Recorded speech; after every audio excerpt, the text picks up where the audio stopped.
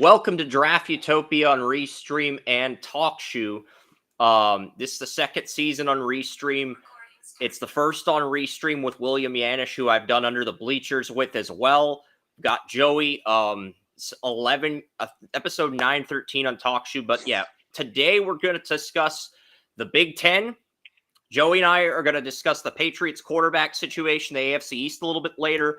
We'll also discuss rookie outlooks for the 4 NFC East rookies. Joey used to do like draft outlooks. We'll have rookie outlooks. We have a thumbnail of the NFC East players.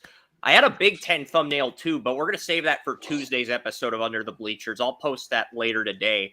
But let's get straight into the Big Ten. I mean, looking at my notes here on Purdue, it's interesting because I've been rotating between Purdue is the first team I got, and Purdue lost Nick Scorton to Texas A&M, William, but they also returned Hudson Card, the former Texas quarterback, before Quinn Ewers transferred. He took over for Aiden O'Connell, not the easiest guy to replace. Gus Hartwig is the center at Purdue.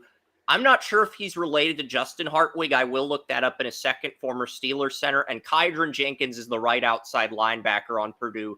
But, oh, how the mighty have fallen in Purdue since Aiden O'Connell left. Tyrone Tracy got drafted by the Giants. He could be a starting running back. We might touch on that later today, Joey. But, Purdue just doesn't have a lot going for them after the last 2 years in the Big Ten. They just don't. Yeah, for sure. Hudson Card ended up coming over from Texas.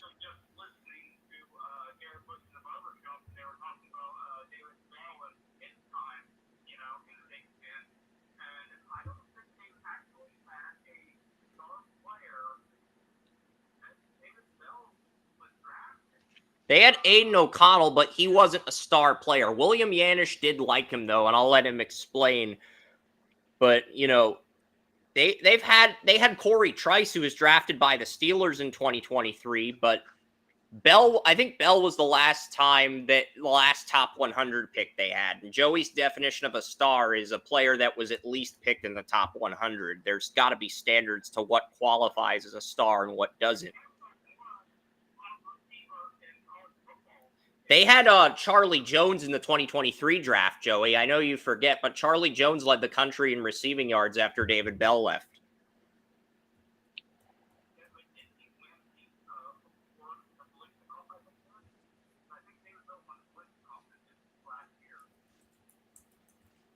I'm looking that up. I'm looking that up right now. It was Addison. Addison won the Biletnikoff at Pitt with Kenny Pickett. And then Jalen Hyatt, and then Marvin Harrison Jr. It's hard to remember that Addison played at Pittsburgh. That's understandable on your end because David Bell, he did go to Pitt.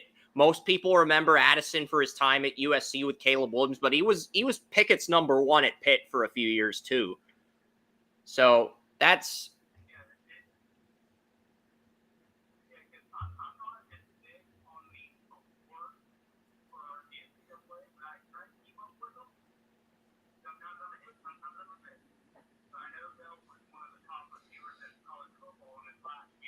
And that's the thing. They had Charlie Jones, too. I think Charlie Jones and Aiden O'Connell and Payne Durham were on the Purdue team that lost the 2022, the Big Ten title to Michigan in 2022, William.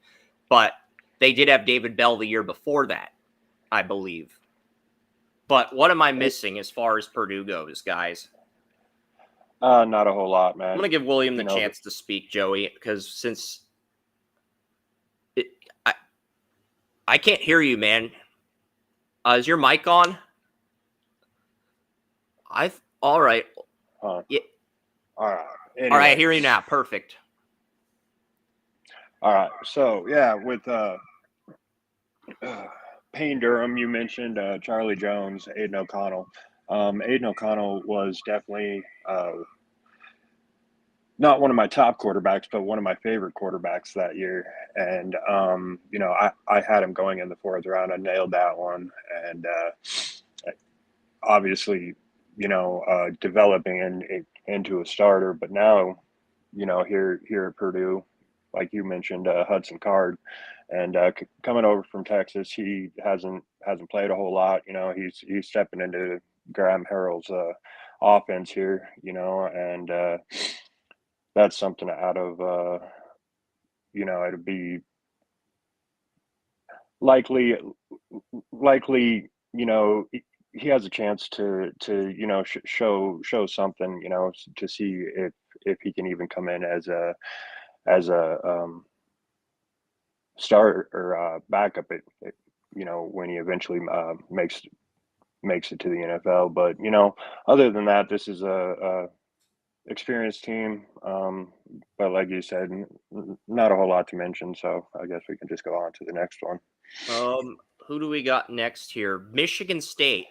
They did lose their quarterback Peyton Thorne to Auburn in the portal, but Michigan State's one of these teams that's got hit hard by the portal the last few years. First, they lost Keon Coleman to Florida State a year ago. Now they lose Peyton Thorne to Auburn. They do return Montour Forrester at wide receiver. Cal Halliday, their outspoken middle linebacker and defensive leader, is back. So is Wayne Matthews, the left outside linebacker. And their kicker, Jonathan Kim, is projected to be a first, second, third, or fourth team All Big Ten kicker. I don't know if he does well enough to get drafted, but those are the core players on Michigan State. There's just as little appeal with Michigan State as there is with Purdue. I mean, Mel Tucker, he got fired. Apparently, he was texting a mistress that wasn't his wife. They made it a big deal. The athletic director forced him to resign. They have a new coach in. I don't know what the situation is in Sparty land with Michigan State right now, but they're considered the other bottom feeder in this conference outside of Purdue. And I'm just curious who's taking over. Jonathan Smith. He was he's a former Georgia State quarterback, and he coached Oregon State. He played quarterback at Oregon State. He coached Oregon State the last 5 years, and then he went to Michigan State because of the Pac-12 dying. If Pac-12 remains a Power 5 conference, I think Smith stays at Oregon State, but a lot of Oregon State players entered the portal. Ugalele went to Florida State, rival school to Clemson, where he started out. Damian Martinez went to the U. Oregon State got hit hard by the death of the Pac-12. Them and Washington State, and it looks like Oregon State lost more than Washington. And with their left tackle as the only returning starter, who beat out Fuaga for the right tackle job. Their left tackle's their only returning starter. But yeah. How do you think Jonathan Smith's going to do at Michigan State? Because obviously he did well at Oregon State. I felt like he was starting to build a culture there before the Pac-12 died. And it's unfortunate because now he's got to do the same thing at Michigan State from the ground up in a much bigger and much tougher conference. Yeah, Michigan State here definitely has a tough schedule. They've got Ohio State, Oregon, Iowa, Michigan, Illinois, and then Purdue, like we mentioned. Aiden Chili's coming in at quarterback as a sophomore. It's lackluster maybe. I hadn't seen much of Chili's, but maybe he can do something here.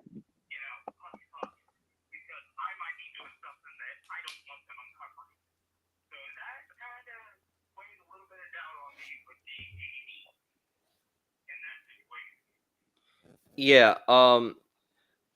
So next up is Northwestern. They are going to demolish Ryan Field. They're building a new stadium. They're playing at the practice field this year. They're going to play Ohio State at Wrigley Field this year with the renovations coming in. But Northwestern, they've got a few guys on offense and they've got a few on defense. On offense, they've got Cam Porter and Bryce Kurtz at wide receiver, Cam Porter at running back. And on defense, they have Xander Muller at right outside linebacker and Devin Turner at free safety. So, William, you seem more comfortable with the offensive players than the defensive players, even though you can break down both. And I know Joey wants to break down the Northwestern defensive players, given that he's a Browns fan and Northwestern's had some defensive players in the Browns, more notably Anthony Walker Jr. and Greg Newsome. So how about we do that for Northwestern? I don't know. What do you think is a fair compromise? Does that work with you, William? Oh yeah, for sure. Yeah, definitely with this offensive Northwestern, they had Ben Bryant last year. Ended up uh, at Tony Raciopi's quarterback camp, and with Rocky Lombardi and a couple others, Michael Pratt and such. But now they definitely have to decide on who the quarterback is going to be here this year. Uh, they've got Jack Losh, they've got Brendan Sullivan, they've got a few other ones. You know, the new the new offensive coordinator Zach Lujan, you know, coming over from South Dakota State, uh, definitely has to decide on that. They've got definitely some experienced players at skill positions. Cam Porter, Bryce Kurtz, AJ Henning. Left tackle, left guards coming back. Returning starters. But other than that, I mean, They don't have an identity at quarterback. That was the issue with Northwestern last year, and it's still an ongoing issue as their new stadium's getting renovated. And that's basically why Northwestern's a bottom feeder in the Big Ten. They might be a middle of the pack team in the MAC, but Northwestern's got. I don't. Maybe they would win Maybe they would win the MAC, but like I don't think they're the best team in the MAC right now. That's just how bad of a state Northwestern's in, Joey. But maybe I'm wrong on that. They're a very prestigious school, very hard to get into. My friend Ian, who called me a legacy in middle school, actually got a scholarship to Northwestern. So you got to be very smart and work hard to get a privilege to attend there. But like, what am I missing, Joey? Can Muller or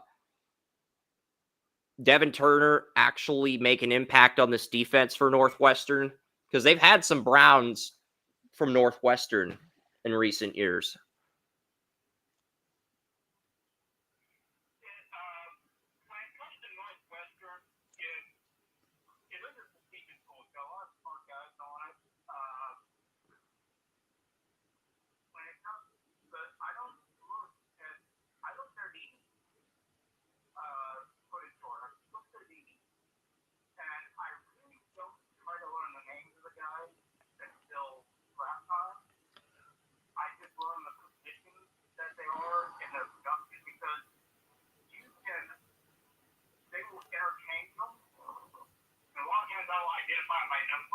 Yep. They do. They've definitely had a defensive backs factory because when they made the Big Ten title a few years ago, they had Greg Newsome. They had Brandon Joseph at strong safety before he transferred to Notre Dame. They had another corner the Browns drafted in 2023. He was a fourth round pick. I don't remember his name at the top of my head right now, but he was a fourth round pick, and they had Skoronsky in the 23 draft too. He's now left guard in the Titans, but like they're basically a DB factory. They're not a powerhouse DB factory, but they're a semi DB factory. Just looking at what they've done in recent years, the DBs are their bread and butter in recent drafts.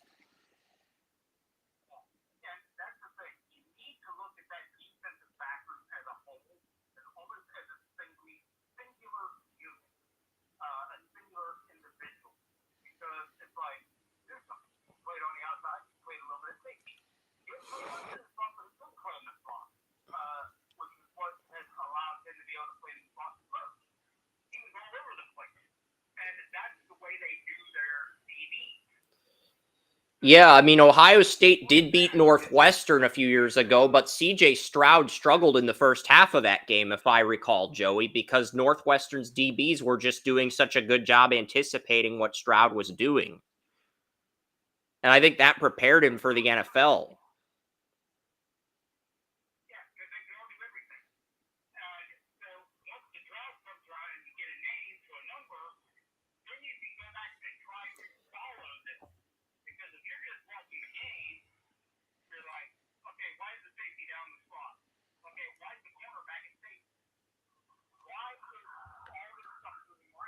Well, Devin Turner had 79 tackles and 5 deflections at free safety last year for Northwestern. If he improves on that, he's going to get drafted. And Xander Muller led Northwestern with 110 tackles. So those are the 2 impact players on defense at linebacker and free safety.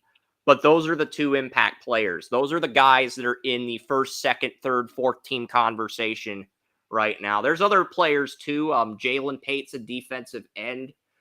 He's back.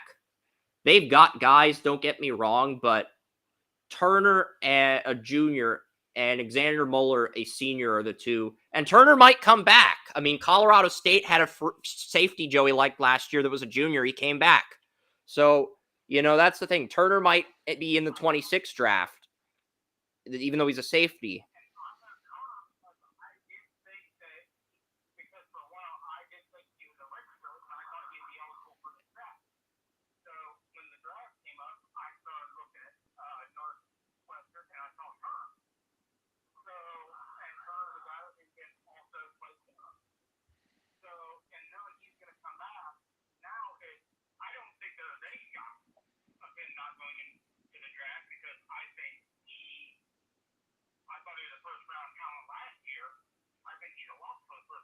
He's a junior. He's draft eligible this year, but he could go in the first round. He could be that riser for Northwestern because Northwestern's had a lot of defensive backs in recent drafts.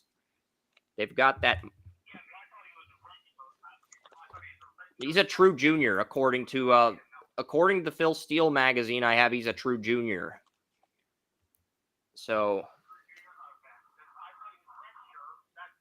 I think he could be a day 2 pick if he declares, but if he wants to be a day 1 pick, he's probably going to have to go back to college and dominate the Senior Bowl like Quinyon Mitchell did.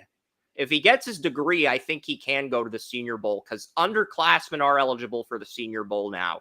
So I do think we're going to see a lot more underclassmen. I mean, last year, the Senior Bowl underclassmen rule was implemented at like the very last minute with like a month. So Nagy and Galco and the Senior Bowl and Damone Talbot, who runs the Hula Bowl, they didn't have a lot of time to implement and execute this new rule. They're going to have more time to execute it. And outside of Carson Beck, every quarterback is probably going to have to prove themselves. If Georgia wins the national title, like most pundits predict, Carson Beck will probably get a pass for not going to Mobile.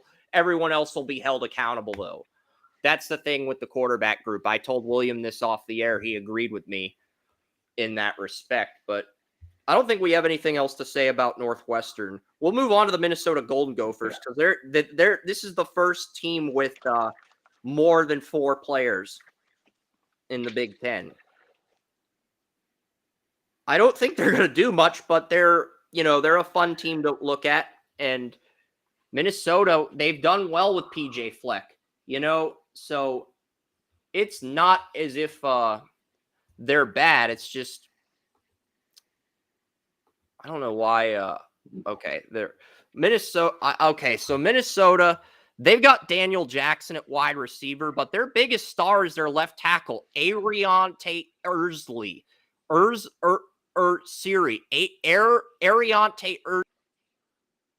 Siri. Hard name to pronounce, William. I know he has like a 91 in NCAA's new video game, but his tape wasn't as consistent as I'd like it to be. Now, he's a top 100 player in this draft. Don't get me wrong. But I also don't think he's the first-round prospect EA Sports hyped him up to be. Is that a subjective take? To a degree it is, but I think it's a fair take as well as a realistic one, Joey, because I like him, but he's not as dominant as Daniel Falele was. He didn't have that mean streak Falele had. But he's a good left tackle prospect, and he's going to get drafted. I mean, that's the reality. He's going to get drafted somewhere in the 3rd to 7th round. And Minnesota, they've had some good receivers. They had Rashad Bateman. They had Tyler Johnson. They had Chris Ottman last year. They have Daniel Jackson at wide receiver this year. Minnesota's become a wide receiver factory in recent years. They also have Stigro at right end, Devin Eastern at defensive tackle, Cody Lindenberg at middle linebacker, and Justin Wally at corner. So they do have some chess pieces on the defensive side of the ball, as well as a good running back. And they also have special teams. Dragan Kasich and Mark Crawford both made the first, second, third, or fourth team for the preseason in the Big Ten. So Minnesota, they've got somewhat of an identity on offense, defense, and special teams. Out of the 4 teams we've previewed so far, they're the team I'm the most optimistic about. That doesn't mean they're going to win the conference. I'm not that insane, but I like what Fleck's done with the program. I mean, he took Western Michigan to a 12-0 season. He's done well at Minnesota, almost got them to a Big Ten championship a few years ago. He's done well with Minnesota.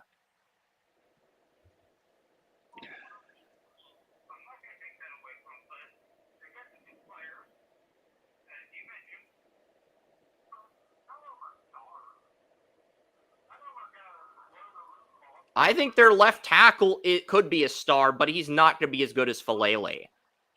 I think their left tackle could be a star, but he's super raw. He's super raw. He's going to need at least 2 years. And it's a 50-50 chance he pans out. That's what Joey gets uncomfortable with, taking a player like that in the first, even the second round, you know? Because if it's a player who has potential to be a star, but they're like, their floor is 73, their ceiling's 93 out of 100, that means it's going to take 3 or 4 years for the player to develop, and there's only a 50-50 probability they reach their ceiling. A lot of it depends on the work ethic, the attitude, the character, other variables that are important in the draft process, William, you know. A lot of it depends on that. Yeah.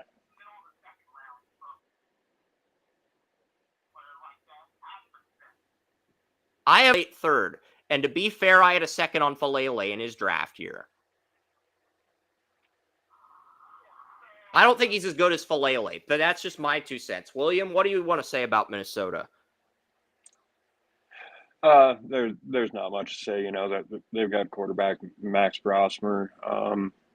After Calic Manis left last year, he wasn't that good in the first place. So they definitely have some things to figure out. You know, like you said, they've got a star left tackle, but you know, do they have a quarterback to actually, you know, protect? So while I like Daniel Jackson, I don't think he's as good as their predecessors. I mean, they had Chris Ottman, Rashad Bateman went in the first round, Tyler Johnson before that. I don't think he's as good as the other Minnesota receivers that stepped on foot before him. And I know because Minnesota's got some momentum at receiver, that does make them a semi-attractive program. But at the same time, that Minnesota, they're better than the first 3 teams we mentioned, but they're not really a contender.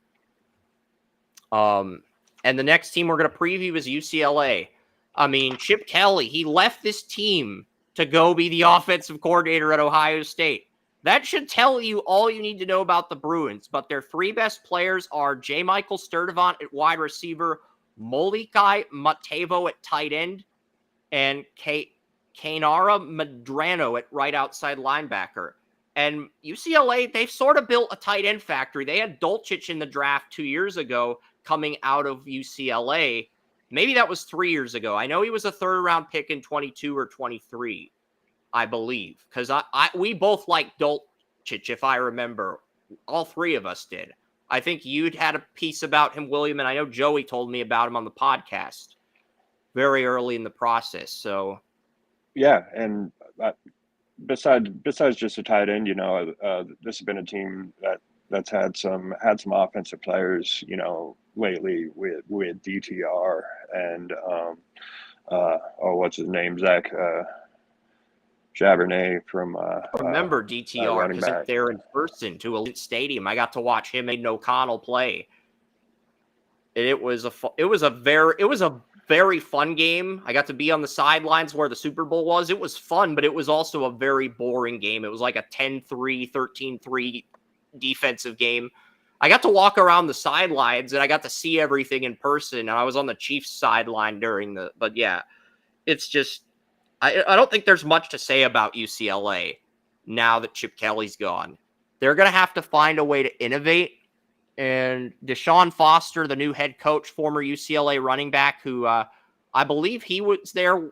And then they had Maurice Jones-Drew. And then they've had other good running backs after those 2. Or did Foster go to... No, I'm thinking of D'Angelo Williams. I was thinking of a Memphis running back. That was Deshaun Foster. I don't know if he played at UCLA. I know what Jones-Drew did. But UCLA's been a running back factory since the mid-2000s. That's a position they've continued to churn out talent at. Zach Charbonnet. They had a running back, Britton Brown. They just continue to churn out running backs. They do. Yeah, for sure. And now they've got, Eric Bieniemy at offensive coordinator, so we'll definitely see, And they do have Ethan Garbers, a senior. I believe he was Cal's quarterback last year, came to UCLA in the portal.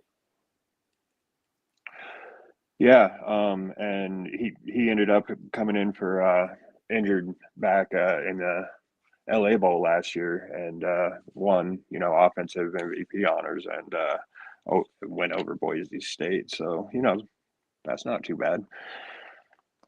Definitely has some potential this year. So yes, Joey is I don't know what's happened with Joey. He disconnected on TalkShoe. I'm sure he'll be back in a few minutes, but we'll knock out the next team without him in the meantime. Illinois, they have a lot of talent back. They have Patrick Bryant back at receiver. J.C. Davis is the left tackle. And for everybody saying, oh, they lost Isaiah Davis, that's true. But the thing with J.C. Davis is he was a left tackle on the New Mexico Lobos in the Mountain West, and he transferred to Illinois because Illinois, in the last few NFL drafts, William, Illinois has been a factory for offensive linemen. Isaiah Adams went to the Cardinals in the 3rd round. Illinois had some linemen drafted by NFL teams the last 2-3 years. They have. I mean, they've become an offensive line factory in a sense, and I think the guy to keep an eye on this year is going to be J.C. Davis. They also have Zy Chrysler, a senior right guard back. Joshua Kreutz is a junior. He might be the son of Olin Kreutz. I'm going to look that up because Olin Kreutz was a legendary center for the Chicago Bears. Joshua Kreutz is a junior center at Illinois. I'm wondering if he's Olin Kreutz's son. He is. Wow. I just took a guess. I was right. What are the odds? But yeah, I mean, Kreutz will be a guy in the 26th draft we're probably going to have to follow because his dad was a very successful NFL center. So Illinois, they are an offensive line factory. They were a linebacker factory back in the day when they had Dick Butkus. And the last 2 years, they've churned out a lot of defensive talent. I mean, they had some defensive backs in the 2022 draft, 23 draft mainly with Devin Witherspoon and and Kirby Joseph. And they had Jerzon Newton in this year's draft, but they have edge rushers Seth Coleman and Gabe Koss this year, and they have Dylan Rosiek at middle linebacker. Rosiek, he's a junior, but some people in Illinois think he's the best middle linebacker they've had since Butkus, but he's not nearly the legend Butkus was. But yeah, I mean, that's Illinois in a nutshell, Joey, and we covered Illinois and how they've been an offensive line factory in recent years. They had Isaiah Adams go to the Cardinals in the 3rd round. They've had some other linemen. Kendrick Green went to the Steelers in the 3rd round of the 21 draft. They've had some guys, Joey, Illinois, the last few years. But this year they've got J.C. Davis from New Mexico. They've got Zy Chrysler, a senior right guard. Oh, and Joshua Kreutz, the son of former Bears center Olin Kreutz, enters his junior year as the starting center on Illinois. So they've got guys. It's not like they've sort of developed a reputation with their offensive line. But what is there to add about Illinois? Because they've had some good defensive stars the last few years, and they've continued to churn out guys on the offensive line. But what else is there to say about this team?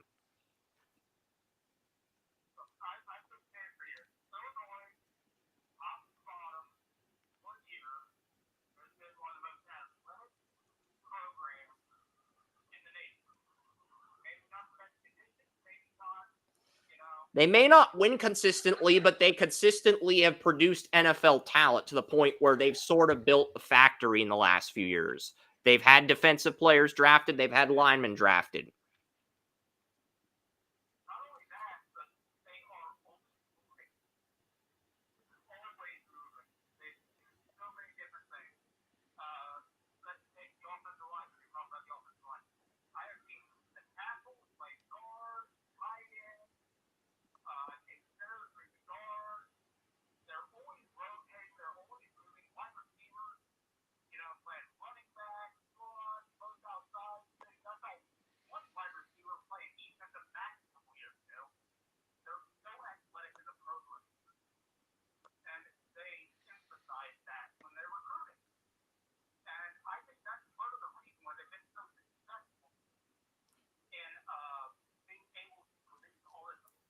They may not have consistent quarterback play. Their best quarterback was Tommy DeVito, who transferred from Syracuse to Illinois, but they are talent. They always find a way to reload at every other position to make up for it. Whether it's cornerback, defensive end, linebacker, offensive line, they just find a way to continuously bring in talent on the defensive side of the ball as well as the offensive line. They'll have a receiver. I think Tip Raymond went to the Cardinals in the third round this year, the Illinois tight end. I wasn't high on him, but he was a day 2 pick. Good for him. He's now the backup to Trey McBride in Arizona.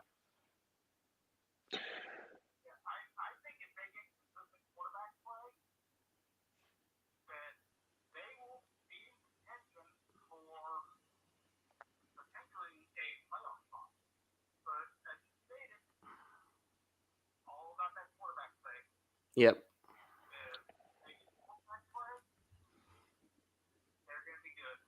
Their quarterback is Luke Altmaier, but what else is there to add with Illinois?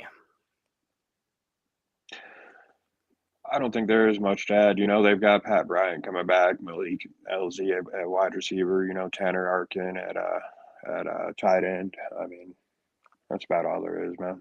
Yep. Next up is the Indiana Hoosiers. They did get a quarterback in the portal this year. They got former Ohio Bobcats quarterback Curtis Rourke. Now, if Illinois had made a splash like that, they might be in my top 8. I don't think they'd win the conference, but I think Joey's argument for putting him in the top 8 would have some validity if they had gotten Rourke from Ohio instead. That's a sneaky good move by the Indiana Hoosiers and Curt Cignetti. And what is Cignetti? He was the quarterback at West Virginia. He's an FBS coach at James Madison, and Curt Cignetti turned James Madison around. So now he's in Indiana. And what does he do? He goes out, he gets Curtis Rourke from Athens, Ohio to be his quarterback. They have Kalen Black back at running back. They've got Donovan McCulley at wide receiver. Mike Kadick is the starting center. Illinois had a good record with offensive linemen, even dating back to 2016 when Jason Spriggs got drafted in the second round, then Dan Feeney. Illinois continuously produced NFL linemen, and in recent years, Joey, they've produced linebackers. One of the linebackers I interviewed at Indiana was Chiefs practice squad player, and Aiden Fisher's now the middle linebacker in Illinois. So he's entering a junior year. They also have Jalen Walker at weak side linebacker, who's a true senior.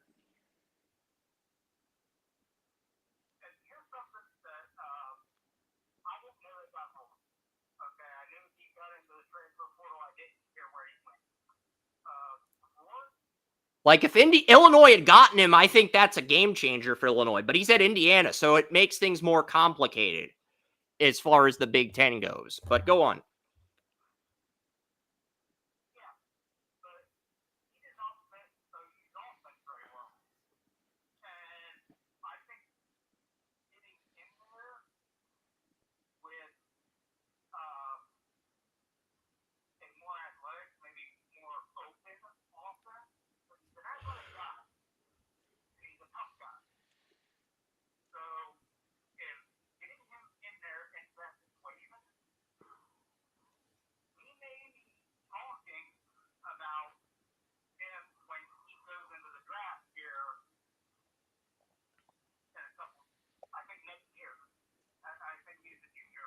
Curtis Rourke was a junior last year. He's a senior this year, but the fifth year of COVID might apply to him. He might be one of the last few players that has that fifth year option that they can apply. I don't know, but Donovan McCulley made a one-handed catch against Wisconsin, an Odell Beckham-like one-handed catch, and he also had 644 yards and 6 touchdowns on 46 receptions. So McCulley, I think, is probably their best player individually, but I also like Kadick at center. They've got some pieces. Yeah, they've got some pieces. Like you mentioned, Curtis Rourke, he comes over, hella experience, nobody's, besides that, new coach, has to come in there and figure out, what kind of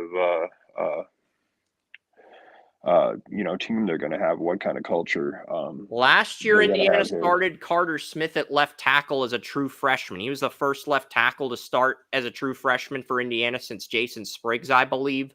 So they fired their coach. They had some turnover. They have a lot back on the line. Zach Horton at tight end, Nick Kidwell's their right guard. They have some pieces back.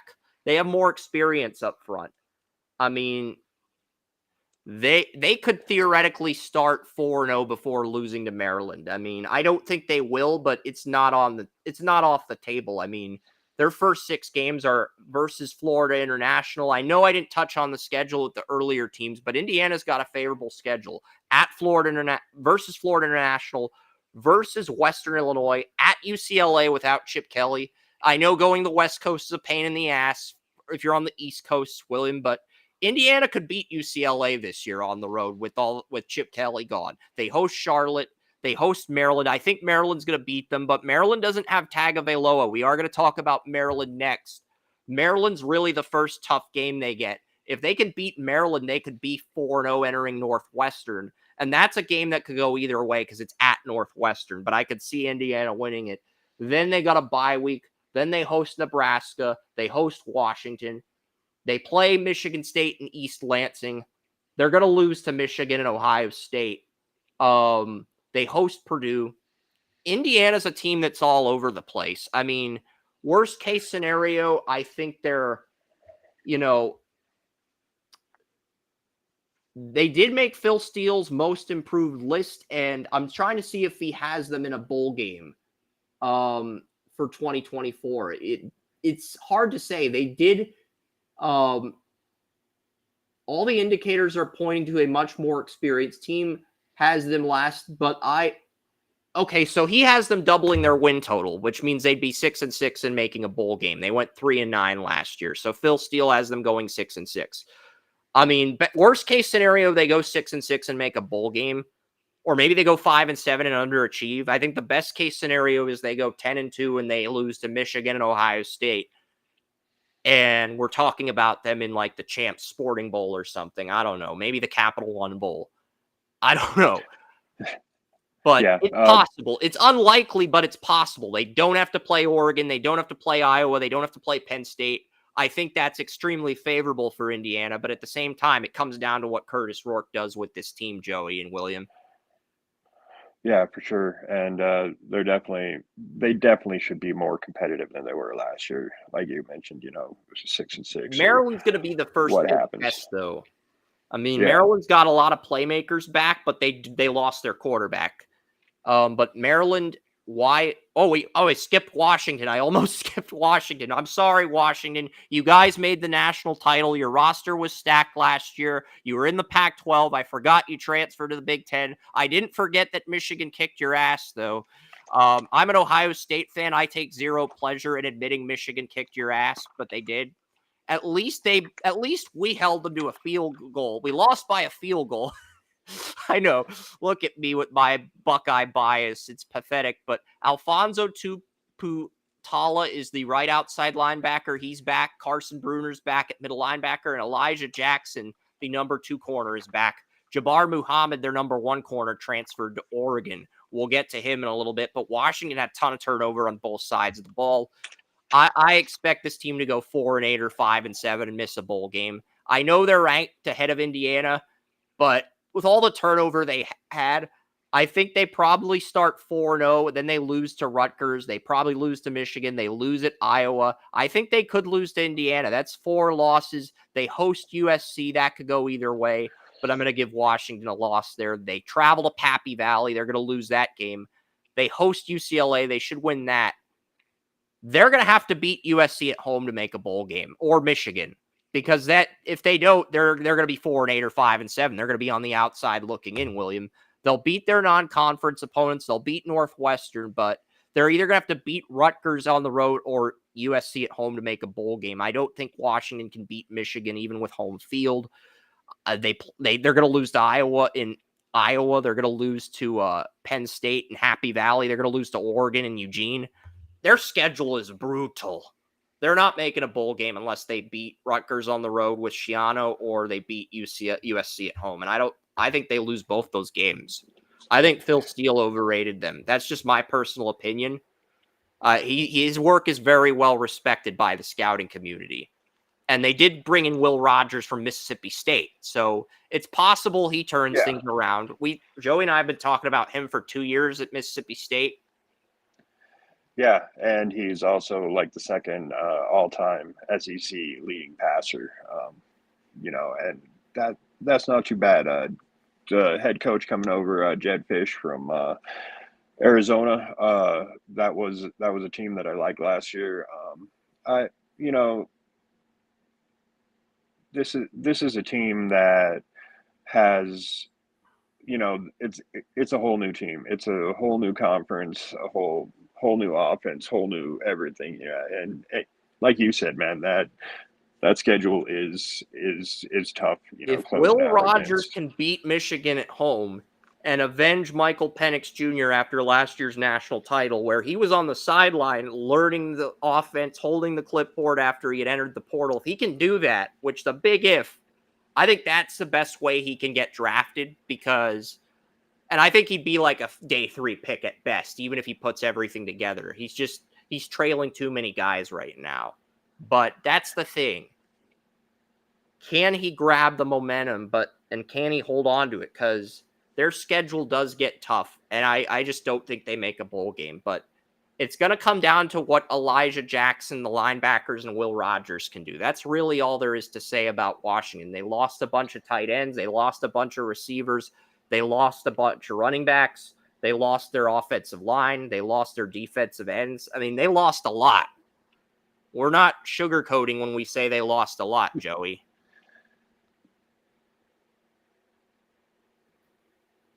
Teams that lose a lot of talent to the NFL regress unless they reload in the portal. That's just how it is. Or unless you have a prestigious coach like Nick Saban at Alabama, who is the gold standard in this era of NCAA football. They don't have that. So they're going to due for a rebuild. It's going to be an interesting season for Washington. So.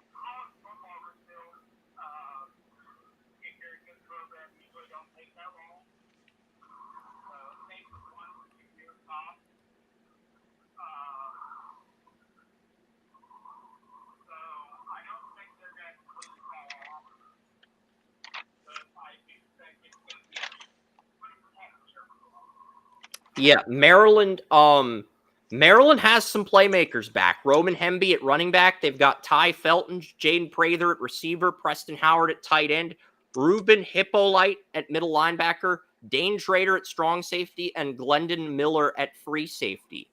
I mean, they've got some playmakers, okay? And the last few years, I think the last 3 or 4 years, Maryland's been known for their defensive backs. I know they had Tagovailoa in this year's recent NFL draft. Replacing him is going to be MJ Morris. MJ Morris started 4 games at NC State. I don't know how good or bad he did. He transferred to Maryland, probably because he couldn't sustain the starting job at NC State. I might be wrong on that, William, but I think NC State had Brennan Armstrong from Virginia last year, and then the year before that, they had Devin Leary. So I think MJ Morris, he wanted an opportunity to play.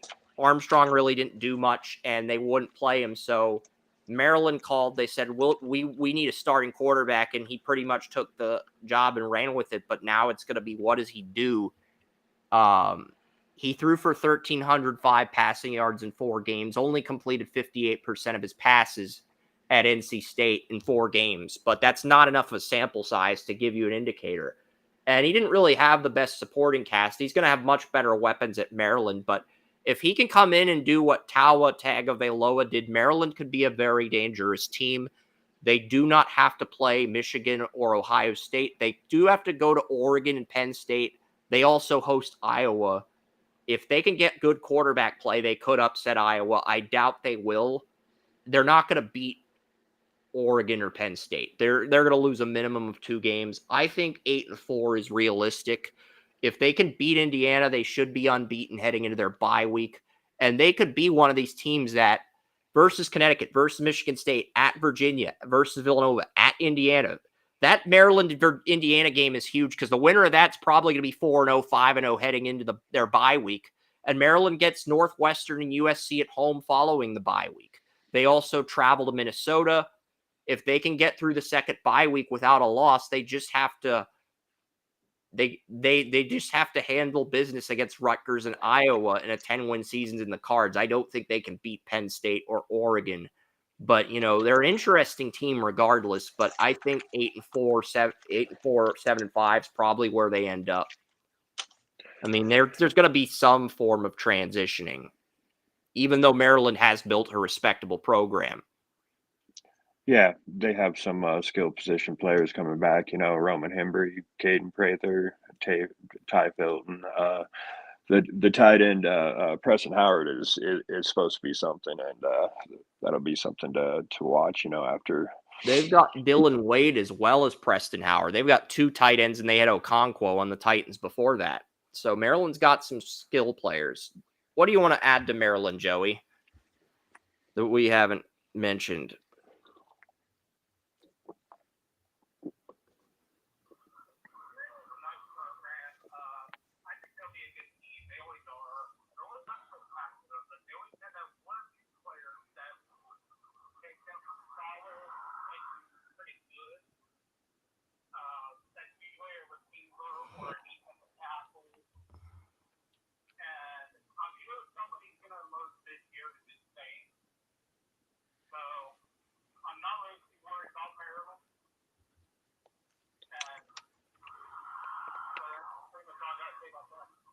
Yeah, next up is the Wisconsin Badgers. They might be one of the sleepers in the Big Ten, but it depends. They did get Tyler Van Dyke from the U after he lost the starting quarterback job at Miami. They pretty much told him that he's not going to start again. He transfers to Wisconsin. He's going to take over for Graham Mertz. I think he's an upgrade over Graham Mertz. I don't know if he's good enough to get drafted because I mean, last 2 years, I had a first-round grade on him, and he just disappointed. He showed the ability to make 6 progressions as a true freshman. He even beat Kenny Pickett as a true fresh. He even had Miami on the brink of a perfect season as a freshman redshirt before losing to Kenny Pickett. So there is a lot I like with Tyler Van Dyke, but he underwhelmed at Miami. He enters his senior year, and, the Wisconsin Badgers, they do have a really good offensive line.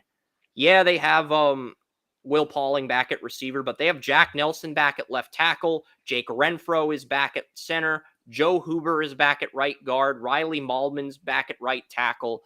This is a team that had somewhat of a transition last year on the offensive line. We really didn't talk about any of their guys after Joe Tippmann got drafted, but they have 4 returning starters now. They have more experience. They reloaded. I think they lost Tanner Bortolini, the left guard, to the Bengals. That's the only player they lost to the draft, Joey. Their offensive line continues to remain a force. It's been a force dating back to when Joe Thomas played at Wisconsin, but they've just continued to churn out guy after guy after guy, whether it's Kevin Zeitler, whether it's Ryan Ramczyk. Wisconsin's been an offensive line factory for years, even dating back to when Joe Thomas played in the early to mid 2000s. So Wisconsin's been an offensive line factory.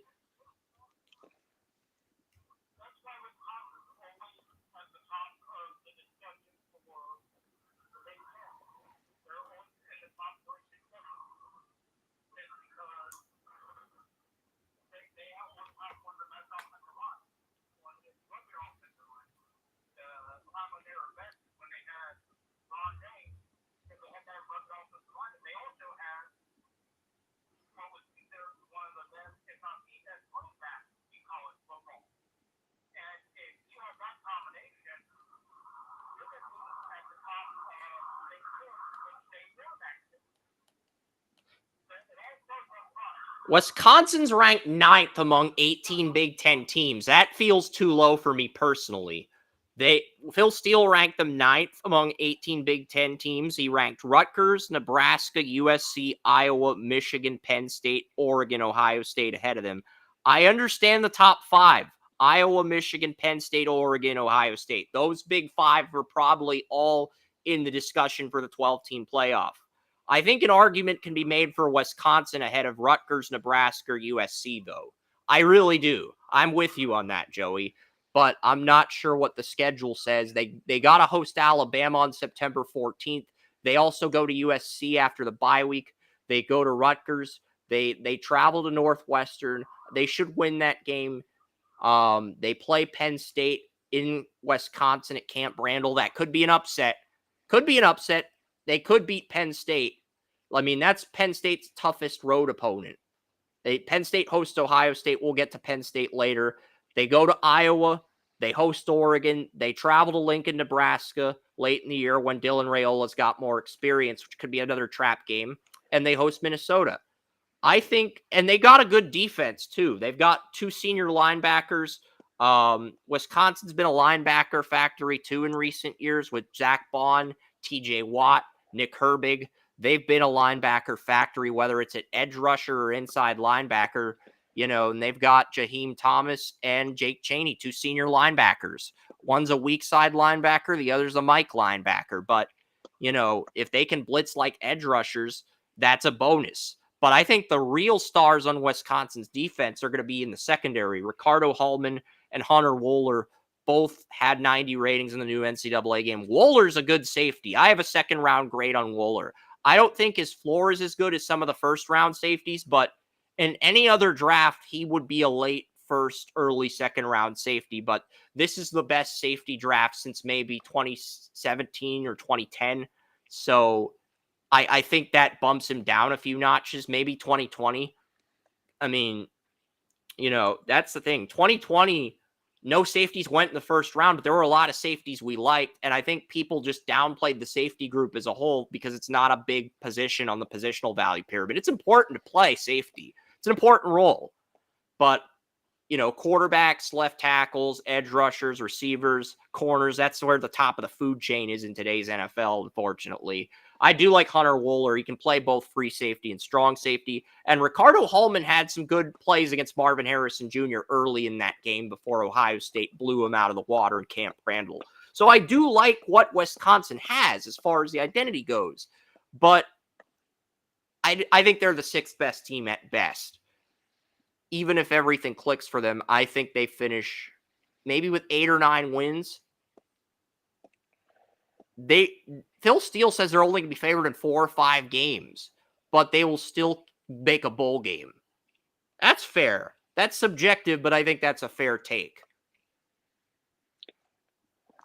Yeah, the one thing I see with Wisconsin is I'm not a big Tyler Van Dyke fan.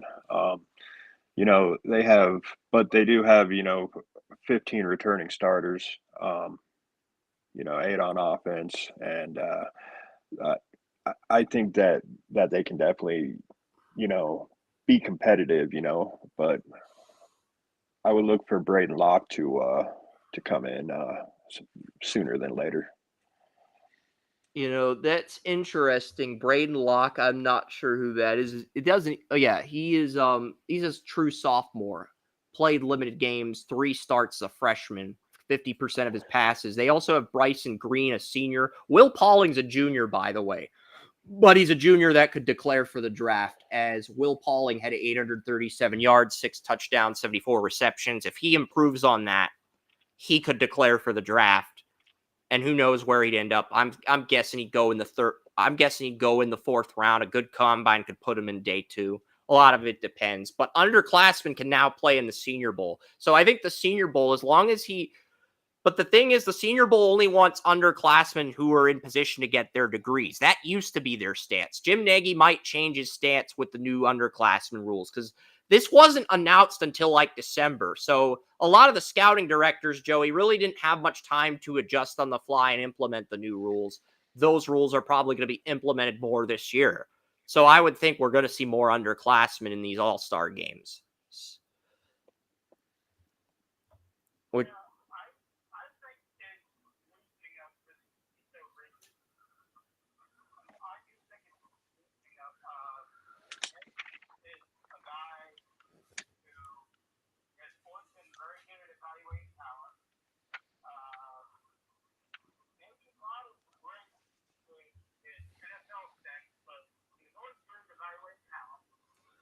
I mean, he worked with 3 Super Bowl champions, Joey. Jim Nagy worked for the Packers, he worked for the Patriots, and he worked for the Seahawks. He won 3 Super Bowl rings as a scout, which with 3 different teams. That's really hard to do.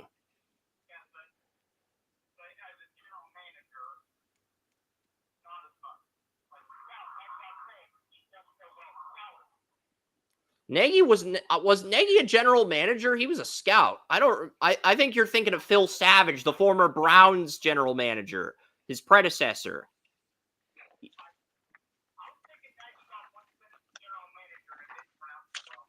Yeah.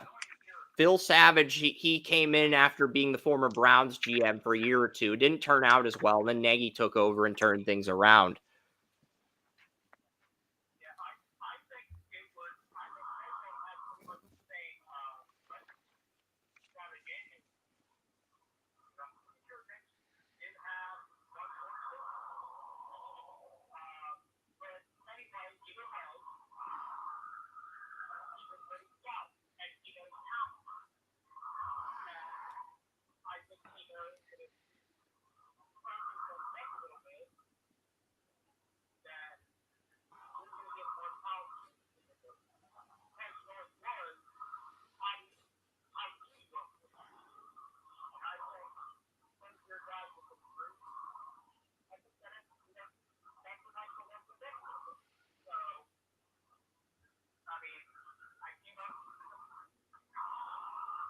Yeah, next up is Rutgers. They're projected to finish ahead of Indiana. They've got Kyle Monangai at running back. I think he's got a 91 on NCAA. He had 1,000 yards last year. He's the big star on Rutgers offense. Kyle Monangai. They have Holland Pierce back at left tackle as well as Brian Felter at left guard. So that left side of the offensive line is going to open up a lot of counters for Monangai and the Rutgers Scarlet Knights. And Rutgers, when Greg Schiano was there, they had another star running back in the day named Ray Rice. I'm not going to get into his NFL career or what he did in an elevator. That's not relevant to what they're doing right now, but it looks like Rutgers is going back to their roots. Aaron Lewis at defensive end, Mohamed Toure at right outside linebacker. They do have 2 defensive backs back in Robert Longerbeam at corner and Michael Flip Dixon at strong safety. But I think the loss of Max Melton is really going to hurt, Joey, because Max Melton's a guy I had a 3rd-round grade on, but he was the number 1 corner on Rutgers. I didn't know if an NFL team was going to fall in love with him, and I had a few other guys ranked ahead of him. Cardinals took him in the 2nd round, but I'm not surprised he's the number 1 corner. He's been outperforming Sean Murphy Bunting in camp. Like, he's the guy pushing Harris into the limit, and he's a rookie. Max Melton, he's the guy pushing Harris into the limit in camp, not Bunting Murphy, which is kind of surprising because you didn't expect that. I kind of did because I've always viewed Bunting Murphy as a number 2 corner, but we'll talk about this more when we preview the Cardinals next week. But, like, the Rutgers is interesting because it really felt like everything was clicking for Rutgers last year, and then they lost to Ohio State. They do not play Ohio State, Penn State. They play none of the top 5 teams. Rutgers does not play Ohio State, Michigan, Oregon, Penn State, or Iowa. Rutgers has the benefit of playing nobody in the top 5. So Rutgers could be a dark horse. I mean, Schiano almost went undefeated at Rutgers in 2007, 2008 when he had Ray Rice, when he was at his peak before taking the chance to go to the NFL. And looking at Rutgers' schedule versus Howard versus Akron, they go to Blacksburg to face Virginia Tech. That's probably their toughest game of the year. They host Washington. They also got to face Matt Rule in Nebraska on the road. That could be a tough game with Dylan Raiola. They host Wisconsin, host UCLA. They travel to USC. That is going to be a bitch. Going from New Jersey to California, that's going to be rough. Then they get a bye week. They host Minnesota. They travel to Maryland. They host Illinois. They travel to Michigan State. They're not going to go 12-0, but I'll give it a 10% probability. I will give Rutgers a 10% probability of going 12-0, and that's me being nice because Rutgers doesn't have to play Ohio State, Oregon, Iowa, Michigan, or Penn State. that is a huge advantage. And frankly, it's an advantage a lot of people are overlooking. So that's the most dangerous thing about Rutgers right now. I don't think they go 12-0, but it's not mathematically impossible because they're playing none of the Big Five teams. But that would be such a brutal Big Ten championship. Whoever comes out of the Big Ten versus 12-0 Rutgers, that might even be uglier than the Michigan games against Iowa we've seen the last 2 years, William. Yeah, for sure. Yeah, and they definitely have experienced team, and they've got 14 returning starters, and the one thing is their quarterback, Calic Manis. He came over from let's see what Minnesota we were just talking about, and he didn't have a good year last year. So that's the one thing that I'm looking at here is their weakness is their quarterback, and that's about all I can say on that. I'm not saying Rutgers will go undefeated. They got to play Maryland on the road. They got to play USC on the road. They got to play Nebraska with Raiola on the road with Matt Rule, and they got to play out Virginia Tech and Blacksburg. Those are tough road environments to go into and win. But they don't have to play any of the Big Five, and if they can find a way to win those tough games on the road, they're a sleeper to make the Big Ten championship. They would get their ass kicked by any of the top 5 teams. There's no question about that. Michigan, Oregon, Ohio State, Iowa, Penn State would all rout Rutgers if they ended up meeting them in the Big Ten championship. And this is just a hypothetical, but it's a hypothetical with like an outside 10, 20% chance of happening because Rutgers has the easiest strength of schedule in the conference. But it's still a fun hypothetical to bring up. I know Brian Bayless, our former NFL, NBA insider, went to Rutgers. So Rutgers, they do have a fan base. They do have quite the fan base. So what do you want to say about Rutgers, Joey?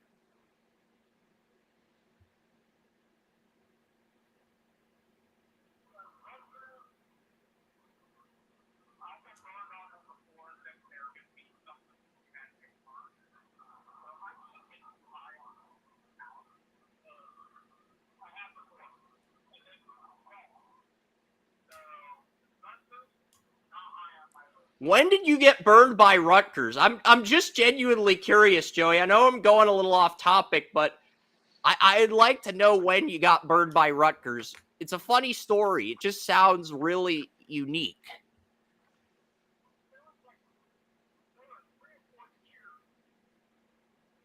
I'm guessing this was peak Schiano.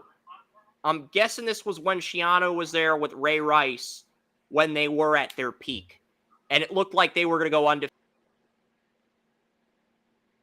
in that 07-08 season because Kansas was in that. Yeah.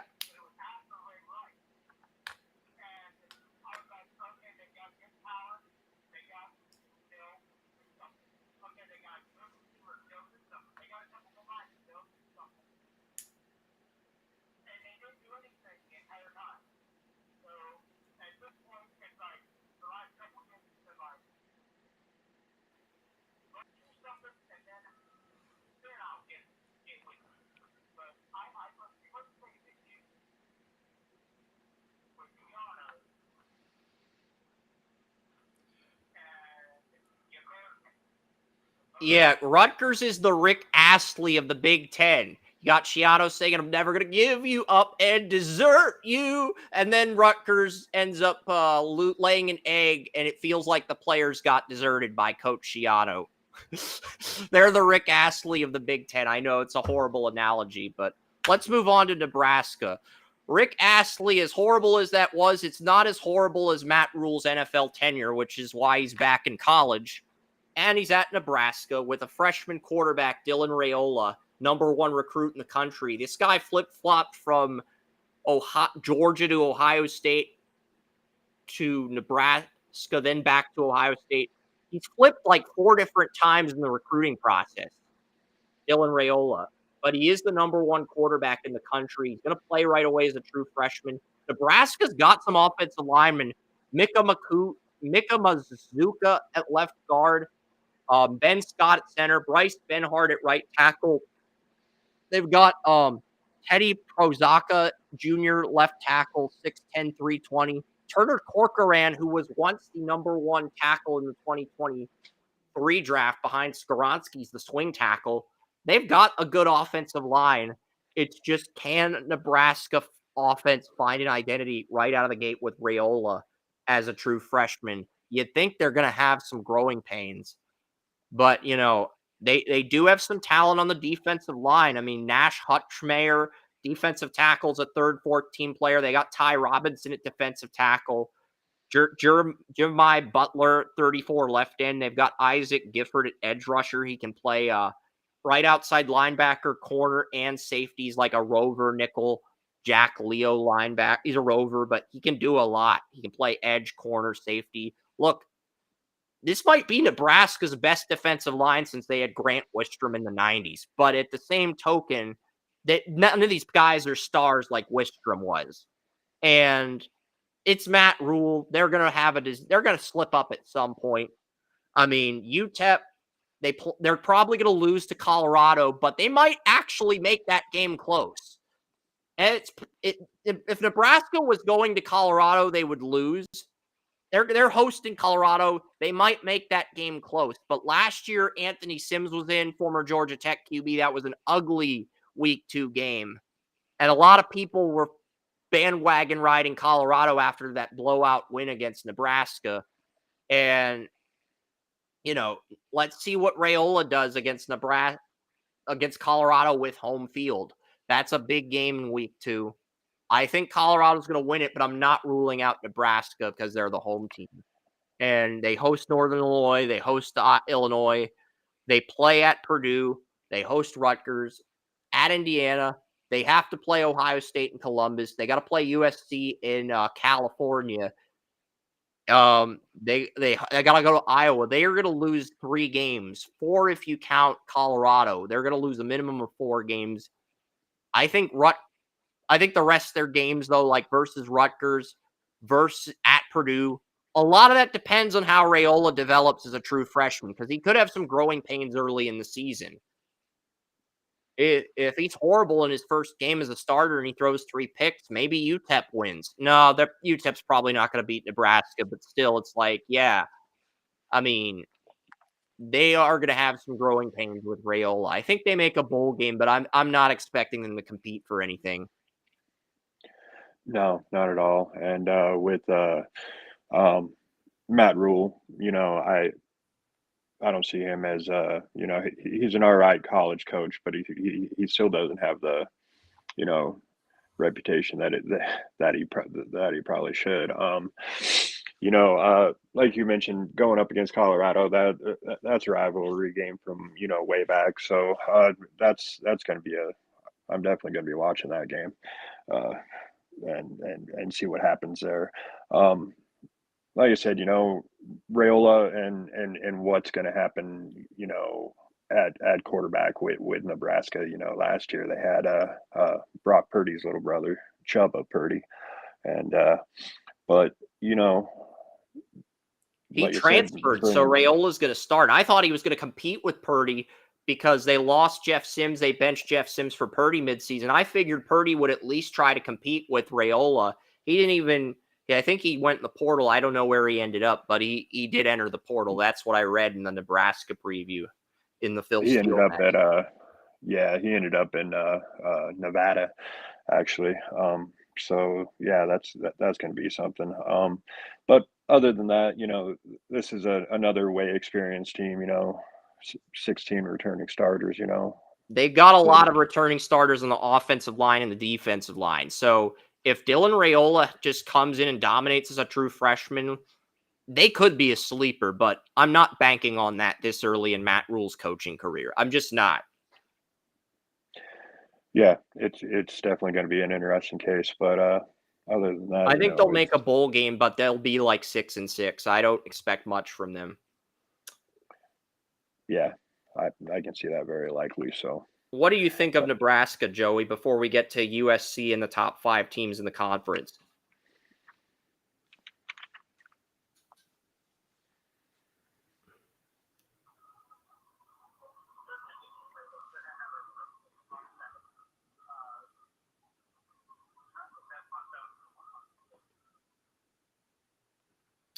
Yeah, USC Trojans are projected to finish sixth in the conference. They have less returning starters than they have less draft eligible prospects than Nebraska, but they have Miller Moss, who filled in for Caleb Williams in the bowl game. Miller Moss had that 6-touchdown bowl game, really made a statement.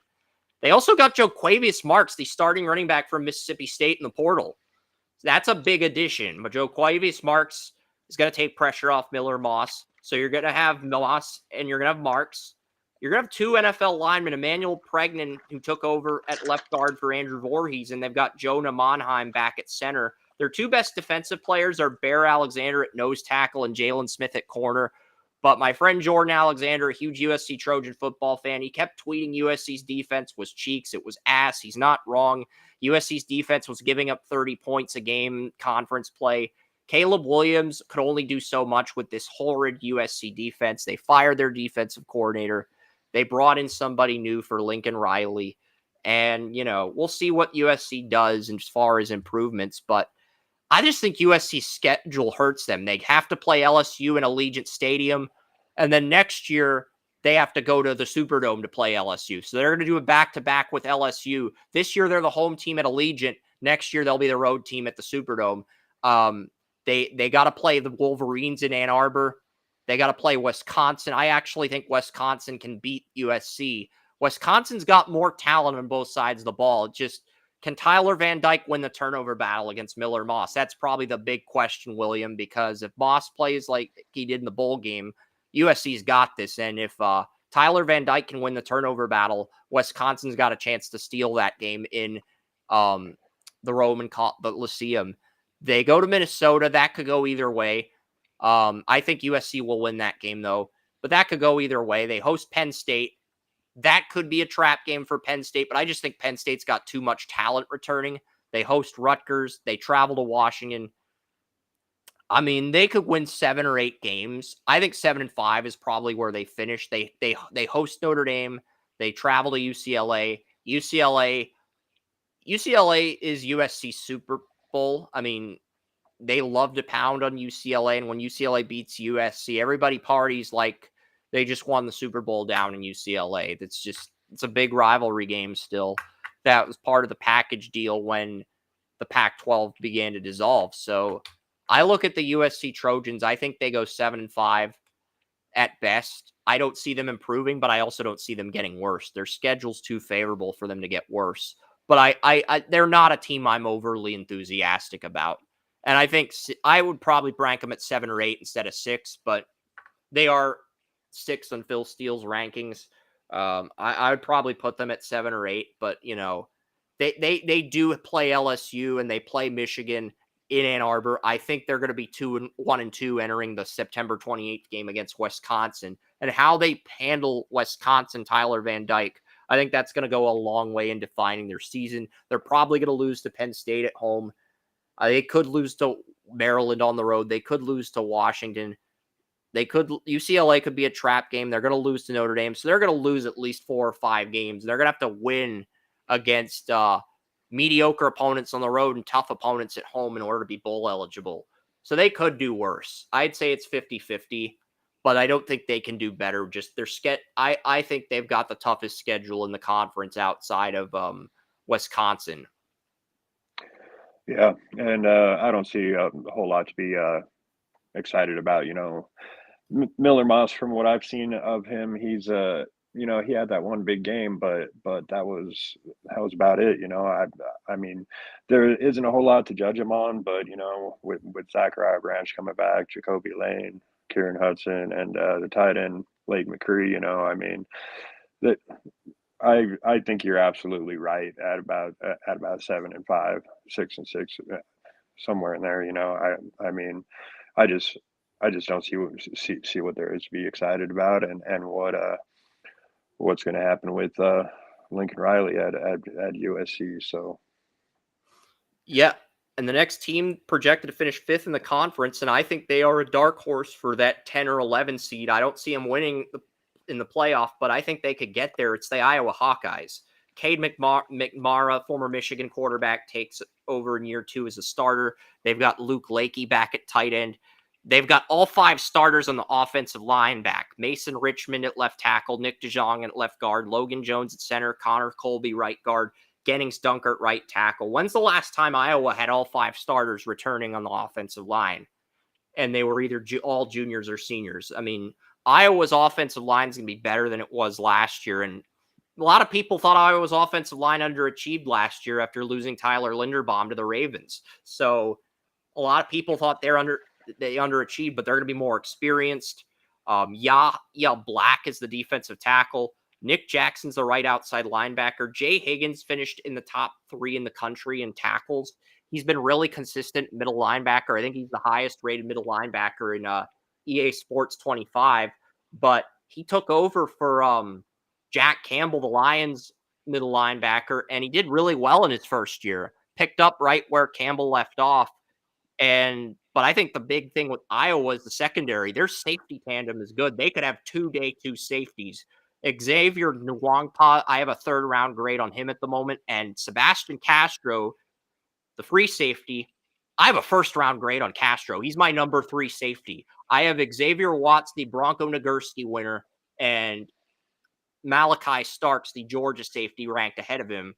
But I have all 3 safeties in the 1st round, Joey. And what's even more surprising is I have Starks ahead of Eric Berry, and I have Xavier Watts ahead of Texas State, Earl Thomas in my first mock draft for 2025. I actually have those safeties graded that highly.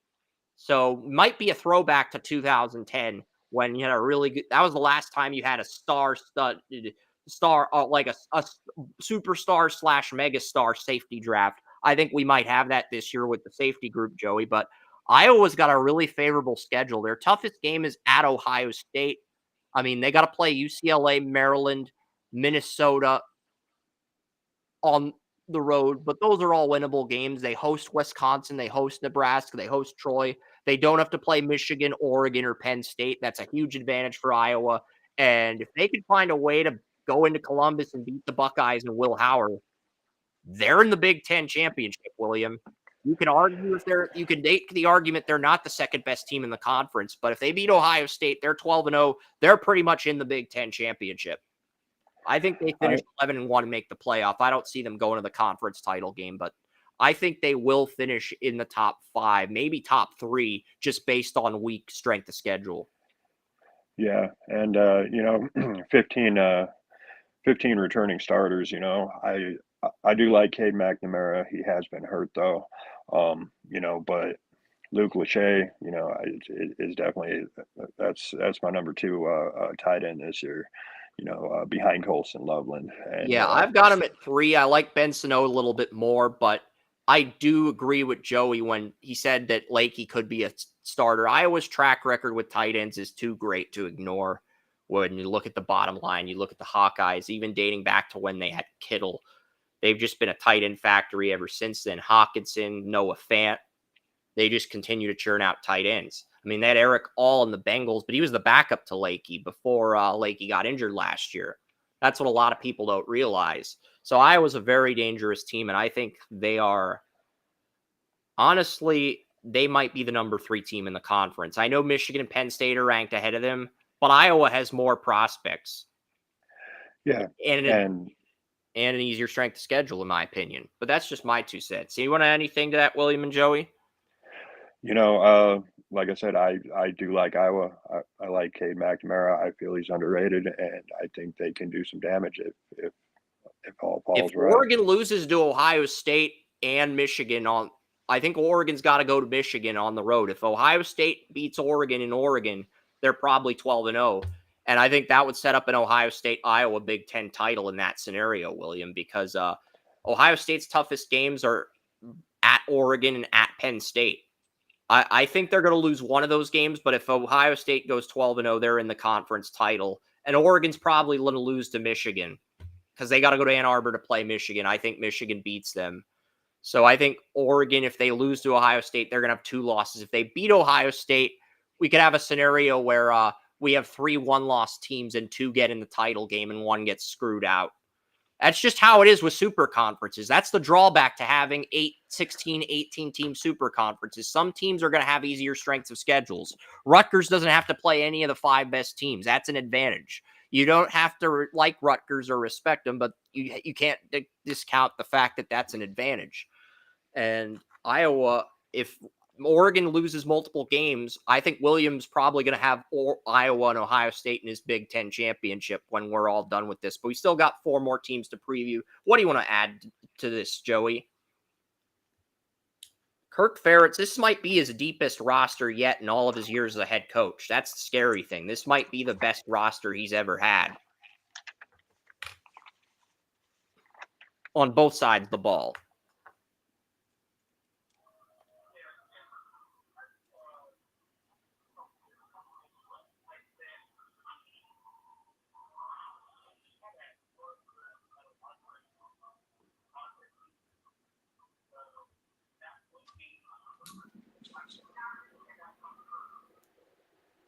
Iowa feels like a team that's going to make the college football playoff, but then they're going to get routed by the SEC runner-up. That's in the quarterfinals. You know, like if Iowa's in the playoff, they're probably the 10 or 11 seed, and they're probably going to draw somebody like Texas or Alabama or LSU or Tennessee, and whoever they draw is going to rout them.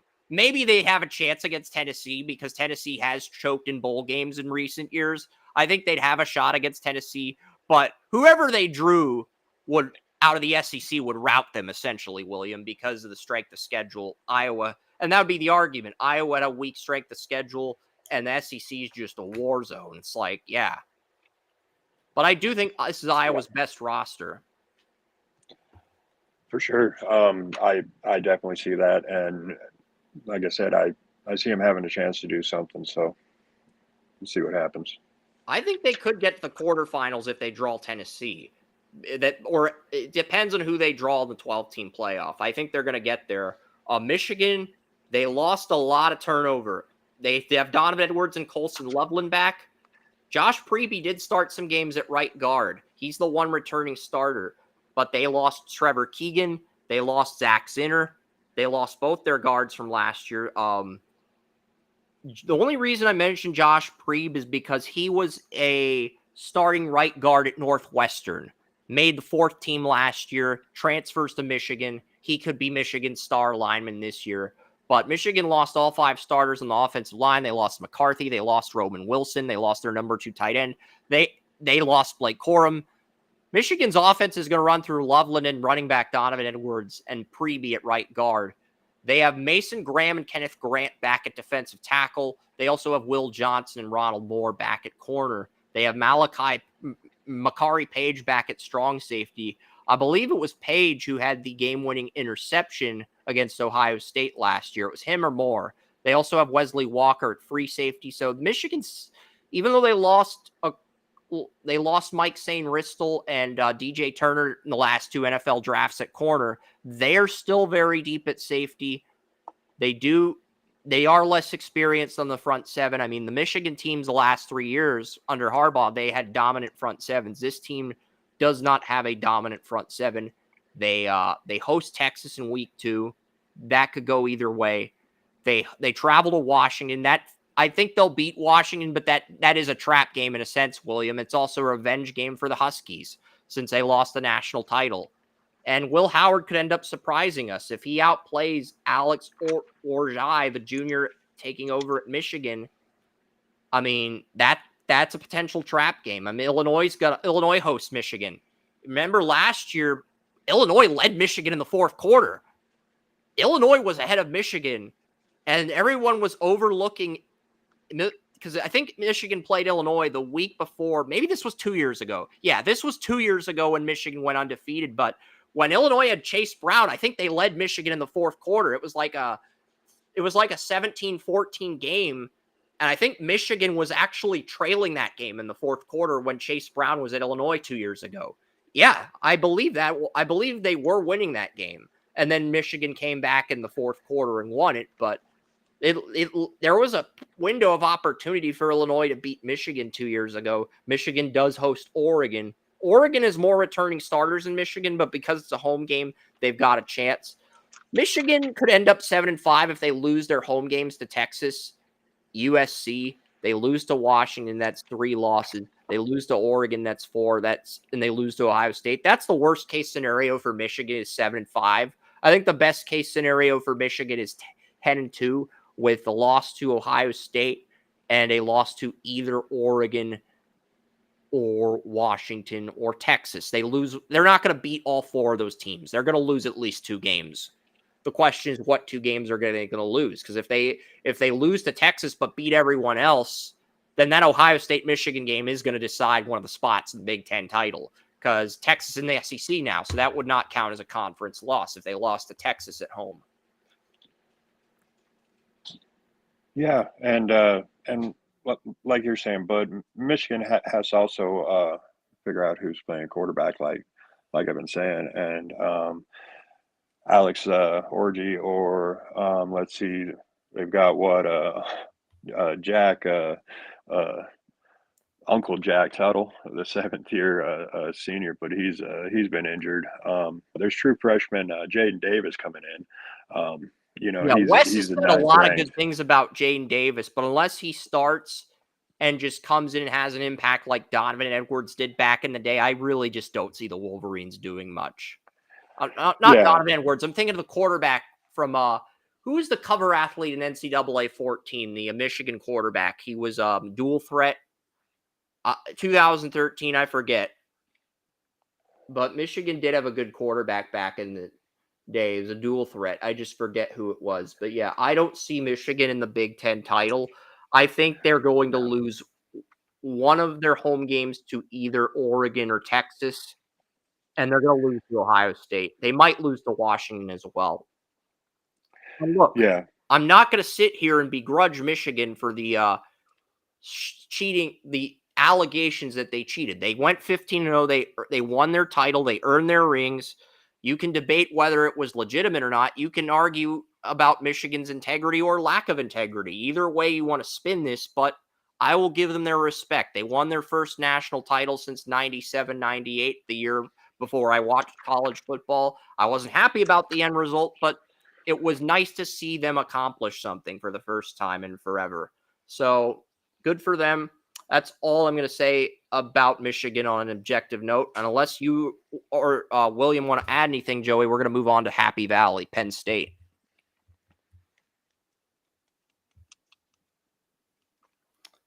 You want to say anything about the defending champs, Joey? They're number 9 in the preseason poll. They were the only team outside of Oregon, Georgia, and Ohio State to receive a first-place vote in the first AP poll and coaches poll.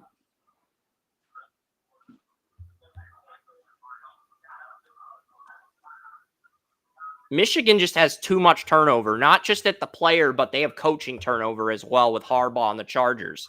And I just think that's going to take a toll on the program at some point.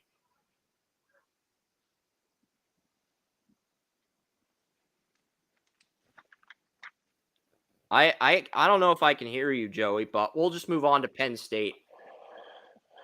I gave you an opportunity to speak, and we're just going to move on to Penn State because I'm sure you'd rather talk about some of the NFL stuff. But Penn State's got some identity on offense.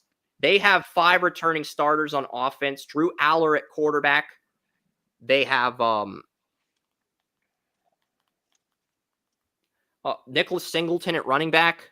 They've got Julian Fleming. Julian Fleming was the number 3 receiver on Ohio State last year, but because he didn't want to compete with Ohio State's 5-star recruit, true freshman for the slot receiver job, he just entered the portal and went to Penn State, a rival school. Was it a bitch move? To a degree, but in his defense, he didn't go to Michigan. I mean, if he had transferred from Ohio State to Michigan, that would have been giving the Ohio State the middle finger. And an Ohio State hockey player in the NHL draft did transfer to Michigan, but their older brother was on Michigan. They wanted to play with their brother. That's a valid reason for transferring. Whereas if you're an only child in the family and you transfer from Ohio State to Michigan in football versus hockey, you're going to get scrutinized for that. Regardless of whether you're an Ohio State or Michigan fan, you're going to get scrutinized for that if you transfer from one school to another rival school because the fan bases are going to be ruthless. The football fan bases are going to be ruthless in that respect. But, Tyler Warren, I like Tyler Warren more than Theo Johnson last year personally. But Theo Johnson was the number 1 tight end. I had Warren and Johnson on my radar when Brenton Strange was at Penn State. But Penn State's been a tight end factory. They have Fleming, Singleton, and Aller. They lose Fashanu. They lose their right tackle, but they have Sal Wormley, the starting right guard, who I had a day 3 grade on back. They also have Kevin Winston, the strong safety, and Abdul Carter at edge rusher and right outside linebacker. Those are their 2 returning starters. But, not a star-studded group like compared to previous Penn State defenses. Penn State lost Chop Robinson and they lost their other edge rusher, who I think was a 5th-round pick. Penn State lost a lot on defensive end and corner. But they do have an easy strength of schedule. They host Ohio State. That's their toughest game. They don't have to play Michigan. They don't have to play Oregon. They don't have to play Iowa. If they can beat Ohio State, they're 12-0. They're in the same boat as Iowa, William. If they beat Ohio State, they're 12-0. That's the crazy part. If Penn State and Iowa both go 12-0, we're going to have an Iowa-Penn State Big Ten title, even though many are going to argue that Oregon or Ohio State's the best team in the conference. And then the 12-team playoff's going to sort everything out. So that's the fun thing about this. And look, I'm sure you'd be for a Penn State-Iowa Big Ten championship because both those teams have gone too long without a conference title. And you want to see variety in this conference. You don't just want to see Ohio State or Michigan rout the conference each year like Bama or Georgia. But that's what the Big Ten's been as of late. Yeah, but for real, like you said, the strength of schedule, having Drew Aller, I haven't done an evaluation on him yet, so I can't speak too much on who he is as a player. Your employer at first round mock, Daniel Kelly, is not a big fan of Aller. Neither am I. I know my friend David Reed, who's a Steeler fan, told me to lay off on Aller, chill out. But he had some bad games as a sophomore. He struggled against Illinois on the road. He struggled against Ohio State on the road. He struggled against Michigan at home. That is an indicator that, unless he reaches his peak in his draft year, he may end up staying all 4 years at Penn State because he really didn't. He's a 5-star recruit. He sat behind Sean Clifford his freshman year. And then this year, his first year as a starter, he really didn't take off like a lot of people thought he would. So I'm not saying he's undraftable. I'm saying he's a 5th-round prospect at worst, a 3rd-round prospect at best. He's not the 1st-round prospect he was hyped up to be coming out of high school. He showed that against West Virginia at home, but he didn't really show that in a road environment outside of Happy Valley. And that's what I got to see from Aller against a good defense. Not a bad defense, but like a legitimately good defense. That's what I got to see from Aller this year in order to put him in that day 1, even day 2 conversation. Because right now, I've got a 4th-round grade on Aller, but I feel like he could get pushed into day 2 like Hackenberg did. That's kind of the vibe I'm getting. Yeah, I can see that. But, Hackenberg wasn't much of a success either. So it's funny. Hackenberg's younger brother, Brandon, went in the 1st round of the MLS draft, and Christian, the older brother, fell to day 2. So his younger brother got drafted ahead of him in a different sport, but neither Hackenberg panned out. Brandon Hackenberg was a bust in the MLS too. So I just think family matters when it comes to assessing athletes, Joey. This is where family matters because both Hackenbergs were busts. So, yeah, I'm not going to give the Hackenbergs any more attention. But Penn State, I do think they are. They can get by Ohio State. They are a legit 12-0 team because they got West Virginia on the road, Bowling Green, Kent State, Illinois, UCLA. They go to USC, which could be a trap game if Miller Moss wins the turnover battle against Aller. But they host Washington, at Purdue, at Minnesota versus Maryland. I really don't see a tough game on that schedule. It's like if Penn State loses to Ohio State, and if Penn State goes 10-2, they're out of the playoff. I think if Penn State goes 10-2, the committee will look at that and give somebody else, whether it's an SEC team or an ACC team, a spot over them. Because I think the argument will be, well, if we have Louisville, let's say Joey's scenario where Louisville beats Miami comes to fruition, but Miami's only loss is to Louisville in the conference title game, and they go 12-0 in the regular season. I think 12-0, I think 12-1 Miami would get in over 10-2 Penn State. Because if Penn State loses to Ohio State and they lose on the road to USC, the argument will be Miami had to play Florida State at home. They had to play Louisville on the road and beat them. And then they lost to Louisville in the ACC title. So in that scenario, I think Miami would win the strength of schedule argument over Penn State if that scenario occurred. That's just a hypothetical I threw out there, William. But, I think in that sense, if we both have the U winning the ACC this year. I mean, we weren't on the show for the season premiere, but we've been doing a few episodes for Under the Bleachers, and we both talked about the U. We think Cam Ward's just going to dominate this year at Miami.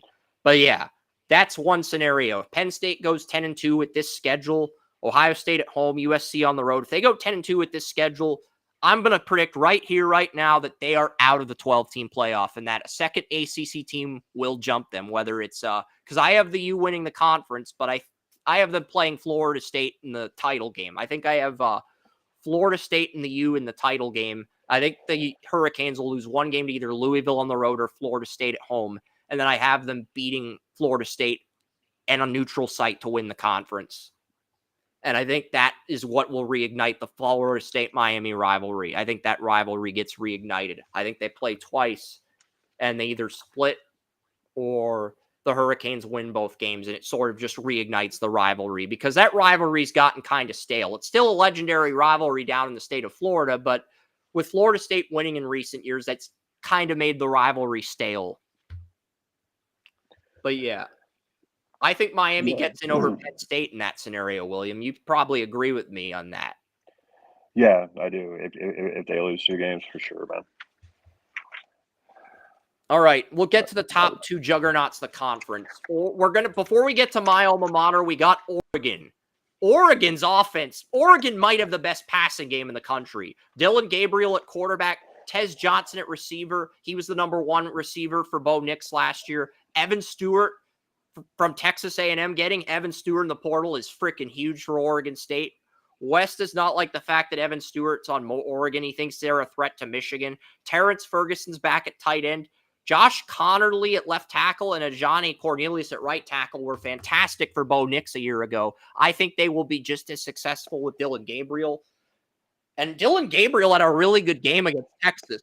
I mean, he's not a bad quarterback. I had a 4th-round grade on Gabriel last year if he had declared, but I think the reason he went back is because he didn't want to go in the 4th round. He'd rather be a day 2 pick or day 1 pick, and, he's got an opportunity to do that.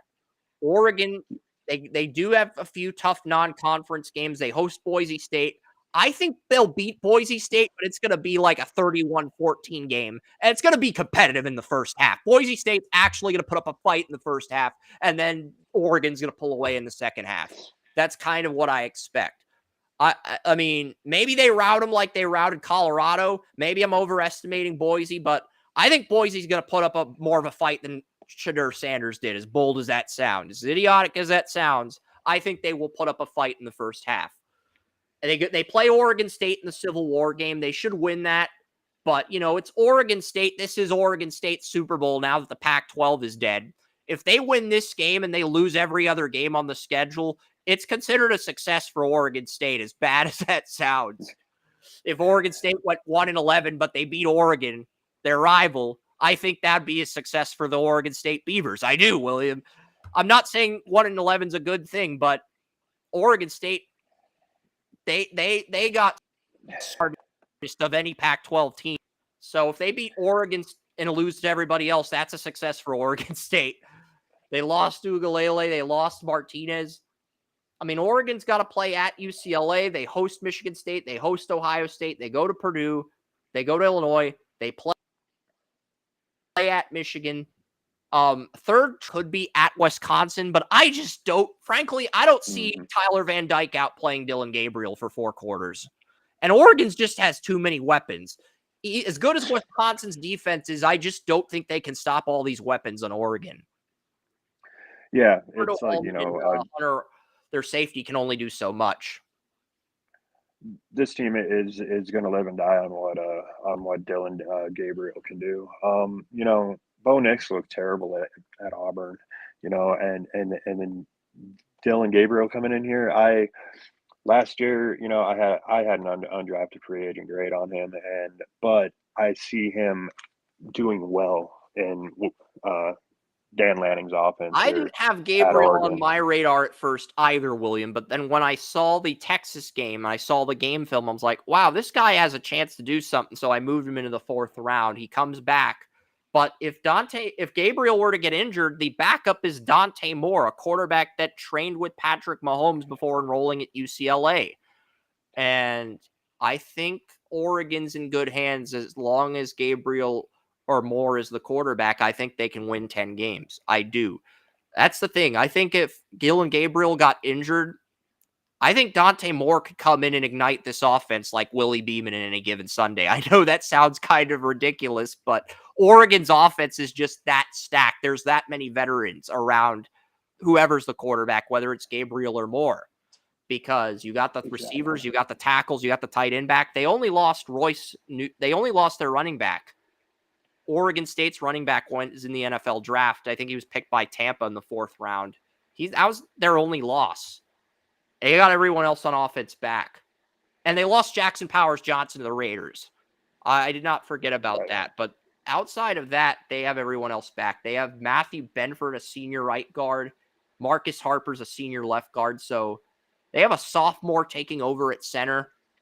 But unless the communication with that sophomore and the quarterback is piss poor, they're going to win a lot of games because they just have so many veterans coming back. And 3 toughest games have to be versus Ohio State, at Michigan, at Wisconsin.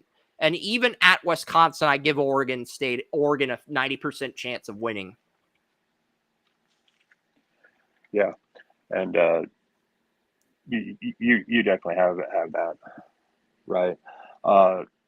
The strength of schedule is I think they lose to Michigan or Ohio State, but they finish 11-1. They could lose to Ohio State and Michigan and be 10-2. And if they do, I think they miss out on the Big Ten title, but still make the playoff as like a 9 or 10 seed. They wouldn't be in the playoff. They wouldn't host the playoff game, but they would at least get the chance to play in one. But I think in order for Oregon to go on a run, they either need to win in the conference outright or they've got to at least get to the Big Ten championship so they can at least secure a home game in that 5-12 matchup. Yeah, I feel they can definitely do that though, and that Oregon's interesting though. If they go 10-2 and they draw an 11-1 Penn State or an 11-1 Iowa team, that team would have home field in the quarterfinal game. But I also feel like Oregon's got enough talent to go into that environment and win. Oregon's a unique team in that respect. They do have some talent on defense. They have Jordan Birch back at defensive end. They did lose Darius. They did lose their defensive end to the Falcons, Brandon Dorless, but they have Birch, the guy Joey liked more, back at right end. They also have Jeffrey Bassa at 34, right outside linebacker. They got Jabbar Muhammad from Washington, the portal, and they got Tashin Johnson at free safety. And Ross James is the senior punter. They also got Akidius Sappington. Sounds like an extra in Gladiator 2, which is coming out. They're making a sequel to the Gladiator movie with Russell Crowe. Atticus Sappington sounds like a character in the new Gladiator movie. I'm sorry. I know it's off topic, but like that doesn't that sound like a ridiculous name for a fictional character in a movie? Atticus Sappington, the Oregon kicker. Kickers are a rare breed. But yeah. Yeah. But yeah, that's definitely going to come down to this, and then the only thing we got left is Ohio State here to talk. So. Oregon did lose their starting running back, but they still have Jordan James, and they added Noah Whittington in the portal, so they might do something with that backfield despite losing the running backs. They might be deeper in the backfield as a result. Now, you want to say anything about Oregon, Joey, before we talk about Ohio State? Will Howard is going to decide this conference. Go ahead.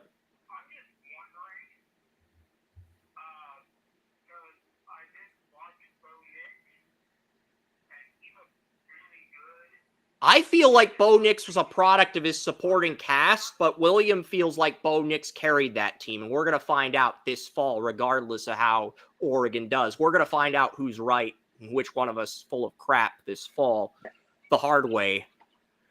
I might be the one that's full of crap, by the way. So just be prepared for that possibility if Bo Nix goes off.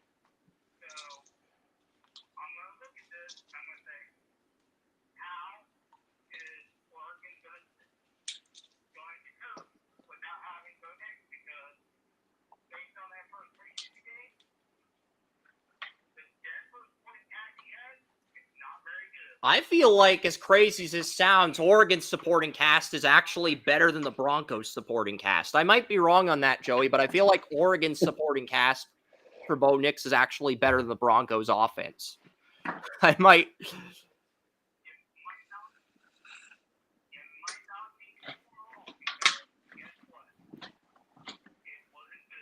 And that's the thing. If Bo Nix struggles, it's going to be because of his supporting cast in Denver.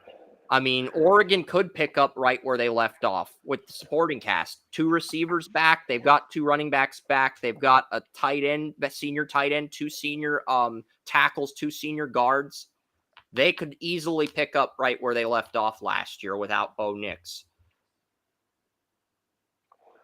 I could also see a scenario where Dillon Gabriel gets benched like Spencer Rattler and Dante Moore comes in and dominates. It's not likely, but I can see it. They've got 2 quarterbacks. I think they're 10-2 at the very worst. But what do they do against Ohio State and Michigan? That's going to define their season, unfortunately, because of Iowa and Penn State's easy strength of schedules. That's the sad reality with Oregon. Yeah, for real. And they'll still make the playoff, but they'll be like an 8 or 9 seed instead of a 5 seed or maybe even a 2 seed if they were to win the conference. If they win the conference, they're a 2 seed. If they lose the Big Ten title, they're probably a 5 or 6 seed, but they host a playoff game. And if they go 10-2, they're probably a 9 through 12 seed, and they go on the road in the first round of the playoff.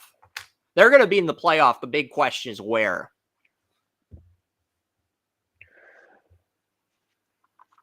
Yeah, and for real, I feel that Dante Moore is a better quarterback than Dillon Gabriel. So that would be something interesting to see him coming in and playing for the Ducks and Dan It's Lanning. not out of the realm of possibilities. I mean, Caleb Williams replaced Rattler. A similar scenario could occur if Gabriel struggles in this offense without Bo Nix because there's just a lot of talent back. Too much to ignore. Yeah, because Gabriel doesn't have the arm that Nix did, and that's going to be interesting. But this is, accuracy is worse. I mean, he at times he can make more progressions than Bo Nix, but his arm strength and accuracy is not on par with what Bo Nix had. Yep. He can make more progressions, but that's literally the only advantage he has over Bo Nix. So. Yeah, and I was kind of feeling, Dillon Gabriel coming into the NFL, as maybe a slot receiver than a quarterback. So I don't know. Like I said, I feel that he is going to be, successful here at Oregon. But Dante Moore is definitely by far the more talented quarterback. He's trained with Trey Lance and Patrick Mahomes as a high school player. So we don't know. Oregon feels like a team that could be around for multiple years. But Ohio State, they've got Will Howard at quarterback. They added Quinyon Jenkins out of Ole Miss to pair with Travion Henderson. And Travion Henderson was ranked higher in most mock drafts. But I'm saying Jenkins. It's Quinyon Judkins. Autocorrect decided to be an ass and correct me on my notes because it's Quinyon Judkins. It says Jenkins. So that's Apple's fault with the Notes app. But because Notes autocorrects. I type my notes in like the Notes app, and Notes autocorrects a lot. But yeah. Looking at Ohio State, they have Igbuka as their number 1. He was the number 2 last year. Carnell Tate was the slot last year. He becomes the number 2. There are a lot of people that think Tate is just going to break out like Harrison did, and Igbuka is going to be decent, but he's not going to be that true number 1. I know Joey's one of those people. And look, to be fair to Carnell Tate, he was a 5-star recruit in high school. So was Jeremiah Smith, a 5-star recruit who committed to Ohio State. That the fact that we don't know who Ohio State's true number 1 receiver is makes Ohio State more dangerous on paper in recent years because it's that uncertainty that you have to game plan around. The last few years, Ohio State's had a ton of number 1 receivers. They had Olave and they had Jackson Smith-Njigba in the 2023 draft. They also had Garrett Wilson. They had 3 number 1s in Stroud's first year, and then they had 1 number 1 who couldn't stay healthy and an emerging tight end, Cade Stover. But, they've got 3 weapons who all have ability to be number 1, and it's that uncertainty of who the number 1 guy is going to be that makes them so lethal, because Marvin Harrison Jr. ascended during his sophomore season when everybody was looking at Jackson Smith-Njigba. They really weren't. Marvin Harrison Jr., everybody knew who he was, but he hadn't really established himself as a star on the team yet, despite being a 5-star recruit. Everybody knew he was going to be special, but the first sophomore year was Stroud's first year. It was really when he broke. Stroud's draft year is really when he broke out. They have Gee Scott taking over for Stover at tight end. They have Josh Simmons at left tackle. He's a 3rd-round pick on Pro Football Network. But I have some Ohio State fans. They are not fans of Simmons. I think Donovan Jackson's a 1st-round guard. I've said outside of Will Campbell and Kelvin Banks, I think this is a better guard draft than it is left tackle, right tackle. I think it's a really good guard draft at both left guard and right guard. Seth McLaughlin, the 6'4", 305-pound Alabama center, transfers to Ohio State. So they have 2 players on the interior that are good. And, I think the defense, though, is going to be what carries Ohio State. Let's look at the defense quickly. They lost Steele Chambers and Tommy Eichenberg at linebacker, but they have their at middle linebacker and left outside linebacker, but they have their entire defensive line back. JT Tuimoloau, right end, back. Tyleik Williams, back. Ty Hamilton was the number 2 defensive tackle. He's back. He started over Michael Bennett, who the Browns took in the 2nd round. Jack Sawyer is back. Sonny Styles is back at weak side linebacker. Denzel Burke is back. Jordan Hancock has a top 100 grade on Pro Football Network. I think he's a 3rd, 4th round prospect, but some have Hancock going in the 2nd round because Ohio State's had a really good track record with corners.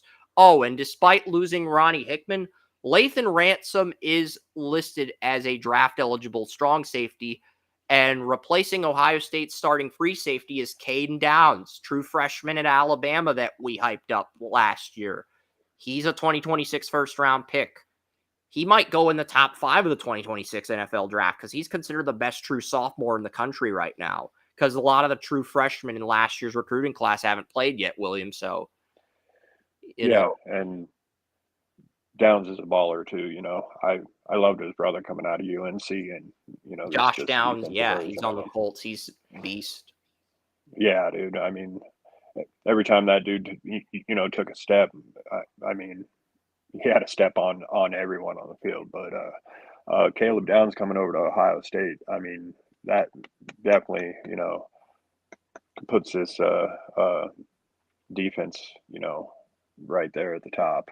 And just seeing what exactly is going to happen, with that defensive line back, Jack Sawyer and Tyleik Williams and Ty Hamilton, the defensive tackles. And, Georgia's the number 1 team. Ohio State's the number 2 team, but I actually think Ohio State will win because they have more returning starters on defense than Georgia. I think that's the difference. But it comes down to Will Howard winning the turnover battle versus Carson Beck. Beck is the bigger star. He's the bigger name quarterback. A lot of people like Jim Nagy love Georgia's offensive line this year. And Georgia's earned the right to be the number 1 team in the preseason poll. 2 national titles.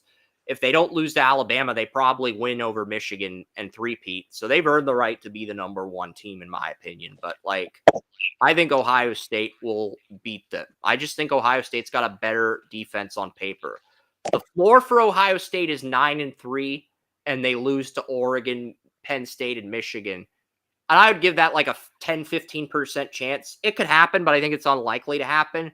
And if it happens, I still think Ohio State would get in as the 11 or 12 seed. They're just that big of a brand, William, to the point where they're not going to be out of the top 12, even if they go 9-3 and lose to Penn State, Michigan, and wouldn't that be hilarious if Ohio State went 9-3, they got in the 12 as the 12 seed, and they won the playoff as the 12 seed? Wouldn't that be hilarious? That would just show you how much of a joke the expanded playoff is. I think they should have just went from 4 to 8 teams, but if Ohio State went 9-3, they get in as the 12 seed, they pretty much have to win the playoff or Ryan Day gets fired. Because I don't think they're going to fire him during the season, but if they go 9-3, they are the 12 seed and they get bounced in the first round of the playoff, they finish 9-4. I think that would be enough to fire Ryan Day because this is his best roster. He has Michigan at home. There's no excuses for Ryan Day this year with all the talent returning. And if they go 9-4 and lose in the playoff, 9-3 and lose in the playoff on the road, Ryan Day's getting fired. That's all there is to say about that. There's not even a discussion or a debate. Everybody here knows that's what's going to happen. And I liked what I saw from Will Howard when I watched a couple of his games. Coming over into this Chip Kelly offense. Howard is. He handed TCU their only loss when they made the national title and lost to Georgia. He beat them in the Big 12 title. That was a big game for him. And that was when TCU was at their peak with the NFL talent. Yeah, for real. And, then the running game with Travion Henderson and Judkins. They got a 1-2 punch. Yeah, for real. This can definitely be a national championship team here. This kind of reminds me of the U when they had multiple running backs in their roster. I think they had Willis McGahee and they had another guy at running back. Maybe it was before McGahee. It was after Edgerrin James, but they had another guy. Might have been Clinton Portis. I could be wrong on that. Might have been Clinton Portis, but no, the U reminds me USC, Arkansas. USC had Lendale White and Reggie Bush. Arkansas had Darren McFadden and Felix Jones. They also had Peyton Hillis at fullback before he joined the Browns. So, this Ohio State rushing game, this is right up there with a lot of those legendary 1-2 punches. And if you want to go back to the 80s, you can think of the Pony Express when they had Eric Dickerson, number 1 recruit in the country, over John Elway and Craig James. So I think you could put this Ohio State backfield up there with all the historically great backfields, whether it's Texas with Bijan Robinson, Jonathan Brooks, whether it's Alabama when they were at their peak under Saban with Derrick Henry and Kenyon Drake, whether it's USC with Bush and White, Miami, or even SMU. I think you could put this, I would put this Ohio State backfield as one of the 10 or 8 greatest backfields in college football history. I would. Does that mean they're the greatest of all time? Of course not. But if they go have a perfect season, this will go down in history books as one of the best 1-2 backfields of all time. It just will. Yeah, I agree with that. And I can see it. Because I think the best case scenario for Ohio State is a perfect season and they beat Georgia. I think the worst case scenario is they go 9-4. They go 9-3 in the regular season and they lose in the playoff as a road team and Ryan Day gets fired. Yeah, I don't see that happening. I don't But see that happening. Even if they lose a game, I don't see them losing 3. I think they're going to no, beat Penn State and Happy Valley. They've had James Franklin's number. I think they're due to beat Michigan. I think if they lost a game, it'd be on the road to Oregon, but they'd probably get revenge on them in the Big Ten championship at a neutral site game. And if they beat Oregon, they're probably going to be 12-0, and they're probably going to be playing Iowa or Penn State in the game. yeah, I've got my eye on Iowa. I'm Definitely. thinking it's going to be this might be my Buckeye bias, but I'm gonna go with Ohio State, Penn State. I'm gonna pick Penn State to beat Ohio State in Happy Valley, and then Ohio State plays an undefeated Penn State team and gets their revenge in the Big Ten championship. I'm just to play devil's advocate. It's probably gonna be Ohio State, Oregon, but I'll go Ohio State, Penn State just to make things interesting. I'm probably gonna be wrong on that. I mean, Drew Aller did have a shitty road games last year. So I'm probably going to look like somebody with egg on my face when Drew Aller throws 3 interceptions and breaks the hearts of every student at Happy Valley. Yeah. But I'll go Ohio State over Penn State just for fun, because I think it's that wide open. I legitimately think there are 5 teams that could go 11-1 in Ohio State, Oregon, Michigan, Penn State, and Iowa. It just depends on how the schedule bounces. But I'll take Ohio State over Penn State, with Ohio State losing to Penn State and Happy Valley, and then getting their revenge in the Big Ten title. Yeah. The only other game I see on there. Because I want to debate William on this. I want to have some fun with this. If we all pick the same conference championship game, that's kind of boring. It sounds like you've got Ohio State losing to Oregon, but they beat Iowa in the Big Ten championship. Or maybe Iowa probably has the most complete roster outside of Ohio State. They've got the most returning starters in draft eligible players, I think. That's why Iowa's so compelling. Yeah. I like Iowa. And if Penn State beats Ohio State, we could legitimately have an Iowa-Penn State Big Ten title, which would be fun because it'd get a new conference champion. Kirk Ferentz or James Franklin would finally get the respect they deserve. But Joey, what do you think of this for the conference title? There's 5 teams that could go 11-1, and it is kind of a clusterfuck trying to figure out who's going to win. Pardon my language, but it is. It's just. But Williams going Ohio State, Iowa. I'm going Ohio State, Penn State. Probably shouldn't pick Penn State, but I'm gonna just for the hell of it, for shock value. Joey's made predictions for shock value on the podcast too.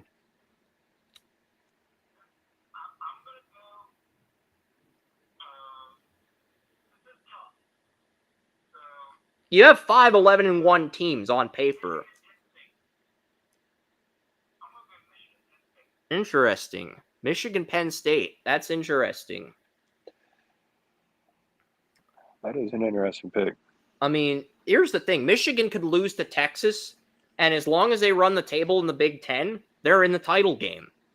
They could lose to Texas in week 2 in Quinn Ewers, but if they beat Oregon and they beat Ohio State in Columbus, won't matter. They're in the title game as a 1-loss team, and they'd probably play an undefeated Penn State team, and they probably beat them. But it'd be a neutral site game. Sounds like we're both picking Ohio State and Joey's picking Michigan to play devil's advocate. Because Michigan wants to prove that last year wasn't a fluke. They want to prove the cheating allegations are bullshit, and they kind of have a chip on their shoulder. And Wes thinks they're still incredibly stacked, and they are in a sense. But what are they going to do after that? And Wes has said they're recruiting well. So, I mean, I'm looking at the Big Ten. Phil Steele's got Ohio State at 1, Oregon tied with Ohio State at 1, Penn State at 3, Michigan at 4, Iowa at 5. It's extremely tight.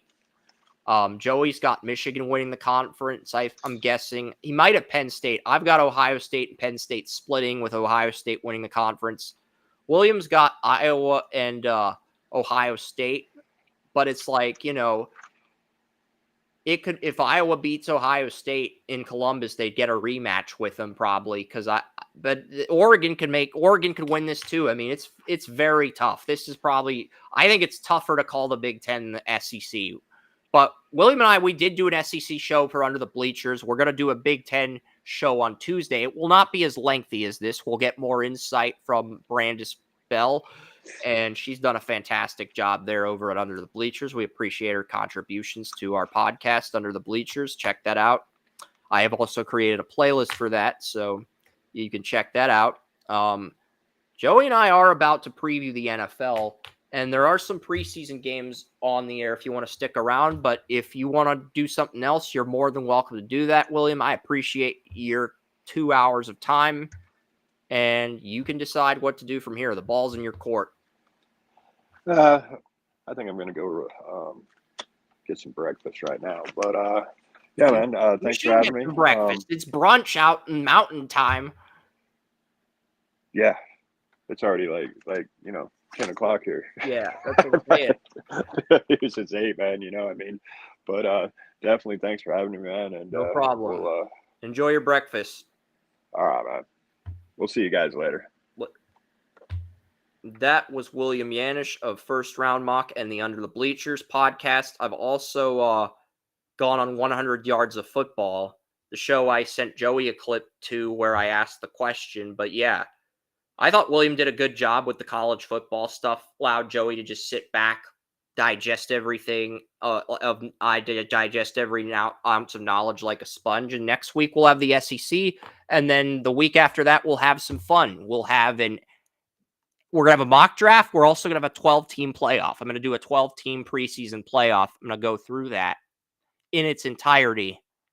That's going to be fun. And then 2 weeks from now and 3 weeks from now for week 1 podcast, a Cowboys-Browns debate. And I am moderating that shit. If Trump and Kamala Harris are having a debate in 2024, we are having a debate too. Joey will represent the Browns. Curb will represent the Cowboys, and I will be the moderator. I will be the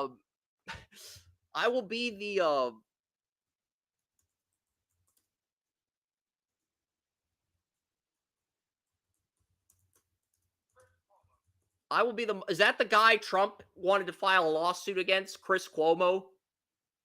Is that the guy?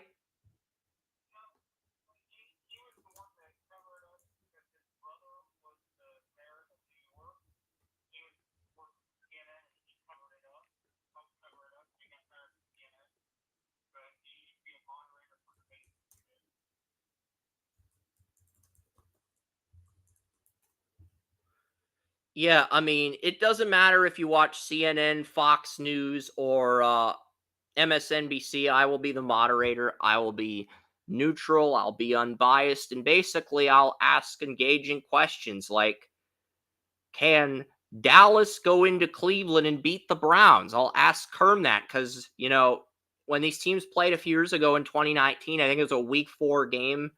Nick went into Dallas, had like 100. This may have been when Amari Cooper was still on the Cowboys. I do think he got traded to the Browns the following offseason, but I think the last time the Browns and Cowboys met, Amari Cooper was in Dallas. So now he's going to be playing with the team that beat him, which is pretty interesting. And Nick Chubb's probably not going to be in this game. So honestly, right now, I'm leaning 17-13. I think it's going to be a defensive game. And I'll explain why. Should we start with the NFC East or should we start with the AFC East? I'm thinking the NFC East because we have the thumbnail for the NFC East. And the reason I say we go with the NFC East is I have a thumbnail for the YouTube channel on the NFC East. It's got the 4 rookies from the NFL draft. I was kind of hoping we could do some rookie outlooks if you were interested, Joey. We do some rookie outlooks for each of the first round picks. We're not going to do rookie outlooks for every draft pick. We don't have that type of time on our hands, but you used to do rookie outlooks back in the day at Draft Evolution. I thought we could bring that back for the rookies because you got Guyton. He's going to be the Cowboys left tackle. He played right tackle at Oklahoma. He's going to be the blind side for Dak Prescott week 1, and his first matchup is going to be Myles Garrett. I know you're going to bring that up in the debate if Kerm agrees to a debate. If Andrew Kermish agrees to a debate, I will put my NHL season previews on hold for a week. And I love doing NHL season previews, but I will put them on hold for a week so we can have this Browns-Cowboys debate. Kern can represent the Cowboys, you can represent the Browns, and we will tackle every issue. We will tackle the cornerback because Diggs and Bland are both healthy for the Cowboys. So we can debate which team has the better corners. We can debate Parsons versus Garrett. We can debate this. Like, we can actually have a conversation. It'll have some substance, and I'll be moderating everything. And under the bleachers, I pretty much let William and Brandis talk, and I do the moderating. And I've gotten more engagement on that show than I have in Draft Utopia. Like, people say we love the show. Great show. Because I just sit back and observe everything like Crawford, and I only chime in when I'm asked to chime in. I let them do the talking. I guess people like that more than this show.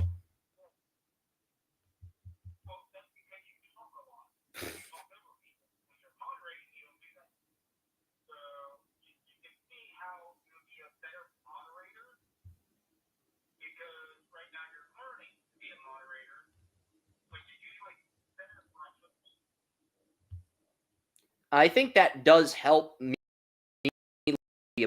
I think me settling down this year with, casually dating. I'm not going to say settling down. I don't have a ring on my finger yet, but like me, I'm more relaxed this year in 2024.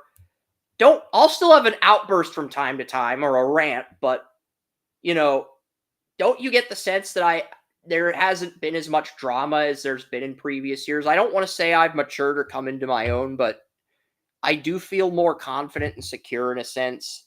But let's talk about the NFC East. We're going to do rookie outlooks.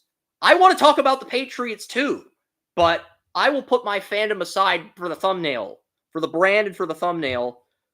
But I will let Joey pick the order we discuss the teams in. So if you want to go worst to best instead of going in alphabetical order, if you want to start with the Giants who are on Hard Knocks, what do you want to do, man? I'm going to let Joey decide the order we go in for the NFC East. I've got the depth charts up. I've got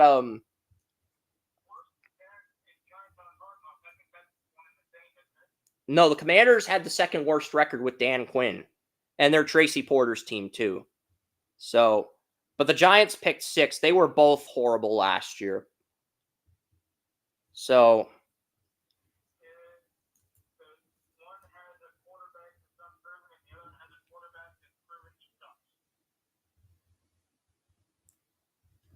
it's interesting because,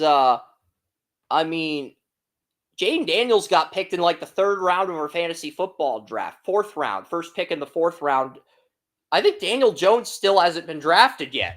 I think he may have gotten picked in like the late rounds, but I don't think he's been drafted by any owners in Jason's fantasy league yet. I think that's because there's enough of a sample size. Yeah, he did have a high ceiling coming out of Duke. Some people thought he could be a Pro Bowler.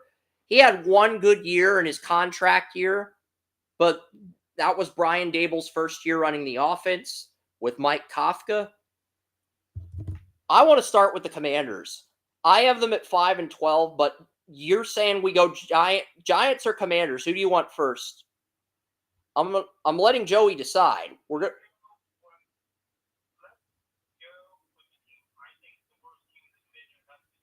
All right, we're going to start with the team that screwed Brian Bayless out of a perfect week. Brian Bayless had the only 0-loss week, and we lost some employees this year. I think Lisa, Brian, and Tanya are starting their own business, but like Tanya won NFL Pick'em one year. Lisa had the best record in the country last year out of everyone. Was the 4th year in a row Draft Utopia bested ESPN and CBS in predictions. And Brian Bayless had the only 0-loss week in company history. And Graham Gano's tie against the Washington Commanders screwed him out of a perfect week. So the Giants, they've been known to screw their fan base in recent years. And it's just we'll dive into Malik Nabers. We'll do a rookie outlook for him because Malik Nabers is being hyped up. He's being propped up as this big time megastar. And I kind of want to see what Malik Nabers is projected to do in fantasy because I want to look at what he's projected to do in fantasy And we'll use that as a segue for the rookie outlook, because the only positive things I'm going to say about the Giants are they have one of the highest paid left tackles in Andrew Thomas. He was, before Tunsil got extended, Andrew Thomas surpassed Trent Williams as the highest paid left tackle in the league, and now Williams is like sixth because Darrisaw and Sewell got paid with the Vikings and Lions. And because those two got paid, Slater got extended too, I believe. So, I mean, I don't think he got paid as much as the other two guys, but those 2021 tackles, Sewell, Slater, and Darrisaw, I think are all in the top 6, top 5 now. Wirfs got paid too. So those 4 got paid, Thomas got paid, and Tunsil got paid. So I think those 6 are making more than Williams now. And Joey's still here.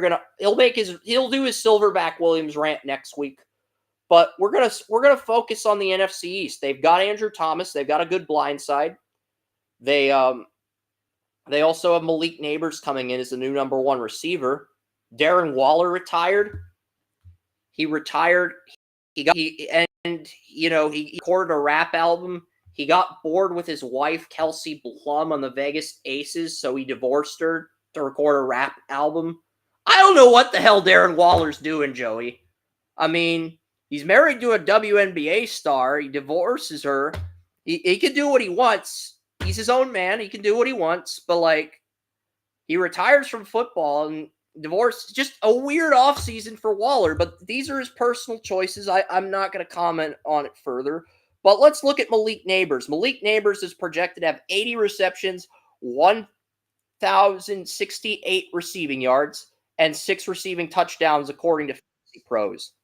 So, looking at that, what is your rookie outlook for Malik Nabers? Do you buy or sell those projections for starters? And what is your rookie outlook for Malik Nabers? Because we will do a rookie outlook with the Giants, and then we'll look at that. We'll go back to the schedule. Malik Nabers is projected to have 80 receptions as a rookie and 1,068 yards and 6 receiving touchdowns.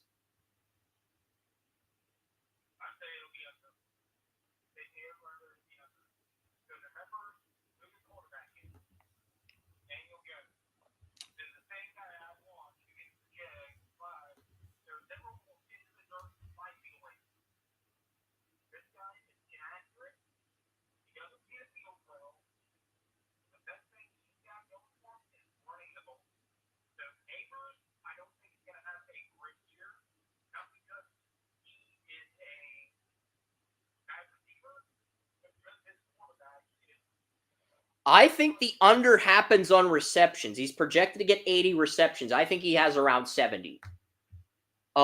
Receiving yards is 1,068. I'm actually taking the over on receiving yards. I think he gets like 1,070 or 1,100 yards. I think he hits the over on receiving yards. Receiving touchdowns is where things are interesting because he's projected to get 6. I can see as many as 7 as a rookie if he's the main guy. I also see as little as if his quarterbacks. How many receiving touchdowns he gets is the wild card. He's not going to get 10 in year 1 with his quarterback.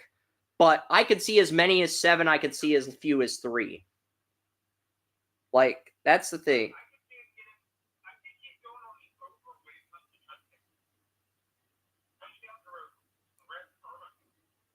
So he's projected to get 1,067.8 receiving yards. What's your projection for him? I think 70 receptions is a realistic projection. We'll go with that since we agree the under. We think 80 receptions is too many. So we'll go with 70 receptions. What's your projection for receiving yards? Because I think he gets 1,070 to 1,100. You think he gets under 1,067. So what is your draft outlook for receiving yards with Malik Nabers?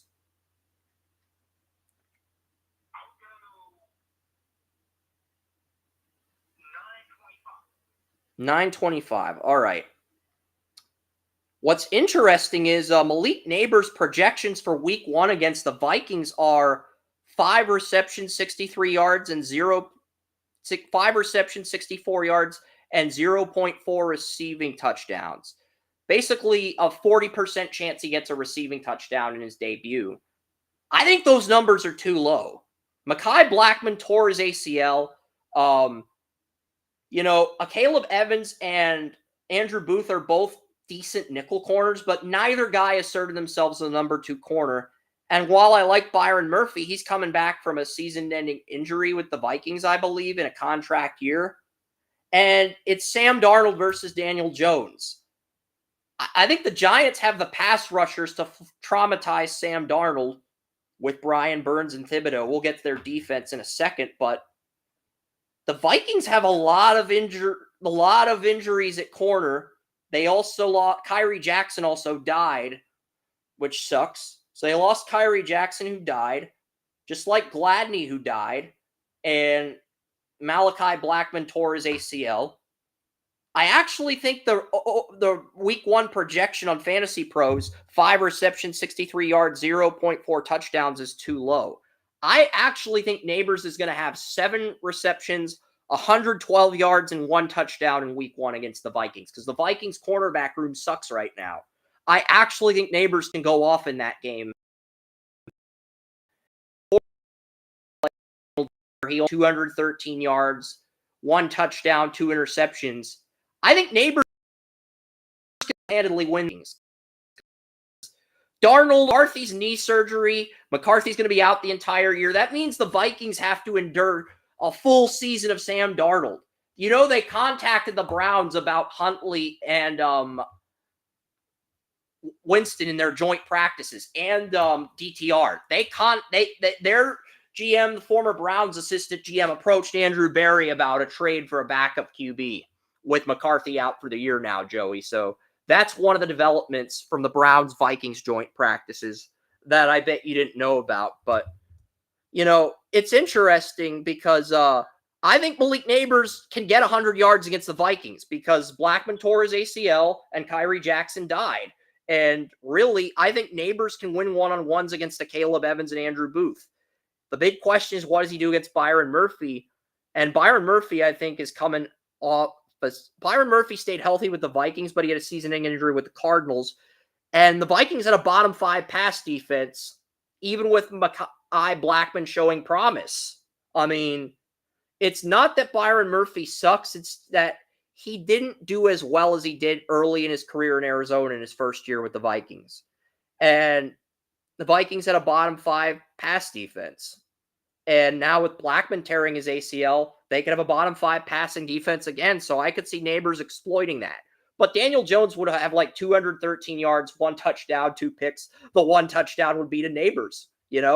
That's kind of my outlook for the Giants in week 1. I think the 63 yards, 5 receptions, 0 touchdowns against the Vikings is too low of a projection. It is. I'm not saying he will have a good year, but I think the Vikings are an extremely favorable matchup for Malik Nabers with their cornerback woes. So I think that projection should be a little bit higher. This might be the rare instance where we agree on that.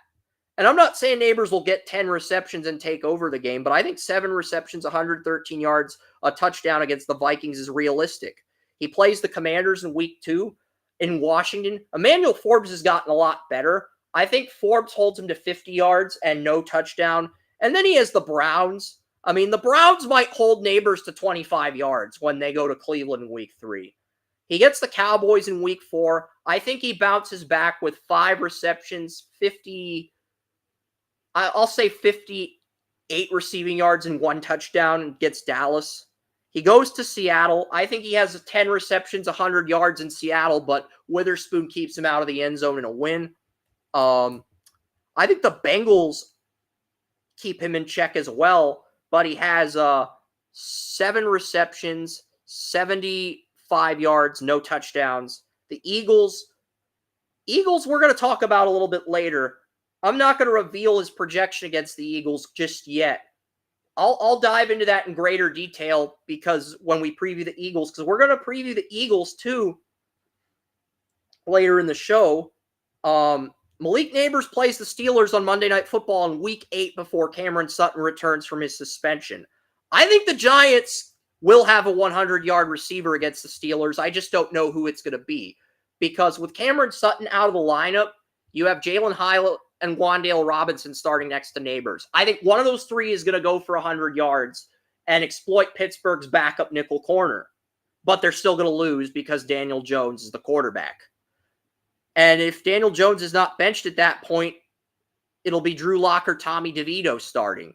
If Drew Lock is starting that game, I think that's a game the Giants could honestly steal on Monday Night Football against the Steelers. But TJ Watt is still one of the best edge rushers.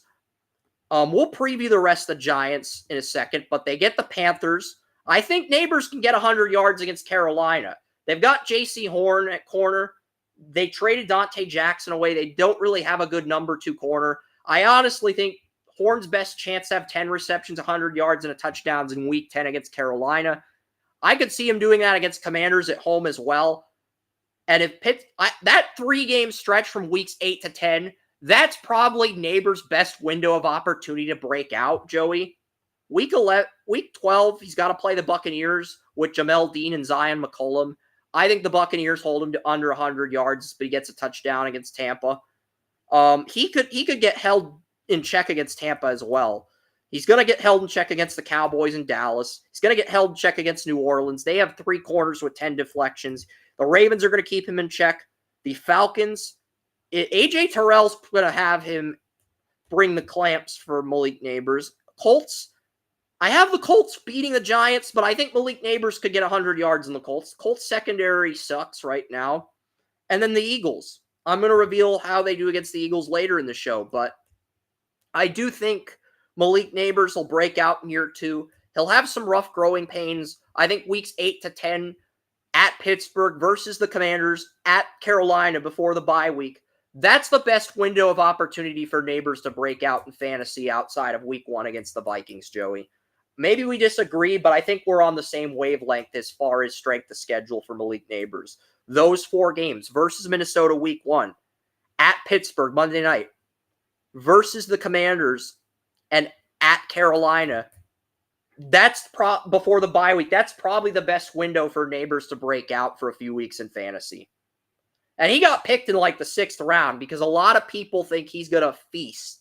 There are people in fantasy that think Nabers is just going to come in and have 100 yards right out of the gate. It's not going to. The Giants like the 3 quarterbacks that went in the top 3. They liked Harrison Jr. and they liked Nabers. If all of them went in the top 5, they would have traded out of the pick. But they knew the Chargers wanted Alt. So the thought process was they got their guy, but they didn't want to give up multiple draft picks to get Drake May. But they have Drew Lock. They have Tommy DeVito. You know, it'll be interesting to see how this game plays out. Maybe Daniel Jones will be working at the pizza shop with Tommy DeVito by the midseason. We'll see. I mean, you know Daniel Jones is dating Kay Adams. You know that, right? Kay Adams, former NFL Network employee on Amazon Prime. She's reportedly dating Daniel Jones, and they confirmed it's true. I don't know what to say about that because she dated Uzoma for a brief period. He went from being the Jets starting tight end to the 3rd-string tight end. I am wondering if Kay Adams is going to have that type of impact on Daniel Jones where he goes from starter to 3rd-string behind Locke and DeVito. Because Jones has been that brutal. Outside of his contract year, he sucked. That's the big takeaway with Daniel Jones.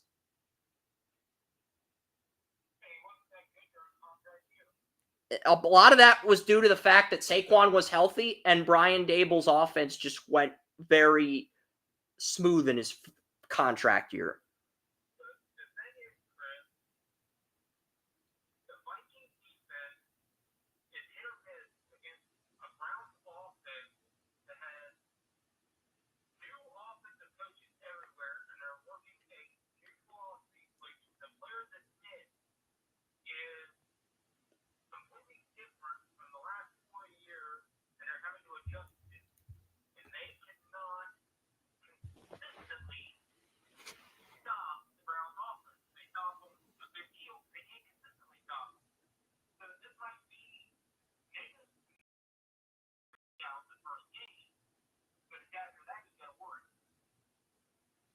Yeah, I'm somebody in the comments, Bella Brooks on Facebook said, "Hey, what's your favorite NFL team, Bella? And if you do not watch football, tell us about your favorite sports team. Maybe we'll acknowledge it at the end of the show, but maybe not. But regardless,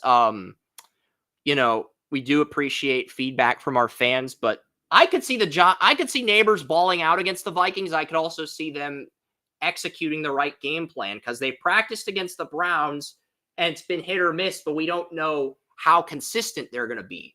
And I'm just looking at Neighbors versus the receivers. I should probably be looking at him against the Vikings safeties too. Cam Bynum, corner I loved it. Cal still follows me on Twitter's in a contract year. They have Lewis Sign coming back from season-ending injury. They have Harrison Smith, who got a team-friendly extension. Minnesota's pretty deep at safety. They got Metellus, who's a nickel corner and a strong safety. Their safety room is incredibly deep. So I think Neighbors is going to have to win man coverage against these corners and take what he can get. That's basically how he's going to have success against the Vikings. He's just going to have to win the one-on-ones against the corners and hope it turns into points. Because I really don't see any other way. I don't see the Vikings safeties allowing Neighbors to beat him deep. Harrison Smith, Bynum, Lewis Sign, Metellus. I think those guys are going to play cover too, and they're going to keep Neighbors from streaking. And he's going to have to win this game with drag routes, slants, curl routes, really maximize his football IQ to bail out Daniel Jones. It's a big test for a rookie receiver. Even a rookie as exceptional as Neighbors. It's a big test. It's a big challenge to overcome. And the big question is, can Neighbors rise to that challenge?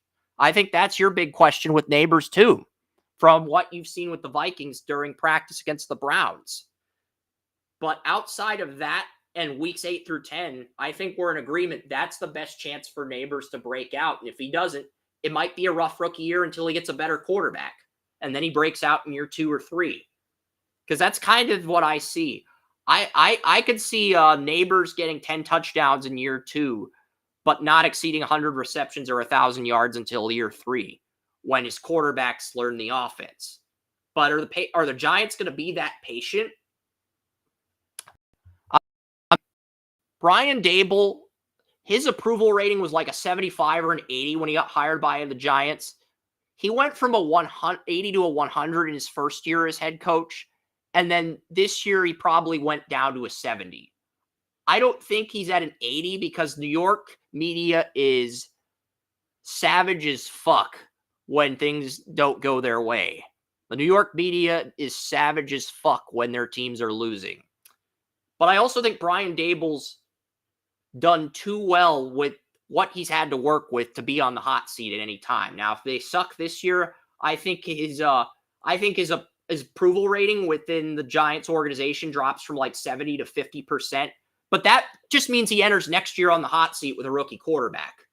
That he's not in jeopardy of losing his job. I think he would have to have a bad year with Daniel Jones, and he'd have to have a really bad year with Carson Becker, Shadur Sanders to get fired. Or at least to enter the conversation where the Giants replace him. He's not there yet. And they got Kafka, who got promoted from offensive coordinator to assistant head coach. So in the event that Daboll does get fired, Kafka would be interim head coach. And I think that's a smart move by Daboll because he's preparing Kafka for the responsibilities of being a head coach. Because Kafka's called the plays the last 2 years. But like if Brian Daboll wants to audible, he has final say. So Kafka calls the plays, but Daboll supervises everything. And if he doesn't like a play Kafka calls, he can overrule him and tell Daniel Jones to call an audible. That's a unique thing about the Giants offense that Brian Bayless told me that I bet you didn't know. But even though Kafka calls the plays, it feels like Daboll has more overall influence on the offense because he was a former coordinator.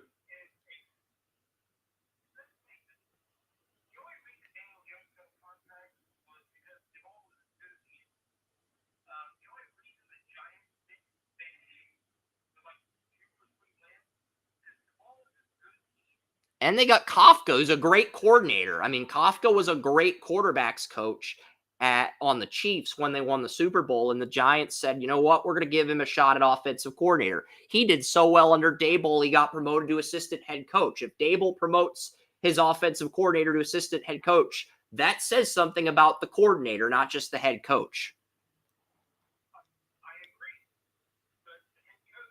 Still has final say and oversees everything.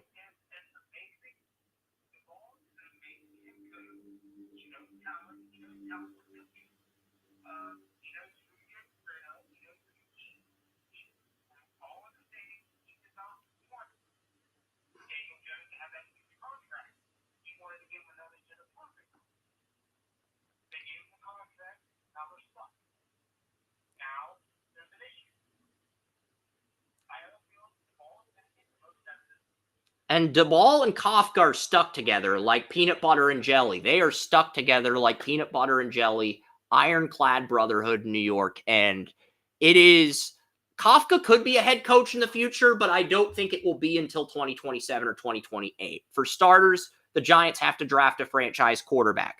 There's 3 teams in Madden that have quarterbacks with a 70 or 71 or lower rating starting. Daniel Jones and the Giants, Will Levis and the Titans, and the Raiders with Aiden O'Connell. He has a 67. Minshew is a 72. Those are the 3 teams that need quarterbacks in 2025. Dable is the best offensive mind of those 3 teams. You could go to Tennessee, but I don't think Brian Callahan has the football IQ or the experience Dable has. And as much as I like the Raiders, Antonio Pierce is more of a defensive guy where he's going to expect the quarterback to be able to step in and bail him out. So I think whoever goes to the Giants is going to be in the best position to succeed. I could see Shedeur being the first pick, but I could see Carson Beck having the best career if he lands on the Giants with Dable.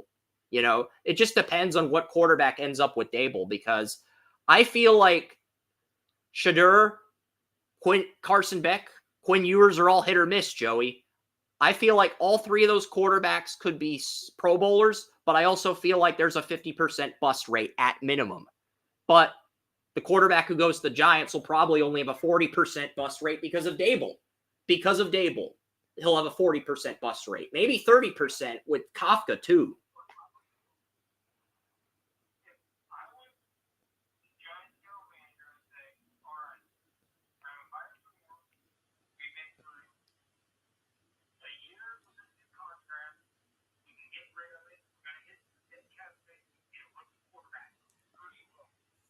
That's probably what they're going to do, because they had 5 finalists in mind. The 3 quarterbacks, May Daniels and Caleb, Harrison Jr., and they had Nabers. And those were their top 5 in that exact order. And they knew the Chargers wanted Joe Alt at 5. But they said if the Chargers took Nabers, they were going to trade out of 6. And there were teams that called the Giants. The Jets called the Giants. The Jets ended up picking Fashanu at 10, but they called the Giants at 6. I think they would have tried to move ahead of the Titans. I think the Jets were thinking, well, what if Malik Nabers goes 5 and the Giants want to move out? Either we can get Romo Dunes for Aaron Rodgers, or we can get Fashanu and screw the Titans out of a left tackle in the process as well. Because the Titans had 2 guys on top their board. They had Nabers and Joe Alt. They knew they weren't getting Marvin Harrison Jr. They had targeted 2 players, Joe Alt, Malik Nabers. Those were the 2 guys they felt could be mega stars that could bail Levis out, and they got screwed out of both. And they sort of panicked and took Latham because Callahan liked him more than the scouting department, Bill Callahan. So, and the GM trusted Callahan over his scouts. I'm not blaming him, but I like Fashanu more. We'll see what happens.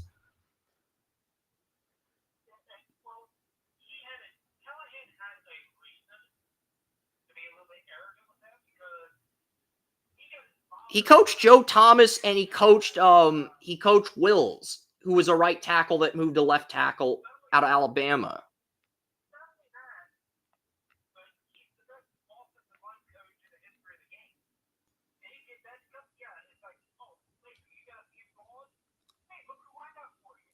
And to be fair to Callahan, J.C. Latham had a good game against Tennessee, against James Pierce Jr., the Tennessee edge rusher who a lot of people think could go in the top 5. He manhandled James Pierce Jr. That was his best game of the year. He won all the one-on-ones against Pierce Jr. and literally neutralized him, made him look like the puppy who lost his way, the book Billy Madison read, the kindergartners.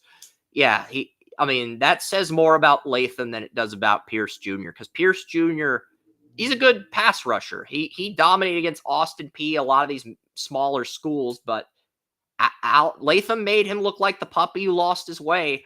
I know these Billy Madison pop culture references are inappropriate, but that was the default thought process. There were other teams trying to move up to 6.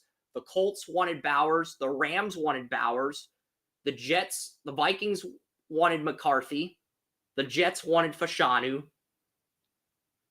And there were rumors that the Bears were trying to get O'Dunes at 6. The Bears. There were also rumors that if O'Dunes went to the Giants at 6, the Bears were going to stand pat and take Verse or Fashanu because he went to high school with Caleb. There were a lot of rumors in the draft, so it was hard to identify the bullshit from the smoke screens, Joey. It really was. But we kind of knew the top 3 was going to be Caleb, Jayden Daniels, Heisman winner, Drake May. We didn't know what order. We knew Harrison was going to be 4th by January. The question is what was going to happen after that. And that's why we saw an influx of offensive talent. Well, I think number 3 quarterbacks have, in their own way, justified why they were taken as the top 3. They were. I had a 98, 90. I had a max grade on Caleb Williams, just like Trevor Lawrence, 99 out of 99 for potential. His floor is not 99 right now. He's probably like a 74, 77, or 78 as a rookie, could develop into a 99 by year 3 or 4. Maybe if he peaks like Burrow did in year 2, he becomes a 90 by the end of his sophomore year. But that's a maybe. That's a big if right now. I mean, the Madden did the Texans dirty. I know this is off topic, but Madden gave C.J. Stroud an 80 overall rating. That is horseshit. He should be an 85 or at least an 88. I mean, they gave Luck a 90 as a rookie, and they gave Stroud an 80 after what he just did. That is horseshit. I'm sorry, Joey, but that is not acceptable.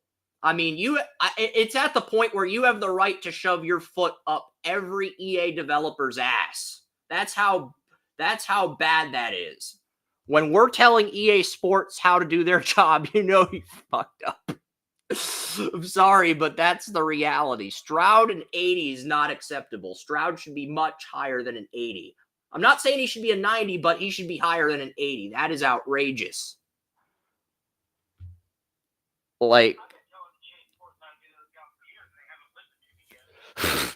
They care more about Madden Ultimate Team. Let's face it. They care more about Ultimate Team than doing a good job and creating a quality game. Ultimate Team in both Madden College is really what led to the downfall of EA Sports, but that's another rant for another day. We've already gone on about Malik Nabers. Let's talk about the rest of this Giants depth chart. I'm going to load up the screen share here, and we'll talk about the Giants. We'll have a real conversation about the Giants. We will. I mean, look at their depth chart. They have Jalen Hyde as the number 2, Wan'Dale Robinson as the slot. I actually love their receivers, but they're all inexperienced. But I love the potential of their receivers. Thomas is a great blindside.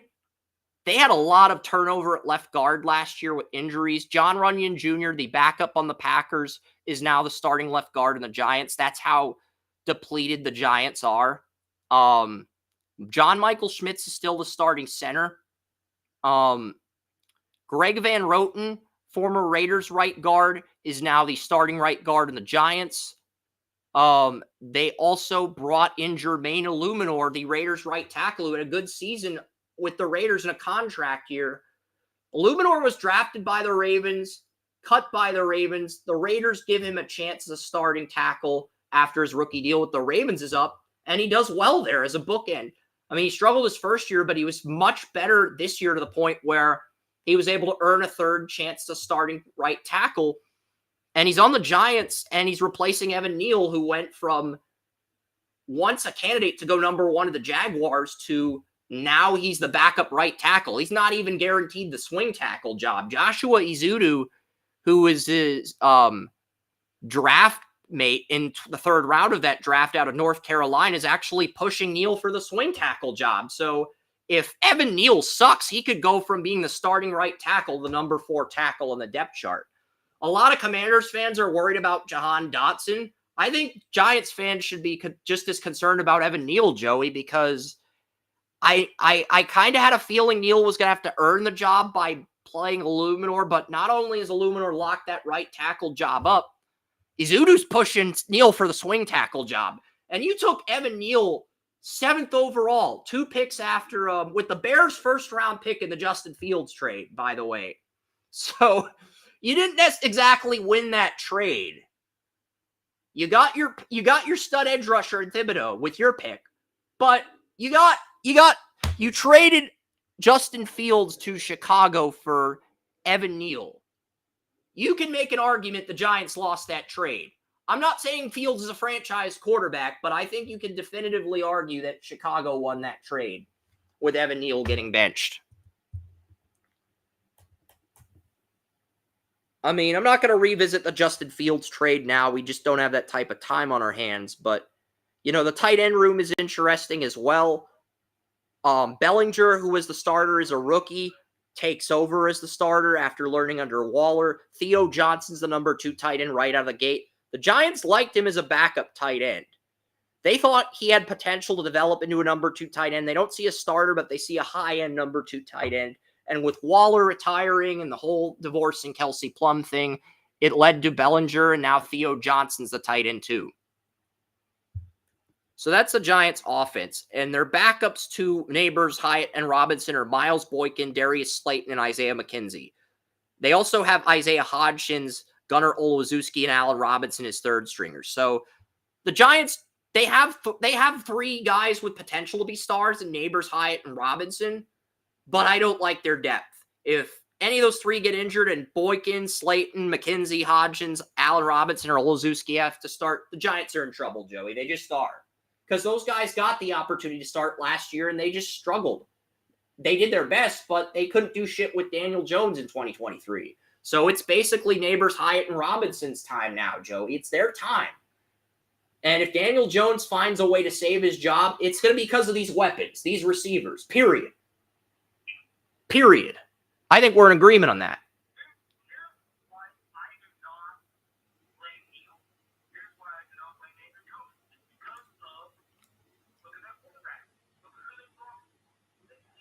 I still think Evan Neal could start at right tackle when his contract is up, but he's going to be on a short leash. I think Neal will have an opportunity to start elsewhere at right tackle, but he'll be on a 1 or 2 year deal.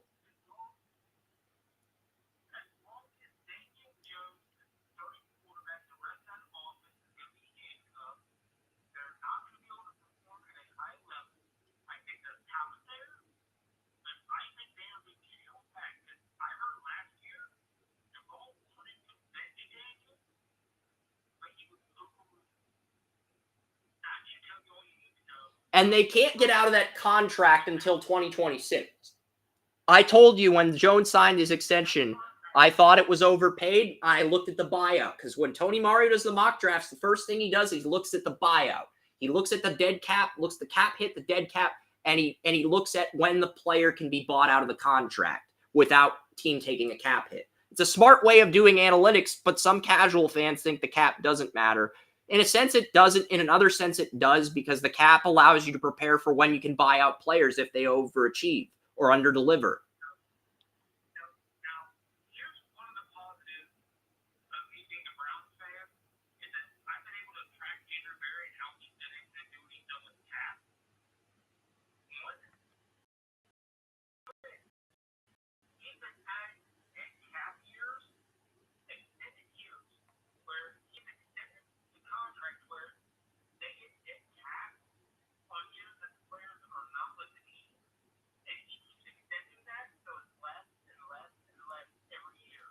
Yeah, but because the Browns restructured the last 2 years, they're going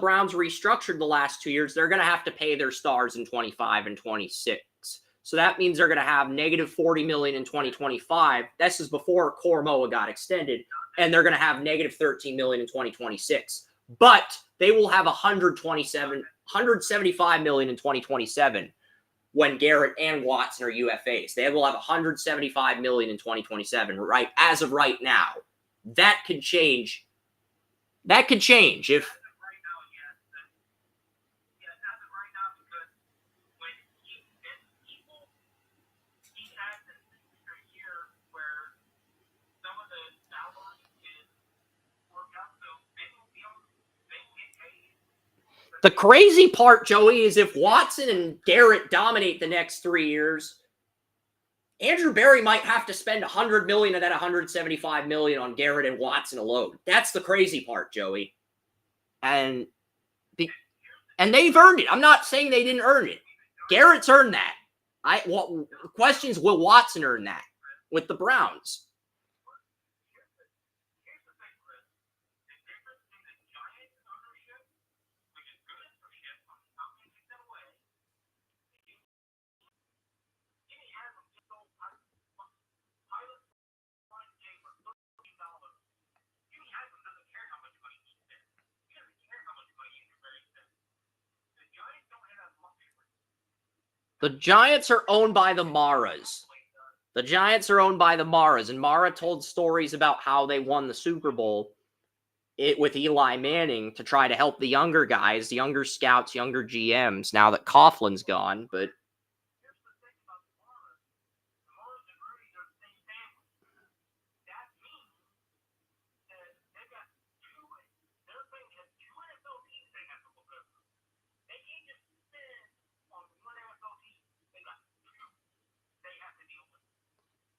Because remember, those same family. are they like distant cousins or something? Same families? Nope. Same family.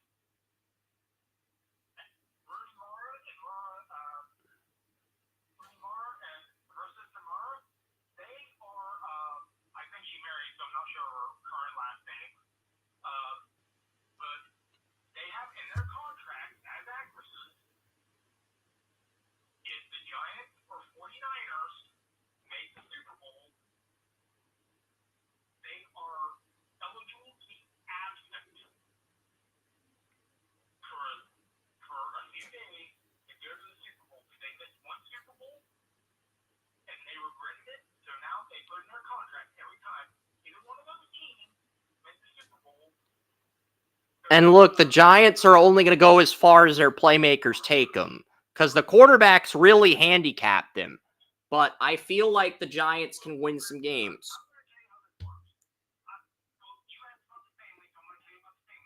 All right.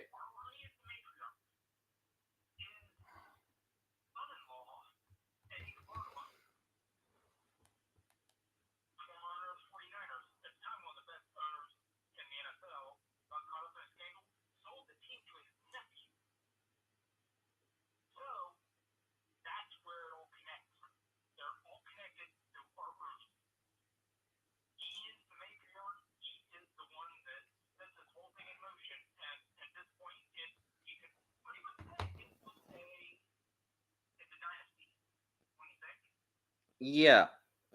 But here's the thing with the Giants. I want to get to the defensive side of the ball, then we'll jump into our next NFC East outlook. I know it's a good rant. I really do appreciate the history on the Rooneys and the Maras. I appreciate you clarifying things, and I appreciate you educating me on the family history.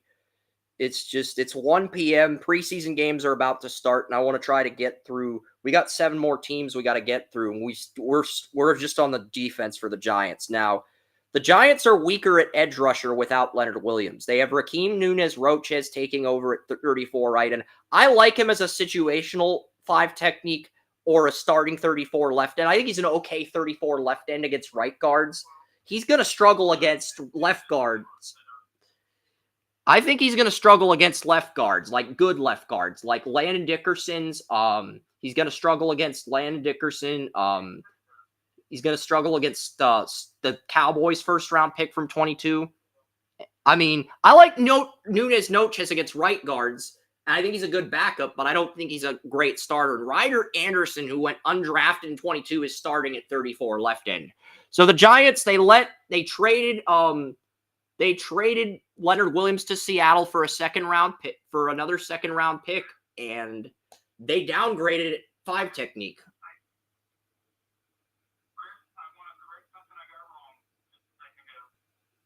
They are the same family, but the Rooney, the Maras, they combined family. Art Rooney is the Steelers, Wellington Mara is the Giants, and then the Steelers, and then the 49ers. So technically they have 3 teams in their family.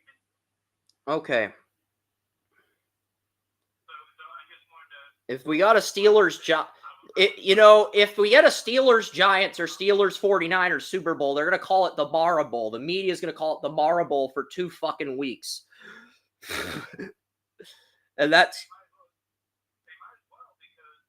going to be the storyline. The families are going to be fighting over a trophy. That's nuts, but as far as the Giants go, their defense looks a lot worse on the defensive line. They lose Leonard Williams. They're starting Ryder Anderson and Elijah Chapman, 2 undrafted players at 5 technique. One of them is going to start. Dexter Lawrence is going to get triple teamed. Like, Dexter Lawrence got double teamed last year because Leonard Williams. With these guys at 5 technique, teams are just going to lock in on Dexter Lawrence and Thibodeau and Burns and dare everyone else to beat them. Dare everyone else to get to the quarterback.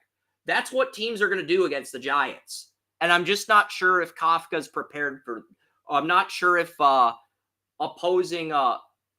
not sure if the Giants defensive coordinator is prepared for that. I trust Kafka and Dable. Shane Bowen comes in as the defensive coordinator. I'm not sure how long Shane Bowen's been with the Giants, because whenever we talk about the Giants coaches, Shane Bowen, the new Giants coordinator, says, we're going to bust our ass. He was the Titans' previous defensive coordinator under Vrabel. So he was Vrabel's defensive coordinator.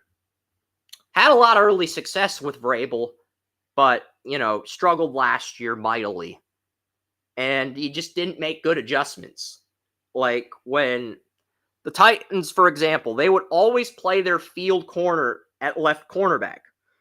Whether it be Christian Fulton, they would never shift their corners. Like when the Texans struggled under Lovie Smith, they always kept their corners in the same spot. They never shifted their corners. Like when the Eagles played the Texans, they noticed this. They put A.J. Brown in the slot, and they carved Houston's nickel corner because Houston's corners didn't mirror the receivers when they went from the outside to the slot. The Titans were just as pedestrian with their defensive coordinator against the Browns, and now that's the Giants' defensive coordinator. And that's the thing, Chris. Some of these defensive coordinators, I find more than the offensive personnel, are more old school.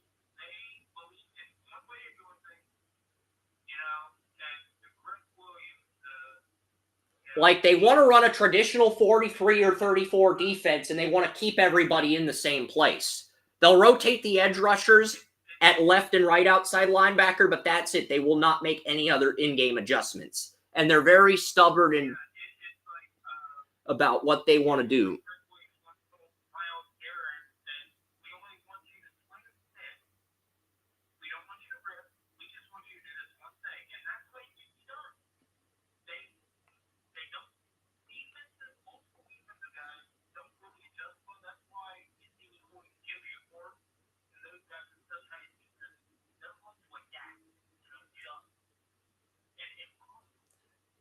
And the Ravens are doing the same thing. Look at the Ravens. They shifted their corners. They put their number 2 corner, Brandon. They put the corner they took out of SMU on Calvin Ridley, and it worked. And then they put Humphrey in the number 2 receiver, and they were able to shut down the Jaguars' offense. And now they've got Nate Wiggins. So they got Arthur Mallett still at nickel. So that's the thing. They can shift their corners. The Browns shift their corners. A lot of the better teams are evolving their mindset. And the Giants don't do that. And because the Giants don't do that, teams are just going to triple team Dexter Lawrence because his defensive ends are Raheem Nunez-Roches, who I like as a rotational pass rusher. I like him as a left end against right guards. I think I like him against right guards, not named Zach Martin. I think he can do all right against the right guard.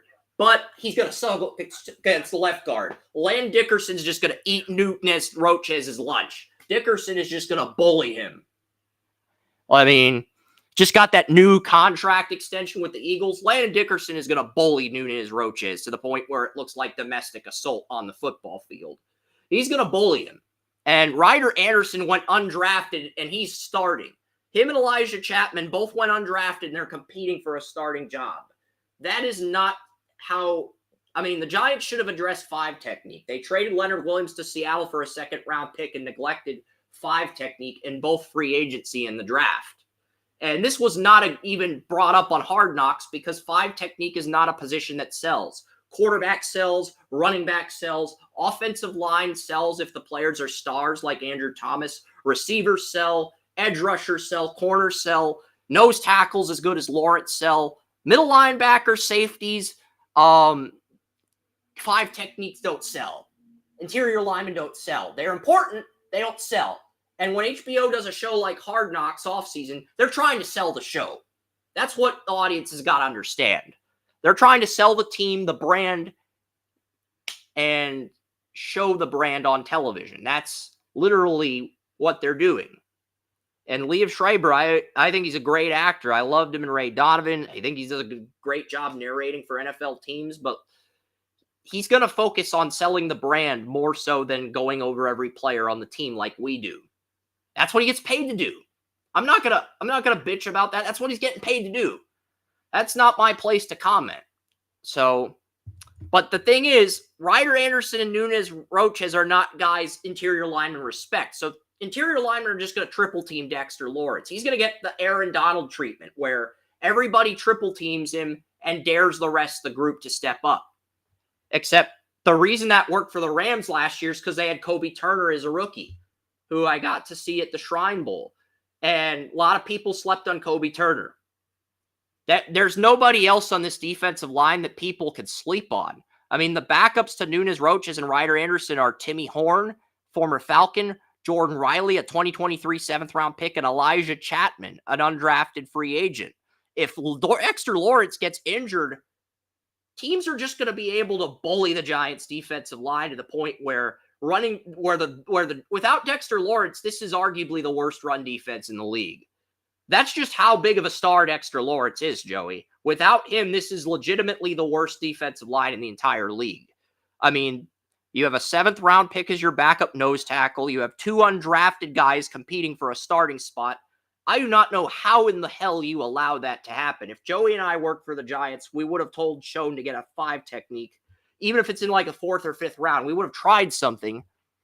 I mean, Timmy Horn, I feel like he's a good 3rd stringer, but not a backup. This is just a bad situation. I would start Boogie Basham on this defensive line. I mean, Boogie Basham's a situational edge, but here's the thing. They have Thibodeau at right outside linebacker. Burns is the backup left outside linebacker. Azeez Ujulari's the situational pass rusher. Boogie Basham's the number 4 edge rusher. I would start Boogie Basham next to Lawrence because this Giants defensive line is that putrid. To where I think if you started Basham, you really couldn't do any worse than you would right now. I would take Basham over these undrafted guys at 34 left in, but that's just me. And the crazy part is we agree on that. We've seen Boogie Basham enough at Wake Forest and the Bills to where we're in agreement on that.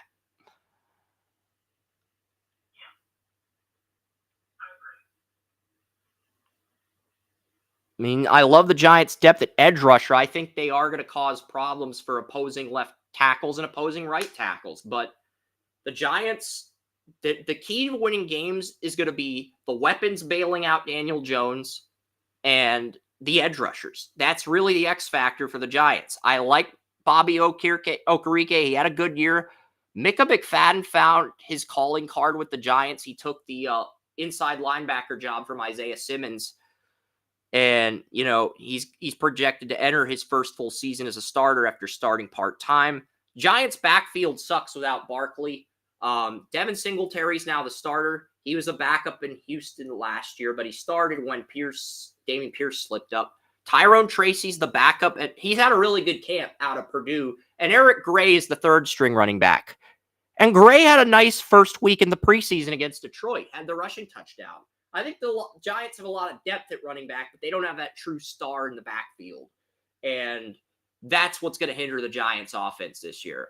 But as far as the defense goes, I think they're really deep at edge rusher, but I would start Basham on the defensive line because your defensive line is putrid outside of Lawrence. I like Nunez Roches, but the rest of this defensive line, Ryder Anderson's probably a backup, competing for a backup job. You got third stringers on the second team. So you got a backup at 34 left end, and you got third stringers on your second team. That's a recipe for disaster. If Dex Lawrence gets injured, this is the worst defensive line in the league. This is a defensive line that the Browns can manhandle with their backups. Not their starters, their freaking backups. That should say something about how good Dex Lawrence is.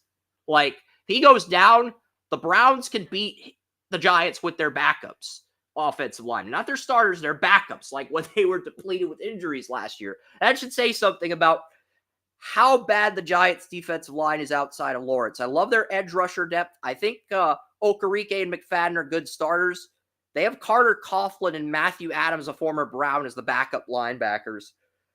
I don't trust their inside linebacker depth, but I like Okereke and McFadden to where I think they'll be okay as long as they're healthy. They've got Deontay Banks as their number one field corner. Their number two corner is going to be Cordell Flott, who I liked coming in the 22 draft, but he really didn't get a lot of playing time.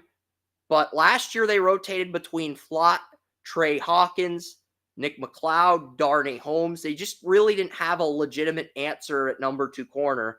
And they drafted Drew Phillips with the intent of getting a nickel corner. And Isaiah Simmons is listed as the backup nickel corner. Simmons was a linebacker and safety at Clemson. And he basically said Isaiah Simmons has zero value as an inside linebacker. If you think Isaiah Simmons, a former Butkus Award winner, has zero value, you need to trade him. Putting him at backup nickel corner, a position he has no experience at, is a really horrible coaching decision. I do not trust. I love Vrabel in Tennessee. I just don't trust Shane Bowen, the defensive coordinator of the Giants. And the reality is Shane Bowen is going to try to rectify this Giants defense, bring it back to the Bill Belichick glory days under Parcells. Will probably fail, but Burns and Thibodeau could both have 10 sacks. I could even see Ojulari and Basham having 5 to 7 sacks off the bench as backup edge rushers. Like, the Giants' edge rushers are the one strength of the defense. But Giants' outlook's very simple, Joey. Dane Belton and Pinnock are downgrades with Xavier McKinney gone. And Tyler Nubin is...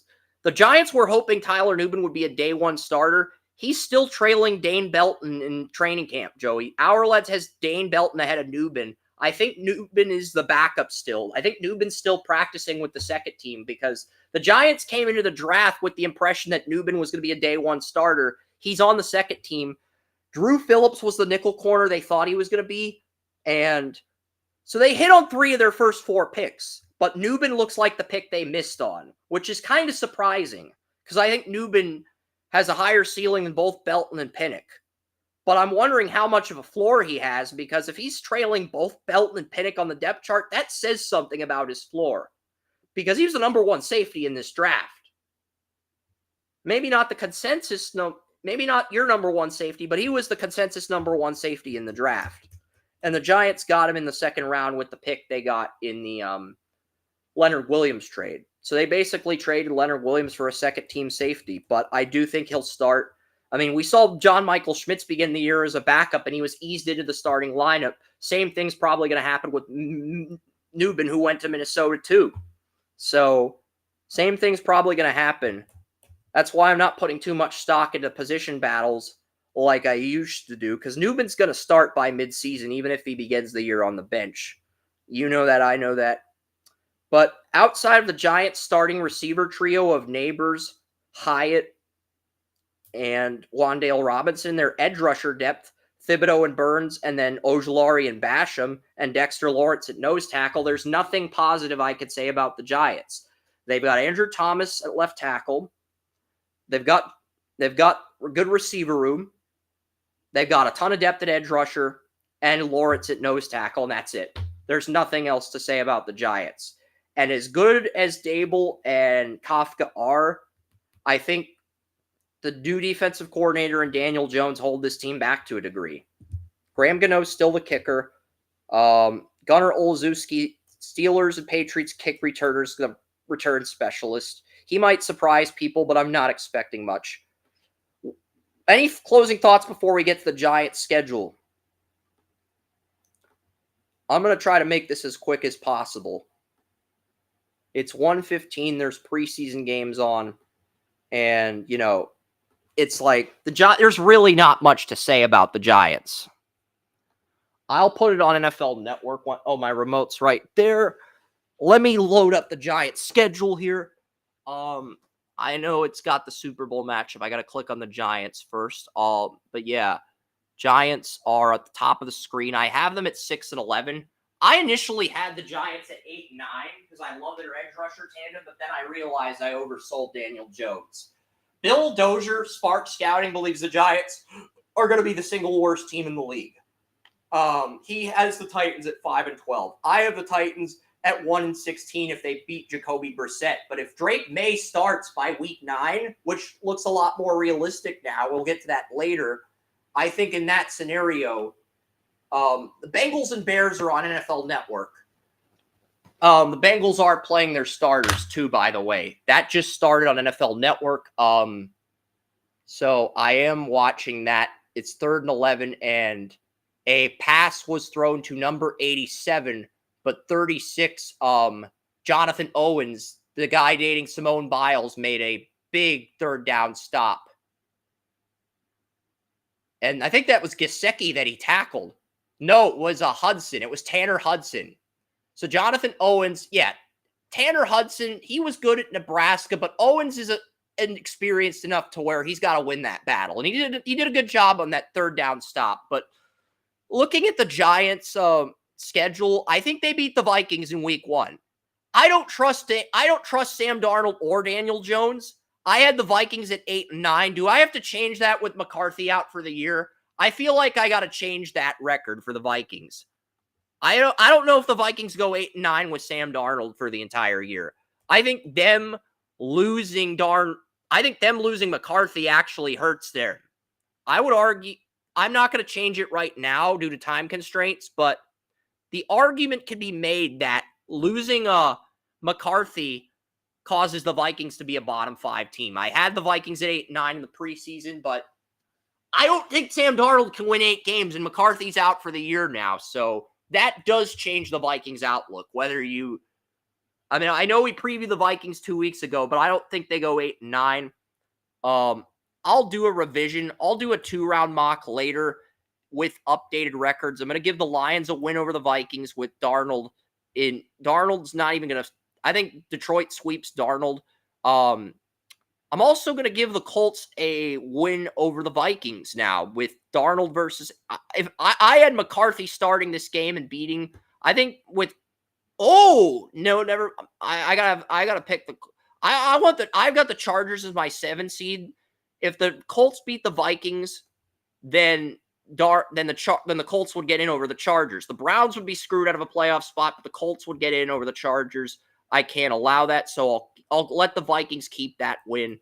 I think Sam Darnold can beat Will Levis on the road in Tennessee, but that does feel more and more like a pick'em game. Kyler Murray beats Sam Darnold in Week 13. Kirk Cousins beats the Vikings now. I think Penix could beat Sam Darnold. Penix has had a good preseason. The Vikings are now at 5-12. This does alter things a little bit. I still think the Vikings beat Caleb Williams at home. Caleb Williams is going to have some games where he dominates like he played against the Bills, but he's also going to have some 3-interception games. I could see the Vikings having a 3-interception game on Monday Night Football against the Bears because that's like one of their Super Bowls. Packers are beating Minnesota now. Because Sam Darnold's sweeping...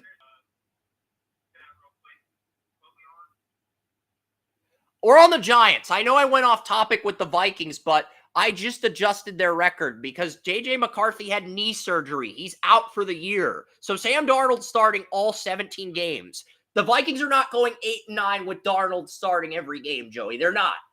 I had the Vikings at 8-9 because I thought McCarthy would take over. So I pivoted, went on a Vikings rant, and I've got the Vikings now at 4-13. So I've got the Vikings at 4-13. I've cut their win total in half, and I think that's a fair assessment. And that now makes the Vikings the worst NFC team, with Sam Darnold starting every game. And here's the ironic part. J.J. McCarthy looked every bit of what a top 10 pick. He was my number 4 quarterback. To be fair to McCarthy, he was my 3A ahead of Jayden Daniels. I had a 97 on both McCarthy and Jayden Daniels for potential. They were tied for the same ceiling grade, but Jayden Daniels won the Heisman. He had the better deep ball, so that gave him the tiebreaker. But I think McCarthy was more consistent with his progressions. McCarthy went in there the next day, like, I feel a little uncomfortable. They did the test, and it's like, you're only uncomfortable? Dude, you need to see even as a knee surgery. Because that kind of shows a little bit of toughness there on his part. The good news for the Vikings is they could probably get a star player in the draft now. Maybe a Will Johnson out of Michigan or a Benjamin Morrison out of Notre Dame. This will allow them to get that type of corner in the draft, and if they hit on that player and McCarthy, they could be back in 2020. 2024, 2025 is going to be brutal for Minnesota sports fans.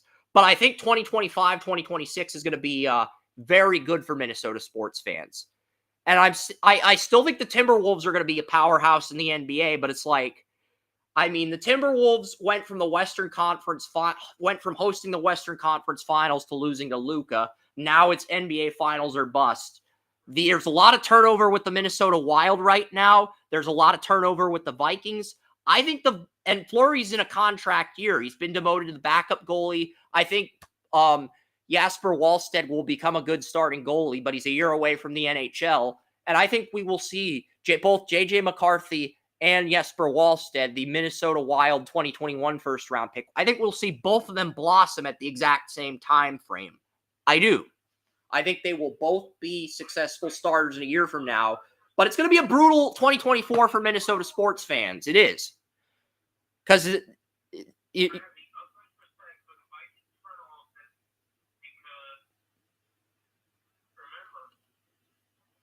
they were dealt a really bad hand. The understudy of Andrew Berry was dealt a really bad hand.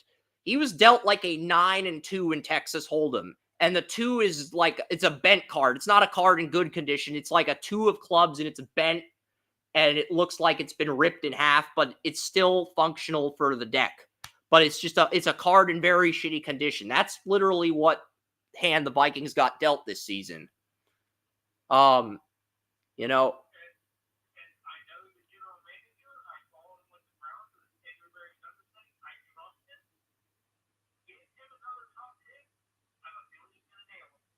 yeah, and you're looking at Vikings paid Darisaw. He's making more money at left tackle than Trent Williams now. And they paid Brian O'Neill at right tackle. They could draft a tackle, but he'd be a bookend. I don't think they're going to take a tackle in the draft. I don't think they're going to take a receiver. Their starting edge rusher tandem is Jonathan Greenard from the Texans and Dallas Turner. They're going to go corner, Joey. They're going to pick a corner. They've got stability at receiver with Addison and Justin Jefferson. They've got stability at tackle. They've got stability at edge rusher with Greenard and Dallas Turner.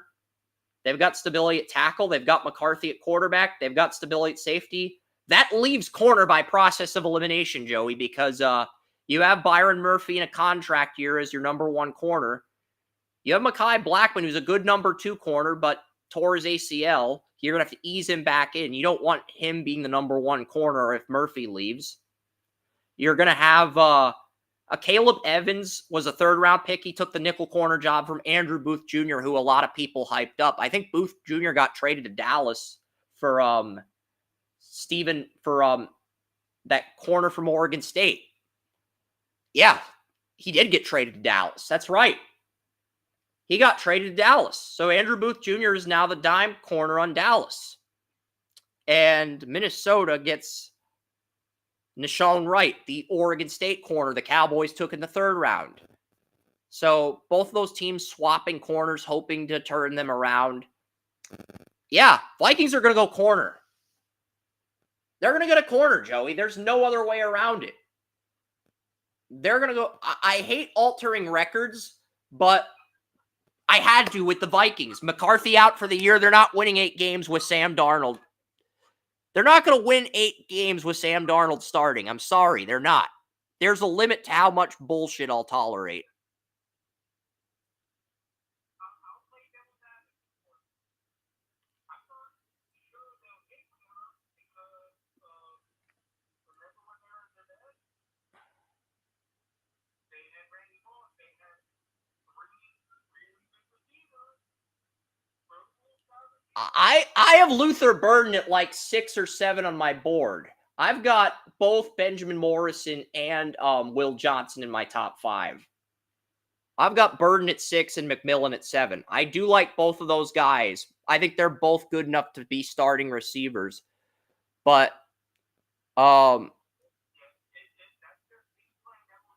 that's fair. The other option is edge rusher, but I don't think they're going to take an edge rusher to play screener after paying him. But logistically speaking, it's either a slot receiver or a corner. And that's the reason I mocked Travis Hunter, the Vikings, Joey, because he could play both.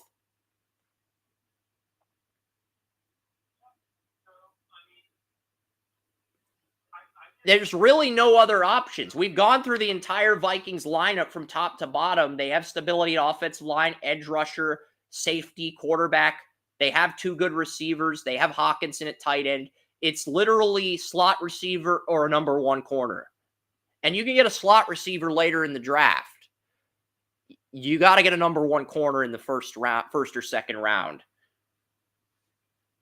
It's hard to get a number 1 corner outside of the first 2 rounds of the draft. It's very hard to pull that off. The Bengals did it with Cam Taylor-Britt in the 3rd round, but it's very hard to pull off as far as execution goes. The Ravens did it with Brandon Stevens, who's in a contract year. It's not impossible, but it's very hard to pull off to get a number 1 corner in the 3rd round.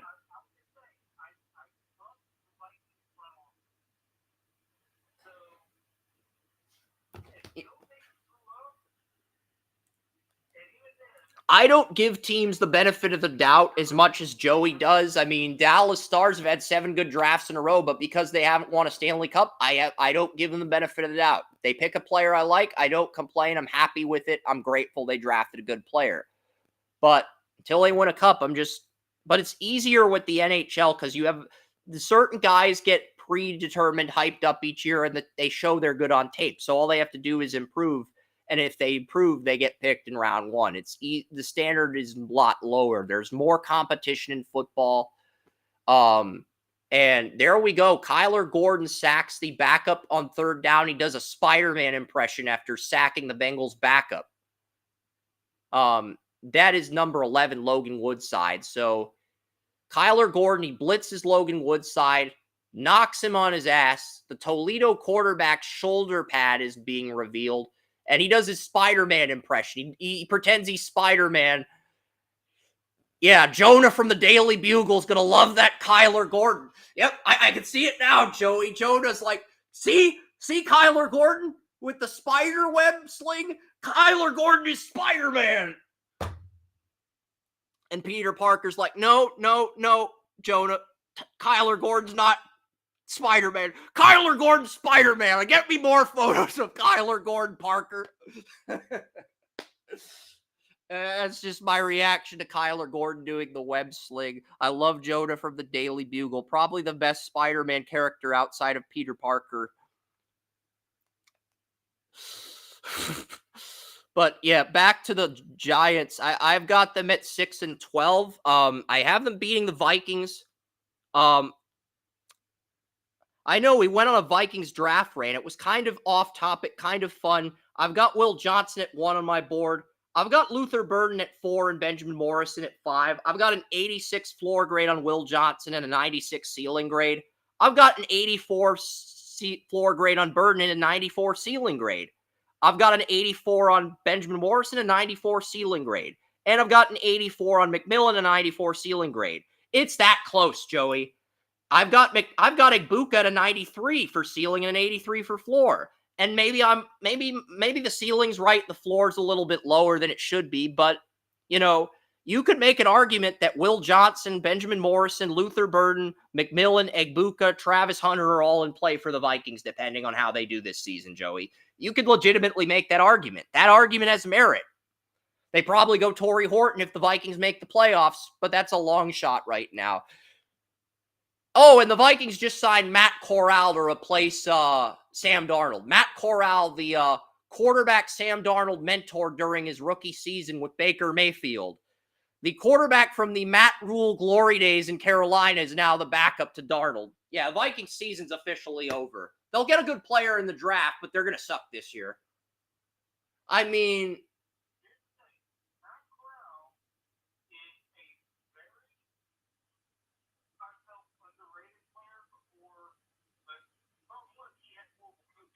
he had Matt Rule and he quit on the Patriots because he didn't like Belichick's ego. He hated Belichick's ego. And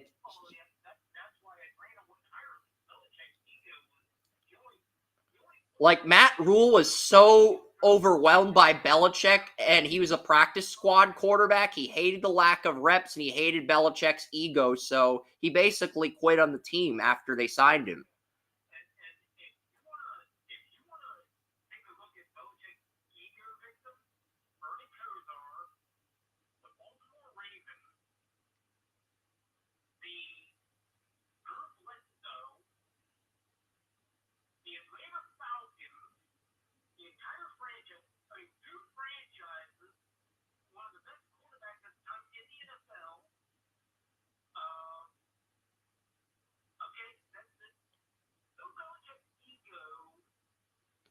Corral might have a moment where I don't think Corral's going to be a starter, but he might have a few games where he gels with Kevin O'Connell the same way Baker Mayfield gelled with McVay. And maybe that leads to him reviving his career as a backup.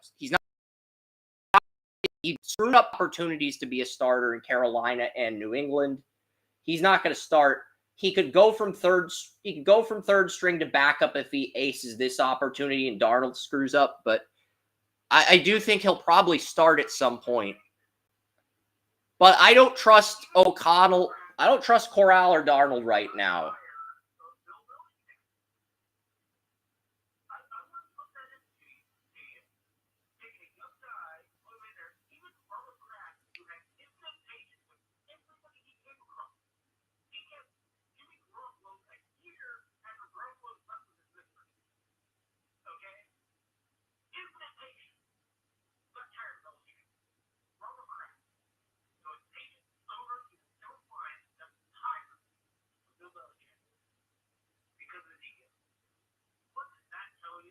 Well, Matt Corral's just had two horrible coaching situations with Matt Rule and Belichick. Kevin O'Connell's probably the one coach who can relate to him as a player, former San Diego State quarterback.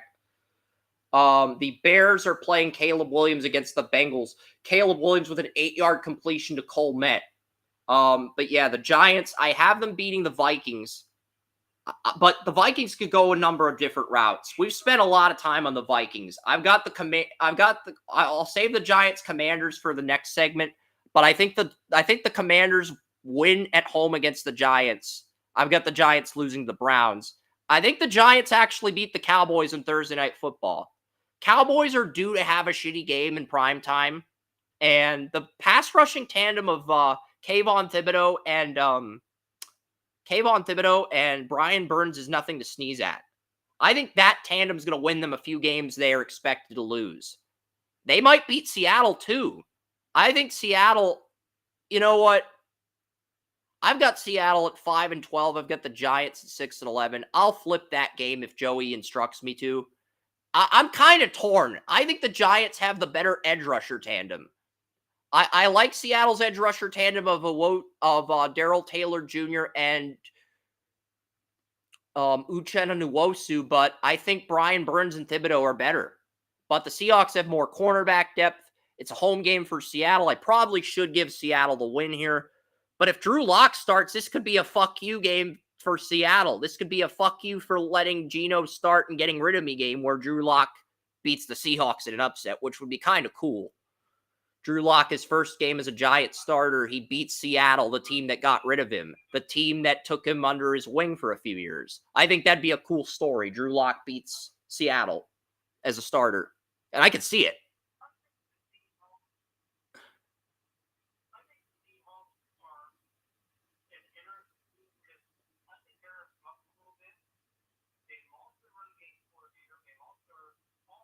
I don't trust Mike McDaniels as a head coach yet. I liked him as a defensive coordinator at Michigan. I thought he did a good job with the Ravens, but I don't think he's a good head coaching candidate. I think he's a year or two away from being ready for head coaching gig. And Seattle's got a bunch of floor quarterbacks. They don't have a high ceiling quarterback, but they have a lot of steady quarterbacks with good floors. Geno Smith, Sam Howell. They've got a lot of quarterbacks with good floors, but not a quarterback with a high ceiling. And even if the Seahawks do shitty, I don't think they're going to draft a quarterback in the first round with the uncertainty surrounding how raw a lot of these quarterbacks are at the moment. Because they have Geno under contract till 2026, and they have Howell under contract till 2026. It's a good problem to have, because Seattle can say, look, we think these quarterbacks, even though they have high ceilings, they have lower floors than our starters. They're not ready right now. So we either waste a pick and redshirt a quarterback, or we get a starter at a key position. And Schneider goes for day one starters in the early rounds. I don't think Geno is the long-term starter. That's like what I advocated for Howell all last year, because I saw a lot of positives in him, a lot of good things. And here's the thing. Even if Howell doesn't have a high ceiling, the thing with Howell is his floor is better than Shedeur Sanders, Carson Beck, or Quinn Ewers. I'm not trying to interrupt. I know I'm talking over you, but Howell's floor is better than any quarterback in the 25 draft right now. Same with Geno Smith. So Well, that's the thing. He does have a high ceiling. He was very good. He could be a star in this league. I'd say he could be an above average. I think he's a high-end backup, average to above average starter. I don't think he's a high-end star, but he has moments where he looks like one. An above-average starter. I think he'll be an above-average starter, but he should start being star potential.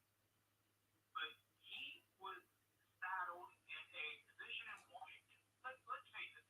Nobody was going to compete under that ownership, under that front office. It wasn't going to happen. And when new ownership came in, they just wanted to clean house.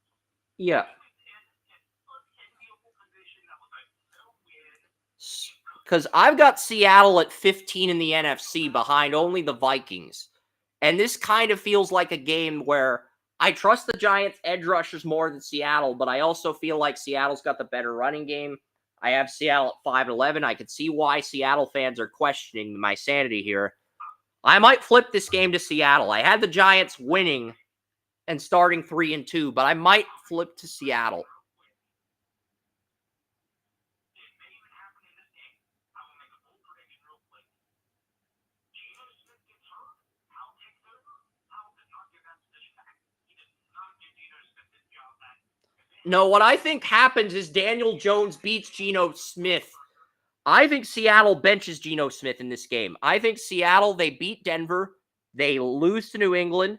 They beat Miami in an upset, and they lose to Detroit, a team they've beaten at Ford Field on Monday night.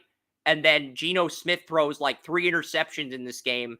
And the Seahawks basically decide to start Sam Howell on Thursday night against the Niners. They make the switch in week. Or maybe Geno gets hurt. See, I think Drew Lock has a better chance of beating Seattle than Sam Howell does of starting. But it's interesting. I think Drew Lock could beat Seattle. You think Sam Howell could beat Daniel Jones. We're going in opposite directions, but we both think highly of the backups. You know, like, it's interesting in that respect. But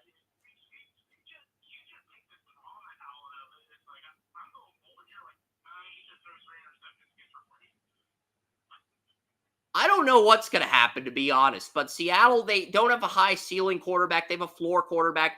And a floor quarterback, if he wins the turnover battle, can get you wins, but he's not going to win you games in the playoffs.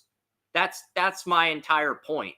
But regardless, I think the Giants. I'm gonna keep the Giants here because I think Jones, he's playing for his job. Geno Smith, I mean, I think Seattle's going to pretty much, I don't know. This does feel like a game that could go either way. I might flip this to Seattle. The more I think about it, the more I'm on the fence. Because the Giants are going to have extra rest. After playing Dallas, they're going to have extra time to prepare for Seattle. So, and prepare for the West Coast, prepare for the altitude. They're going to have extra time. That's an advantage. Extra time is a bigger advantage than most people realize. So I'm going to give the Giants the win, but I'm not a fan of the Giants, Seattle, or Minnesota. That might be the bottom three in the NFC this year. But let's get back to the Giants here. I will keep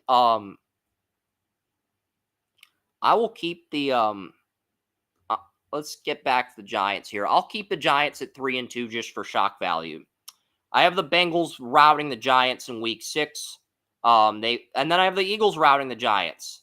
I also have the Steelers beating the Giants. So the Giants go from 1-0 to 2-2 after losing the Browns to 3-2 to 3-4. And then they beat the Giants, beat the Commanders and the Panthers, and are 5-4 entering the bye week. So I think the Giants are going to make things interesting. They start 1-0. They get to 3-2 after losing the Browns. They fall to 3-5, and then they get back to 500 entering the bye week. And then they only win one game against the Saints in week 14, and they lose every other game. They got to host Tampa. They're going to lose to Baker. They host they travel to Dallas on Thanksgiving. They host the Saints, who I think they can beat if Dennis Allen gets fired. They host the Ravens. They're going to lose that. They travel to Atlanta. They host the Colts. They can win that game, but they got to win the turnover battle against the Colts. And if Richardson's healthy, I like the Colts. And then the Eagles in Philly, they're going to lose that. The Giants' back half is brutal. The front half is early. I've got the Giants at 6-11, but if they lose the Vikings like Joey predicted and they lose to Seattle, Simulator decided to give the Giants a tie against the Bengals. Bad Simulator. You do not give the Bengals a tie against the Giants. You do not disrespect the Tiger King in the AFC North, Joe Burrow, like that. Bad Simulator. The Simulator decided to change the Giants-Bengals game to a tie. The Simulator, I had the Bengals winning, and the Simulator decided to change the score of the Bengals-Giants game to a tie. That's not happening. Bengals and Giants are not tying.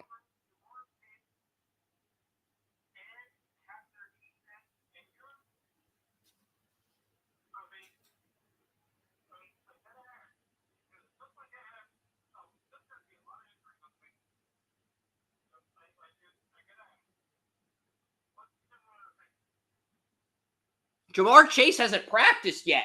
He thinks he's entitled to a new contract. And I get it. He's a top 5 receiver in the league. But him not practicing with Burrow, the Bengals offense might be rusty the first few weeks. Swipa, the graphic designer for the podcast, he has the Patriots beating the Bengals in week 1. I don't think it happens, but we get to the Commanders. It's almost 2 p.m. We got to get to the Commanders.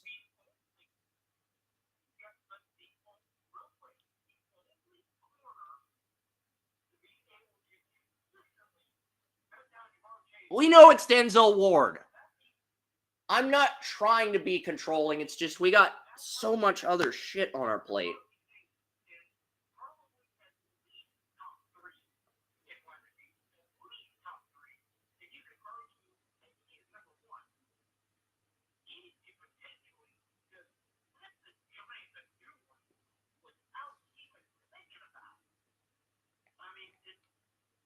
I mean, is it could Jamar Chase get 300 yards against the Giants?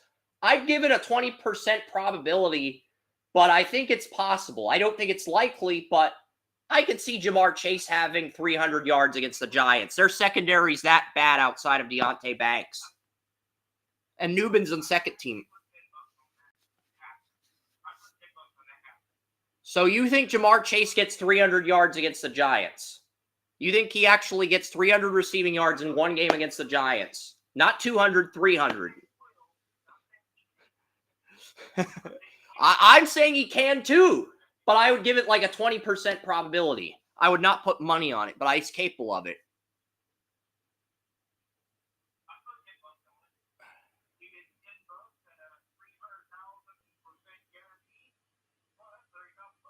Yeah.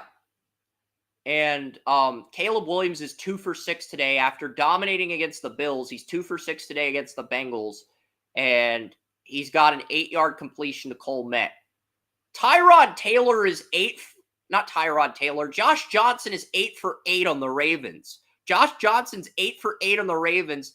Daniel Jones is as well. Interceptions against the Texans. 2 in the first quarter. So that should say all we need to say about Daniel Jones. He's already thrown 2 picks in the first quarter. Like, I know we're getting off topic. I've got the Commanders screen ready to go.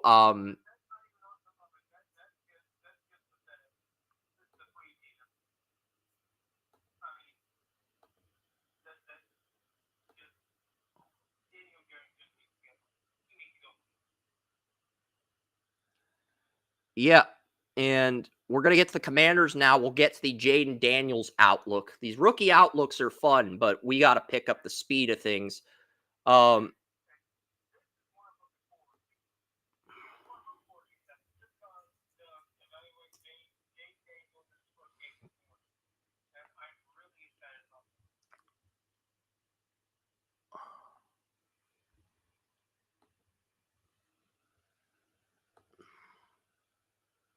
All right, so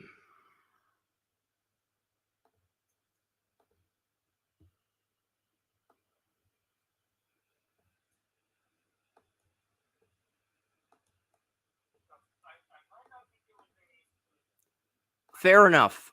And the restream, there were multiple screens. So that's why I screen shared later, but I'm not going to go back and do it. I've got the Giants at 6-11. We're on to the Commanders now.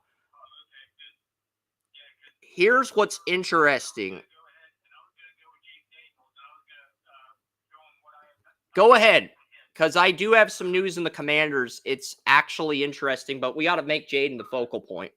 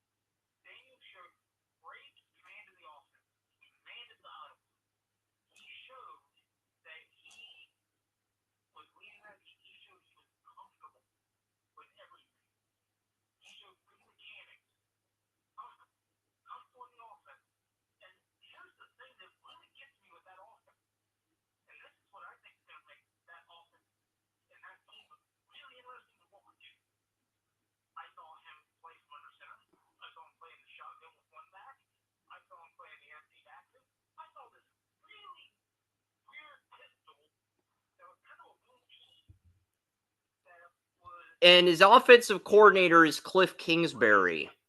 I mean, Kingsbury, he had Kyler Murray and Mahomes. He couldn't get the most out of them. What is he going to do with Jayden Daniels?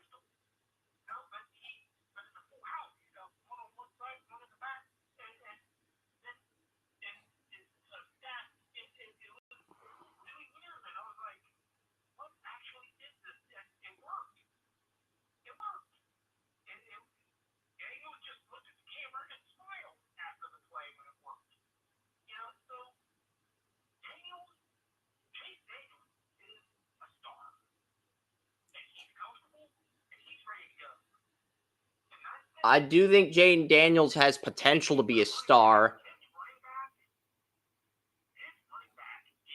He's got two good running backs, Joey. Let me go through the projections for Jayden Daniels first, then we'll break down the supporting cast, all right? I want you to continue this rant. You've done a great job. I will reward you by complimenting you because I'm enjoying this dialogue. I'm enjoying letting you take the lead on this. But here are the projections for Jayden Daniels.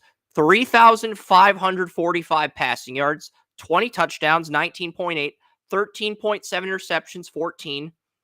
And he's also projected to have 576 rushing yards, 5 rushing touchdowns, and 4 fumbles. 2 of those fumbles will be recovered by the defense.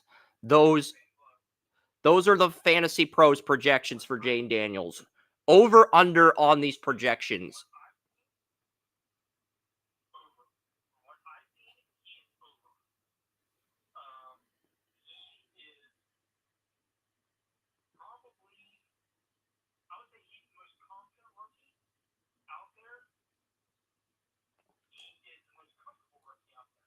It's funny because NFL Network was asking Bucky Brooks and Jeremiah which rookie's going to have more success this year. Brooks talked about Caleb Williams, how dominant he was against Buffalo. He struggled against the Bengals today, still playing in the second quarter, hasn't scored on this defense yet. Caleb throws a bomb.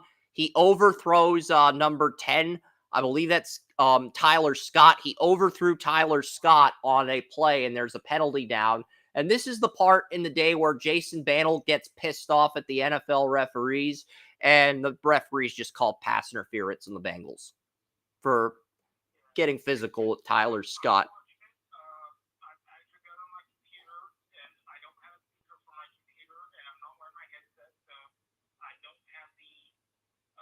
I have the game on TV, but I have it on mute because if I have the volume on in the background, I will get penalized. I had the volume on during the NBA draft. I got a one-day suspension from I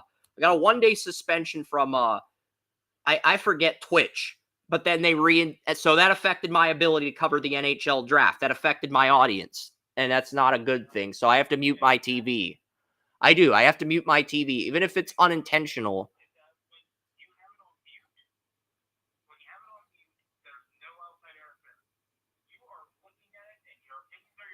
Yeah. Because when Joey's watching a draft, he'll have the TV on, but he'll have the volume on low so he can hear everyone's opinions and try to gather a consensus on a player. He'll take what I'm saying about a player, what the media's saying about a player, what he likes about the player on film, and he'll try to form a consensus that's straight and to the point. Because there's...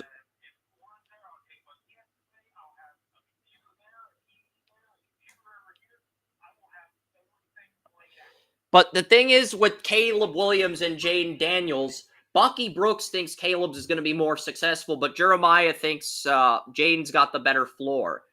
And what's interesting is I think I gave Caleb a 77 for floor, a 98 for ceiling. I gave Jayden a 76 for floor, but a 97 for ceiling, but a 78 for floor. So I gave Jayden a higher floor grade than Drake May, but I gave him a lower ceiling grade than May by like 1 point. But many are arguing Daniels is a better floor than Caleb. I haven't seen Jaleb enough to confirm that, but that you seem to be in agreement with Jeremiah. I'm in agreement with Bucky for now, but I am paying closer attention to Washington now because I think Jaden's going to have some games where he just goes off. I had Caleb Williams 1, Jayden Daniels 2. I had what's the name for the Broncos 3, and then Drake May 4 coming after week 1. That's interesting because the Broncos had Nix at 3 too. I had May at 2. I had Jayden Daniels and McCarthy tied at 3. I had Penix at 5 and Bo Nix at number 6. But the Broncos had Caleb at 1, and I don't know who else they had ahead of Nix. I'm guessing it was Daniels or May, but we'll never get that intel. The Broncos are going to keep that information top secret. Well, this was after week 1. The thing is, though, May had a very good week 2. He did. But his week 1, he only had one series, and it was only good play. He went 2 for 3 in one series. Not enough of sample size to gather him. But he went 2 for 3. He threw a screen pass on 3rd and 12, and he also threw an incompletion on 3rd down. But he went 2 for 3 on a 6-play drive. He went 2 for 3 on a 6-play drive, which was his only possession of the game against the Panthers last week.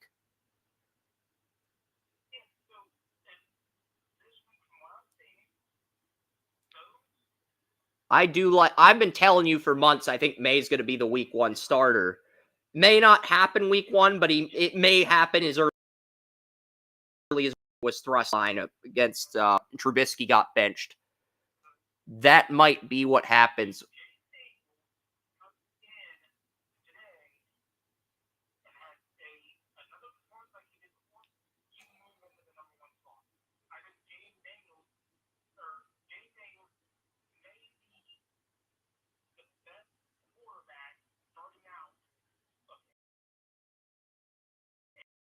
Redskins had RG3 as a rookie. RG3 had the best rookie year. He wasn't the best quarterback, but he had the best rookie year.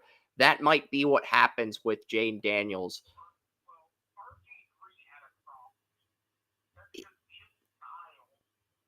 Yeah.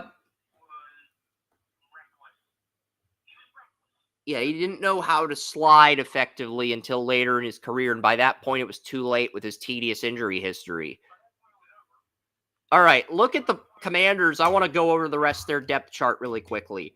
McLaurin's the number 1 flanker receiver, but there's a wide open competition for the number 2 job. Jahan Dotson, the 22 first-round pick, has underachieved for the 3rd year in a row. Zacchaeus is taking targets away from him. Diami Brown, who was supposed to be the number 4 receiver. Actually, Diami Brown entered training camp as the slot receiver. Zacchaeus has not just jumped Diami Brown, he's also outperformed Dotson. And Luke McCaffrey. So Luke, even though Dotson's listed as the right wide receiver on our lads, Zacchaeus and McCaffrey have been praised by Dan Quinn in camp. And when he talked about guys who he expected more from but have disappointed, he mentioned Dotson and Diami Brown. He said Crowder was okay. He's been better. But Diami Brown and Dotson were the 2 weak links. So there's a scenario where Jahan Dotson becomes a backup or he gets traded to another team after being a first-round pick, because right now, Dotson and Brown are the 2 worst receivers. That's kind of surprising to hear, Joey, you know? Because he had a promising rookie year. He had a sophomore slump, but I didn't think he'd be this bad in year 3.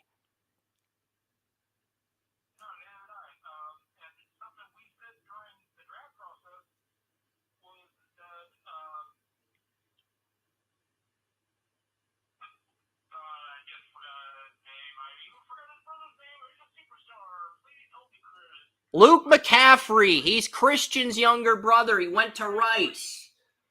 I forgot their entire family. I'm so sorry, people. But we said that McCaffrey was going to be, he was a decent player, decent prospect. We didn't know he'd get drafted. We didn't even know he'd get I knew he was going to get drafted, Joey. Are you kidding me with this shit? I had him in the 4th round, but he was a guy that I viewed as a guy who could develop into a slot receiver. I wasn't sure he'd start right away, but I knew he had the ceiling to be an effective starter. I liked him at Rice. I didn't know what his floor was going to be. I thought he had the floor to be a slot receiver, like a number 3. I never said he'd be a number 1 or number 2. I thought he had enough of a ceiling to be a good slot receiver. That was my initial impression of McCaffrey. Well, the point was, we didn't know when he'd be drafted, how he'd be drafted, if he'd be drafted. I knew he was going to be drafted. I told you about him in the receiver rankings last year, but you talk about the NFL more than college, man. But nobody knew he was going to be drafted because he was a late-round prospect or late-round prospect. No.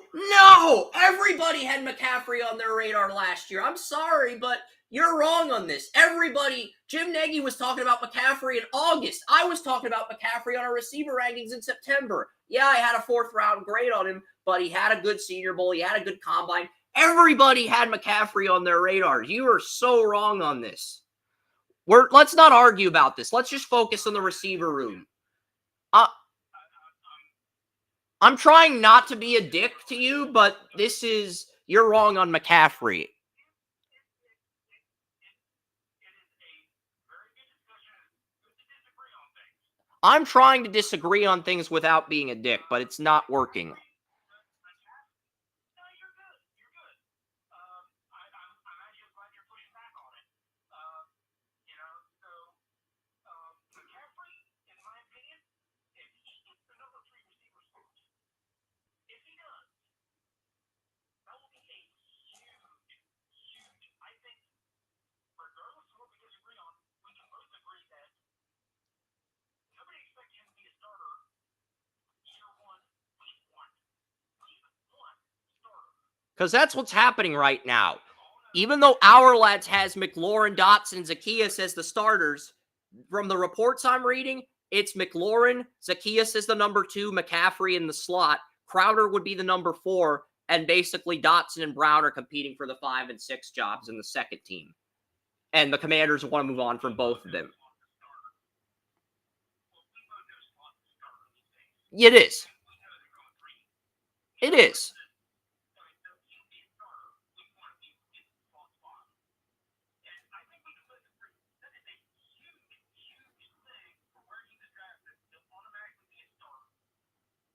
I feel like if the other good news is Brandon Coleman, the TCU left tackle, who many projected to kick inside to guard due to his short arms, is the starting left tackle. He has not relinquished the first team left tackle job yet. Not only did he supplant Cornelius Lucas, he's the left tackle. He's the blind side for Jayden Daniels. I think he'd have more success at guard, but they have Nick Allegretti, the Chiefs' backup left guard, as the starting left guard on a 1-year contract. So if Coleman struggles at left tackle and Allegretti struggles at left guard, Washington can just draft a left tackle and kick Coleman inside the left guard, and there will be no drop-off. Everything will be cool. And Jayden Daniels will have better protection in year 2.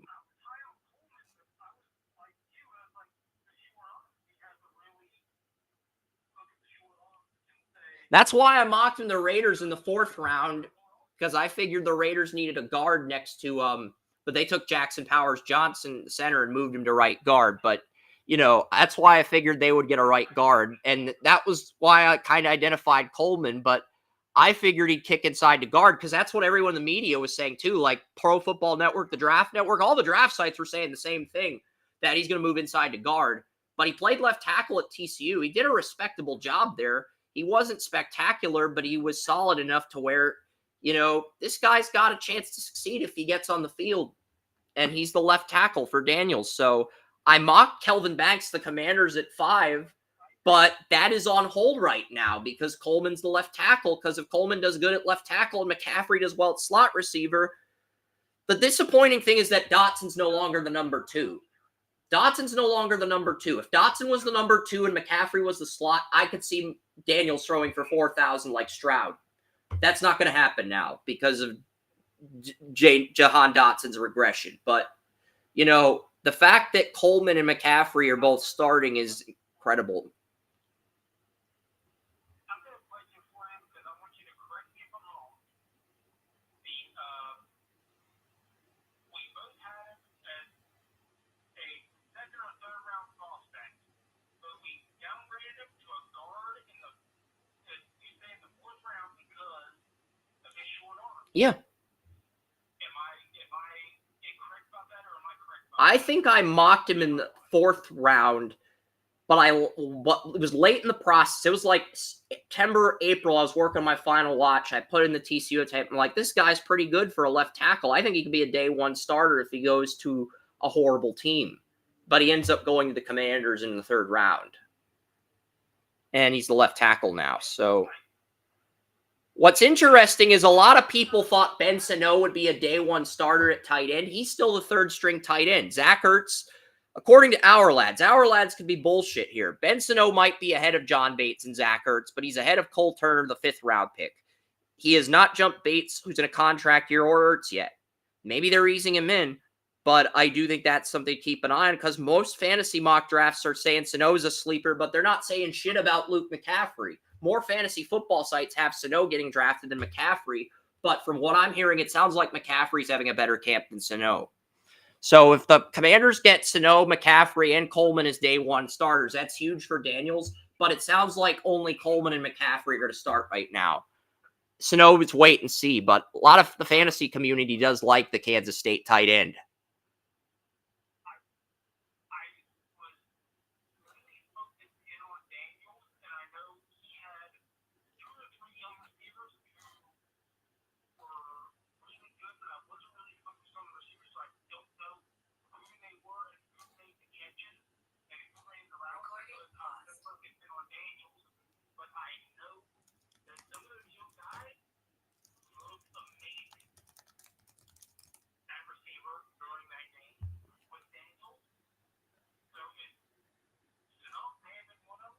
Sanat was the tight end on Kansas State. He was the tight end on Kansas State. And I had a 4th round grade on him, but he was like my number 5 or 6 tight end. You know, my top 4 last year was, I had Jatavian Sanders at 2 behind Bowers. He fell to around 4. I had Stover at 3. He got picked by the Texans in the 3rd round. He's had a good preseason.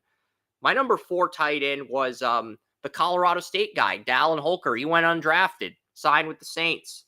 And Sano was like my number 5 or 6 tight end, but I had him as a backup, a high-end number 2 tight end. There were a lot of people saying he's the best tight end in the draft, not named Brock Bowers. The Senior Bowl was saying that. A lot of sites were hyping up Ben Sano. I didn't buy the hype. I thought it was bullshit. If this depth chart Hourlets has is accurate, it means he's a 3rd string tight end. I'm willing to bet he's in the process of jumping John Bates. Zach Ertz will probably open up the year, but Zach Ertz has been rusty the last 2 years. I mean, he struggled in Arizona with freaking Trey McBride on the bench. I mean, he held McBride back the last 2 years. I mean, let's face it, if he dropped a touchdown pass that Dobbs threw to him in the opener, Zach Ertz, he dropped the touchdown. Dobbs threw an accurate ball, and all Zach Ertz had to do was catch the ball, and he couldn't catch a ball that Dobbs threw to him, and he's still starting at tight end. I get it. He had a high ceiling at Stanford, but he keeps getting chance after chance. And he was great on the Eagles until Dallas Goedert arrived. He got his Super Bowl ring. I'm happy for him, but after Goedert supplanted him, he was a good number 2 tight end in Philly, but he struggled everywhere else he's gone. And yeah, he was a good tight end. He deserved a second chance as a starter. He screwed up in Arizona. He lost the tight end job to McBride. There's a reason he lost that. I think he's just there until Sano gets eased in because tight ends have more responsibilities as receivers. They got to block too. It's like, that's mainly why he's here.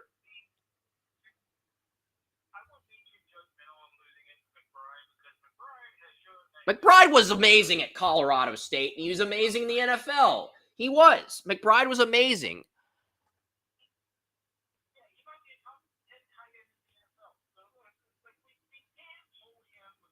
And the thing is, rookies got to learn a lot of concepts. Cole Met did not start as a rookie. Cole Met, we loved him coming out of Notre Dame, but I think the Bears had a veteran tight end at the time, and they were more comfortable with the veteran than Cole Met, so they eased him in. I think it was Martellus Bennett. I think it may have been Martellus Bennett. I don't remember who it was. It may have been Martellus Bennett. He former Packer. He signed with the Bears, and they started him for a year to ease him in so that they didn't have to rush him, and it worked out great for and the Cardinals did the same thing with McBride. with Zach Ertz. And now we're seeing the Commanders probably do the same thing with Sano. I do like Ertz. I've always liked Ertz. But Ertz is at that point in his career. Where if he screws up again, he's probably not going to get another starting job at tight end. He's at the point where he's getting that third chance like Austin Hooper, and he's a better tight end than Hooper at Stanford and in the NFL. He's a much better tight end than. I don't think Ertz has ever screwed up. I think since he left the Eagles, he's been used as a stopgap for younger receivers. Yeah. Tight end. And that's not a bad thing, but that is also a position as a veteran you really don't want to be in because sooner or later you're going to get around there and say, well, there's going to be a tight end run, and there's not going to be anything stopgap. Yeah. So I think he's in a very interesting position where he's a very good tight end, but he's been used as a stopgap to the point that he may end up not having a stopgap because you and I both know tight ends are starting to really come on. We got a lot of good young ones. And once he's no longer able to use the stopgap, he's going to be a backup. And that's nothing against him, but that is where he has placed himself, is that he is signed with places where he knowingly knows he's going to be a stopgap tight end. And he has placed himself in that. But he's still a reliable tight end. He was in the 2013 draft, had two really good tight ends, Tyler Eifert and Ertz. And most people thought Eifert was going to be better than Ertz. And initially that was the case, but Ertz has had the better NFL career. He won a Super Bowl with the Eagles, and he's still a stopgap tight end. But looking at Commanders' offensive line, outside of Brandon Coleman, they have a bunch of free agents. They have Sam Cosmi in a contract year. Cosmi started out as I think he was a left tackle his rookie year. Then they moved him to right tackle, and then they moved him to right guard. And he's on his leash. They have Allegretti at left guard, the Chiefs' backup left guard. He wanted his chance to start. Washington was willing to start him. Kansas City wasn't. Tyler Baez, he was the Cowboys center. He had a lot of rapport with Dan Quinn, so he went to Washington because Washington gave him a chance. So that's the offensive line. I do have some questions about the offensive line, but there are a bunch of effective starters. But how Coleman develops is really going to determine how this group does. Because if Coleman is dominating, I think the veterans are going to see Coleman. The veterans are going to, if Coleman does well, the veterans are going to see Coleman, and they're going to feed off that energy. It's going to be like a domino effect. If Cole...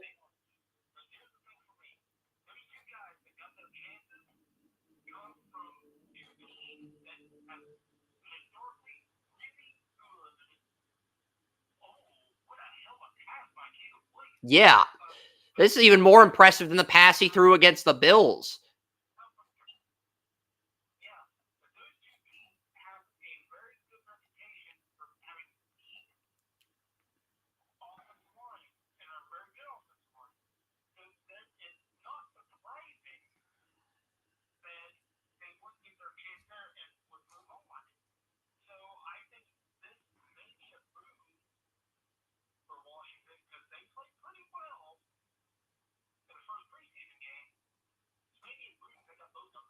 Yep.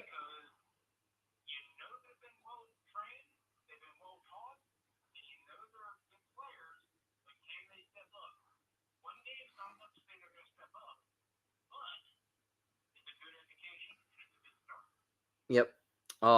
Commanders backup to Jayden Daniels is Marcus Mariota. They have Driscoll and Hartman and McSorley all competing for roster spots.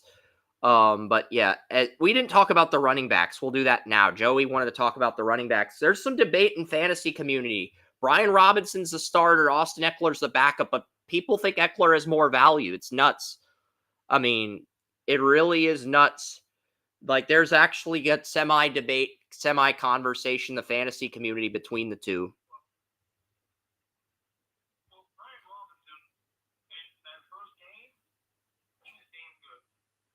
He was in the whole hard, and if somebody tried to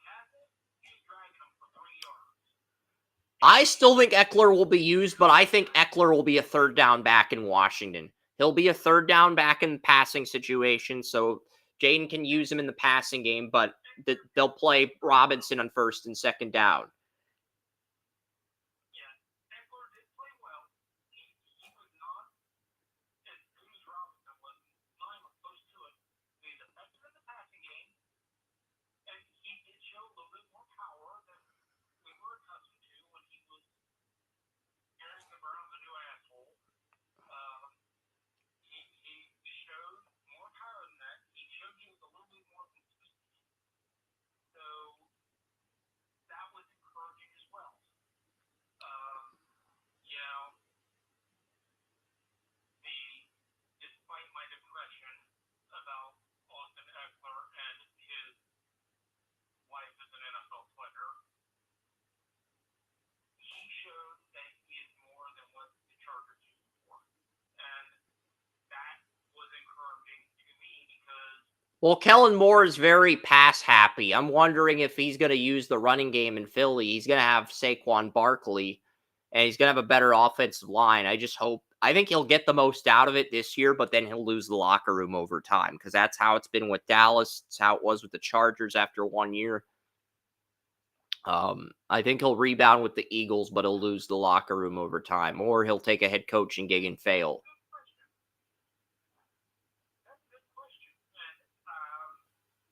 We're going to get to the Eagles next, but I want to get to the we can get to the Eagles or Cowboys next, but I want to get to the Commanders defense. They lost their two best edge rushers, Sweat and Chase Young. Replacing them are Clellan Ferrell and Dorrance Armstrong Jr. They also signed Fowler, two of Dan Quinn's defensive linemen, and KJ Henry. Those are the top four defensive ends. Not a 10-sack artist guy, but all effective run stuffers in their own right. All four guys are effective situational pass rushers on third down. So, like, maybe one out of every 10 third down attempts, you'll see one of those guys surprise people and get a sack. They will make some plays, but they're not a 10-sack guy in this pass rush. That's going to help quarterbacks in the NFC East as well as the rest of the league if they've got good left tackle play. But Dan Quinn's confidence in these guys is really what this says. The fact that Quinn signed this many free agents at edge rushers, he must have a lot of self-confidence that he can coach up guys who are familiar with the system. That's what this tells me.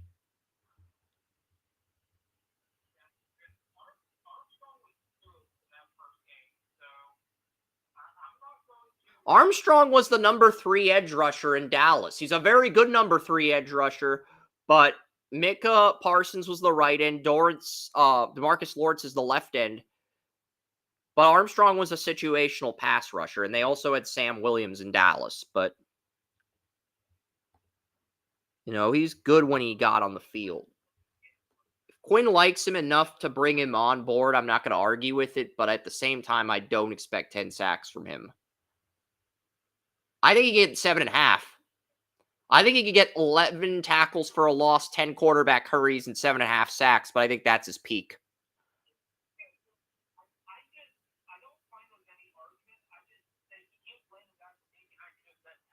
I'm not blaming Dan Quinn's thought process. I'm just saying that I don't think he's going to get 10 sacks. I still think he could get 10 quarterback hurries, 11 tackles for a loss, 7.5 sacks, but I don't think he's going to get 10 sacks. That's all I'm saying. But I can admire Dan Quinn's confidence in his guys, his backups.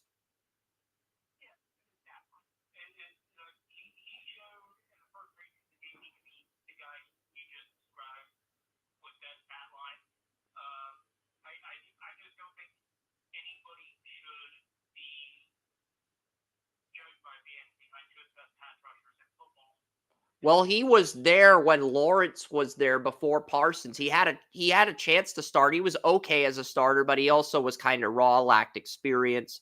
Now he's gotten more experience learning under those two.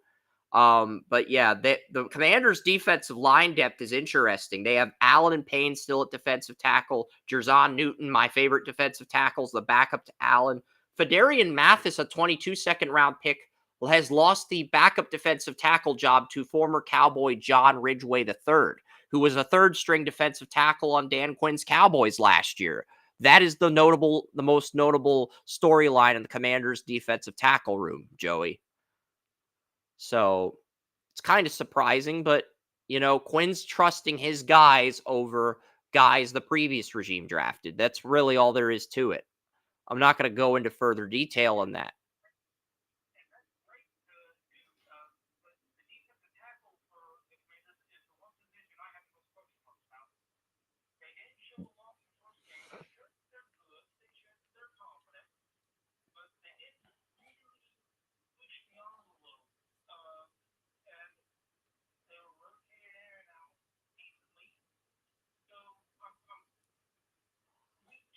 I felt like Allen could be a star coming out of Alabama. I liked Allen. I liked Payne, but the decision to pay them and not pay Montez Sweat set the franchise back to a degree, in my opinion.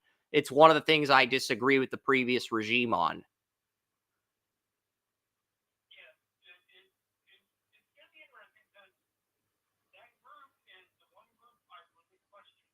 I mean, they're paying. I don't know if they can buy out either guy. And I like Newton, but he might not start. As long as Allen and Payne are healthy, he's not going to start. He's going to be learning. He's been playing situationally.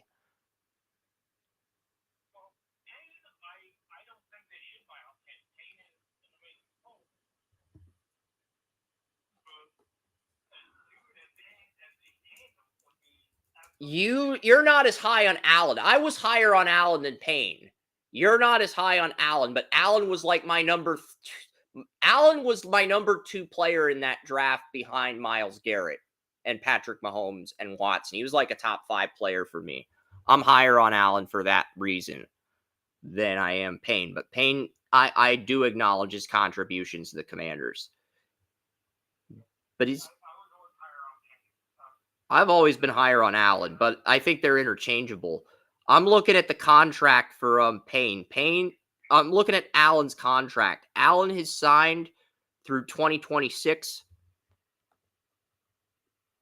He has a buyout next. He has a buyout of the Commanders save $17 million if they buy out Jonathan Allen. Jonathan Allen's dead cap is $12 million for this year. It's $6 million next year with a cap hit of $23 million. So the Commanders would save $17 million if they bought out Allen. Tony Mario talks out the buyouts. I completely ignored the buyout with Jonathan Allen because he's my favorite defensive tackle of the Commanders. But there's just another example of a potential buyout in the works. $17 million is a lot of money to get a quality free agent for Jayden Daniels. That's not hush money. That is. And if Newton impresses as a rookie, they're going to buy out Allen. The writing's on the wall, Joey. Like, Tony's always on top of the buyouts. This is one where I'm looking at the numbers and I'm like, okay, he's going to turn 30 in 2025. He's going to have a cap hit of $23 million, dead cap of $6 million. If Jerzon Newton shows a lot of potential as a rookie, there's no reason not to buy him out because you can do a lot with $17 million for Jayden Daniels. I love Allen. I think he deserves a shot to start at somewhere else if the Commanders buy him out. But I'm also looking at this thing and I'm saying, if Jerzon Newton does start down the road like I think he will, someone's going to get bought out at some point. Allen's turning 30. He saves $17 million. I think it's probably going to be Allen. I'll look at Payne's contract to double check some things here, but the writing looks like it's on the wall. It's hard to retain good talent in the NHL too. You could draft a rookie, give him an 8-year contract, but at some point, if you miss on a few draft picks, your window passes and you either have to overpay your core players or you have to let one of them go. Like, Winnipeg's in a tough spot. Their first-line left winger, Kyle Connors, at 2026 UFA. Gabe Velarde, their first-line right wingers in RFA next year. Cole Perfetti, their second-line right wingers in RFA. I love Nikolaj Ehlers. He's a very good second-line left winger, but he's a 2014 first-round pick in its contract year. And if you got 3 younger wingers all entering contract years next year, Ehlers is out. Especially, Ehlers only had 29 goals in 2017-2018. Colby Barlow, Winnipeg's 2023 first-round pick, is coming off back-to-back 40-goal seasons in the OHL. I'm wondering why the hell Barlow isn't in the NHL. If he has a third straight 40-goal season, Winnipeg's going to look really stupid for holding him back, but Barlow might be better than Ellers, and he'd be making a lot less money. $975,000 or $950,000 compared to $6 million, what you're paying Ellers. Ellers is out of Winnipeg. It looks like Allen's out of Washington too. He's a UFA in 2027. There is a potential out in there is a potential buyout in 2026. He just got extended. Washington can buy him out in 2025, but they would only save $370,000. They have a cap. Daron Payne is a cap hit of $26,170,000. He has a dead cap of $25 million in 2025. So you'd only save $370,000. That's it. You won't even save $1 million in dead cap. So they're not buying out Taylor. They're not buying out Payne. They might buy out Allen. They're not buying out Payne. If cutting Payne only saves $310,000, they're not cutting him. They're just not. From an economic standpoint, they're just not. That's the business side of football.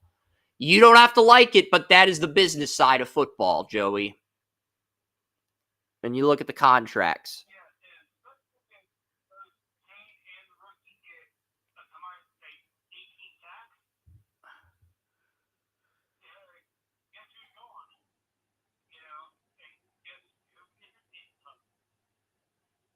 There's one of two ways this could happen. Jerzon Newton could be a backup for 2 years and then start in year 3 if Allen plays well enough to keep his job.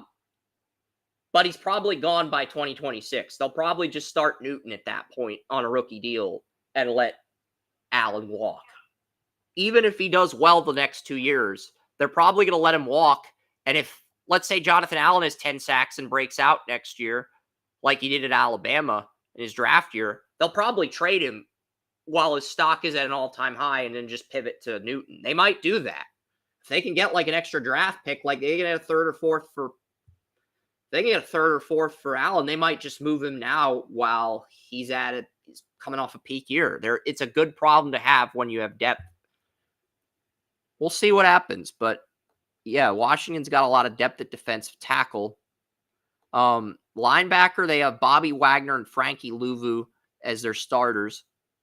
Washington's cornerback room is interesting. I don't think they have a true number one corner. Emmanuel Forbes looked good in the preseason, but he's listed as a backup on Our Lads. They have Benjamin St. Juste, who was the nickel last year's number one corner. That can't be right. Michael Davis, the Chargers' worst corner, is the number 2 corner. He's starting on the Commanders. Mike St. Ristel's the nickel. I don't know what the hell the Commanders are doing in the secondary. They have Jeremy Chin at strong safety. I like Chin as a rookie, but they moved him to linebacker in Carolina. I feel like Carolina mismanaged him. He was a really good strong safety his rookie year, but then they moved him to inside linebacker and nickel corner, and, it just fucked up his development. I think Chin could have a bounce back year at strong safety, but they have Quan Martin, 2023 second-round pick. Is that Joequan Martin, the Illinois safety? Joequan Martin, the Illinois safety, starting next to Jeremy Chin. I think it is. I'm just double-checking. Yes, it is. He was a Illinois. Yeah, Illinois. So, yeah. Larry Izzo's the special teams coach. They have Joe Witt Jr. as defensive coordinator. I think Quinn's going to be calling the plays, though. But, yeah. I've got the Commanders. Let's pull up the Our Lads schedule here, and then we'll get to the next team Joey wants to talk about. And this is just one division, folks. This is just one division. I accidentally clicked disable camera. I want to enable the camera. The computer's just slow. It's lagging. But yeah, we're at 4 hours on Restream. I did not think we'd be on the air this long. But I think the rookie outlooks are a big reason that the show's longer than usual. And I'm on deck in the fantasy draft, so I will make my picks at the end of the show. I will go through my options with Joey, and I will make my 2 picks and text Jason. We will do that at the very end of this lengthy NFL show. But we're going to pull up the Commanders' schedule here. I have the Commanders winning some games they're expected to lose, and I have them losing some games they're expected to win. I have them losing to Baker Mayfield and Tampa. They play in the boat, the pirate ship, week 1. Buccaneers did lose Carlton Davis. I actually am considering, this is one game I haven't predicted yet. I am considering the Commanders to cover the spread. I think it's going to be a shootout type game, either a 31-24 or 38-31 game where, because the one corner I feared and respected on the Bucs was Carlton Davis. I like Jamel Dean, but he's a number 2 nickel corner. Sean Bunting Murphy's gone. So unless Zion McCollum becomes the number 1 corner, and even if he does, I think McLaurin's going to win that matchup. I think McLaurin is going to dominate Zion McCollum. That's just my personal opinion. So that's a game I feel like it's going to be a shootout, and I think the Commanders cover the spread, but the Bucs win. That's my early take right now. But it's not final. That's one of the games I do not have. I have Jayden Daniels beating the Giants in week 2 to get to 1-1 after losing to Baker. I have the Bengals trouncing the Commanders in week 3. I have Kyler Murray playing I have Kyler Murray beating Jayden Daniels in week 4, inviting Jayden Daniels to play Call of Duty before Jayden Daniels declines a game invite. Speaking of the Onion, the Colts are playing the Cardinals. The Onion, the site Joey used to read, made a joke that Anthony Richardson's playing Call of Duty with Kyler Murray in the preseason. Like, they're just fucking around and shit. The Onion, I didn't think the Onion was still around. It's like, really? Guys, I know it's the preseason. I'm happy football's back too, but we really need to make articles on the Onion about Anthony Richardson and Kyler Murray playing Call of Duty in the preseason. Is this where we're at in 2024?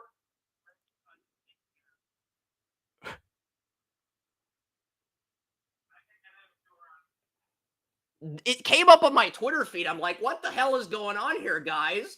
This is like something that the Babylon Bee would make up for clicks. It's like, guys, what the hell is going on here?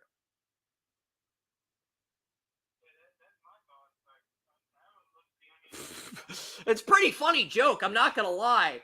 It's a great segue for a satire site. Anthony Richardson's playing Call of Duty with Kyler Murray since it's a preseason game. It's a great segue for a joke, but like so random.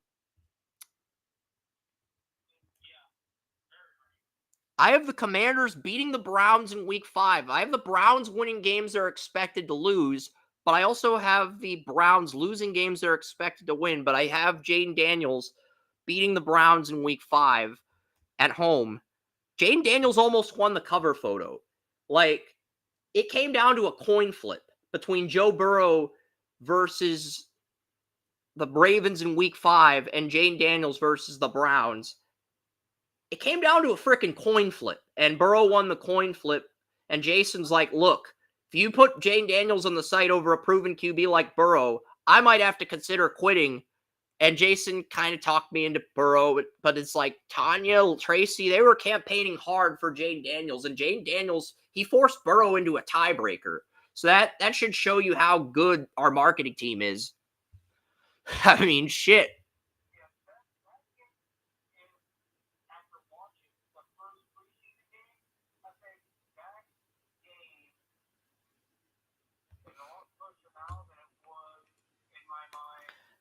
I only picked the Commanders because our staff was that confident they'd beat that Jayden Daniels would beat the Browns. Tanya and Tracy, they were that confident that Jayden Daniels would beat the Browns, and they wanted Jayden Daniels in Draft Utopia. So, you know, they want to market these star rookies. So I don't blame them.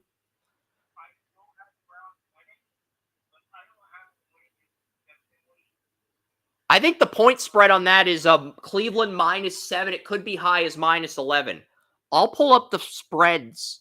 I texted you like a point spread sheet a few weeks ago. I'm going to pull that up now and see where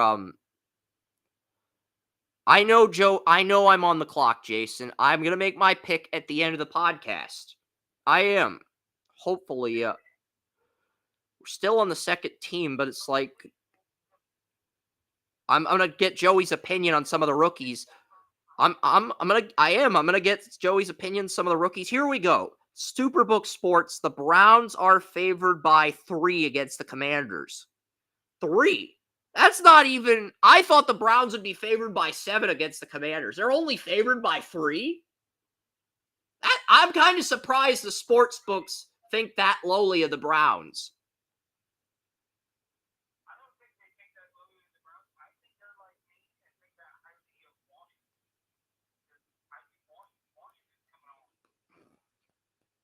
Washington, first game, they're coming. Washington is not a 10-point underdog in any game this season. They're +9 against the Ravens. That's the highest.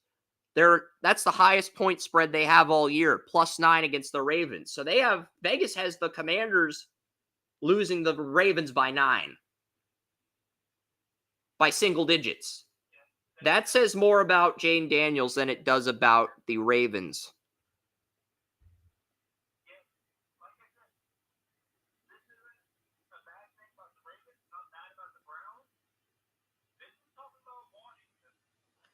And I do have Washington losing to the Ravens to drop to 2-4.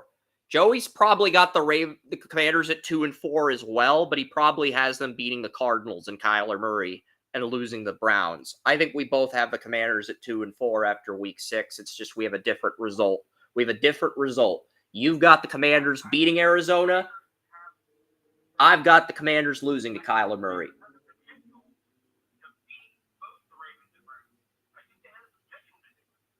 The game's in Baltimore. He plays the Browns in Washington, home field. And I get it. FedEx Field's a dump. I mean, Joe Burrow tore his ACL at FedEx Field. Jalen Hurts almost got tripped by Eagles fans at FedEx Field. FedEx Field is like Bowser's Castle in Super Mario Baseball. It is literally a death sentence. It's a stadium where athletes suffer the death penalty with injuries. That's literally FedEx Field. They need to build a new stadium. It's been overdue.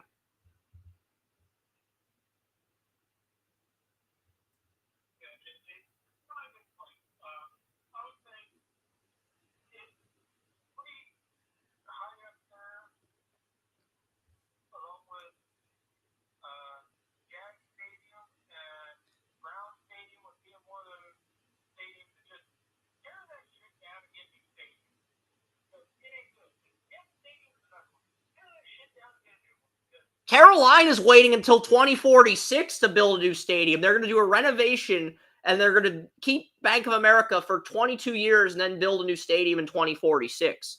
And I know this YouTuber, it's the Depressed Ginger. He does stadium renderings. That's his entire channel, and he does political videos. But, like, he talks about how the Panthers just need to tear down Bank of America and build a brand new stadium, and he's correct. He's correct in the most literal sense possible. They've had Bank of America about as long as the Jaguars have had EverBank. They both came into the NFL as expansion teams, and neither team's ever done a stadium rebuild. Both teams have preserved their stadium about as long as the Steelers preserved Three Rivers. So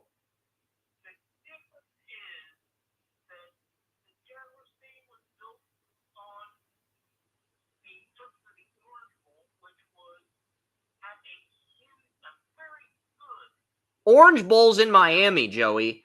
Orange Bowl's in Miami. Gator Bowl, I believe.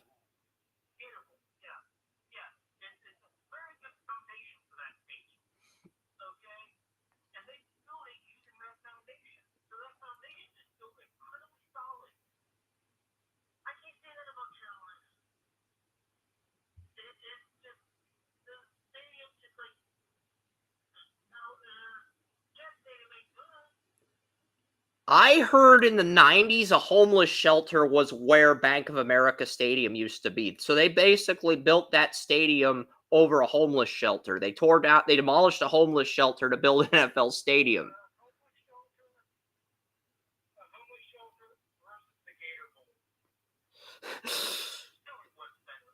And they've kept the stadium location where the former homeless shelter was. There was like a homeless shelter in Charlotte in like the 70s, 80s, and they demolished it to build a football stadium. That's literally how Bank of America came to existence. That's just something I read. I think it's interesting, though.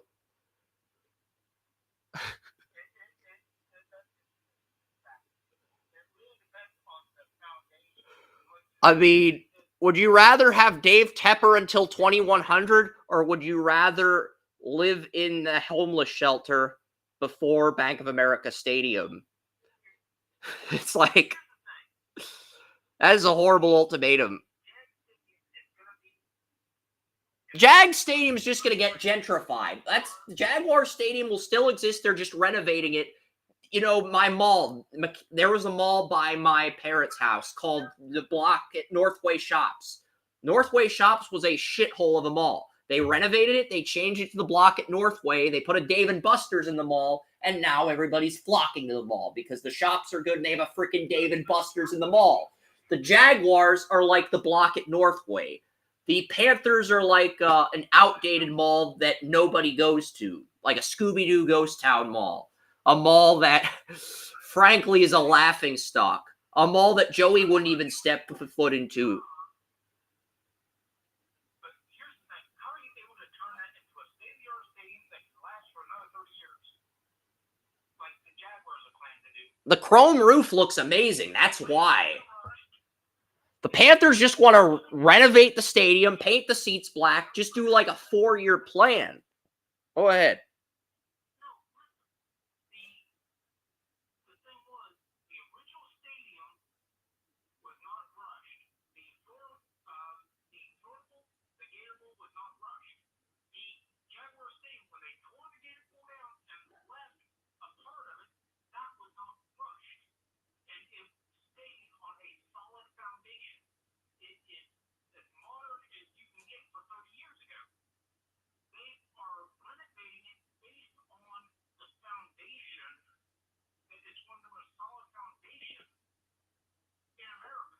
Khan wants to preserve the history of the Gator Bowl, but he also wants to adapt to today's era of football with the dome stadiums. So he's building putting a chrome exterior over the place.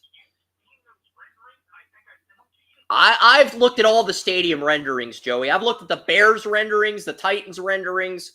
I've looked at all the renderings, okay? The Chiefs have renderings for a stadium in Kansas. This thing looks amazing. But a lot of YouTubers are describing it as a cookie cutter stadium.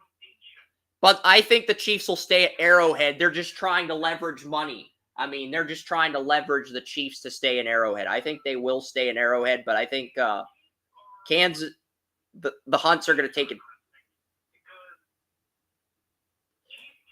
Arrowhead's lease is expiring in 2030, but Kansas is offering to pay for 70% of the stadium, and they're proposing a dome stadium, and they're offering to pay 70%. And frankly, I just think that's too good for the Chiefs to turn down if the city is paying for half of it. And they're not turning that down unless the taxpayers of Missouri agree to everything that Clark Hunt wants to do.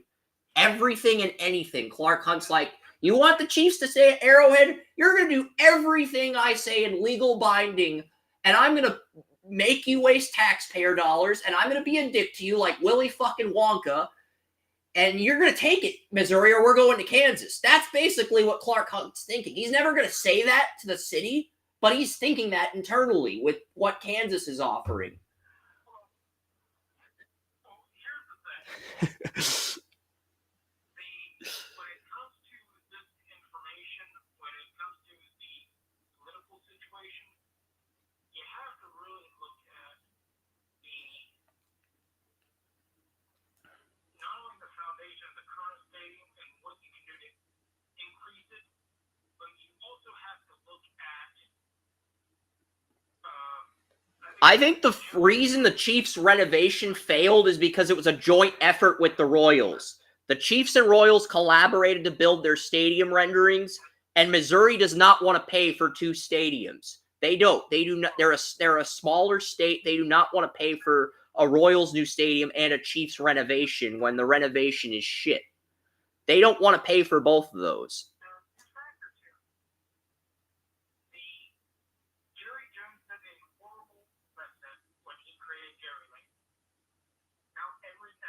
AT&T Stadium. They get funding from the city to build this stuff, but then they get 100% of the cost.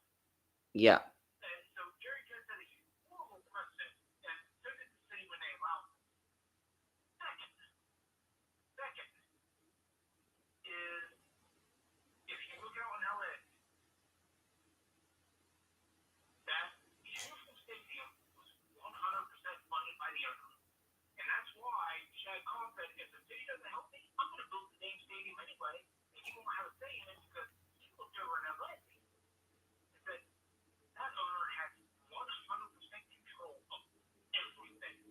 Sean Khan would not have relocated the Rams to LA if he had gotten the Rams instead of No, that's not what I'm saying. That's not what I'm saying. That's what he said about the Jags. He said, I'm staying here. I love Stan Kroenke, but at the same time, if Khan had gotten the Rams instead of Kroenke, I think the Rams are still in St. Louis. Then they have National Car Rental Center, and it is fully funded and paid for by Khan himself. And the Jaguars, I don't know where they'd be at. But the Rams didn't like that. The St. Louis Rams were uncomfortable with Khan. They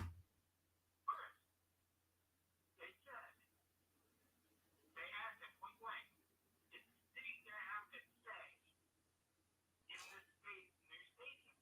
And what happens to him? He said, if they pay for it, yes. If not, no. He said, I'm going to build this new stadium. Yeah, for the Jaguars, but I'm talking about the Rams. We're talking about different things. I'm not trying to dismiss what you're saying. It's valuable information, regardless of what happens. But we are talking about the same thing, but we're talking about two different situations. I'm talking about the Rams. You're talking about the Jaguars, but they're both applicable. They're both applicable. We're both applicable. Yeah. We both have the Commanders at 2-4. Yeah, different circumstance, but I think the Rams are still in St. Louis.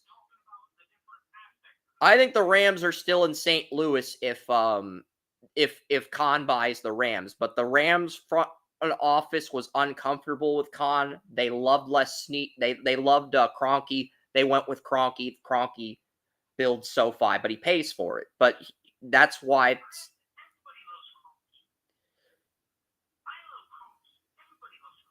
I'm not saying Kroenke's bad, but before Kroenke got the Rams, Kroenke worked for Georgina Bennett, the former Rams owner that passed away. He knew the city, he knew the culture, he knew the team. The Rams were more comfortable with him than they were with Kroenke. That's why Kroenke got the Rams, and that's why Khan got the Jaguars.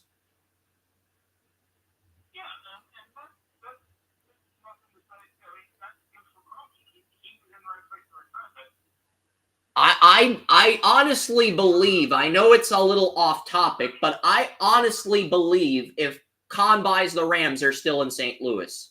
LA never gets an NFL team. Or Kroenke buys another team and relocates into LA. And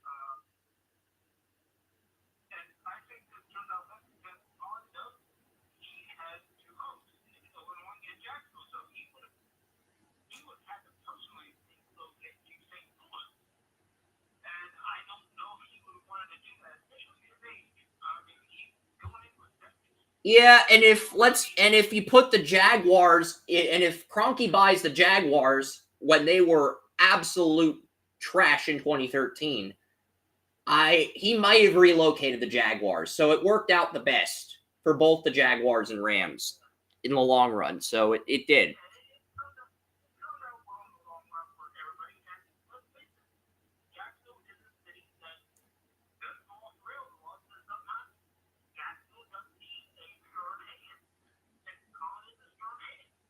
Yep.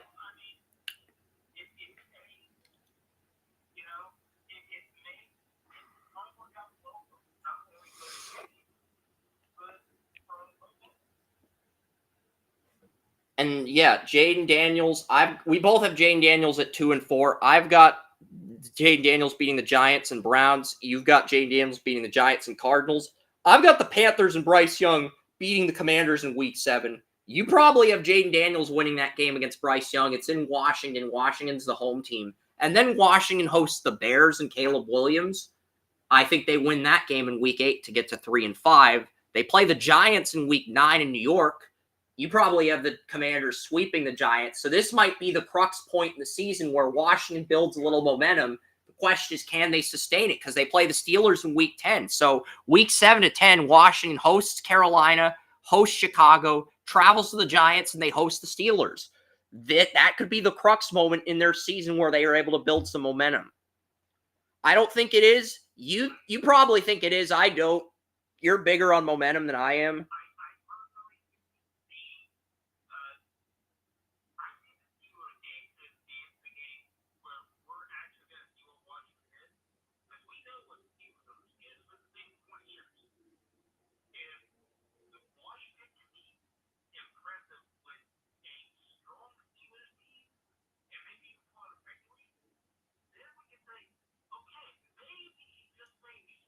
Basically, if Washington wants to be a playoff team, they've got to win 4 in a row from week 7 to 10 versus Carolina, versus Chicago, at the Giants with Daniel Jones or whoever's their quarterback, versus the Steelers. They got to go 4-0 in that stretch to get playoff consideration. If they don't, they're going to be their rebuild's going to continue into next year. It just is. That's the reality.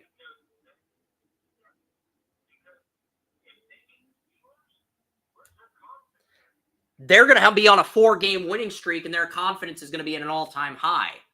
But they play the Eagles on Thursday night the following week in Philly. A short week.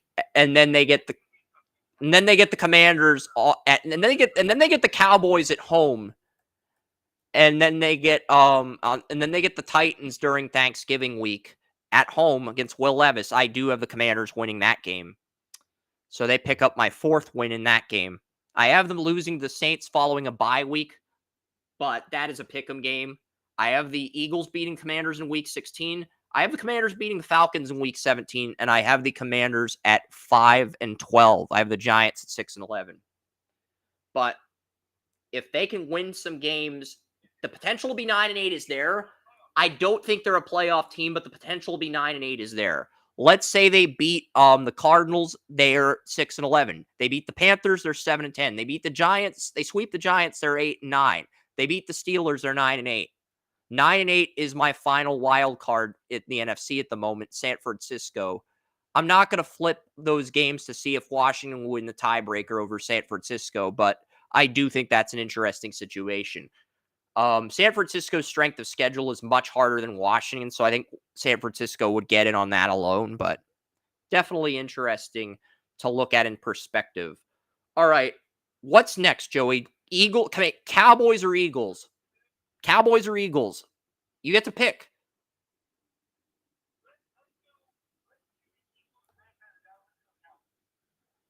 We're going to give we're going with the NFC East champion. All right. Just double checking.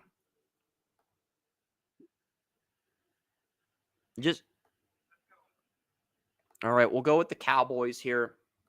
I've also got the Eagles winning the division, by the way. I think strength of schedule is part of the reason. I want to have a Kerm debate, okay? I will put my NHL season preview on delay for a week if Kerm comes on this podcast and debates you in NFL predictions for week 1. Cowboys-Browns. I will give you guys the floor, and I will moderate. I'll come up with engaging questions, and I'll just shut my mouth and let you and Kerm. I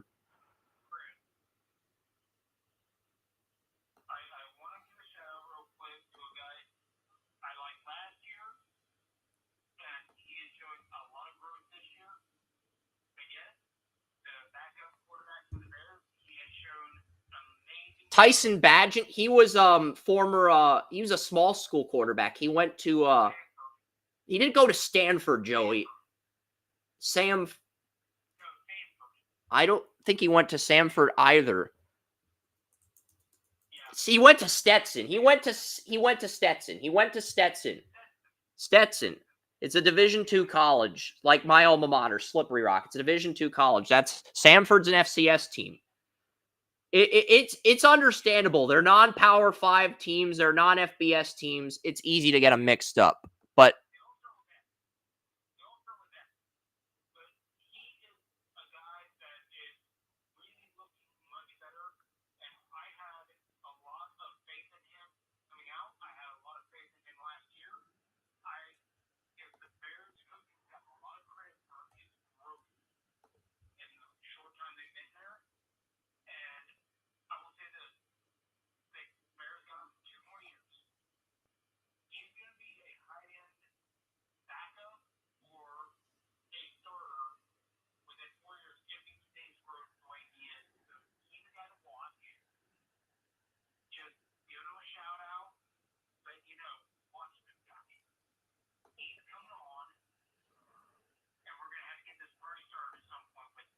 yep. I do like Tyson Bagent. I mean, Vogel interviewed him at the Senior Bowl. John Vogel. He's good. He started against the Chargers last year. Wasn't really ready for the spotlight then. I'm looking at the Cowboys depth chart now. They have Dak Prescott CeeDee Lamb has not reported to practice. He probably will not report to practice until he gets paid.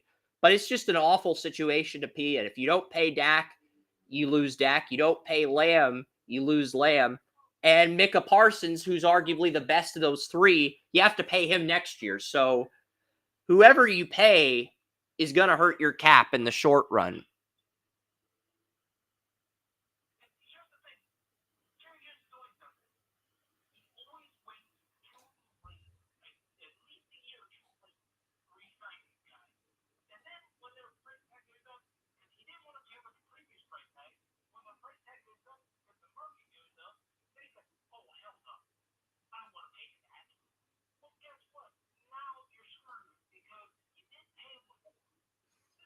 You could have paid Dak and Lamb this offseason. You would have had to pay a lot of money, but you could have kept them. And he didn't want to keep them because he wants to see 90s Cowboys. It's just not going to happen.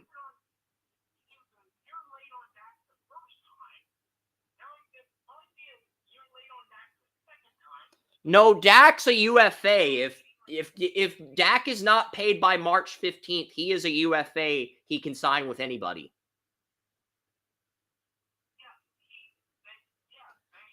I think he'll go to the Saints if I do. I think he'll go to New Orleans because he grew up in Louisiana. If Derek Carr loses the quarterback job and the rookie and the young quarterbacks fail to impress, I think Dak will want to go back to Louisiana. And I think and Walter Cherepinski, he called the Saints the NFL's version of the Federal Reserve when they extended Pete Werner because they continue to abuse the salary cap and go over the cap with re-signing players. I thought that was hilarious how he called the Saints the NFL's version of the Federal Reserve. I thought that was great. What? It's just a funny way of describing an organization. It's not a good thing, but it's like, it's funny.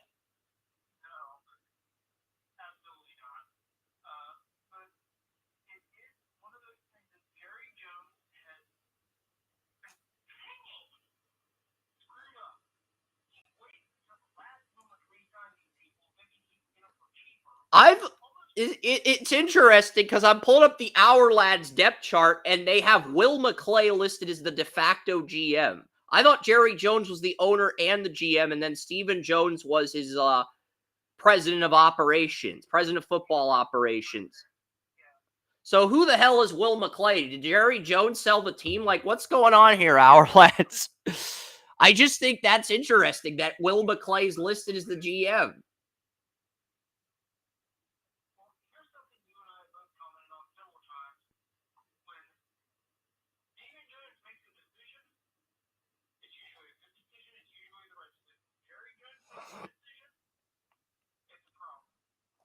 Stephen Jones wanted Zach Martin. Jerry Jones wanted Johnny Manziel.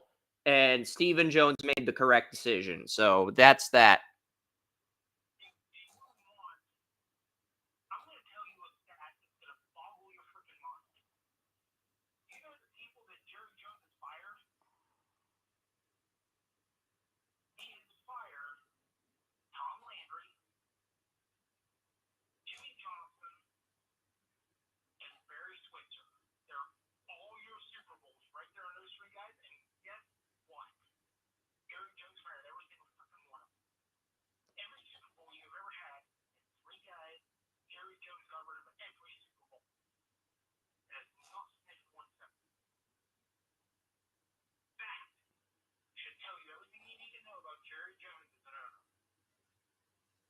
Yeah, you know, LinkedIn has articles about toxic workplaces and toxic bosses, leader versus boss.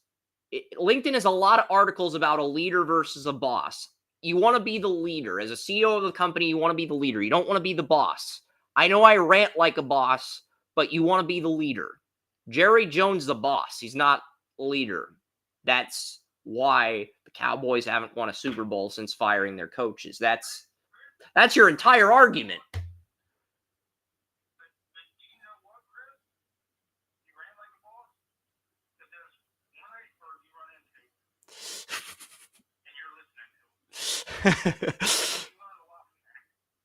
And when I don't listen to you, it's like the Titanic and I'm crashing into the iceberg.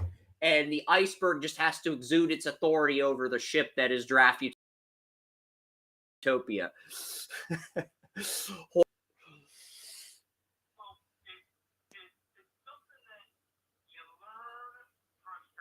Yeah, it's true. And you have learned from work with me for so many years. I mean, you learn from work with Orr. And for some reason, Jerry Jones has worked with Tom Landry, Jimmy Johnson, and Barry Switzer, three of the greatest coaches that have ever lived, and they ain't learned shit. So I give you credit over Jerry Jones because you learn from people like myself and Orrin, from Jerry Jones. And we just had the right people at the right time. We went on different websites like Craigslist. We found people that were interns at bigger companies, that were bigger sports companies that were established, that were looking for bigger roles. And we got the right people for like 8 to 10 years, which is hard to do with Lisa, with Brian, with Tanya, with Grace, with Jesse Lucas. We got the right people at the right time, which is why Draft Utopia took off. But we do have more departures than usual, so I got to carry the ship again. And Joey's going to give me the guidance I need. Warren's going to help when he's got time, but, things change. As companies get older, things change. So that's life. That's not and our staff can do whatever they want, And that's the thing, is keep on keeping on. Because if you have to It's kind of a reality check because I used to do all the articles and the game recaps and stuff when I first launched the site, and now I actually have to do that again. But let's look at the Cowboys depth chart here. Lamb hasn't reported to practice. Guyton's the left tackle. That's the guy I wanted to do a deep dive on for the Cowboys, their first round pick. He was a right tackle at Oklahoma for 3 years. I don't think he's played. I think he may have played left tackle a few times, but he's mainly a right tackle. You have Terrence Steele as the bookend. Zach Barton, Tyler Smith. Brock Hoffman, who was undrafted in 22, is the starting center. Former Broncos backup center is the starting center. Cooper Beebe was a guard and tackle at Kansas State. He's listed as the backup center. So I think Beebe's better than Hoffman, but Hoffman's starting over Beebe. It's interesting because same thing happened with Wyatt Teller at Virginia Tech. He was drafted by the Bills, cut by them. He goes Browns. Brock Hoffman gets drafted by Denver, cut by Denver. He's on the Cowboys. He's starting at center. So I just think that's interesting. I'm not saying that Hoffman will be Wyatt Teller. That's nonsense. I had a backup grade on Hoffman. I just think that's interesting that he's listed as a starter. I am on the clock in fantasy, but looking at the Cowboys, they have Jalen Tolbert as their slot. He'll be the number 2 though if Lamb is out, and the 4 receivers, Jalen Brooks. They have Turpin and Brooks. There's the backups. I'm not high on the Cowboys backups, and if CeeDee Lamb misses any time, Brandon Cook's the number 2, Tolbert's the number 2. I don't think they're ideal in those roles. I think the tight end combo of Jake Ferguson and Luke Schoonmaker could be deadly. Peyton Hendershot is 4th on the depth chart, but I think that's BS. He was an effective number 3 tight end situationally. I've got a feeling he'll end up playing. And I think Dante Pettis just scored on the Bengals. That was Badgett again. And there's Caleb. He's clapping on the sideline, having a good time. Who gave up the touchdown? That was 39 on Bengals. I think that was the former Alabama safety. Was that Jordan Battle or was that who's 39 on the Bengals? Is that Robinson? That might be a corner. That might be a backup corner. It doesn't matter. He's probably a roster cut.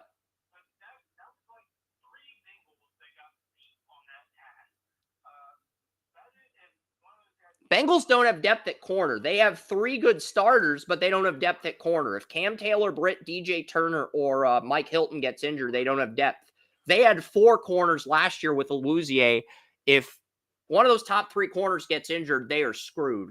They're going to have a weakness in the pass defense. Teams can exploit. The Ravens, the Browns.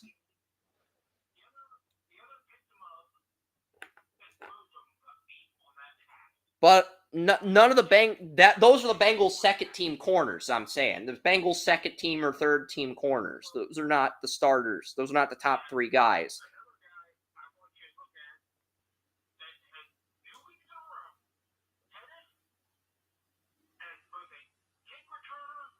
Pettis is a good backup. Like, people give Pettis shit because he flaked out with the Niners. He's a good backup. He's an ideal number 5 receiver, and he can be a serviceable number 4. And at the very worst, he is an average slot receiver. Average slot. I don't think he's a good number. He was expected to be a number 2 in San Francisco. That's why he failed there.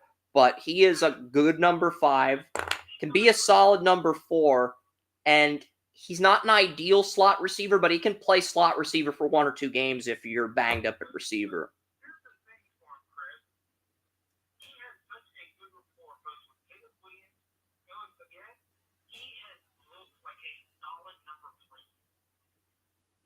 I like him more than Tyler Scott.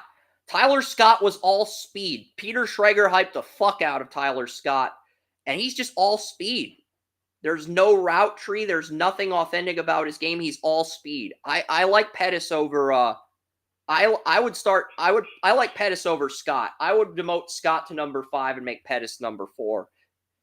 I would. I mean,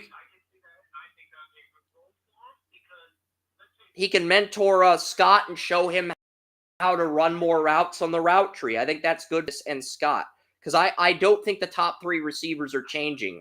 DJ Moore, Keenan Allen, Rome Odunze, they're locked into the top 3. But I could see Pettis and Scott flipping. I honestly could see those two flipping on the depth chart.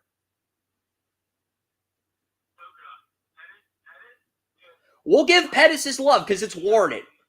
It's warranted. He's earned it today.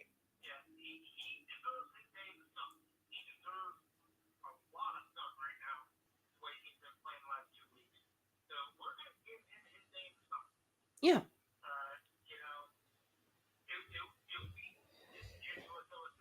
Yeah, Ezekiel Elliott's listed as the starting running back. Rico Dowdle's the backup. But yeah, the Cowboys, they have Parsons and Awuzie. They have Marshawn Nealon as the backup left end. Chauncey backup right end.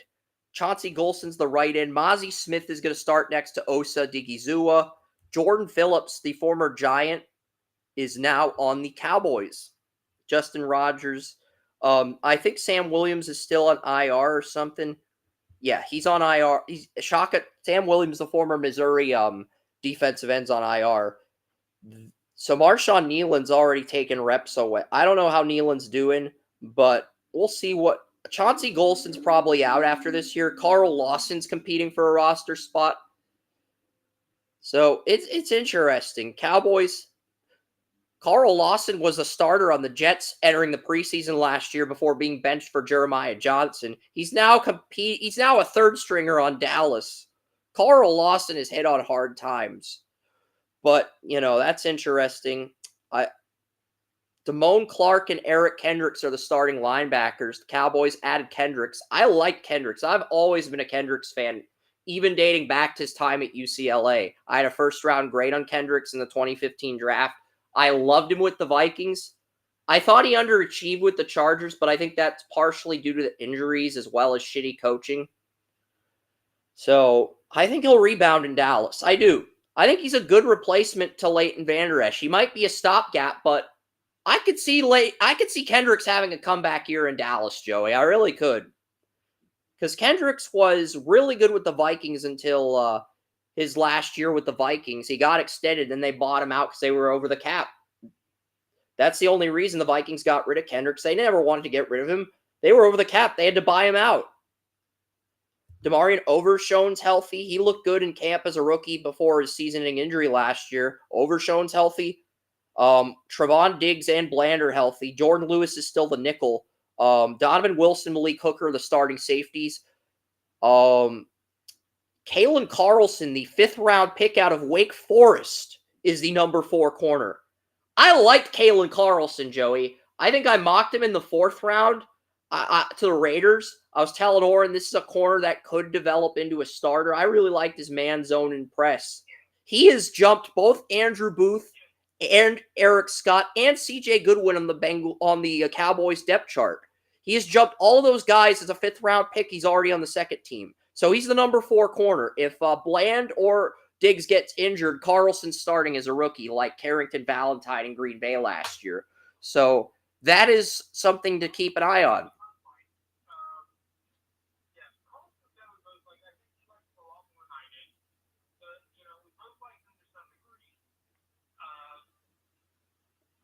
I gave him an A- or higher in man zone and press. He's very consistent. He's not an A+ corner in any category, I'll admit that, but I think he's an A- or higher in every man zone press.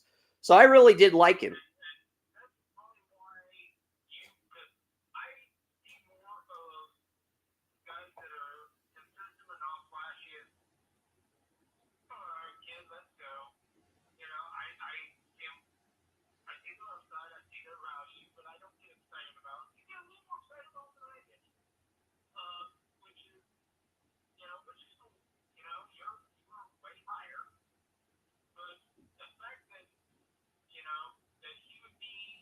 Because the Cowboys traded Nashawn Wright to the Vikings for Andrew Booth. It was a cornerback swap because both cornerbacks underachieved as day 2 draft picks. So the fact that Carlson's ahead of Andrew Booth already, that should say something. That says that unless Andrew Booth balls out against Eric Scott, he might be a roster cut. That's the sad reality, Joey. He's on the chopping block, and so is Nashawn Wright.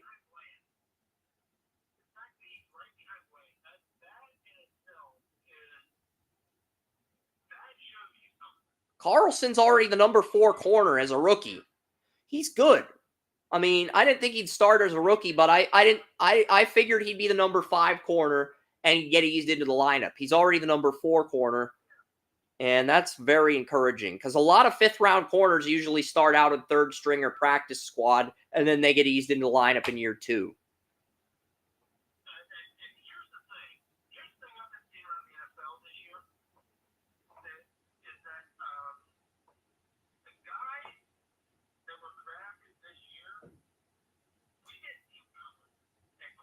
I did.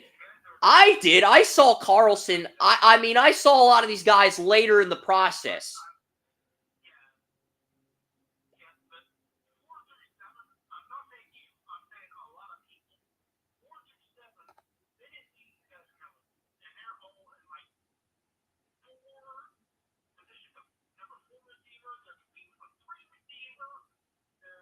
It's like the mainstream media. They cater to the casuals. Haven't you figured that out? That the Daniel Jeremiahs, they don't cater to everyone who follows rounds 1 through 257. They cater to the casual fans, the fans that follow the 1st round, will watch day 2, but are less interested, and then they don't give a shit on day 3.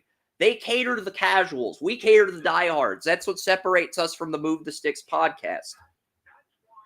That's why we're better. We're not.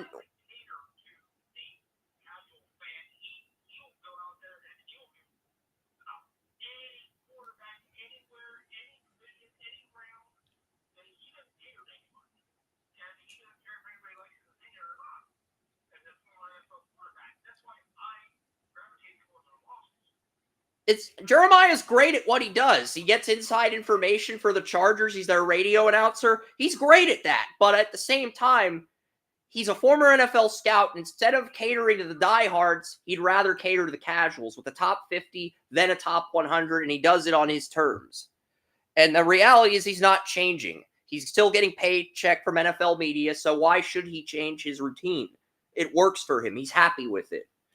He's not going to change his routine. That's...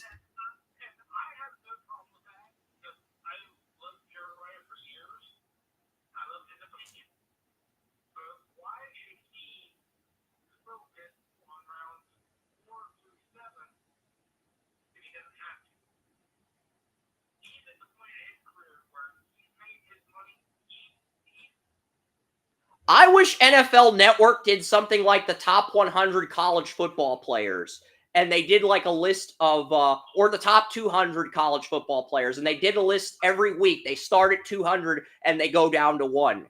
I wish they did that, but they're not going to do that. They only do that for the pros.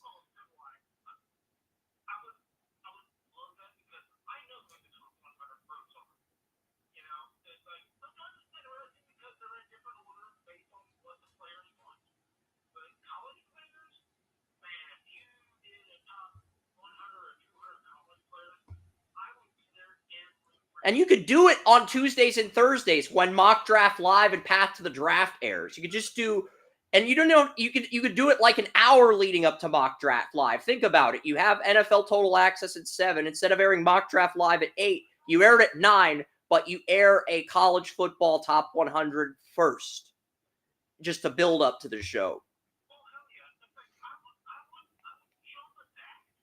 And you get Steve Weish as the host. You get Steve Weish. Jeremiah and Brooks can still do Mock Draft Live, but you get Steve Weish as the host, and you get Scott Hansen as the co-host. And Scott Hansen asks Steve Weish to break down his top 200 or whatever. Maybe you get Charles Davis. But Charles Davis, Steve Weish, they break down their list, and Scott Hansen, he's the moderator like Jay Crawford. That's the show.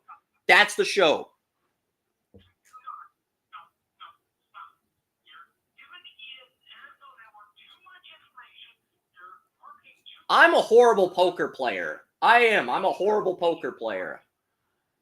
Because I give up my ideas without trying to get any money.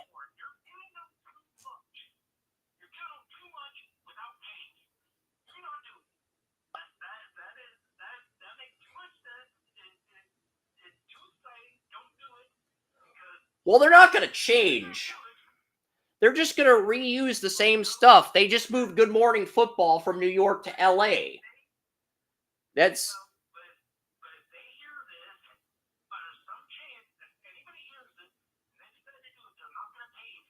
You're right. And that's why we have the draft streams. They're as lengthy as they are. But, like, looking at the Cowboys' defense, they do have some cornerback depth. I don't think their safety depth is great. I think they had a safety from Clemson who was decent as a backup a few years ago. May have been Jaron Kearse. It may have been somebody else. But if Wilson or Hooker gets injured, they have zero safety depth. Marquise Bell, I liked him at Florida A&M, and Wanya Thornton, 2 UDFAs are the backups. So they got Damian Wilson as the backup to Kendricks. And Willie Harvey's the backup to Clark. Maris Liuafu, who I was not high on, is the backup to Overshone. The Cowboys are in an interesting spot.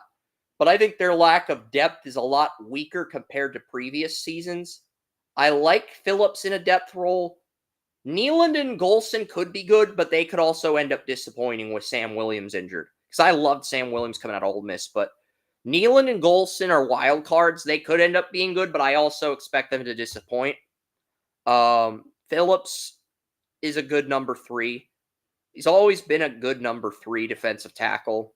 And Carson's a good dime corner in 4 cornerback sets. So Cowboys do have some depth at some positions, but they're very thin at most positions in the second team, which is not surprising. But, you know, Aubrey's the kicker. Anger's the punter. We'll go through the Cowboys' schedule now, and then Turpin.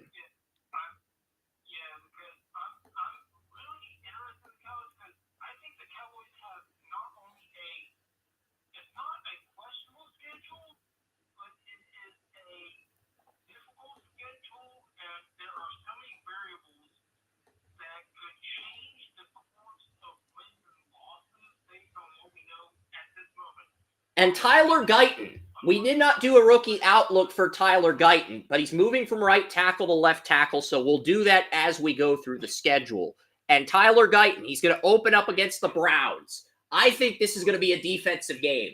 This is going to be a defensive game, Joey. Wills and Conklin are injured. Guyton's pivoting from right tackle to left tackle. His first NFL game is at left tackle. He played right tackle. So this is going to be a defensive game. I have the Cowboys winning 17-13, but I have the Browns holding CeeDee Lamb to like 4 receptions for 35 yards, and I have Lamb scoring a touchdown in the final minute of the game. Like, that's how I have the Cowboys winning. It's going to be an ugly 17-13 defensive game with the Cowboys winning in the last minute. Exactly what I just said. Because earlier you had like 27-13 or something like that a month or so ago. Not for this game. It may have been for another game. I think for this, I've always anticipated this being a defensive game. I initially was going to pick the Browns to win.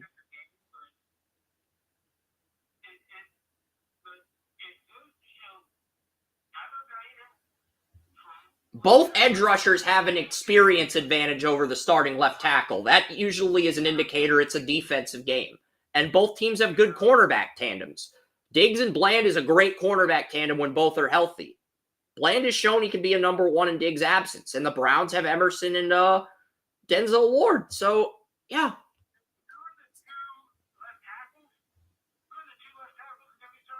Tyler Guyton, Cowboys first-round pick, who's a right tackle at Oklahoma in 90% of his starts. He's going to be starting left tackle against Garrett.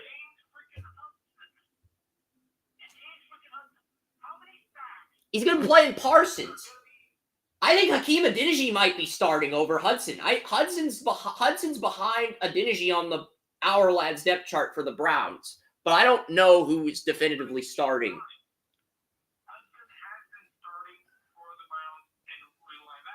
All right, so Hudson will probably start, but either way, it's a defensive game. Parsons is gonna feast against Hudson, and Garrett's gonna feast against Guyton. I think both edge rushers are gonna have multiple sacks. It's gonna be a defensive game, and both teams have good corners. CeeDee Lamb, even if he ends his holdout, he's gonna be rusty. It's gonna be rusty for not practicing. It's gonna be a defensive game.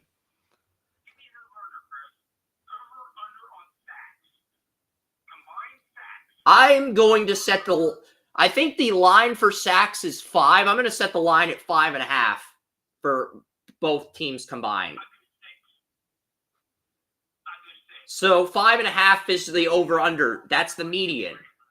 The Vegas has 5 sacks. You have 6. I have 5.5. So 5.5 should be the over-under, and you should take the over on the sacks. That's basically... So you're saying not only am I wrong, Vegas is wrong too. Vegas is underestimating how good these defenses are going to be, and I agree with that to a point.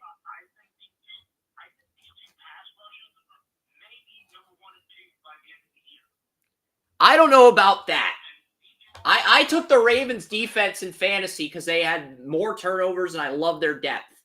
But Dallas and the Browns have established sack artists. And the number one asset on a championship defense is a sack artist. That is the most, it's like having a queen on the chessboard, okay? The Steelers have a queen, the Browns have a queen, the Cowboys have a queen. The Ravens have some good corners. They don't have a sack artist. So they have a lot of rooks. They don't have a queen. They're like a team without a queen on the chessboard on defense. That's hard to win in chess without a queen, but the analogy still feels applicable. I do have the Cowboys beating New Orleans.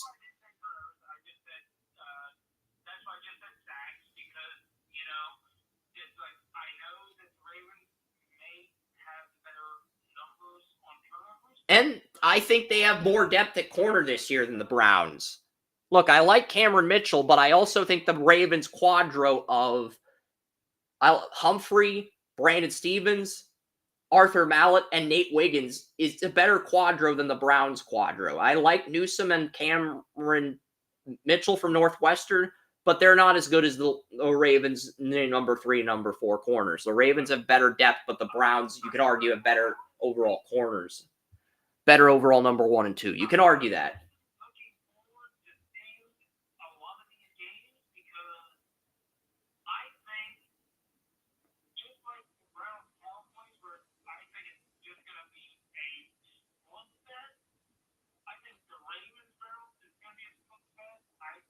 I think the Ravens-Browns will be defense, but both those teams hate each other. Both those teams want to fuck each other up. And I think the Ravens are going to be 4-4 after Week 8, but they're going to win the Super Bowl at 12-5. They're going to lose to the Chargers and Harbaugh, but they're going to beat everyone else in the second half, and they're going to have a lot of momentum entering the playoffs. And the momentum factor, which you put a lot of stock into, it's going to apply to the Ravens this year. But the Ravens' first 4 games are brutal. They play the Chiefs, they play the Bills, they play the Browns in Cleveland, they play the Bengals in Cincinnati in the first 8 weeks. They play those teams. They're going to be 4-4. And the media is going to say Lamar Jackson can't win the big game, and then the Ravens are going to come through in the second half and surprise everybody. That's how I think it's going to happen. I'm going to throw this out there because I just saw it this week. In that simulation, the Browns won the division at 9 wins. That's not going to happen. That is not going to happen. I don't think so either. I don't think so either. I've got the Ravens and Bengals at 12-5. Burrow and Lamar would have to get injured for that to happen. Both Burrow and Lamar would have to have season-ending injuries for that to happen. I don't think that's going to happen. I don't think it's going to happen that way. I think it's going to be far more competitive. I've got the Ravens and Bengals at 12 wins each. But At the same time, I think that just shows, though, how competitive this we're being AFC North supremacists and neglecting Jerry Jones' team. We're being assholes to Jerry Jones. You're going to say it's warranted. I feel ashamed for being an asshole to Jerry Jones. Jerry Jones is an asshole. Of course we're going to be assholes to Jerry Jones. The thing is, I think it shows the top 10 to 12 teams in the NFL, including the Cowboys, they're all playing each other this year. I don't know how they figured this with the schedule. Well, I don't know why they decided to, but these 12 teams are going to beat the shit out of each other. the AFC East and the NFC East is like the AFC North of the NFC. NFC East has always been a bloodbath division, even dating back to the Lawrence Taylor, Joe Theismann days. It's always been a bloodbath division, historically speaking. I just think that they decided this year we're going to play the Hunger Games shit with our top team, and we're going to see what happens. You know, Dak, the last time the Cowboys played the AFC North, the Browns beat the Cowboys, and then the year before that, it was Dak's rookie year. He beat the Steelers at Heinz Field when Big Ben was still in his prime, and the Cowboys got the number 1 seed during Dak's rookie year. It's going to be an exciting year. I said last year was going to be an exciting year, and it was. I think even though last year was a manic year, because I've got the over in a majority of games, Joey, because here's the thing. this year I think it's going to be I think we're going to see more offense. Here's why. A lot of people are betting the under. They've wisened up to the depth charts. They've wisened up to the matchups. And more people are betting the under than the over compared to previous years because defenses have adapted to quarterbacks and the running game. So they're betting the under. Vegas sees that. There's an influx of stars entering the league on the offensive side of the ball. They're not quite on everyone's NFL radar yet, despite dominating in college. That is going to lead to a lot of overs in a lot of games that are expected to be under. So I think we will see more overs than usual. Browns, Cowboys, over under. I'll look that up, but then we're getting to the Saints game. We're getting to the Dallas. We're getting to the Dallas Saints game. I do enjoy the fact that you're putting Howie Roseman on hold. Because the Eagles are next, and then the AFC East.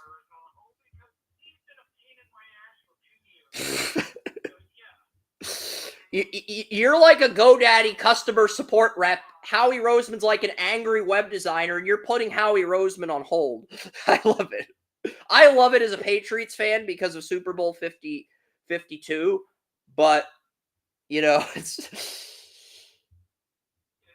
the over-under is 44.5. The over-under is 44.5 for the Browns-Cowboys game. That is way too high. The over-under is 44.5 or 44. That's way too high. I think we're going to see 30 combined points between Dallas and Cleveland. But I would set the over-under at like 39.5. I would set the over-under at 39.5 if I were a bookie. 44 is way too high. You're disrespecting Garrett and Parsons with that over-under. You're basically giving them the finger. Like, what the hell are you doing, Vegas?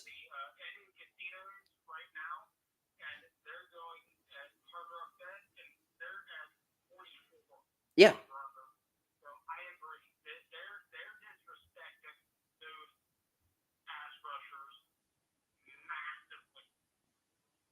I love the under. I think this is going to be the lowest scoring game in week 1. Week 2 is going to be fun. New Orleans comes to Dallas. Fuaga's going to play left tackle against Parsons. And Dallas is going to have Tyler Guyton against Carl Granderson. Granderson had a great start to last year. Earned his extension. I don't think he continues that momentum. I actually like Guyton in this matchup. I think the Cowboys win. And this...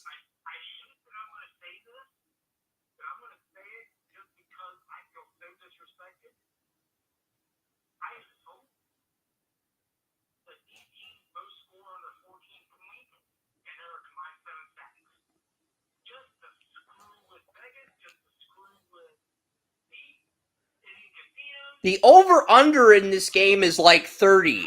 The over-under for me would be 30. I have the Cowboys winning 17-13, 30 points combined between both teams. And I have Dallas winning in the fourth quarter with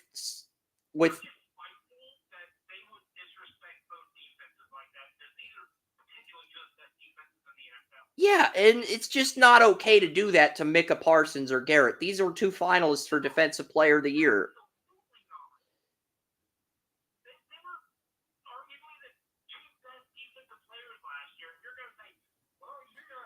I put the over-under at 39. I'd take the under, but I would at least put the over-under at like 39 or 38 to give people an incentive to bet the over. That's what I would do if I were a bookie. You seem to agree with me on that, but it's just nuts. Yeah.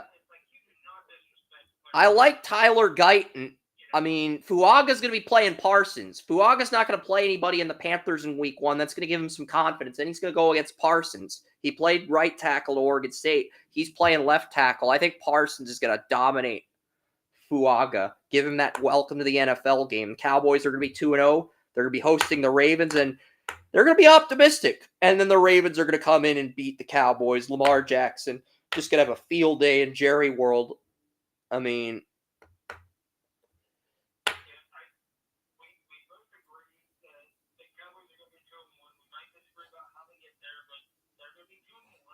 They play the Giants. This is a trap game. I have the Giants beating the Cowboys on Thursday Night Football.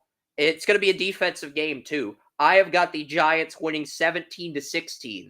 I have both Brian Burns and Thibodeau getting 2 sacks in this game.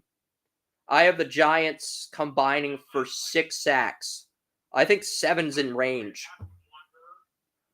I think Daniel Jones, the only way the Giants can win this game is if Dak Prescott throws like 2 touchdowns, 2 interceptions, and Daniel Jones goes the entire game without a turnover. That's legitimately the only way the Giants can steal this, but it's possible. It's a home game, so I'm not ruling it out.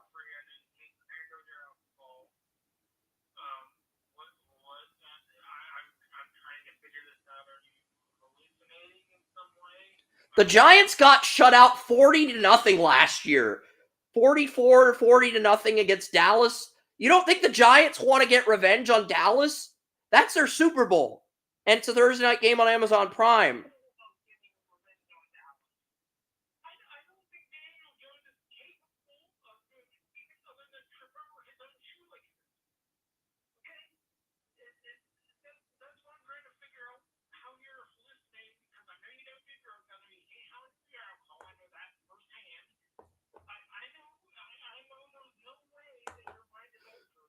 Yeah, it's like, and when Daniel Jones throws the game-winning touchdown to Malik Nabers, Amazon Prime's going to want Daniel Jones to come up for the postgame, and he's going to be like, nah, I'm making out with my girlfriend. He's going to make out with Kay Adams, and he's going to point to Malik Nabers, and Malik Nabers is going to have to do Daniel Jones' dirty work for him. And that's going to piss off Malik Nabers. That's going to piss him off, but it's going to build up his character as a man.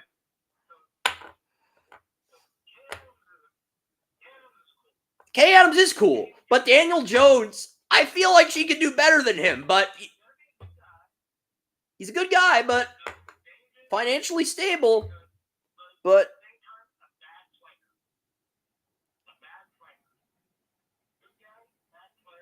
wasn't that the dynamic with the Hackenbergs, though? With a Ponder, Christian Samantha Ponder, good guy, bad player? Yeah. Exact dynamic.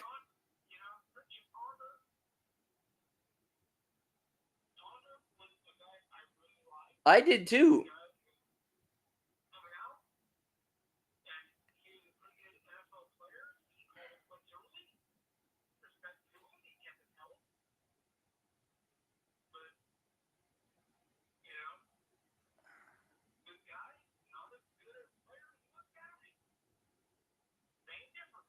I've got the Cowboys beating the Steelers in Pittsburgh after losing the Giants, because if they lose to Daniel fucking Jones, that's gonna piss off the Cowboys to where Mike McCarthy's like, I beat Tomlin in Super Bowl 45. I'm going into fucking Pittsburgh and shoving my foot up Tomlin's ass to save my job, and he does.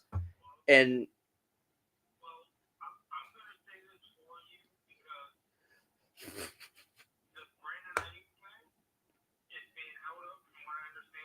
I think they're going to extend him. I think the whole thing's bullshit. I think he's going to get extended.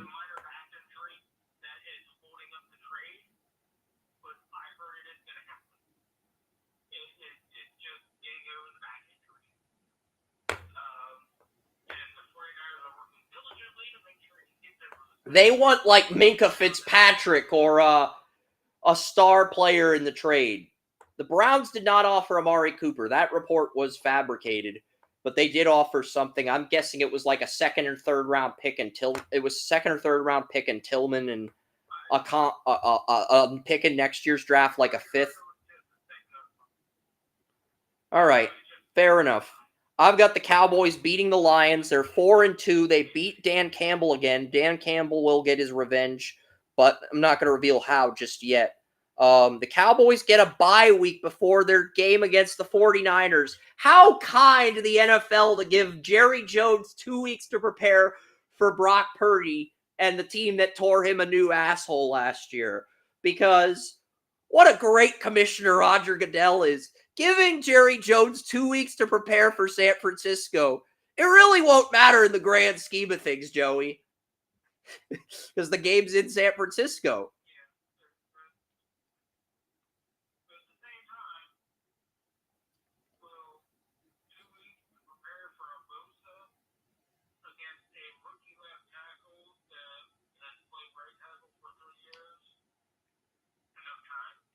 I mean, look at the schedule. I mean, Tyler Guyton could do well against the Saints and Ravens, but after he plays Myles Garrett, he gets a breather with the Saints and Ravens, with Granderson and with Owa. He gets Thibodeau in week 4, Watt in week 5, Aiden Hutchinson in week 6, a bye week, and then he gets Nick Bosa. And then he gets Judon. The Falcons got Judon from the Patriots. So he gets all those edge rushers within the span of 5 weeks as a rookie. Thibodeau and Burns, Highsmith and Watt, Aiden Hutchinson, Nick Bosa, and then Matt Judon with the Falcons and Grady Jarrett. He gets all of that within a 5-week span.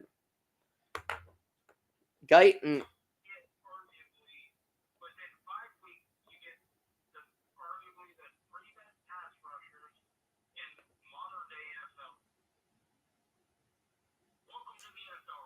Yeah, that's going to be tough. It does get easier after that. He gets the Eagles in week 10 at home. I think he does well in that game. He gets the Texans in week 11. That won't be easy. It's Daniel Hunter and Will Anderson versus Guyton and Steele. It's a Monday night game, but I think the Cowboys can steal it. I think it's better than what you went through in September, but it still could be a pain in the ass. You get the Commanders on the road. You get the Giants at home on Thanksgiving. Then you get the Bengals on Monday night. I've got the Cowboys finishing 2-2 against the AFC North, losing their home games, the Ravens and Bengals, but beating the Steelers and Browns on the road. I've got the Cowboys beating the Panthers. They get the Buccaneers to end the year with Shaq Barrett retiring, and they get the Eagles. I do think Guyton's going to play well down the stretch. They get the Commanders in Week 18. Guyton is going to struggle. Guyton's rookie year is going to be very similar to Bernard Raymond's. Bernard Raymond sucked in the first portion of games as a third-round pick, but he hit his stride by the end of his rookie year due to an easier strength of schedule. That's what's going to happen with Guyton, except he won't get benched. He'll go through the growing pains of being a rookie. Yeah, I think the Cowboys are going to have a very good year, but I don't think I have them at 12-5. I disagree with you on how it happened, but I do think that there are going to be some things that are going to excite us, disappoint us. And I think the Cowboys end up making a run of the playoffs. I have them as the number 5 seed. I have them finishing in 12-5 behind the Eagles. They're my number 1 wild card, and they draw Atlanta. And they beat Atlanta because McCarthy's a better coach than Raheem Morris. They beat Atlanta, and then they play Detroit. I have Green Bay playing the Rams. I have Green Bay going to LA and beating the Rams. I think Jordan Love wants it more. I'm not saying Stafford doesn't want it. He'd love to get another Super Bowl. I just don't think it's realistic at his age, and I think Love is hungrier. Love wants to prove he can be the man. He's hungrier. I think that's the difference. And we saw the Packers beat Dallas last year when nobody expected them to. Now there's that expectation.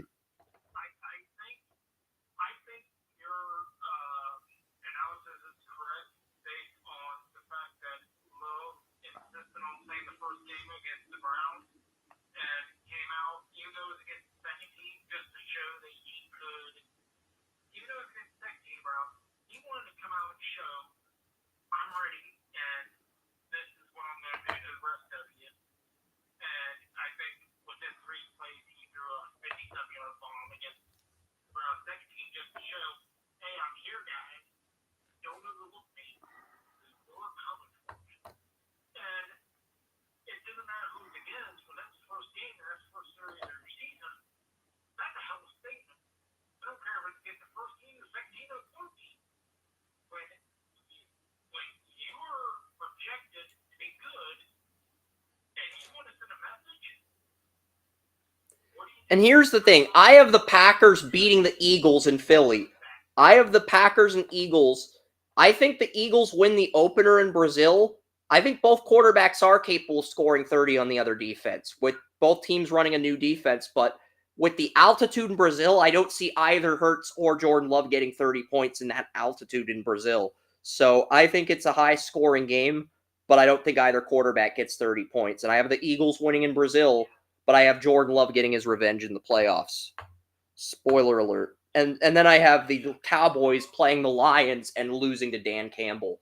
And the game's officiated by Brad Allen, who the Lions are 0-6 all time with games called by Brad Allen. But the NFL decides to put Brad Allen back in a playoff game after his suspension. They give him the Cowboys-Lions game. Lions fans are fucking livid. But they get penalized like 12 times for 140 yards, but they still find a way to win an ugly defensive game and it's an ugly defensive game. I think I have the Lions winning that 19-18. I have Aubrey making 6 field goals, but the Lions get the only touchdown of the game. In a very ugly game. It's just... And Dan Campbell finally beats Brad Allen. The ghost of Brad Allen has been slayed in Detroit, Michigan. And then the Packers beat the Eagles, so the Lions get home field against the Packers. That's kind of how I think it's going to play out.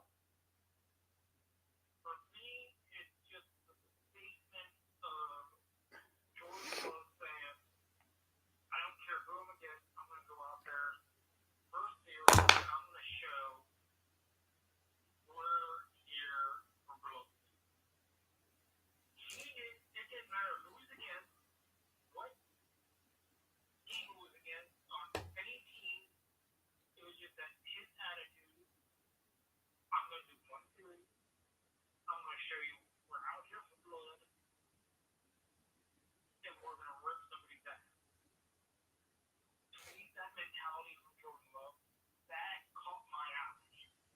he's always had that mentality, even dating back to the Senior Bowl. I mean, he threw 5 touchdowns in Utah State's bowl win. He's always had that chip on his shoulder at Utah State. I mean, Thomas Coburn had him ahead of Tua. And people were laughing at Thomas Coburn at the time in 2020. Coburn had him ahead of Tua. And I remember a lot of people in Sports Central, like Frankie Henry, who runs the group, Abdel Abdallah, a Saints fan in the group, who lived, Brad Noble, Ken LeBlanc. A lot of people were laughing Thomas out of that group on Facebook at the time. But he told me Jordan Love was going to be better than Tua, and he turned out to be right.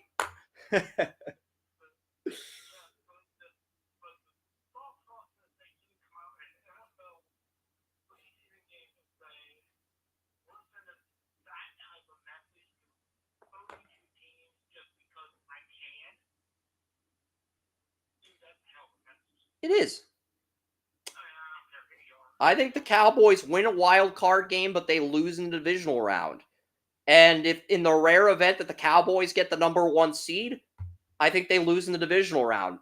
I mean, if the Cowboys end up getting the number 1 seed in the NFC and they lose in the divisional round to like a 7 seed, that would top last year's playoff loss to Jordan Love. That would top that in terms of failures. That would top that, which is really hard to do. But at that point, Jerry Jones would have to fire McCarthy. Like, if you get the number 1 seed in the NFC and you lose in the divisional round with a bye, at that point, you're gone. You just are. I'm sorry. It's a business. And let's say it's to like an NFC South champion. At that point, you're gone. There's not even an argument. All right, we'll get to the Eagles now. We're going to get to the Eagles depth chart. Still got the AFC East, and we've got a Quinyon Mitchell rookie outlook. What's interesting with Quinyon Mitchell is he's the nickel corner. He's not the number 1 corner. He's the number 3. But Bradbury's not the number 2. He moved inside to safety. Cooper DeJean still getting eased into the lineup. The number 2 corner is Keely Ringo out of Georgia. So Ringo's the number 2. Mitchell's the nickel. I do think Mitchell has a better floor than Ringo. So I'm genuinely curious what Vic Fangio is thinking here. Not arguing with the thought process of easing the rookie in, but I just think it's interesting that that is the Eagles' mentality right now.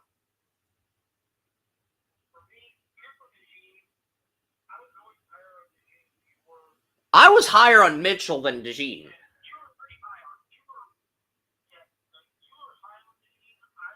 I was not high on DeJean initially. I was lower on DeJean initially. He suffered that season-ending injury. I kept saying he's a day 2 pick. Then I saw him post-combine against Ohio State in his pre-draft year, and I loved what I saw, so I changed my opinion after re-examining the data. I'll do that occasionally.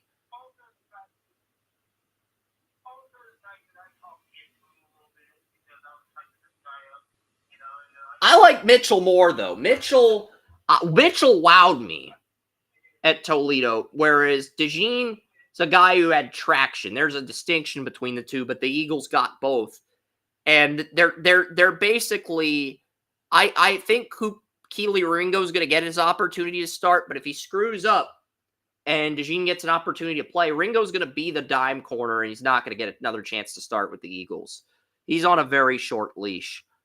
But that was what the Eagles' cornerback room was. What? The Eagles have Isaiah Rodgers listed as the number 2 corner. So Isaiah Rodgers, who got suspended from gambling, has jumped Keely Ringo. And Cooper DeJean is behind Quinyon Mitchell on the depth chart now. So basically, Slay is the left corner. Slay is the field corner. Isaiah Rodgers is the boundary. Mitchell's the nickel. Keely Ringo's the dime. Cooper DeJean's the cornerback. And they have Eli Ricks, the number 6 corner. Avonte Maddox, last year's nickel, and Bradbury are backup strong safety and free safety. So that's interesting. It is. So that is the Eagles' defensive outlook for their defensive back room.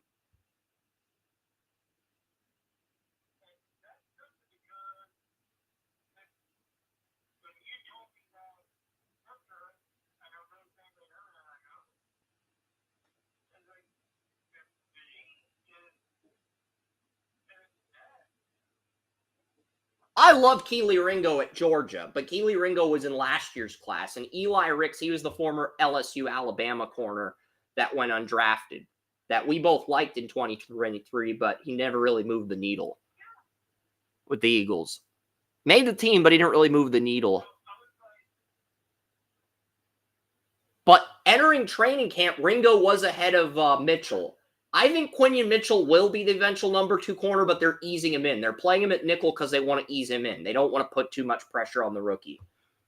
And you got 2 veteran corners. You got Ringo, who started some last year. And you got Isaiah Rodgers, who was a number 1 corner on the Colts before he got busted for gambling. So, yeah, you have the luxury to do that when you have as much personnel and depth as Howie Roseman does with the Eagles. So that's what's interesting about the defensive back room. You want to continue this conversation, or you want me to pivot over to offense? What part of the Eagles do you want me to go over next? Front 7, quarterback, running back? We will break down Quinyon Mitchell's matchups in week 1. We will. All right. So right now, Paris Campbell is still the slot receiver job, but from what I heard, Johnny Wilson and Anis Smith were number 4 and 5. Anis Smith has moved behind Britton Covey and John Ross on the depth chart. He's now wide receiver 7. He was wide receiver 5.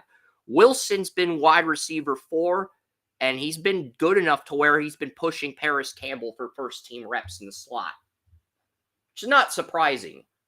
We both like Johnny Wilson in round 6.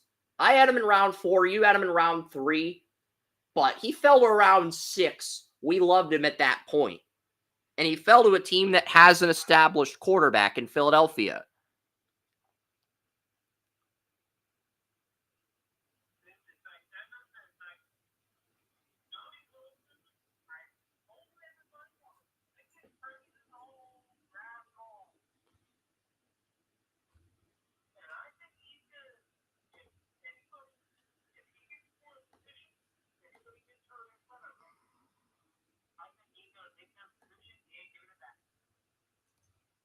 Well, A.J. Brown and Devonta Smith are locked up. They both got extensions. But if Paris Campbell gets hurt, Wilson's the slot receiver, and he's not giving that job back. That's basically where I'm headed. I'm with you on that.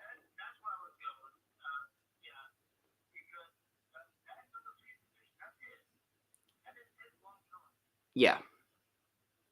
I like Anis Smith, but he's more of a depth receiver on the Eagles. I think he could be a starter elsewhere down the road if he proves himself with the Eagles, kind of like Zacchaeus. Zacchaeus was a number 4 on the Eagles, a high-end number 4, and then he got an opportunity to play with the Falcons last year. I think he's starting somewhere else this year. I think we went over Zacchaeus. I don't remember where he's starting, but I feel like we already went over him.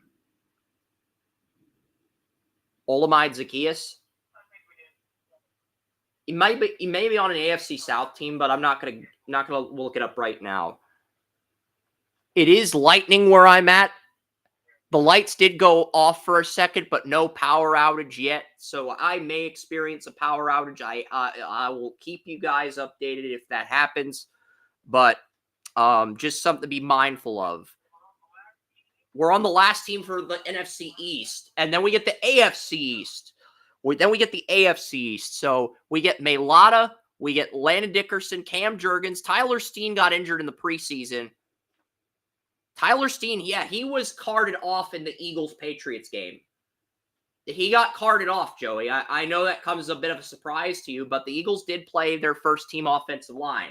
They let Hurts rest, but they played their first-team offensive line, and Tyler Steen, Jurgens is the guy Jason Kelce named his successor. Dickerson's still the left guard. So Tyler Steen, who was a backup right tackle and right guard, is basically, he was the starting right guard entering camp. He got carted off. You know who his backup is now? Mekhi Becton. Becton was supposed to be the swing tackle, but the Eagles said, you know what?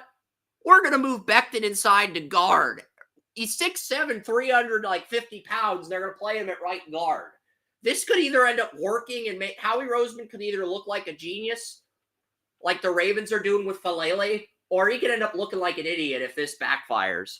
But Mekhi Becton is on the Eagles' offensive line, so that's interesting. as a guard, like Falele and the Ravens. That's very interesting.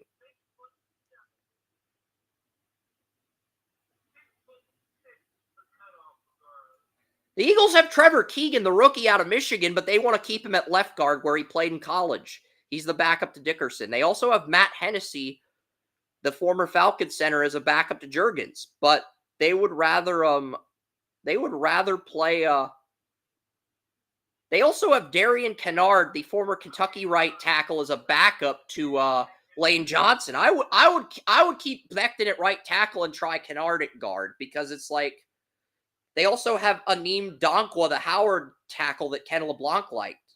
So they have some guys. Max Sharping and Nick Gates are.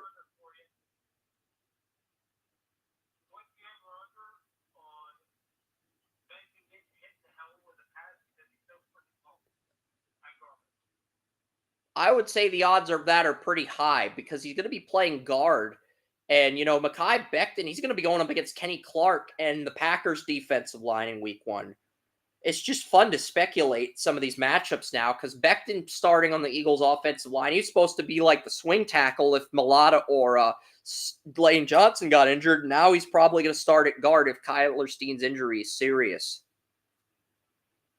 which changes things.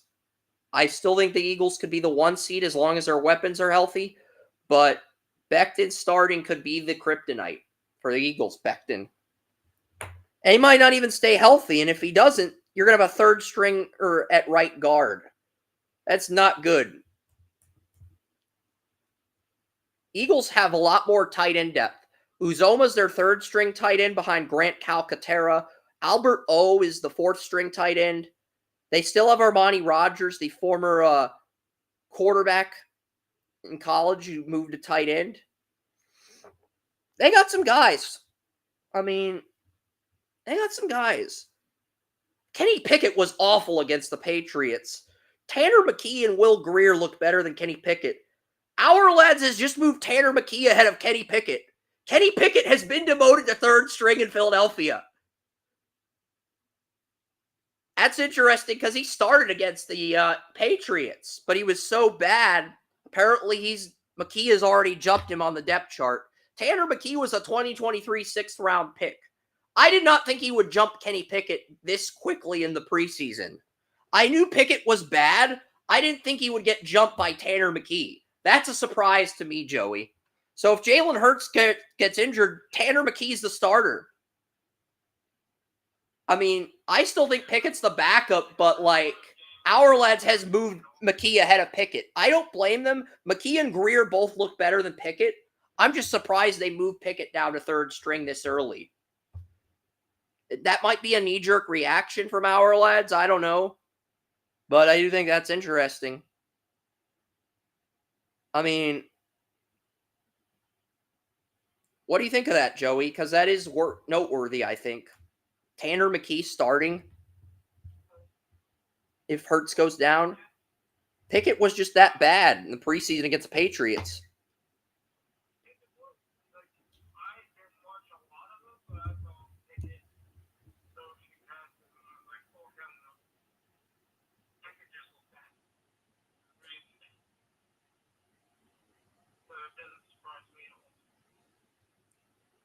Yeah, Pickett trying to force the streak route to the wide receiver on third down is like watching Bart Simpson try to aim something with a slingshot, but instead of passing it to Milhouse, he accidentally hits the teacher as he over-aims on the slingshot. Or he hits Skinner and he gets a detention. I don't know. It's a horrible analogy, but it does feel like it's applicable to Kenny Pickett because he does the same thing in real life.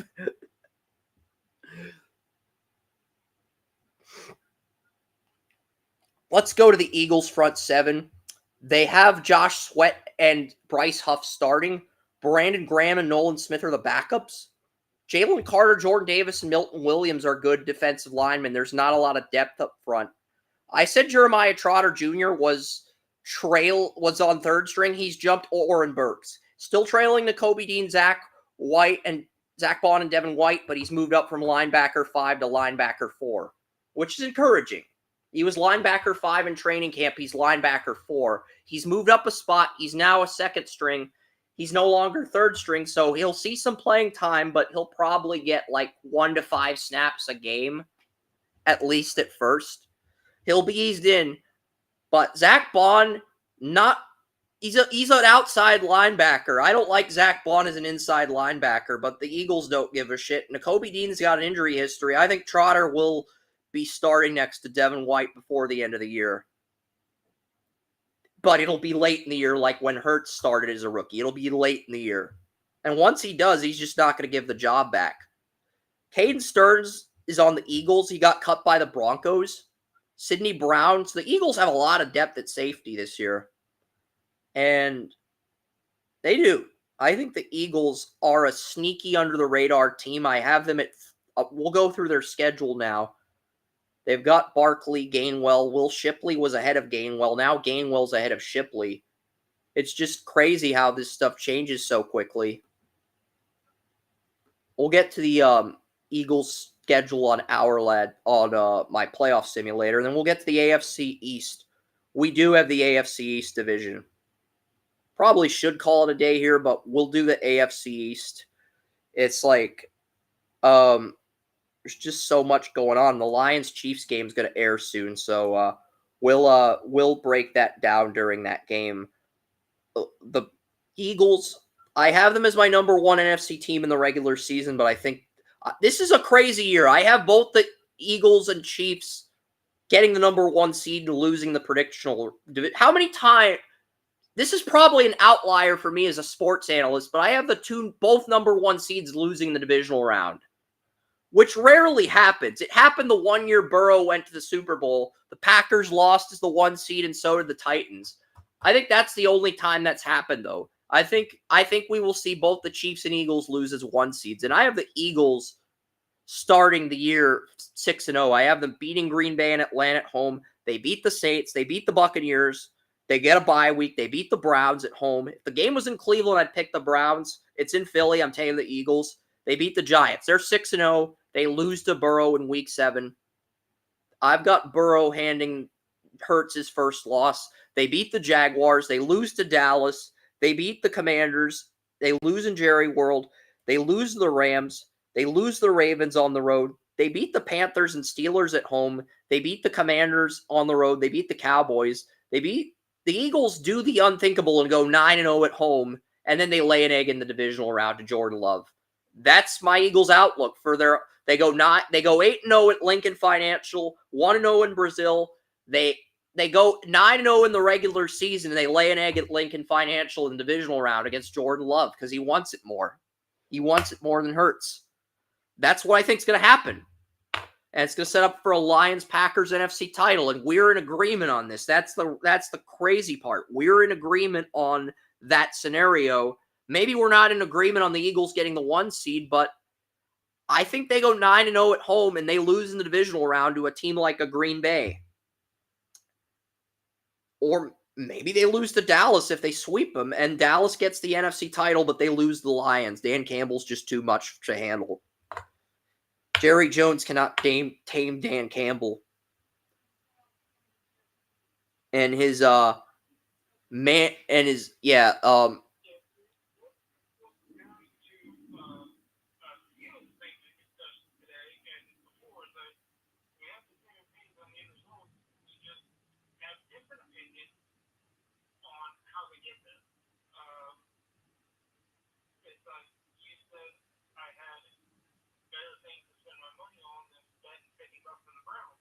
It's the payout. It's the payout. If the Browns delivered, it's the payout. And if you lose the payout, you lose the money. No big deal. You like the Browns. You're a fan of the Browns. You're willing to do that to get the payout. I'm more practical in that respect, but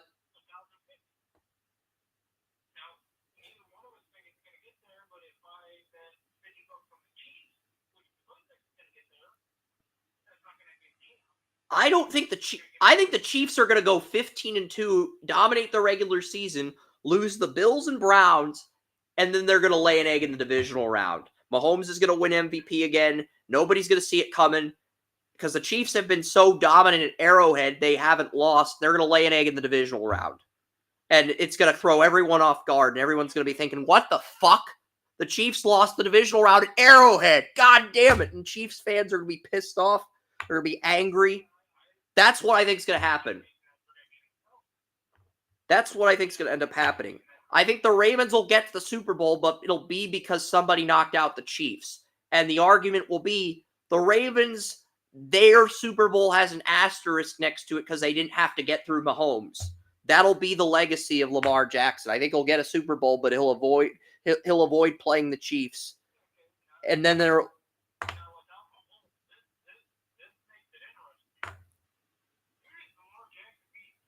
I got Aaron Rodgers beating the Texans and I've got Aaron Rodgers beating the Texans and the Chiefs to get to the AFC title, and then the Jets choke in classic fashion. Aaron Rodgers, I have him beating both the Texans and Mahomes as a 6th seed. I have the Bills and Jets are tied 11-6. Bills won the tiebreaker. Jets didn't. So I have the Jets going to Houston, going to Kansas City, and losing the AFC title to Lamar. Because at that point, as an NFL fan, you're rooting for Rodgers because you just don't want to see the Ravens get another Super Bowl. But then the Ravens find a way to win. In the flukiest fashion, as Aaron Rodgers has another bad AFC title, bad conference title game. Aaron Rodgers was horrible against Caleb Haney, but the Packers defense did enough to win. He beat the Steelers, but he was horrible against Caleb Haney.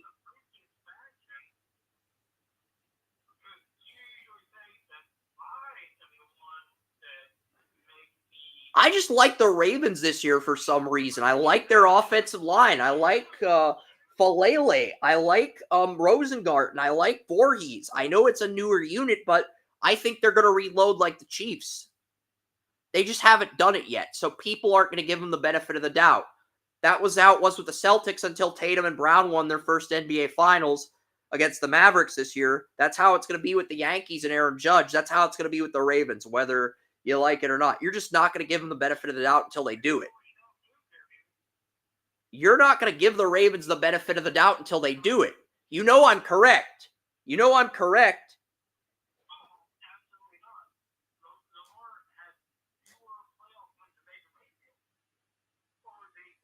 No, they're equal.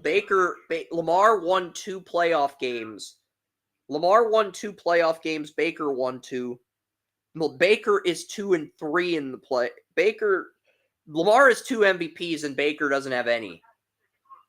Lamar has 2 MVPs. Baker has 0. That's the argument sports fans give a shit about. You may not like it as a Browns fan.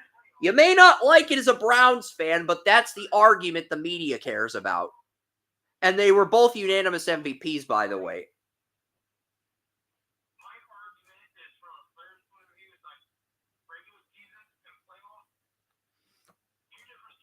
I think Lamar is going to get lucky this year. I just do. It's a gut feeling. The Super Bowl's in New Orleans. Andrew Jackson marched to New Orleans during the Civil War or the French War. It was one of the wars, and I just think Lamar Jackson's going to win one in New Orleans like Flacco did, and then the Ravens are going to fade into obscurity. They're going to be the favorites for next year. Everyone's going to say, oh, they're going to repeat. They're going to have all their guys back. Vegas is going to hype them up, and then they're going to disappoint everybody. They're one of these teams that could get lucky one year and win it all, but then they're going to fade into obscurity after that. I just feel like after Lamar Jackson wins a Super Bowl, the hunger to win a second one isn't going to be there. Like, once Lamar gets his Lombardi, he's going to peak and play out his contract like Flacco. We're in agreement on that. We're in agreement on that, Joey. Okay? We're in agreement on that.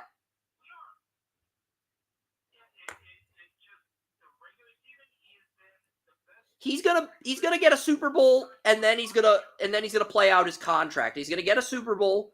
I think he's gonna win one, and then he's gonna play out his contract, and the hunger's not gonna be there afterwards. He'll still get the Ravens the playoffs, but the hunger won't be there. The will to win it won't be there like it will be this year.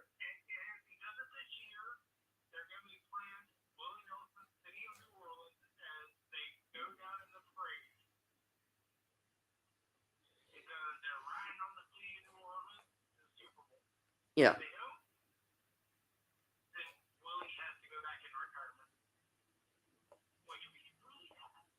If it's Ravens-Packers, they're going to be playing Brett Favre clips of John Madden for 2 weeks, and it's going to annoy the hell out of Ravens fans.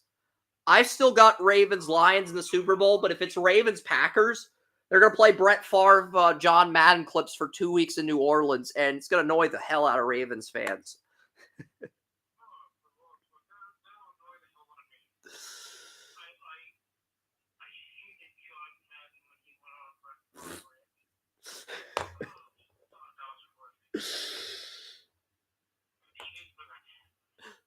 It was like Joe Buck's obsession with Aaron Rodgers, except it was before Joe Buck's obsession with Aaron Rodgers. And then Joe Buck basically continued where Rodgers picked up. I hope Tom Brady talks about Jordan Love each week, too, to the point where they beats it to the ground like a dead horse.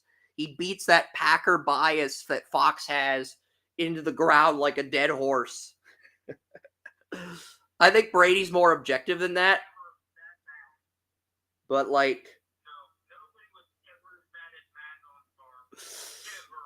even Buck had the same bias towards Rodgers. And it's true, man. Maybe not to the extreme of Madden in the 90s, but he did.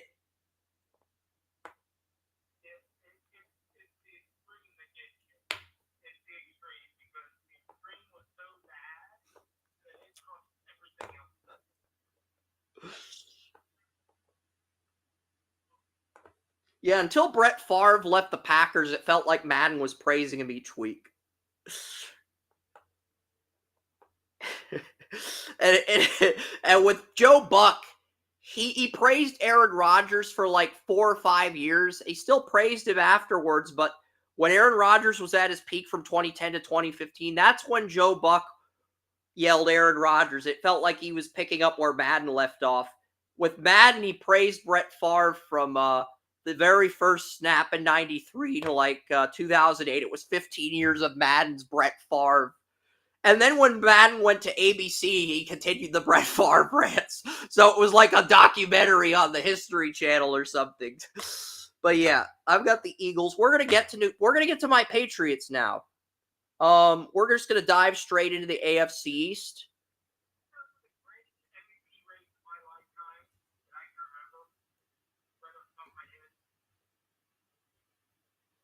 What is it? Don't you mean the Brett Favre, Steve Young, Troy Aikman race in the early 90s when Switzer won his last Super Bowl?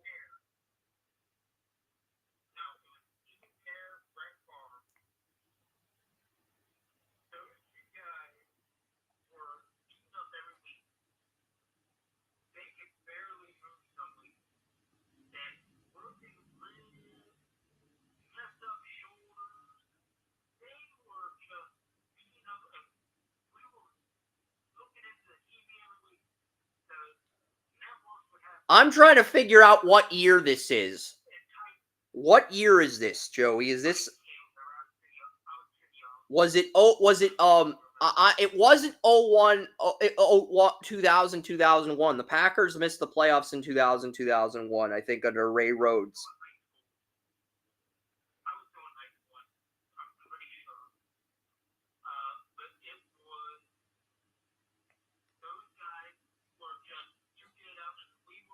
I'm guessing it was 97, 98, the year Favre went for a repeat, because that was the first year I watched football.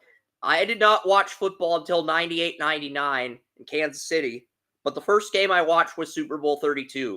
So I'm guessing it was 97, 98, because I think the Oilers did make the wild card that year, but all they had was Eddie George and Steve McNair, and George was taking about as many hits as Favre, and Bruce Matthews was still playing, but he was at the point where he overstayed his welcome. So,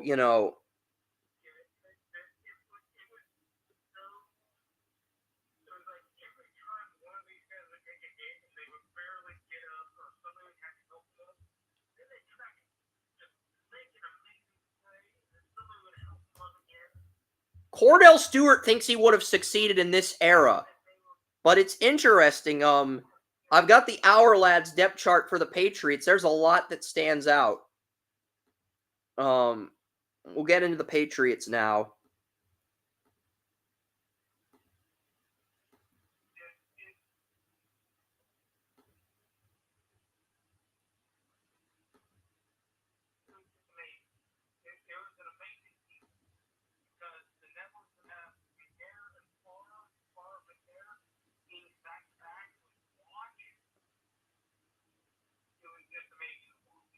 Yeah, and this is either 97, 98, or because McNair entered the NFL in 94 out of Alcorn State, but he really didn't establish himself as a big-time star until Eddie George arrived. Wasn't a bust, but he didn't become the star people thought he would be until Eddie George arrived in Tennessee. So, and this is when they were the Tennessee Oilers. They had played in the Vanderbilt Stadium. They were just going through a lot of shit. I think Bud Adams wanted out of Houston because they wouldn't build a new stadium. They wouldn't pay for a new stadium. That's what led to the Houston Oilers relocating to Nashville. Is Bud Adams wanted the city to pay for a new stadium, and they wouldn't budge. So because Jerry Jones did the same thing. So he left Houston, and the NFL Tagliabue said, "We'll give Houston an NFL team." So it's interesting.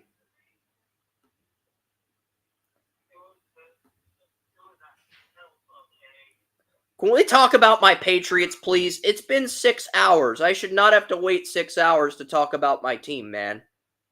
Please. These rants are fun, but like, I know we've talked about the Patriots for 10 years, but it's like the quarterback competition is good. It's Drake May looks better than Brissett. Milton looks good. Zappe had a game-winning drive against the Panthers, I believe. It's interesting. It's drama. It's the only drama in the AFC East.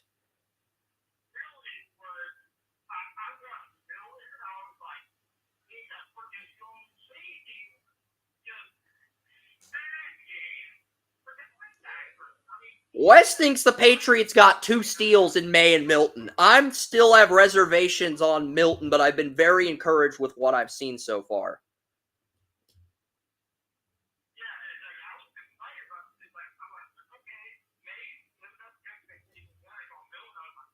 I expected May to be this good. You were like, Brissett's going to start the year. May's going to get eased in. I don't expect May to do what he did against the Eagles right out of the gate. You did not expect that from May.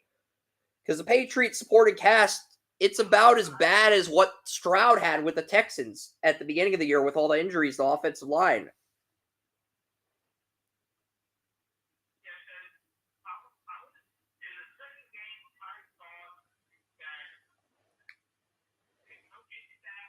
And Jacoby Brissett's gone 3 and out on 2 drives now. 3 and out twice. Jacoby Brissett, he did play most of the first quarter, but he overthrew a pass in the Panthers game on 3rd down. He didn't look like he made any improvements. I just feel like Brissett, he has value as a floor quarterback. He has value as a veteran. I mean, he started for the Patriots a few times. He took over for Luck, started 2 years, then lost the job to Rivers. Still a viable backup. Then he went to the Browns. His knowledge is valuable, but he doesn't move the needle for me. Floor quarterbacks don't move the needle for me like ceiling quarterbacks. But a ceiling quarterback with no floor is an undisciplined quarterback. And your questions with May are the discipline, the huddle, what he does in the huddle, how he operates, the authority he plays with. May has those traits. He's always had those traits. You just didn't see it on the NFL scale. That was your issue.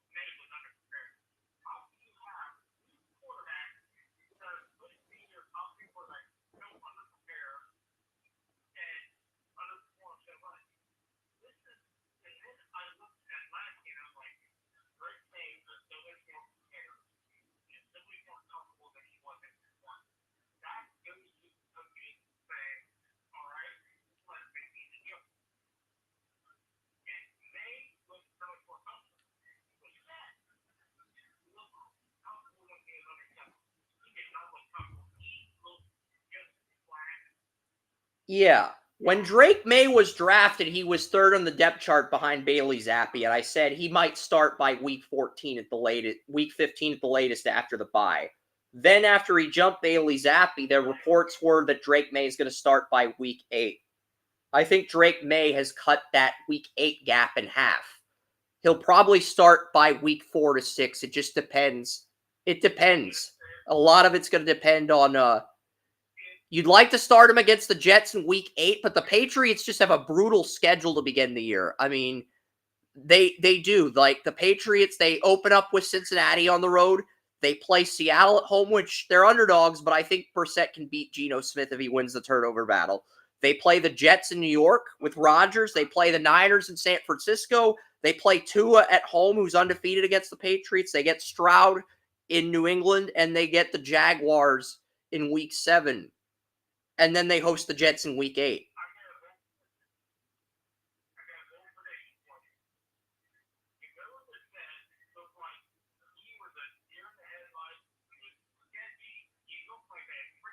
Jeremiah said he was watching paint dry. Jeremiah and I rarely agree on stuff, but Brissett was my QB 15 out of 15 college quarterbacks. Drake May had a 75 on Madden. Brissett had a 69 on Madden. Madden knew what they were doing. This is one where the Madden developers got it right. May is better than Brissett. But Joey's not ready to jump the gun on that yet. He likes what he sees with May. He's not ready to jump the gun yet. But he really is encouraged by the progress of May.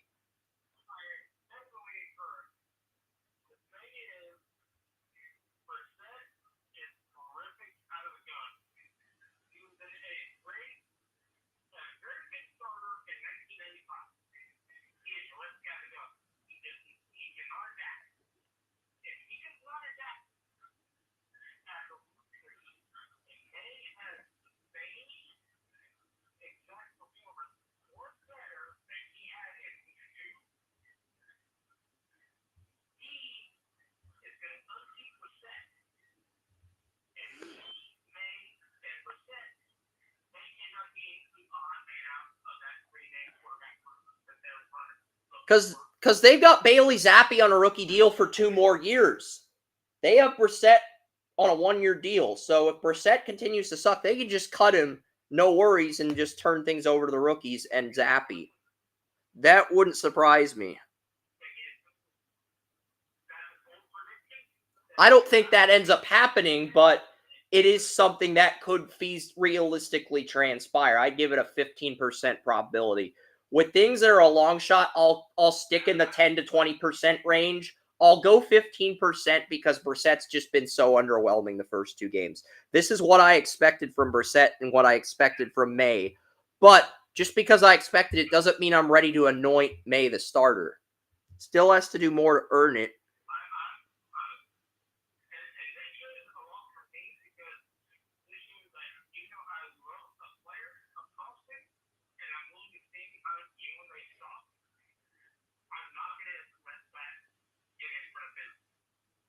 Well, for me, I was never a fan of Brissett. I'll be honest with you. Brissett was my QB 15 out of 15 in the 2016 draft. I had undrafted guys like Kevin Hogan and Kessler who were god-awful on the 0-16 Browns ahead of Brissett. And maybe it's my stubbornness as a draft evaluator that I'm too harsh on Brissett for that reason. Maybe that's...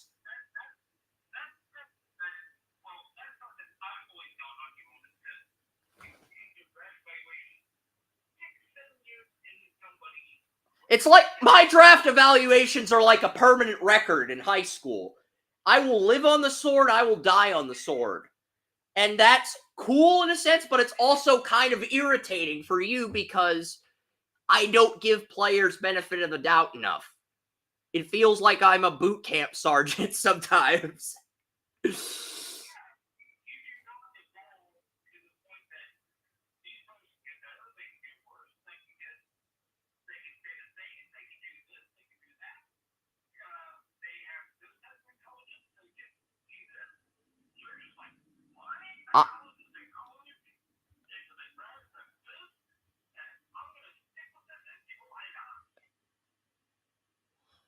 I'm basically like a Schroeder Mel Kiper without Kiper's hair. And my hair is iconic too. It's not as iconic as Kiper's, but like Kiper's more flexible than me, but I feel like he's not as shrewd as I am in a respect. But he's still great at what he does.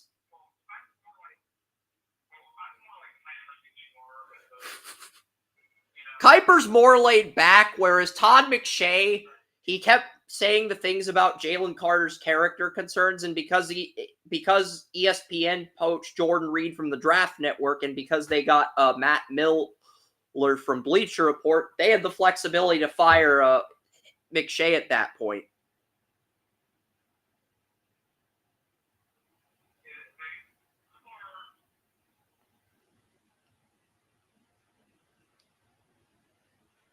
Kane Wallace is listed as the left tackle in the Patriots depth chart. I do not think he's a right tackle at Penn State, but many people think he would have started at left tackle if Fashanu wasn't there.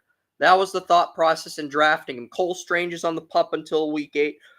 Okorafor's the right tackle. Onwenu's the right guard. Saidi So is the left guard in relief of Strange. Not many changes.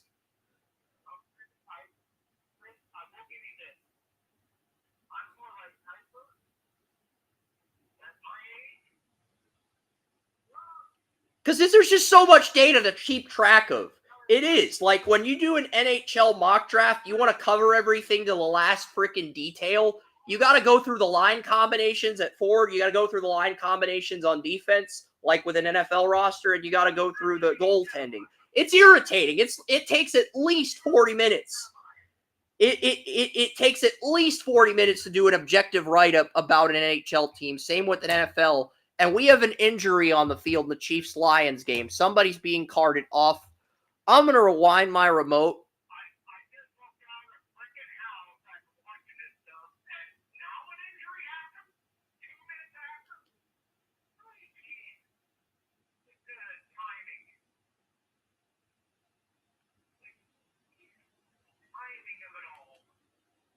It's like Lemony Snicket's a series of unfortunate events, and the unfortunate event waits for you to leave the house. Absolutely. It's like it's a calm Saturday. I don't have a lot of noise or anything. It's like, hey, let's go get some fun. We can talk and everything will be great. And then you're like, injury. You just freaking this 2 minutes earlier. Okay, so Rashee Rice gets it. It looks like a player went down. Maybe nobody did get injured. Maybe I rewinded it a little too far, but I swear somebody got injured and they went to a commercial. Rice is on the sideline. I don't know. Oh, there is an injury. It is a 55 on Detroit. The trainers are grabbing his knee. You know what? I'm going to pull up the Lions depth chart. I know this is off topic. I never pulled up the Patriots depth chart. I clicked on it. I never screen shared it. I don't even.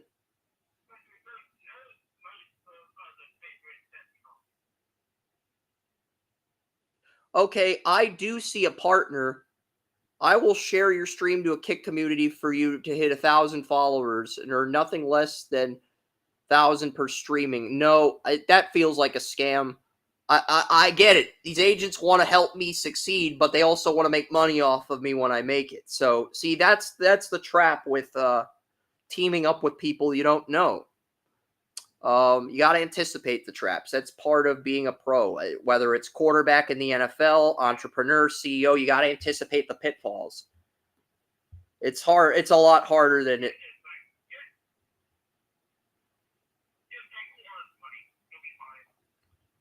And then you got John Madden talking about pitfalls, and he's like, Brett Favre. You got traps. You got Steve Young, Brett Favre. And you feel bad for Pat Summerall because he's got to endure all that. Like, you do. You feel genuinely bad for Pat Summerall. I'll go back to Patriots depth chart. I didn't realize I forgot to screen share it, but somebody in the Lions got injured. I want to take a quick look at the Lions, and then we'll go back to New England. I promise. This is big. We were waiting for something to happen, but it looks like 55 is down. 55 is Derek Barnes, the guy who started over Jack Campbell.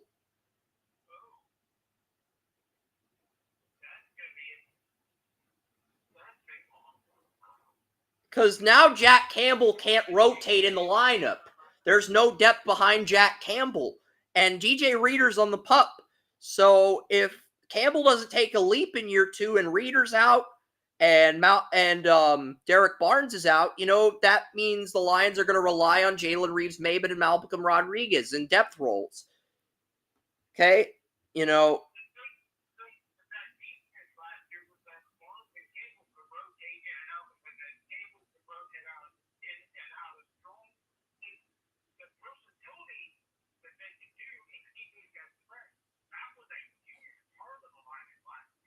I still think the Lions get to the Super Bowl without Barnes, but they're not going to win it without him. They need him in order to win it.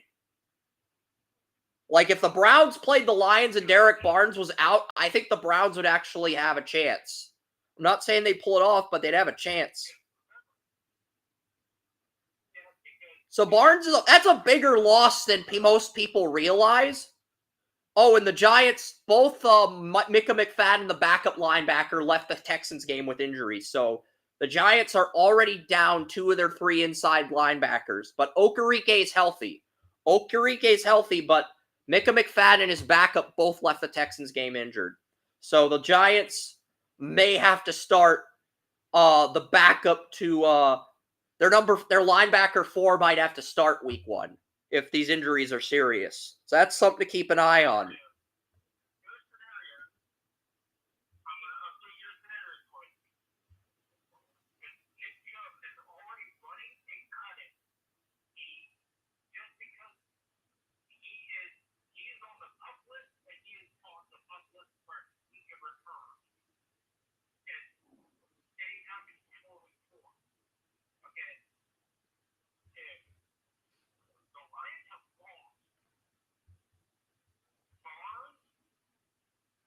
They still have Malcolm Rodriguez and Reeves-Maybin, who are good linebacker 4s and 5s in their respect, but they're more of outside linebackers than middles.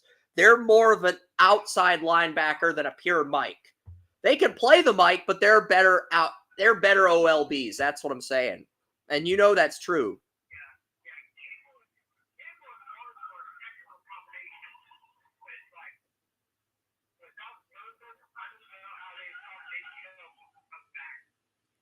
But they're not going to play Nick Chubb. But in my scenario, I've got the Ravens and Lions in the Super Bowl. You've got the Browns and Lions. But without Barnes, I could see either AFC North team winning.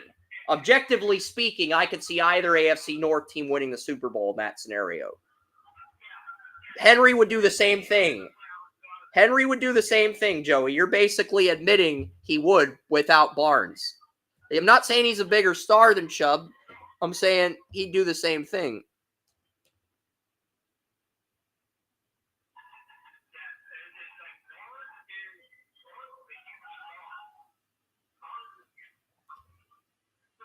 I'm not going to say he's a star, but he's a high-end starter. He's a high-end starter. He took playing time away from Campbell in his pre-contract year. And Barnes is entering the final year of his rookie deal. So, if Campbell breaks out, Barnes gets a bad knee injury, he's out for the year, Lions just might move on from Barnes if Rodriguez and Reeves-Maybin step up, but it really comes down to them. And Mahomes is throwing shovel passes.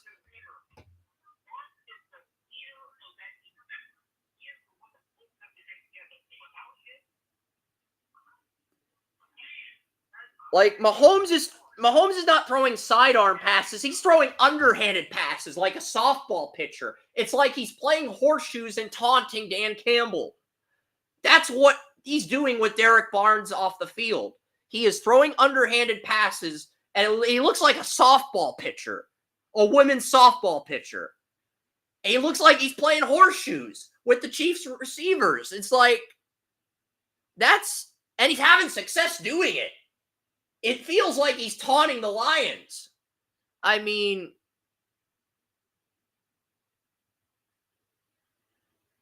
and that was 50. Was that 50 or 56? That was third. That was 51 is 50 is Mitchell Agood. He's a third string defensive end. He made the tackle on third down. Mitchell Agood. He's a third string left end, but he made a third down stop. That's big. I don't know if Agood's going to crack this roster, but that's a name to watch.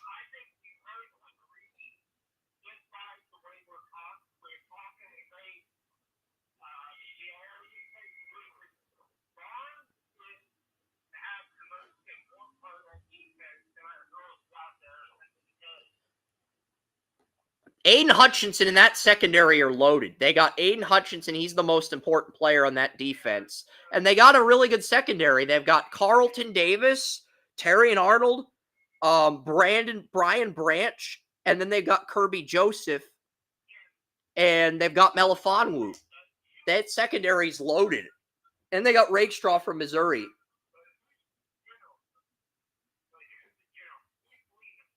Aiden Hutchinson calls the plays. I would argue that the defensive tackle, Liam McNeil's the leader. He's their best run stuffer. He called the plays in the defensive line before Hutchinson got there. I would argue he's their leader outside of Hutchinson, but hey. The linebacker.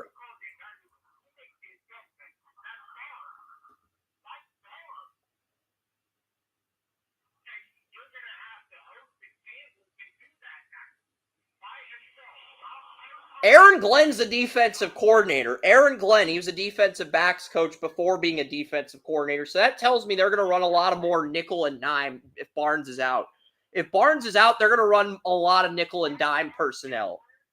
They're going to go away from what worked, and they're going to run a lot of more dime personnel and hope it.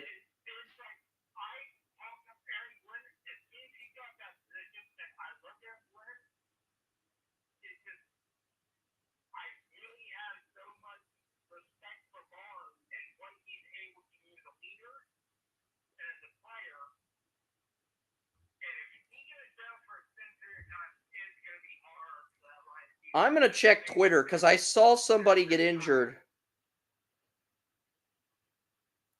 I just got your text. We need to do a top 100 poll based on the staff. I agree. That would be a great top 100 in scouting college football. I love that idea. But we start at 100 and we work our way. I love that idea. I'm not sure how the execution would be, but I just got the text message. But I'm going to type in Derek Barnes on Twitter to confirm. Yeah, we don't have to rush into this. But yeah, I'm looking at, I typed in Derek Barnes on Twitter.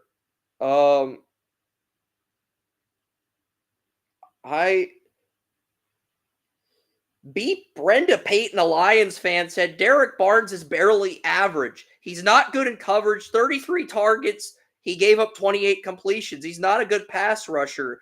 He's a decent run stuffer, but he's better off in a Sam role. But the Lions are not going to play Sam linebackers. Everybody's going with nickel defenses on third down, and they'll play a Sam linebacker on first and second down if it's a run-heavy team. That's just the new NFL. That's just how the new NFL works. I don't disagree with her, but he mentored Campbell too. He probably showed Campbell how to call the plays when he first got to Detroit. Took him under his wing. Took Jack Campbell under his wing and showed him how to call plays on defense.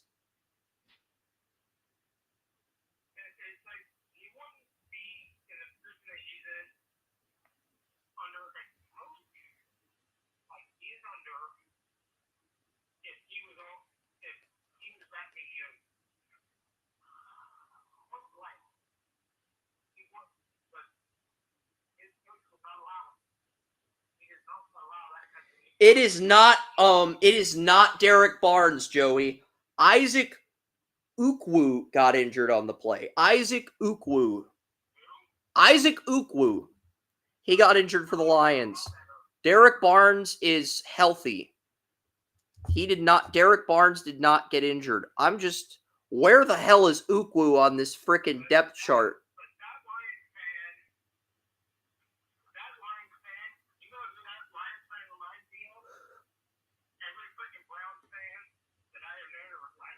Ukwu is not even listed on the Lions depth chart. Where the hell is Ukwu? He's not listed on the second team, first team, third team, fourth team. Where the hell is Ukwu? It's like Waldo. He's disappearing from the depth chart like a freaking ghost. It's like freaking Waldo. It's like, guys, where the hell is Ukwu? He got injured. Where the hell is he? He's disappeared like Waldo.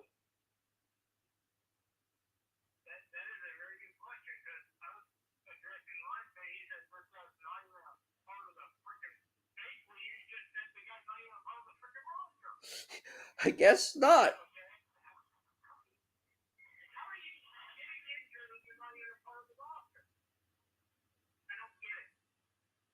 Yeah, I don't either. I'm trying to figure this out. And Xavier Worthy with a touchdown to Mahomes. I am so glad I drafted Worthy in fantasy. Bantle took Marquise Brown and Rice, and I basically told him the experts had those two graded higher, but I was baiting him so I'd get Worthy. I was baiting him. I was mind fucking with him so I'd get Worthy, and it worked. My mind fuck strategy worked on Bantle.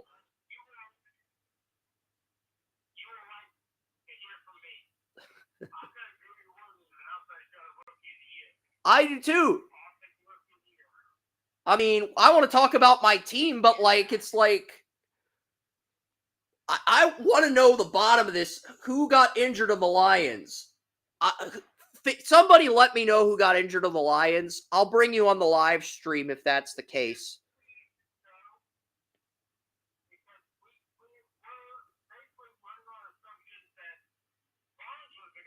Because it looked like 55 was injured. It looked like the trainer was grabbing 55's knee. 55 is Derek Barnes.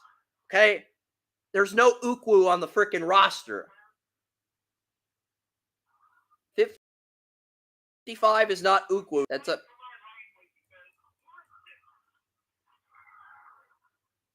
Is he a guy on the practice squad? Is he a guy that, is he the kneecap guy? Dan Campbell, maybe he's the top secret kneecap guy. Maybe Dan Campbell has a top secret kneecap guy on the practice squad who goes after the kneecaps. He's like the kneecap bounty hunter. He's like the Ray Donovan of kneecaps. Maybe that's Ukwu's role within the Lions organization.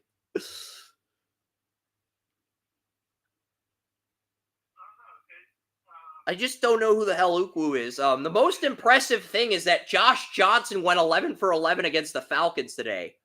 11 for 11. Yeah, 11 for 11. He was perfect on the day.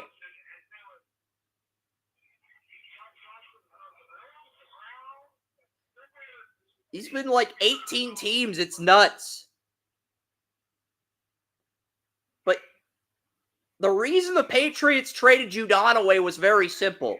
The Patriots extended both Josh Uche and Anthony Jennings from their 2020 NFL draft. They gave both of them extensions. I think the thought process is we're going to start Jennings and Uche at edge. If that doesn't work, we'll get a new edge rusher in the draft if our top player on the board is an edge rusher. If our top player on the board is a left tackle, we'll get a left tackle. But the Patriots are going to roll with May, and they're going to get their top player on the board. But when I drafted Worthy, Joey, I told Jason the other Chiefs receivers were graded higher, so Worthy would fall to me. Basically, I trolled Jason to get my guy, and it worked. Because he was thinking about taking Worthy, but he didn't. And I told him the experts had the other guys ranked higher, and he fell for that. And I got Worthy. So I was baiting him.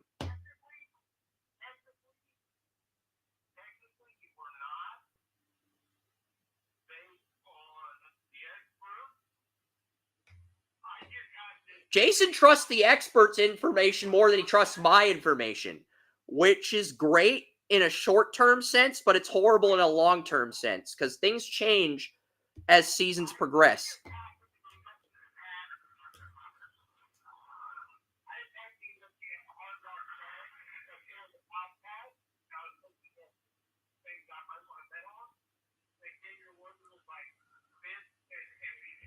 Xavier Worthy fell to round... I think he fell to round 12 or round 11. I think he fell to round 11, and I got Njoku in round 12. Because what I did with Selvin is I had 101. I told Selvin if I move down, I might be able to get both Xavier Worthy and David Njoku. And Selvin wanted Zach Moss, the Bengals running back, who Jason was targeting Zach Moss. So by trading down with Selvin, I got both the guys I wanted, and I helped Selvin screw Jason out of the player he wanted. And then after the draft, I made jokes that Selvin and I were colluding with each other like Sosa and Scarface in Scarface. I was making Scarface memes of Al Pacino and Sosa on the phone, smiling, grinning, laughing their asses off. I was basically posting Scarface memes in the group, trolling the group. That's how savage I was. And I still got both the guys I wanted. Njoku as my backup. Now, to be fair to Jason, he took TJ Hawkinson as his backup to Mark Andrews.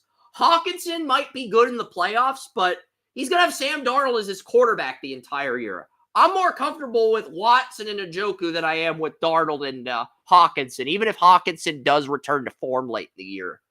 There's just too many question marks with Darnold starting the entire year.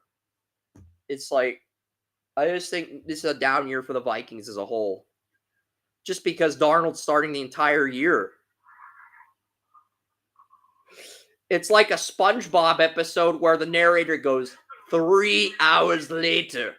That's the Vikings quarterback experience with Sam Darnold.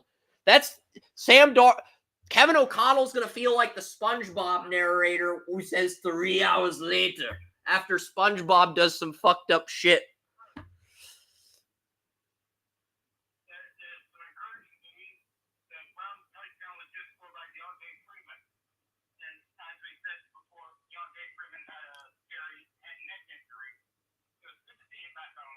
You mean Dante Foreman. You mean Dante Foreman, the Texas running back who got injured in practice. You said Devonta Freeman. You got the names mixed up. I should expect that by now. Devonta Freeman was the former Falcons running back in Super Bowl 51. I should expect this by now, but this is like an all-time Emmettism. Walter made fun of Emmitt Smith's mispronunciations. That is an Emmettism, if I ever heard one. But whatever. It's like, we'll move on. It is. It's refreshing to see him. He recovered quicker than Taki, who's still on the pup for the Patriots. Yeah, Taki got...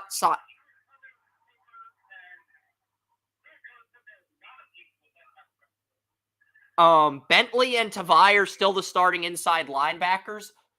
Keon White-Godchaux and Barmore could be a damn good defensive line. Wise can be a nice depth player if Barmore gets injured.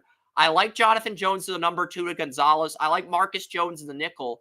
I don't think there's any depth if injuries occur. Duggar and Peppers are good starters. I'm not high on Jalen Hawkins or Marpu. Hawkins did have a good play against Pickett. In Hawkins' defense, he did look good against Pickett. He was just reading his eyes and talked about that during the game and the post game.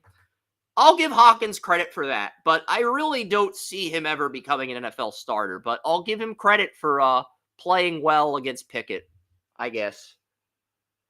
I did see a little bit with Hawkins as he did.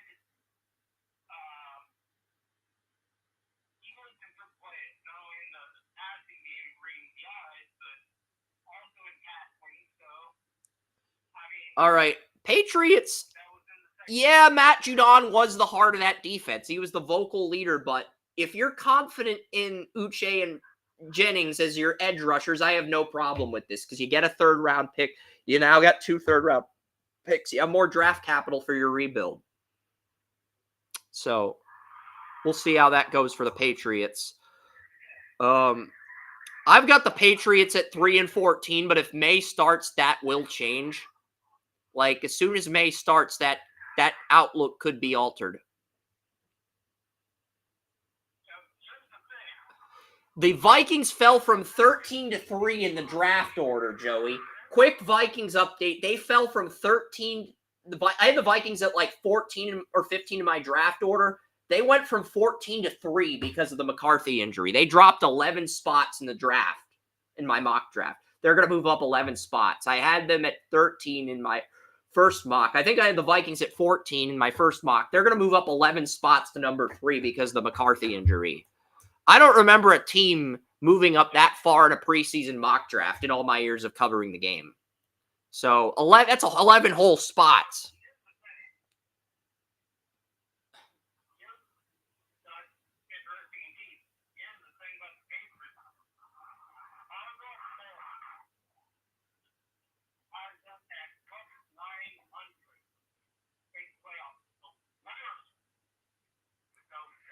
The Panthers and Patriots are underdogs in all 17 games.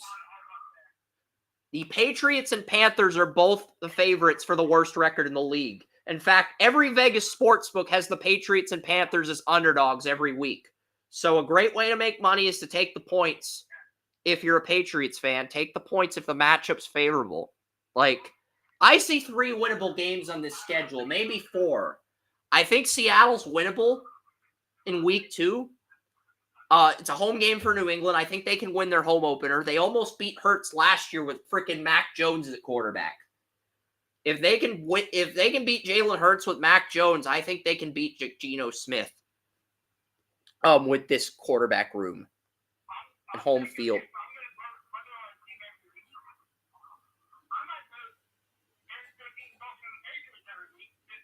I would put money on the Panthers. I would put money on the Panthers because Dave Canales is taking over. He's got Bryce Young. And the Panthers and Patriots are going to be underdogs in every game. So if you want money, take the points and bet on the Patriots-Panthers. It's a good formula. I'm not saying it'll work every week, but it's a good formula.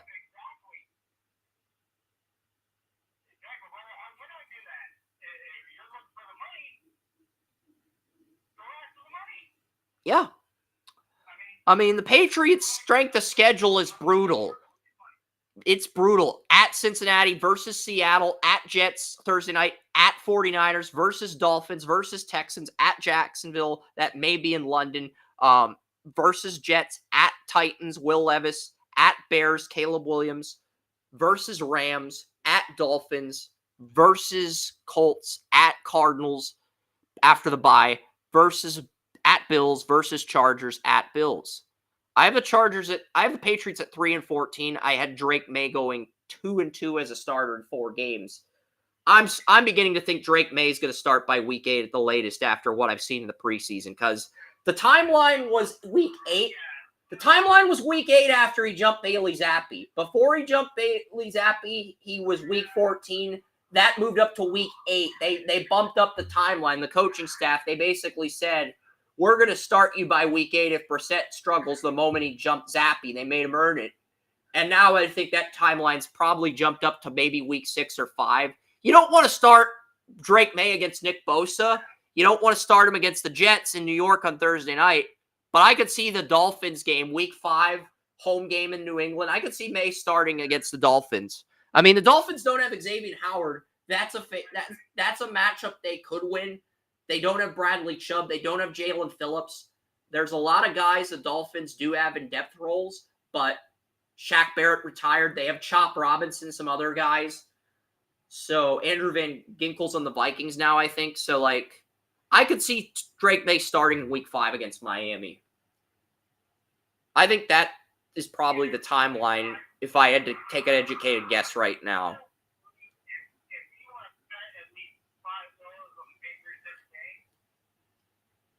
Here's what I'm going to do.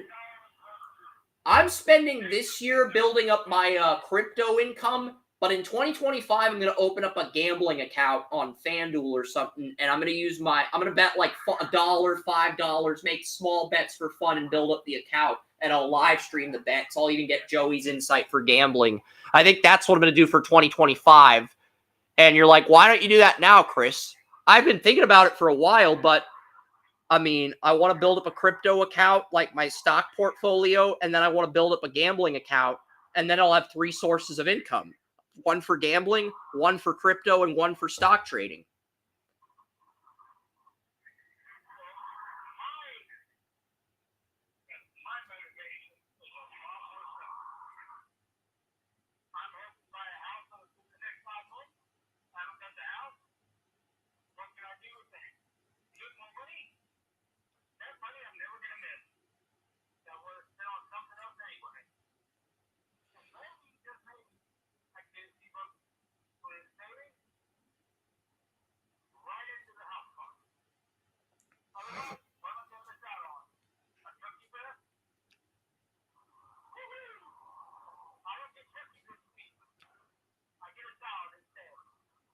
So you're going to actually get a house.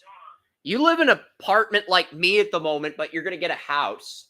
But my apartment's nice. It's got like indoor complexes and stuff. And it's really nice. Everybody has their own room.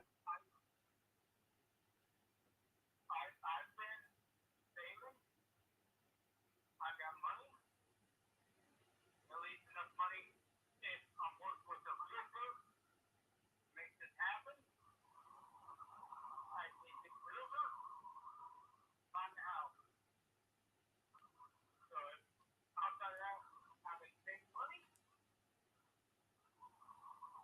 And we'll see how this turns. We'll see. Because, yeah, I mean, my plan was to generate enough income to where I could start a Draft Utopia company account. But I feel like I'm going to have to juggle through multiple accounts. One for FanDuel, one for crypto, one for stock trading. And maintain what's in my personal savings account. Here's the thing about Hard Rock Bet. They don't have anything. I don't want to use DraftKings because DraftKings is going to tax people. It's like, I do have an affiliate deal with DraftKings. You enter the promo code DraftUtopia. But, like, DraftKings is going to tax people for winning bets in the future. That's something they want to do in 2025. I don't think people should be taxed for winning bets. Like, I think... You cannot have anything DraftKings going forward that's like that. So let's say. Like, I don't know if I want to be partners with them anymore. I'm not cutting them out, but it's like I'm reassessing things. I'm not dropping them, but I'm reassessing things. Which is fair. That's fair. If I want to make a bet, but I don't want to pay taxes, I'm reassessing my situation with DraftKings. I'm not dropping them. You could still go on DraftKings and enter Draft Utopia as a promo code if you're a new user, but like I'm reassessing my options. That's fair. Because I'm letting the world know I'm reassessing my options. I'm not trashing them. I'm just parting on good terms because I want to. It's my choice.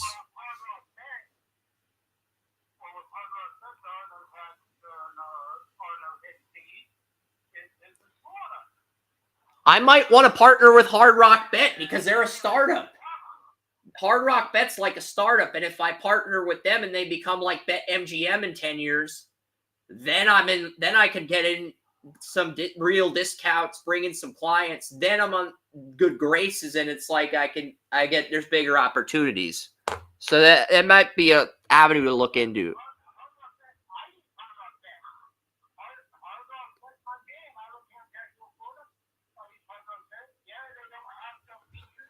But yeah, I've got the Patriots going 3-14. They could do better than that if Drake May starts earlier, which is what it's looking like. It's looking like Drake May will start. Damn it, I forgot to load the Patriots schedule on freaking Restream. Jeez, we're at 6 hours, 53 minutes. I forgot to load the schedule. I had the depth chart up. I forgot to load the damn schedule. This thing is just, my computer, it's just being really slow right now. I'm going to go through this. I'm going to quickly. I'm trying, Joey. I'm trying. My computer is lagging. Like, I'm going to X out some shit that I'm not using. That should do the trick.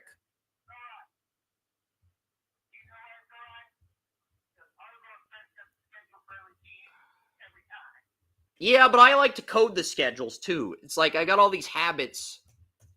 I'm just used to doing things a certain way.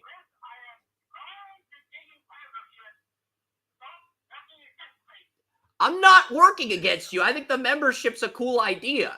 It's if I had to leave DraftKings, there are 3 finalists in the sweepstakes: FanDuel, Hard Rock, Bet. Actually 4. BetMGM, which Brian Bayless told me about, and I met a bookie at BetMGM when I was in the Shrine Bowl. And the 4th finalist is Bet Rivers Casino because they're the casino in Pittsburgh. So there's 4 finalists in the sweepstakes for Draft Utopia. Good luck to all our participants. I will announce a winner at the end of the year. Bet Rivers is in Pittsburgh. It's right by me. Is Bet Rivers horrible? What do you know about Bet Rivers that I don't know?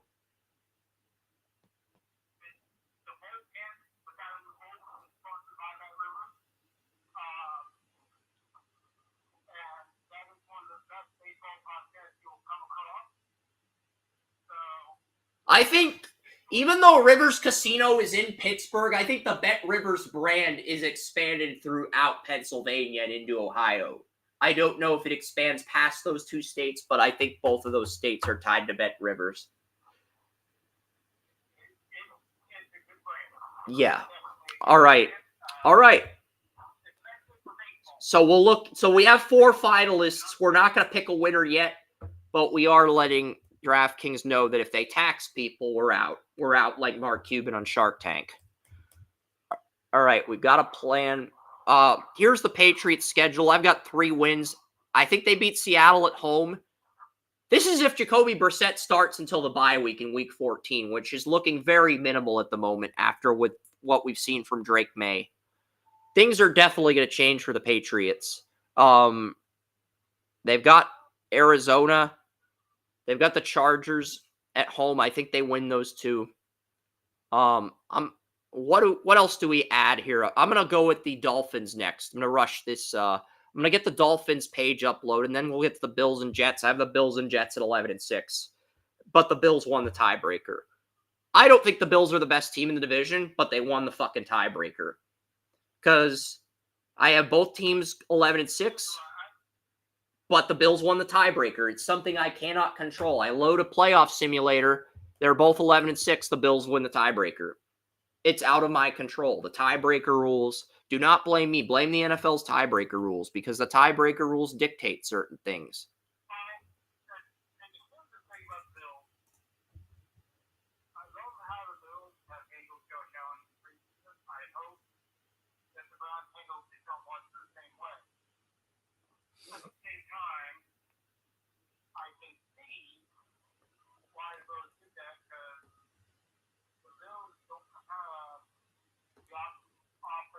We still have 36 people on Restream. Holy crap. Thank you guys. I mean, we've been on the air for 7 hours now.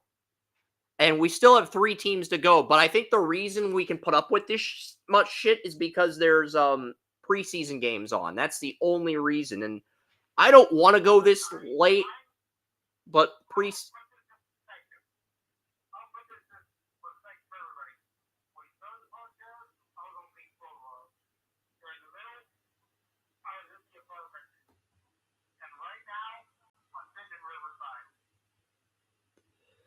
I love it. It's like a documentary. It's like Joey's exploring the city like Waldo as we're talking.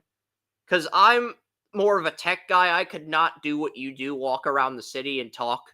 I tried to. I mean, I was able to talk shoe for an episode on my smartphone when I went to Boston with Andrew. Okay, I've got the Dolphins depth chart loaded. They've got Tua. They paid him. Odell Beckham's on the pup. They still have Berrios. He's the number 4 now.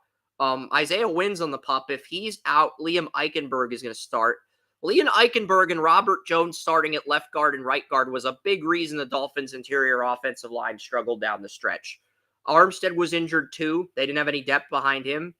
I mean, they have Patrick Paul as the backup to Armstead at left tackle, but Austin Jackson's the blind side to Tua since Tua is left-handed. I think if Armstead gets injured, Paul's going to take over at left tackle because Armstead's had an injury history dating back to his days with the Saints. And Armstead got injured like 4 times last year, enough to where the Dolphins just drafted someone to replace him. Maybe Armstead stays healthy and makes a believer out of people. It's interesting. I've got the Bills winning the division, but I think they lose to an AFC North team in the wild card game. Because Allen's undefeated in the wild card. He's due for a wild card loss. I think an AFC North team, whether it's the Bengals or the Browns, ends up beating Allen in Buffalo. And that's what I think is going to happen. And everyone's going to be... Oh, Bills Mafia is going to be fucking pissed. I mean...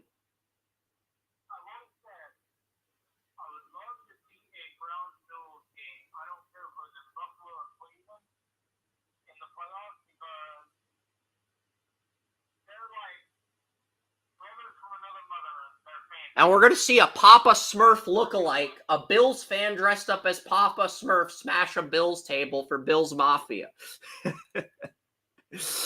That is a really messed up analogy.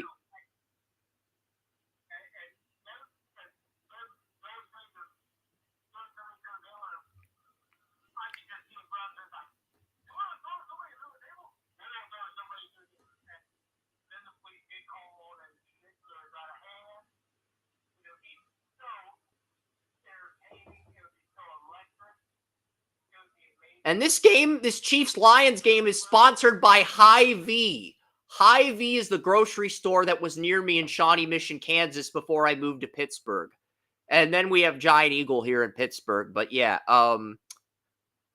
Hy-Vee was the shit back in the day. There's Publix in Florida. There's Publix in Mobile. There's different grocery store chains throughout the country.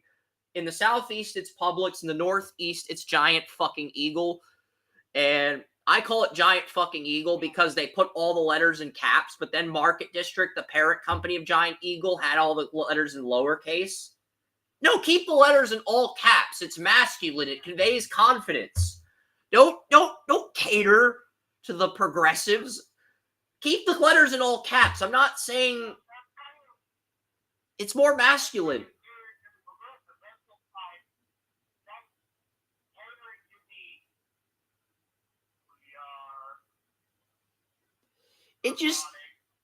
It's like you got the left, I'm not saying I'm not saying it's bad, but all the letters in lowercase, even the G in Giant Eagle and the E in lowercase, it's not masculine. It does not convey confidence.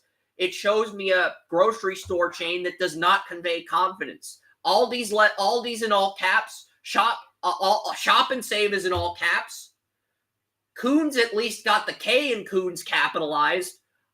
That might sound like a direct personal attack against Giant Eagle, but even Hy-Vee has the H in Hy-Vee capitalized. Hy-Vee might be all lowercase, but it looks cool. The font looks cool. I can overlook the fact that the letters aren't capitalized because the font is cool. A cool font will do that.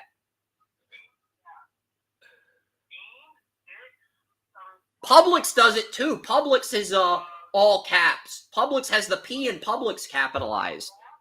It's Giant Eagle, all the letters are lowercase. I'm sorry if I'm going on a Giant Eagle rant pissing off the company that writes paychecks to my mom, but Giant Eagle in all lowercase is not confident. It does not convey confidence. As an investor, I look at that like, ugh, that's gross. You know,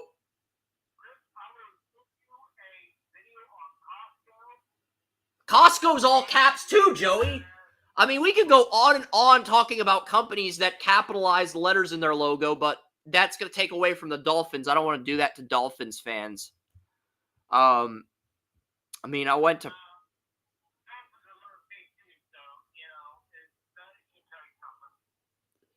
Yeah, that Bradley Chubb and Jalen Phillips are the projected starters. Phillips looks like he's going to recover from his ACL injury, but Chubb is still on the pup because he got injured late in the year. Ogba and Chop Robinson, Phillips are all competing until Chubb gets back. They do have a lot of depth at edge rusher, but they're not going to be fully healthy till late in the year. Who is 19? Who just dropped that pass?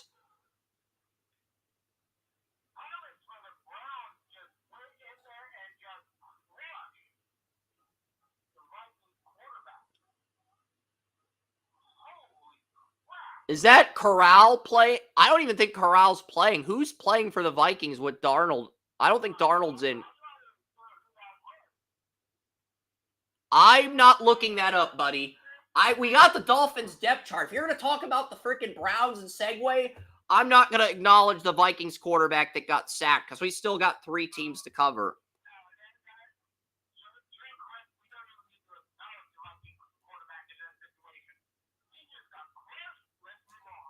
Well, now because you don't want to acknowledge it, now I want to acknowledge it. It's like a light bulb switch. You flip the switch. I think it's Nick Mullins or Jaron Hall because they have with McCarthy out, they have last year's backups Mullins and Hall and Corral. And Corral's list is a 4th stringer, but I think they needed to provide a spark to that backup QB room with McCarthy out. They had to do something to provide a spark. So yeah.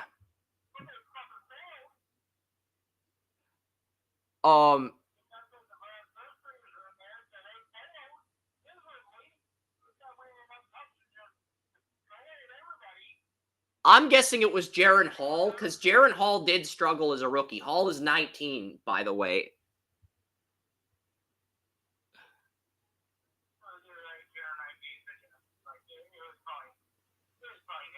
Yeah. All right. So The Dolphins have David Long Jr. and Jordan Brooks starting an inside linebacker, but they have Anthony Walker and Duke Riley for depth ahead of Channing Tindall, their third-round pick in 22. Zach Seiler and Calais Campbell are starting at 5 technique. So the Dolphins replace Christian Wilkins with Calais Campbell. I don't hate that move. Calais Campbell returns to the U. I mean, technically, the Dolphins and the Hurricanes still share the same stadium. So he returns to the U. Campbell, yeah. Phillips also went to the U. So, I mean, there's going to be some chemistry in that front 7. But Nino Jones is taking over for Tierre Tart at nose tackle. I think that is a bad move. They have Benito Jones, Piley, Isaiah Mack, Robert Cooper, 4 undrafted guys competing for the nose tackle job. This is like pros versus Joes. I can't believe I'm making a pros versus Joes reference on the podcast. That was a hit show back in the day on Spike when they had Blue Mountain State and they compete against MMA fighters, professional wrestlers, and stuff back in like 2008. But yeah, pros versus Joes. That's basically the Dolphins' nose tackle competition. They got 4 undrafted guys competing for the nose tackle jobs, the 2 nose tackle spots. So it's a pros versus Joes episode, the Dolphins. But yeah, Poyer and Hollander starting. Marcus May is the backup.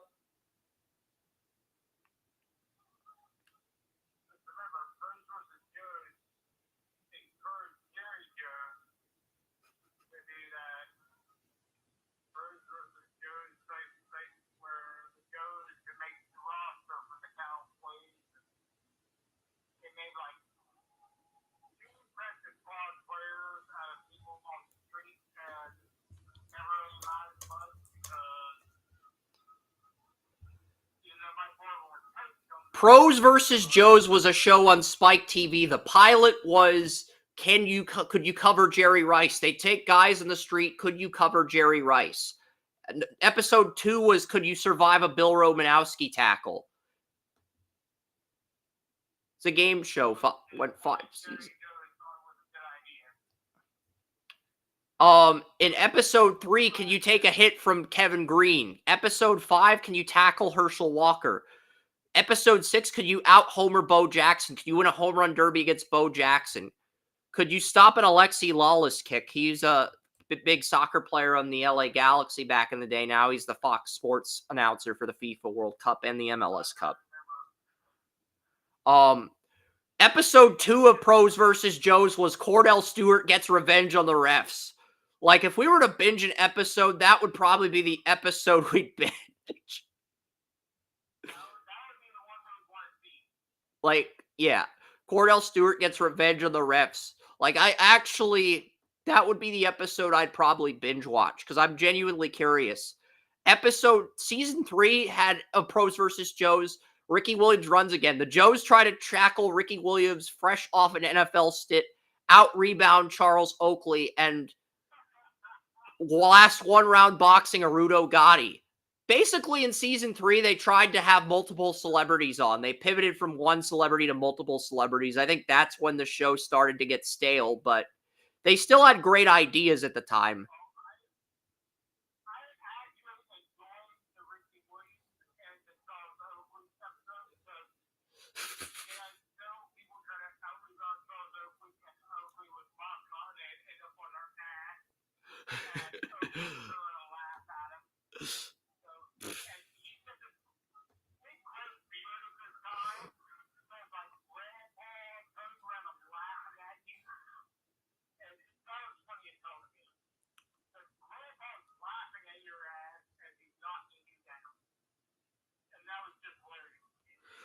Oh, yeah. Season 4, they had an episode of Priest Holmes train rides again. The Joes defend against Priest Holmes. The Joes try to stop Steve McNair and Adam Pac-Man Jones. Adam Pac-Man Jones made a cameo on Pros versus Joes. Now he's like an insider to Pat McAfee. Like, he's a regular on Pat McAfee, but he was on Pros versus Joes back in the day.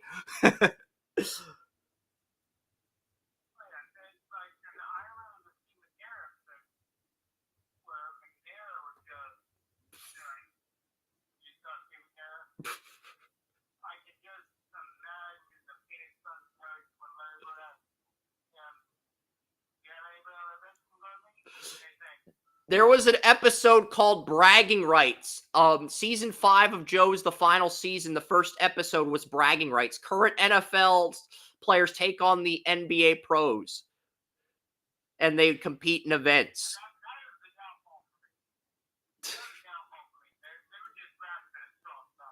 I feel like they used all their good ideas in season 2. Season 3, they tried to incorporate multiple athletes to save the show. Season 4, they still had some good ideas, but season 5's when it went downhill. Season 2 was the Wildcat organizer, the Joes try to bring down Michael Vick.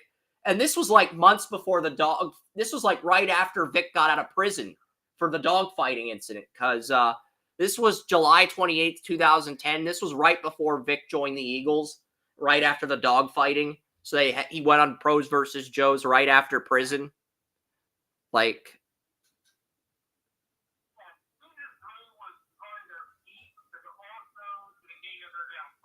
yeah. Yeah. I think the best episode of season 5 is probably the one where the Joes try to out-rebound Hakeem Olajuwon. That was probably the best episode of season 5. I'm not saying it was a good episode. I'm saying it was the best of the worst season. The best of the worst season. Yeah.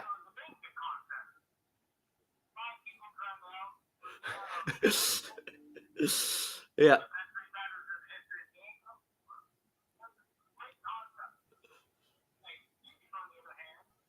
The final episode featured LeVar Arrington. Can't shake LeVar. LeVar Arrington and the Joes go head-to-head tackling drills. That was the series finale for Pros versus Joes.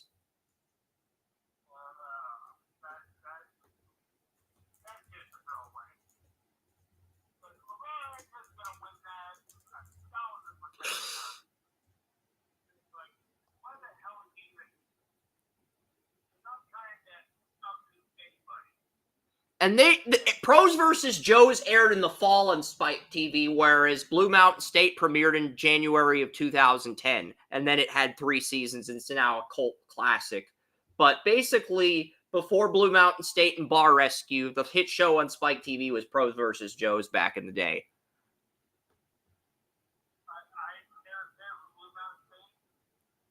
It's a frat type. It's basically Animal House meets college football.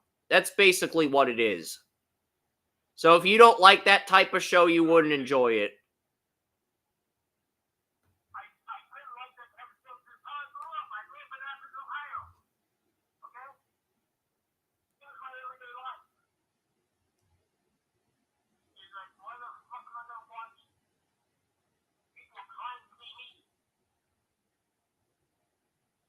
Yeah, and there's a lot of drama in the episodes. I mean, there's talks about bringing it back. But we're going to get back to the Dolphins. Their number 2 corner is Kendall Fuller. The Dolphins replaced Xavier Worthy with Kendall Fuller, who was awful during his time with the Commanders. Now, to be fair, he was good his last year, but he was very inconsistent in Washington. I don't understand the decision to replace Fuller with Worthy with Fuller. That's to replace Xavier Howard with Kendall Fuller. I don't understand that decision. That's a decision that could cost the Dolphins a playoff spot. It's not that because teams are just going to throw away from Ramsey. That's what they did in the Super. That's what the Bengals did. They targeted Ramsey in the Super Bowl, but teams are just going to throw away from Ramsey now. When the Bengals had Eli Apple and Awuzie, they would ignore Awuzie and they target Apple. That's basically what the teams are going to do against the Dolphins. They're going to target Fuller. Fuller's had some nice plays from time to time, but he's a downgrade over Xavier Howard. That's just the bottom line.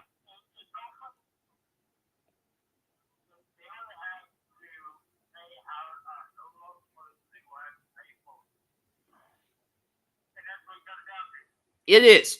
Money does play a role in this because you look at the Dolphins' cornerback room. They have Saron Neal from the Bills, Nick Needham, their undrafted player, still on the Dolphins. They have Cam Smith, but Cam Smith is the backup to Ramsey still. He hasn't made that leap to the first team yet. He's still a dime quarter corner. And Saron Neal's basically pushing him for the number 4 job.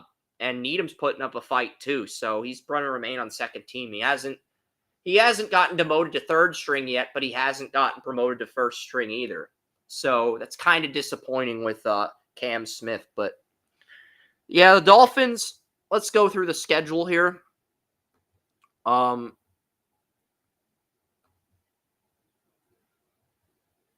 going to pull up the Dolphins. I have the Dolphins at 9-8, missing the playoffs.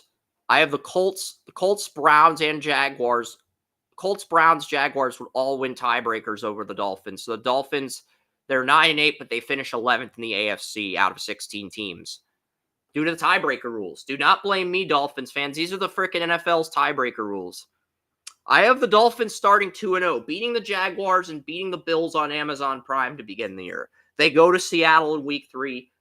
Miami to Seattle is about as far of a time span as you can get in the NFL. That's the equivalent of the Stanley Cup with Florida and Edmonton. That's the type of time distance you're going to have. I think Seattle's going to win that game. They're going to be winless. They're going to be pissed off. I think Seattle beats Miami. I have the Dolphins beating the Titans and the Patriots to be 4-1 entering the bye.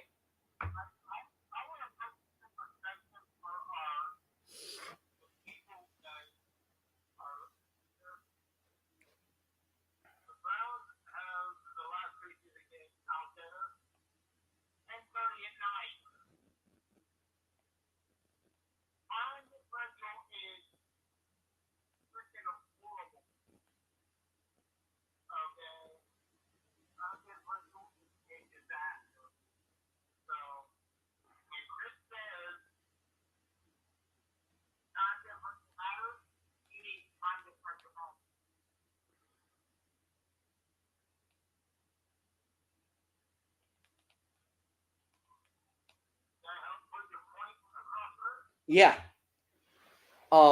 Every year there's a team picking in the top 5 of the draft that makes the playoffs. This year's finalists are the Bears, the Commanders, the Patriots, the Cardinals, and the Chargers. And I'm going with the Chargers. I'll explain why next week. I feel like Joey's not comfortable picking any of those teams to make the playoffs yet, but if he had to pick someone on that group, he'd probably go with the Commanders because of Jayden Daniels. But it's not something he has a lot of confidence in. You know, that's the thing.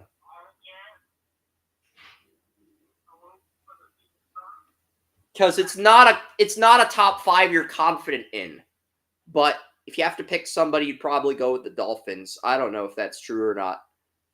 But look at the Dolphins. They play the Colts in week 7. I think they lose that game.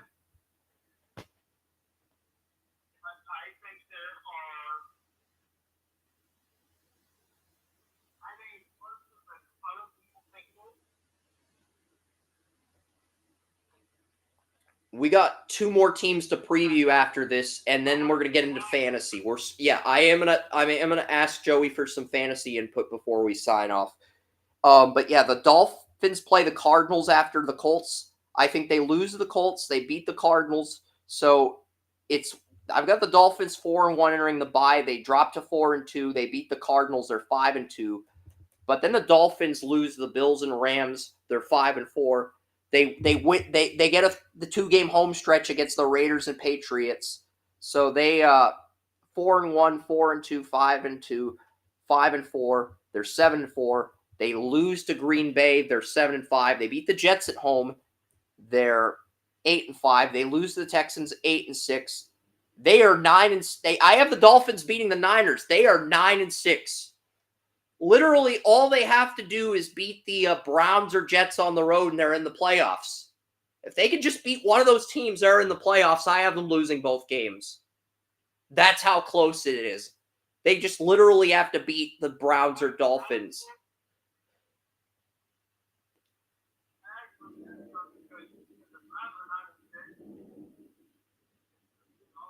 Browns-Dolphins game in Cleveland's a playoff game. That's a playoff game in Week 17.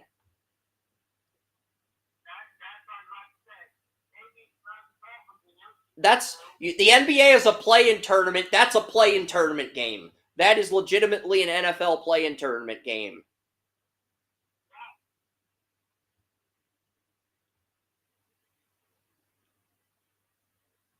And I hate using that analogy because I think the play-in tournament is stupid, but that is a play-in tournament game. And Dolphins-Jets might be a play-in tournament game too. But I have the Dolphins at 9-8. And I have them starting 9-6. But they got to play the Dolphins and they got to play the Jets and the Browns on the road to end the year. That's just brutal.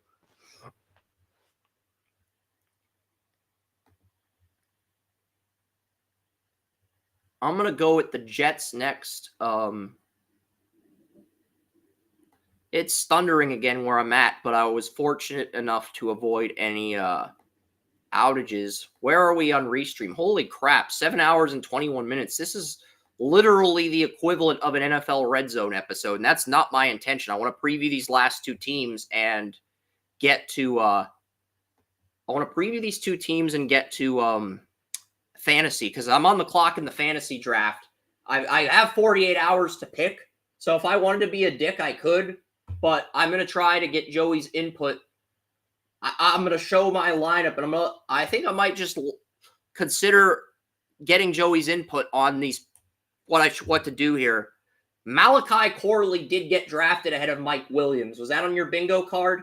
Because that happened in our fantasy draft. Selvin took Sam Laporta in the draft last year in like round 16. He hit on the pick. He chose Corley over Mike Williams, who's got a tedious injury history. And Corley's 5th on the depth chart at the moment. Wilson and Williams are 1 and 2. Xavier Gibson's number 3. Lazard is 4 and Corley's 5. But I think Corley's going to supplant Gibson at some point because Gibson's the slot receiver. I think Corley's going to supplant Gibson. I don't know when, but I think it's going to happen. And that's when the drama's really going to start in New York.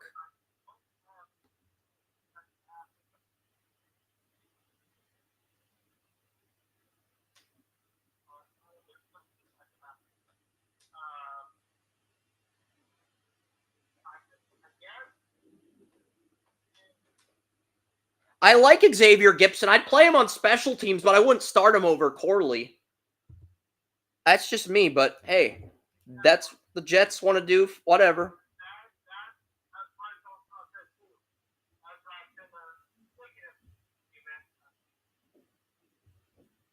Gibson is the return specialist. And here's the thing. The Jets have really good special teams depth. Gibson's the starting returner at both kick returner and punt returner. Isaiah Davis is the backup punt returner and kick returner. Corley's 3rd string, and Brandon Codrington, who's probably going to get cut, is the 4th string return specialist. But if Gibson, Davis, and Corley all make the roster, the Jets probably have the best special teams depth of any team in the league. How many teams are 3 deep on special teams? That's the big takeaway. The Jets.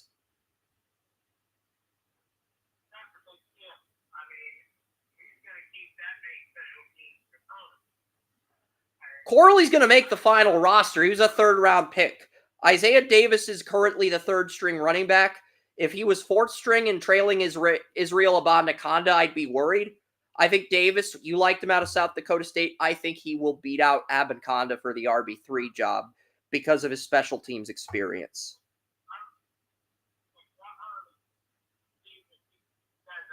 Braylon Allen's the RB2 and Breece Hall's the RB1, but the Jets have the leverage to let Breece Hall walk if they don't want to pay him after his rookie deal's up. They just have so much depth in the backfield, it's not even funny.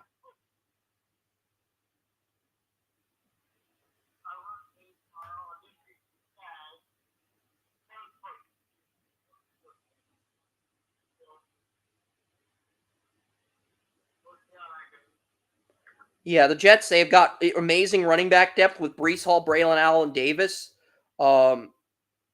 I don't understand why Gibson's the slot receiver. I would play Corley, and Lazard would be my number 4. I like Gibson enough to let him keep a roster spot, but, I just I don't understand what they're doing.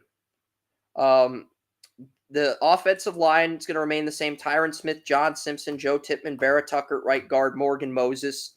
Conkley's the starting tight end. Ruckert's the backup. Kenny Yeboah, former Texan, former Ole Miss tight end, has jumped Zach Kuntz, 2023 7th-round pick out of Old Dominion that everyone in the group mock liked. So Zach Kuntz might be a roster cut. That's the offense for the Jets. And Tyrod Taylor's the backup to Aaron Rodgers, and Jordan Travis is still on the NFL injured list. Has not been activated off that yet. All right, so the Jets are starting Reddick at 43 right end. He's been an outside linebacker his entire career. And, that's interesting that Reddick is listed as the right end, because I would keep Jermaine Johnson in there and I'd start Will McDonald. I would play Reddick at weak side linebacker where Quincy Williams plays, but Quincy Williams is a great run stuffer, whereas Reddick's just a pure edge. So I think they want to start Reddick, but I think Reddick is unhappy with the trade to the Jets, so he might be holding out for more money. Just seems very transactional right now with the Jets. I like Quinton Williams and Kinlaw. The Jets open up with the 49ers. Here's the thing. Aaron Banks, the 49ers left guard, is dealing with a broken pinky. So if he's unable to play in week 1, Quinton Williams and Kinlaw, who got cut by the 49ers, are going to be going up against the 49ers second team left guard. They are going to feast off the backups because, outside of Trent Silverback Williams and Aaron Banks, who do the Niners have on the offensive line that's any good? I mean, their center, right guard, and right tackle were underwhelming in the Super Bowl, Joey. So if Aaron Banks is out, that basically leaves Silverback Williams and a bunch of unknowns. And I think the Jets can exploit that matchup. Saleh will be able to exploit that matchup.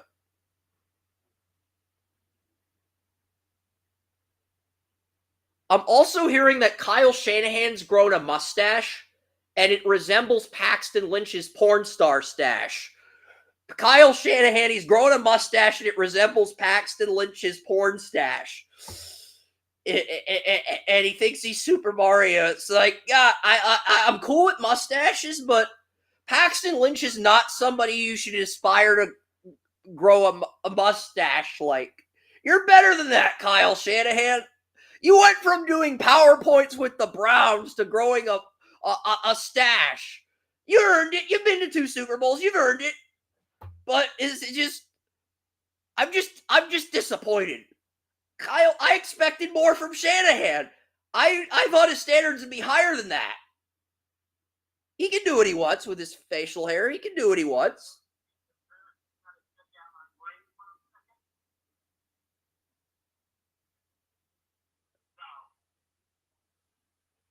But, yeah, if Aaron Banks is out in week 1, that's huge for the Jets because not only do the 49ers... Because I feel like Aaron Banks is the one interior lineman that can neutralize Quinton Williams. Their center, inconsistent. Maurice Jones-Drew went on a rant after the Super Bowl about how the 49ers right tackle, right guard, and center play sucked. And he's not wrong. He's correct. And Kinlaw left the 49ers to sign with the Jets. He knows Robert Saleh's defense. And that's a revenge game for him. Week 1 against San Francisco? Are you kidding me? That's a revenge game for Kinlaw. This is why I love the Jets over San Francisco. I mean, I'm not saying the Jets, they've got Chuck Clark healthy. Chuck Clark got injured last year in camp.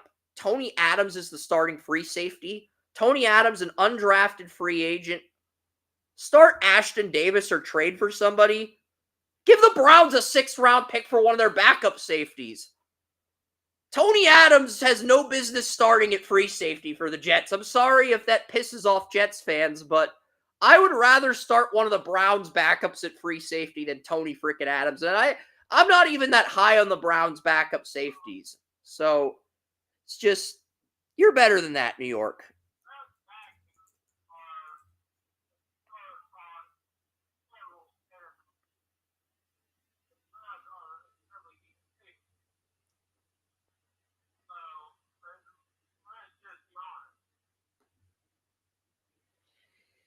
Yeah, but Tony Adams is entering year 3. He was undrafted. And Tony Adams went to Illinois. Illinois' got a good defensive back room, so I'll try not to give him too much shit. Illinois' had a lot of success at defensive back in recent years, so. But he hasn't come into his own like a lot of the other stars. Kirby Joseph. Tony Adams started with Kirby Joseph and Devin Witherspoon. That's the crazy part. I think he mentored Kirby Joseph when he first got to Illinois.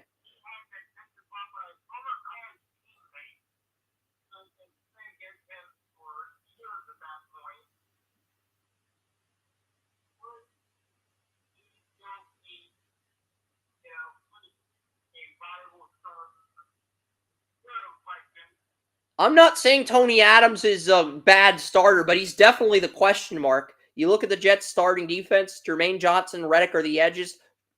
Williams and Kinlaw are the D tackles. Quincy Williams and Mosley are the linebackers. The cornerback room, Sauce Gardner, Reed, and Carter remains the same. Chuck Clark is healthy from an injury. You still have Ashton Davis, but he's the backup. And the Jets are basically keeping Ashton Davis on the bench, and they're starting Tony Adams at free safety. I'm not saying it's a bad move. It's a move I'm questioning, though. And this depth charts could be bullshit. They could end up starting Davis and Clark. That's the thing. But both Davis and Clark are strong safeties.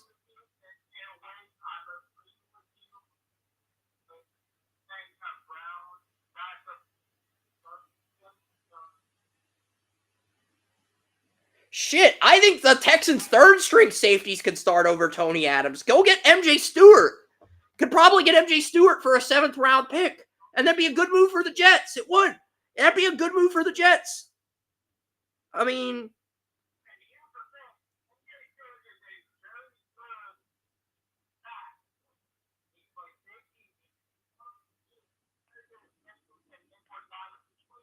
And look, the Texans, I get it. They drafted another safety, and the safety they drafted already jumped MJ Stewart. That's great for the rookie. But MJ Stewart could be a potential roster cut. You could get him for next to nothing. And he'd probably start on the Jets over Tony Adams, an undrafted free agent. That's a move I'd consider.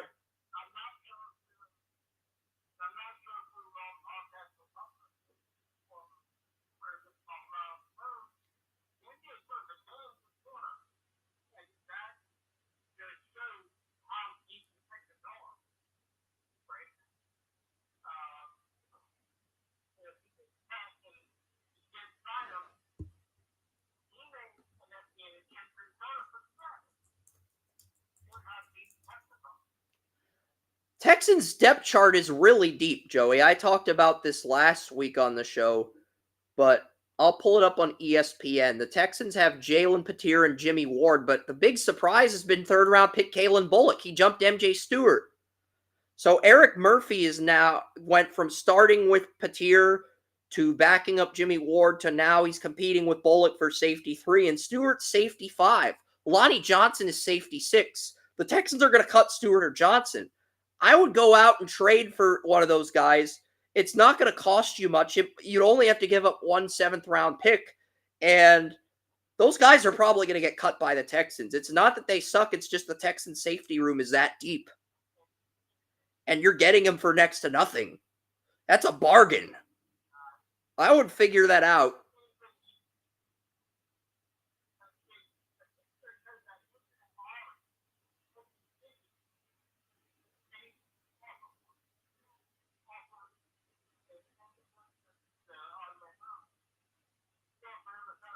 Because if you get a 7th-round pick for a 3rd stringer, usually you take that. It saves you from cutting someone, and you get some capital back.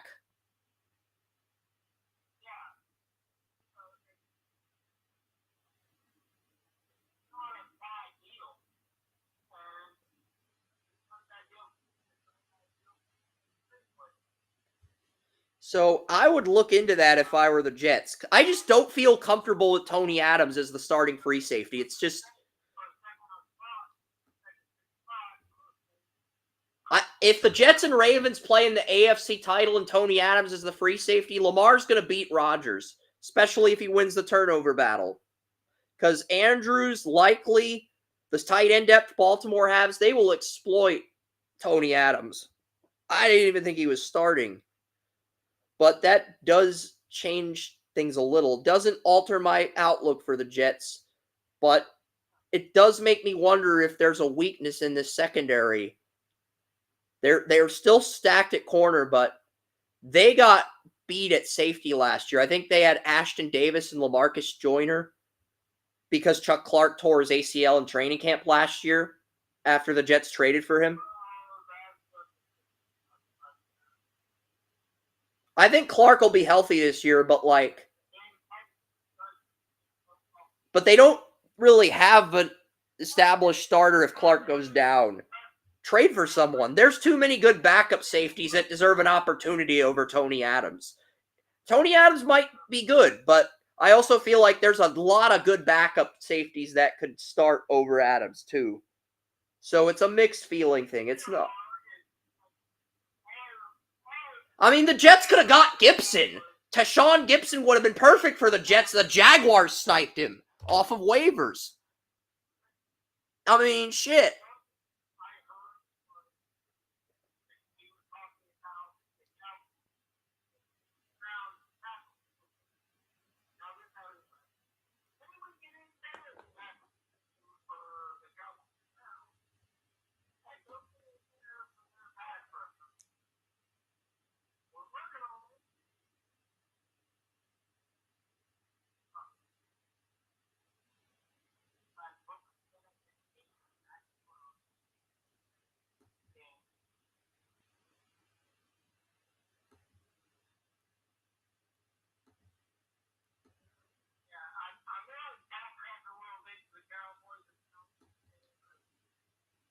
We're gonna have a Browns Cowboys debate in 2 weeks if Kerm calls in.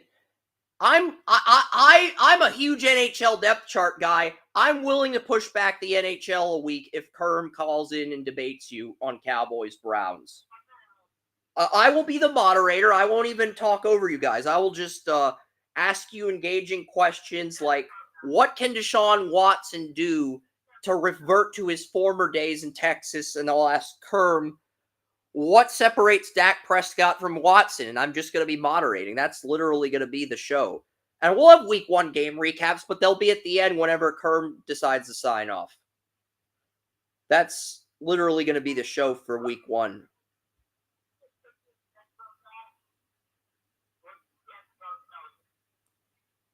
I want to have a debate show. We need to have at least one debate show with the election coming up. I'm not going to talk about the election or the candidates in it. We need to have a debate. A Browns-Cowboys debate right around the time when Trump's going to debate Kamala is ideal. If Kerm calls in, we're going to do a debate. I'll even do a debate where you and Oren debate the Raiders-Chargers game. I'll explain why the Chargers are going to beat the Raiders. Oren can take the Raiders, and you can moderate that if Kerm doesn't call in, because that could be fun too. I would rather moderate the debate, but I feel like you'd be better equipped to moderate the debate in that situation, because you can get Oren's biases against the Chargers, whereas I'm kind of biased towards them.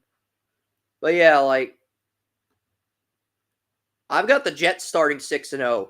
I have the Jets beating San Francisco, beating the Titans in Tennessee, beating New England, beating Denver in home, and beating Sam Darnold in Minnesota, and the Bills. So I have them at home on Monday night. So I have the Jets at 6-0.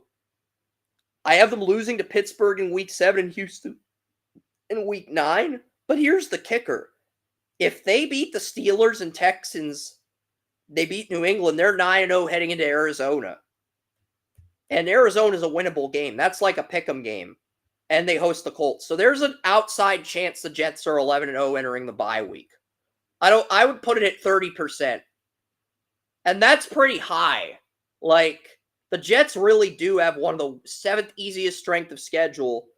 I would give the Jets 11-0 a 30% probability. And that's really high. I don't think they start 11-0, but I'd give it a 30% probability, and that's pretty high for somebody like me who's a realist. That's pretty high. If I'm willing to go up to 30% on something like that, that should say a lot. I have the Jets beating Seattle off the bye. I have the Jets losing to the Dolphins and Jaguars on the road. They beat the Rams. They lose to the Bills. And they beat the Dolphins. I have the Jets at 11-6, but they're going to start 6-0. I think they could end up 11-0. Can the Jets win enough games to steal the 1 seed? I think if they do win some games they're expected to lose, they might be the 2 seed behind the Chiefs. But, the Jets are interesting this year.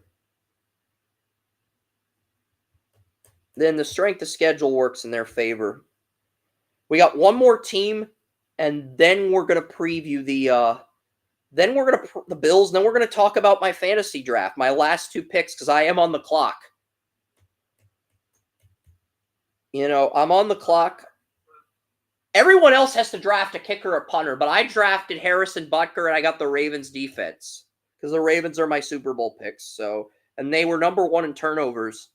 Not necessarily the number 1 pass defense as far as coverage fundamentals go, but as far as turnovers, they were a really good defense last year.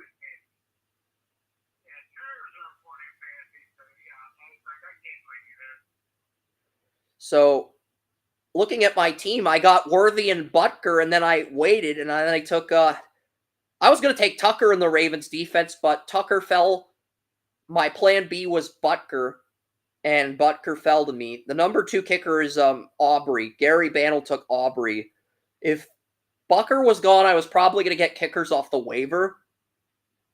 But, I won my pick of the kickers. And some owners, they'll get kickers off waivers. That's fine. But if a top 5 kicker's there, you should pick them in fantasy. Because they're reliable. They'll get you points.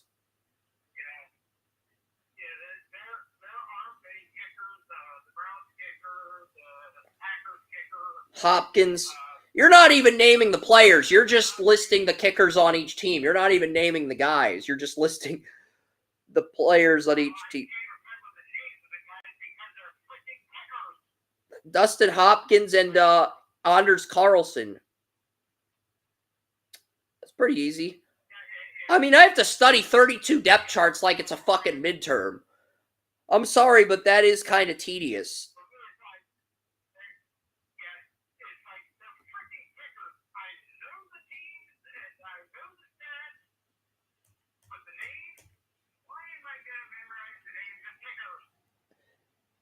When people say all 22, or when my friend Mo, who founded Views for the 22, they're referring to the 11 guys on offense and defense, not the special teams. Special teams does not qualify for all 22. Special teams is important, but it is not part of the all 22. Okay? That's why Joey's treating the special teams players like they're sidekicks. Okay? He has the right to do that.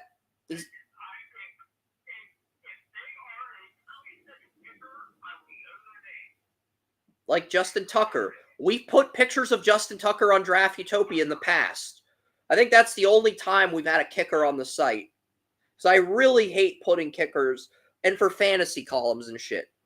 I think those are the only situations where we put a kicker.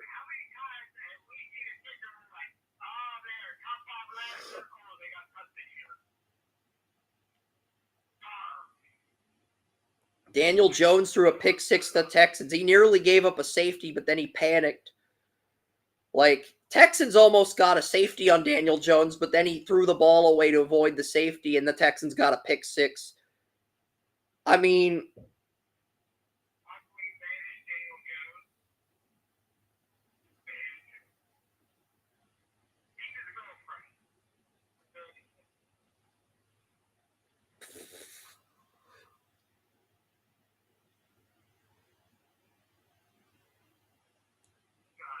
Tommy DeVito is going to be recruiting Daniel Jones to his pizza shop after this year. I'm just saying, it's happening unless somebody signs Jones as a backup. And you got the new Texans uniforms. You got Stroud laughing his ass off on the sideline.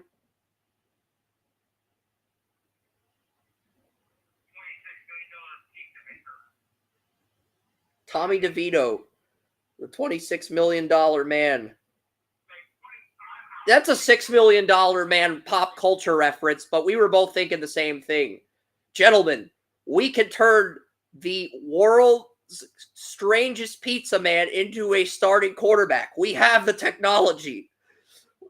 Yeah, $6 million. And then they put a tracking chip in Tommy DeVito. And then the tracking chip follows him to the pizza factory.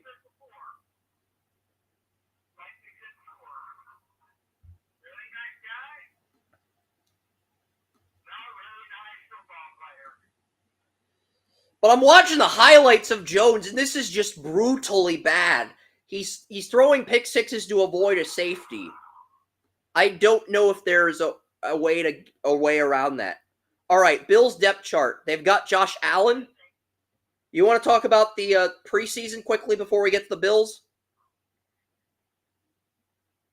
The only thing that is on my mind right now, because he's put it there, not that Daniel Jones did before. I think we can skip that. Daniel Jones is so bad, I'm actually wondering if Kay Adams is thinking about the defense when she's intimate with Daniel Jones, but that's not my fucking business. It's not. They're dating casually. They might just be friends. We don't know. It's not my fucking business. So we're moving on. Boom. See how professional that was?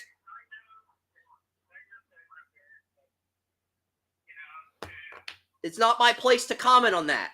But the Texans are just emasculating Daniel Jones that badly. I mean, he's going to have a shorter leash than one of the dogs that Bob Barker neuters. That's how short of a leash Daniel Jones has in New York.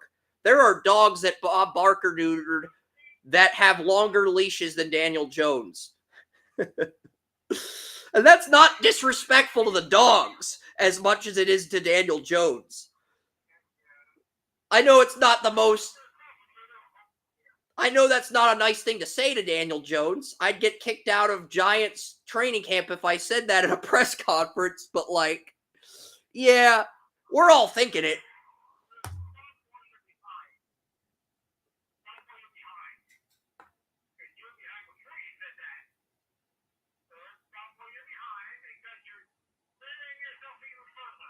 Yeah, I'm digging myself into a gorge.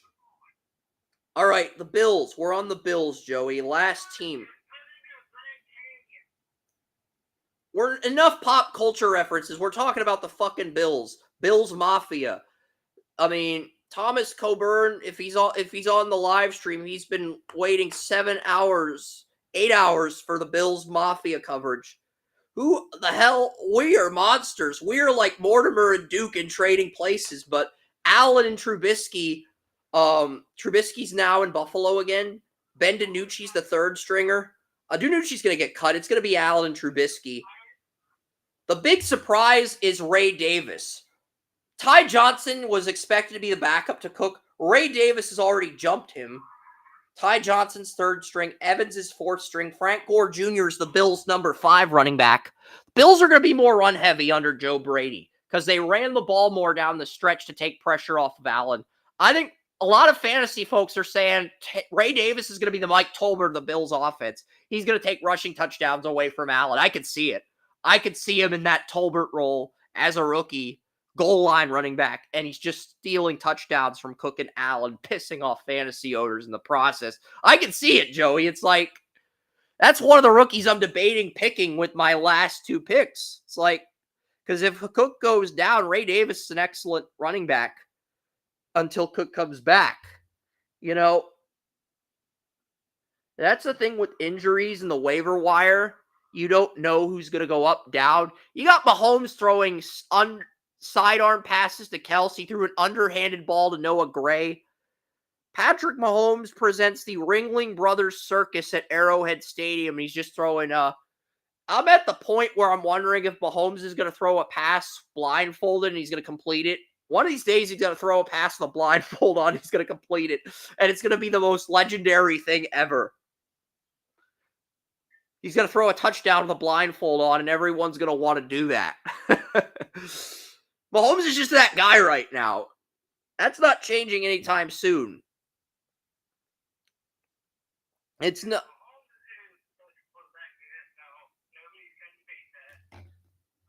And look, if he wins a 3rd Super Bowl, I think he jumps Montana. He's not at Brady's level yet, but if he wins a 4th Super Bowl this year, being the first quarterback in NFL history to three-peat makes him better than Montana. Because Montana was in the same position Mahomes was in. The Niners actually had the number 1 seed during their three-peat, and then I think Lawrence Taylor injured him in the 1990 playoffs, and the Giants won the Super Bowl. And was Phil Simms injured that year? Was that the year they had Hostetler? And Yeah. But either way, I would still say that he is still a number 2 because my number 1 has been Terry Bradshaw for decades. Terry Bradshaw might have the best 7-step throw of all time because back in the 70s, Terry Bradshaw could make a 7-step drop and complete a pass, and it looked effortless. Quarterbacks today can't do that. Not only that, but Terry Bradshaw was his own offensive coordinator, his own quarterback coach. He called every play for the Steelers. Terry Bradshaw was literally everything to the Steelers offense. That Steelers dynasty. And a coin flip decided his fate. The Chicago Bears and Steelers had a coin flip for Terry Bradshaw's rights, and the Steelers won the coin toss. And that's how the Hallases got screwed out of Bradshaw. I don't think the Bears would have done anything with Bradshaw, though, because the Bears quarterback, they've had Sid Luckman and Caleb Williams if he's good. And that's literally it. They've had a bunch of journeymen over the years, but I don't think Bradshaw would have been as successful in Chicago as he was in Pittsburgh. Because the Bears defense rose to prominence right after he retired. So Bradshaw was the greatest quarterback to ever play. I hate to coach Jay on Tom Brady, but Brady didn't do what Bradshaw did. He didn't do exactly what Bradshaw did. It's where Bradshaw was. I love this old school take from a Browns fan because it's like you don't like the Steelers, but you're admitting Bradshaw's the greatest quarterback to ever play.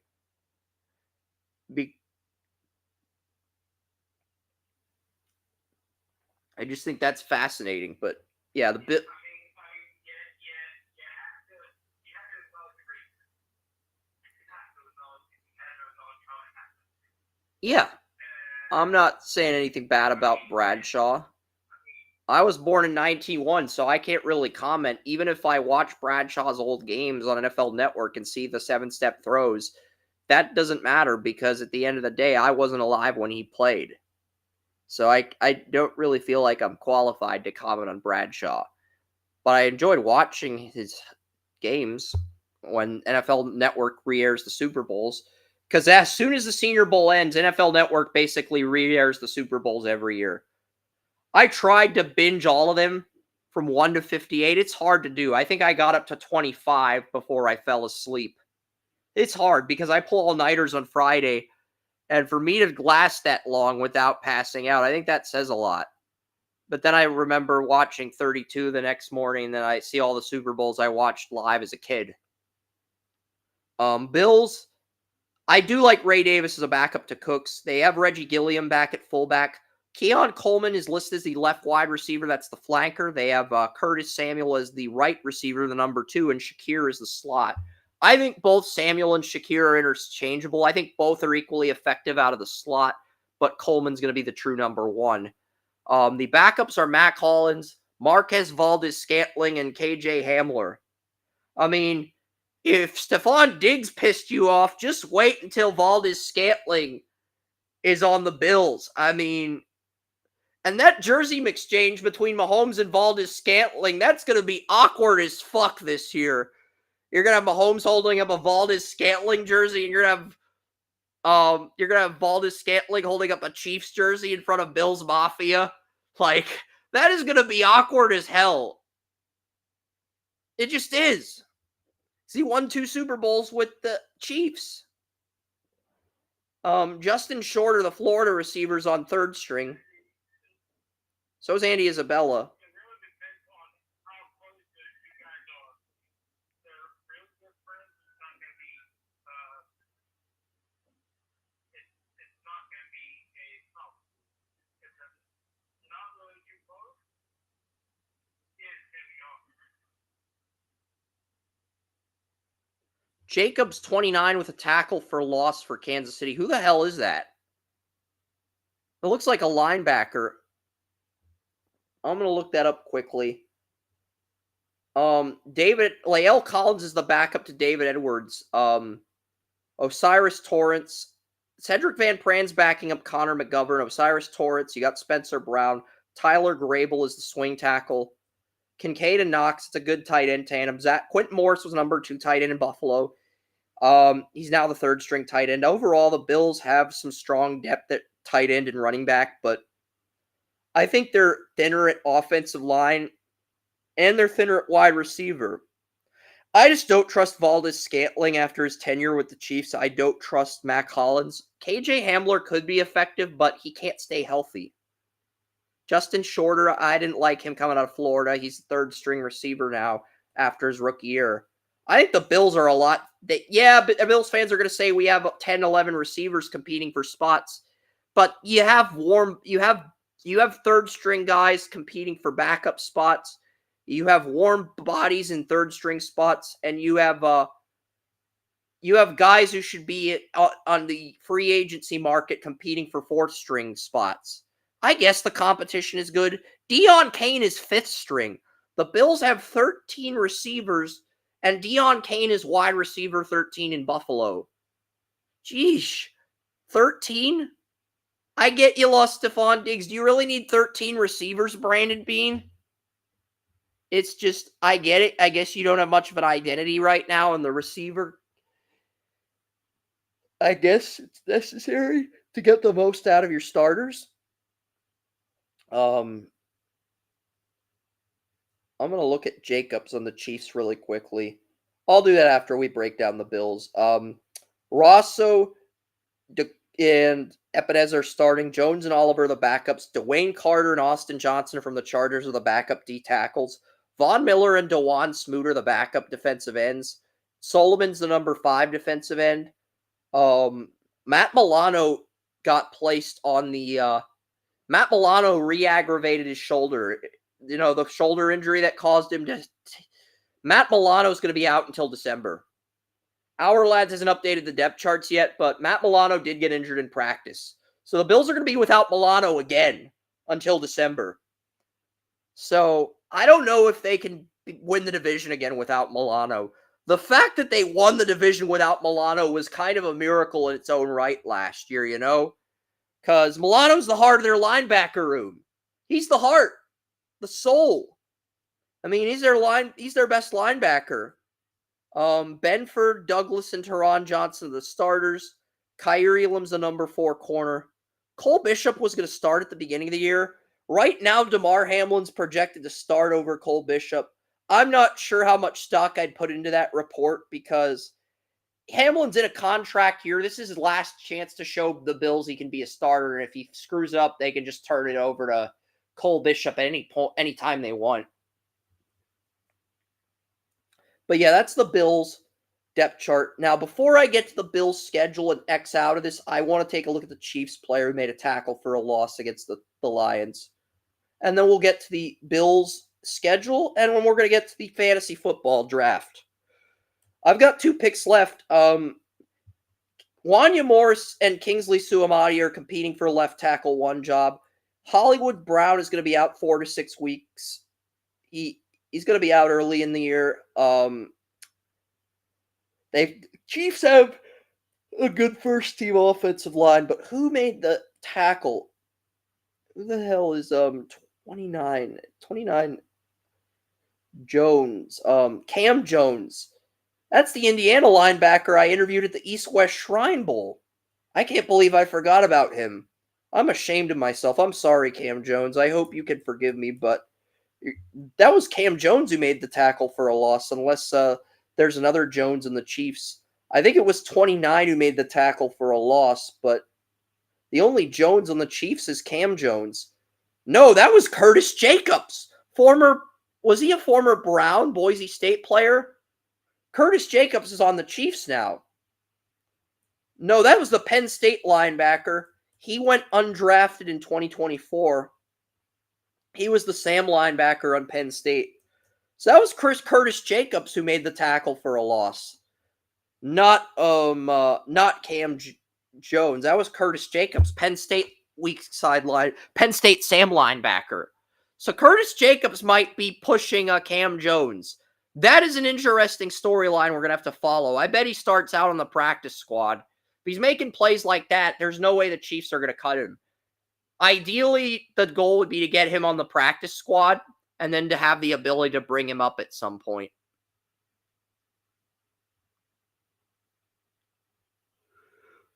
Yeah.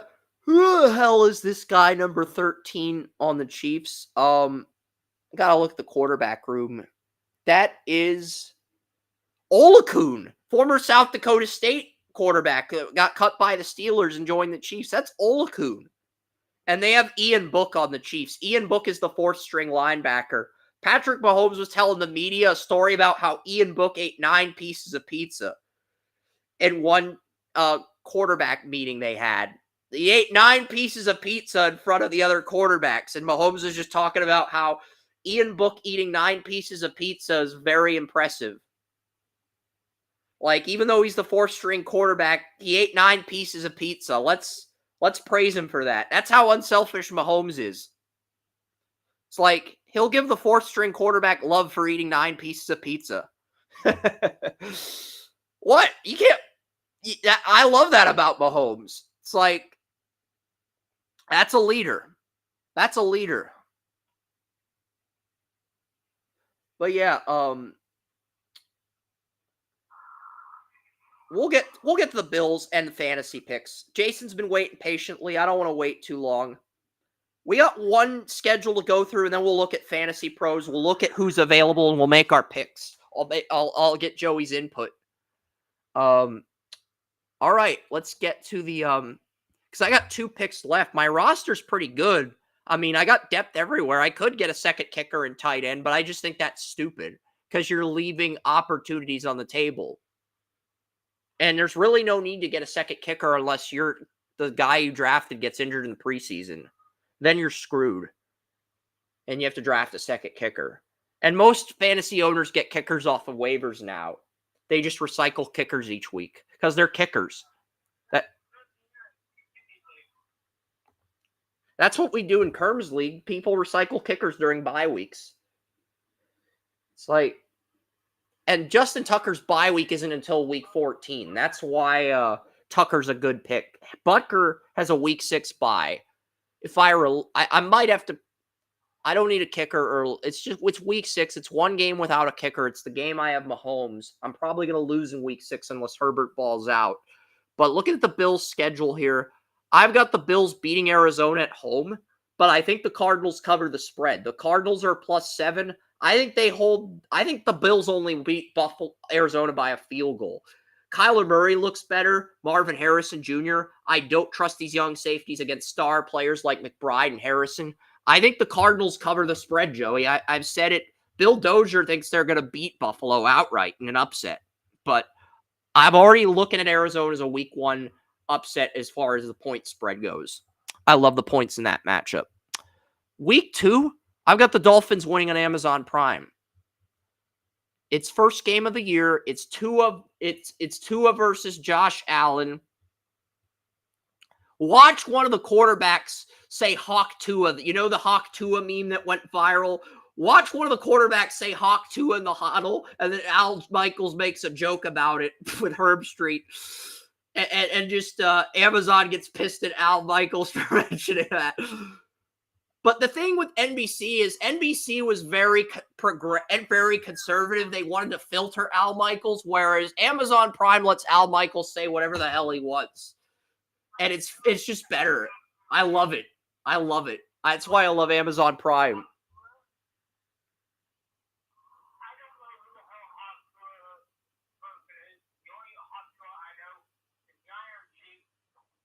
Well, the Hawk Tua person's a substitute on.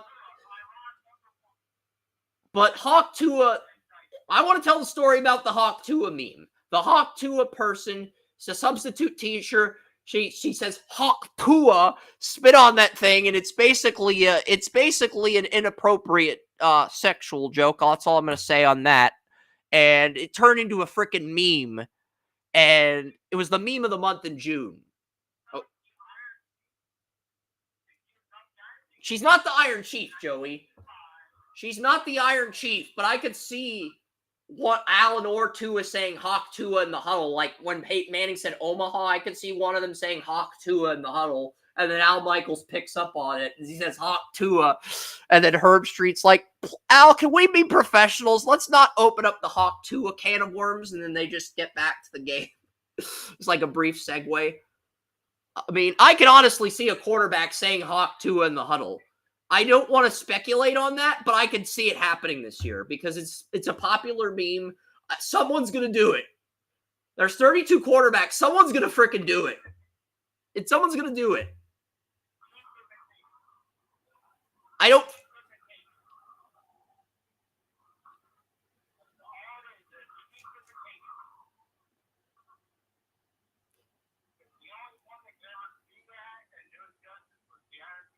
I agree, but Patrick Mahomes looks like the antagonist in Employee of the Month, the movie with Dane Cook, where Kristen Reese, I don't remember the actress, the blonde actress. She's on NBC. Yeah, it's like even my movie references suck now, but Mahomes looks like the blonde-haired actor in Employee of the Month, the movie with Dane Cook, where he's a grocery store clerk at Super Club trying to hook up with Jessica Simpson.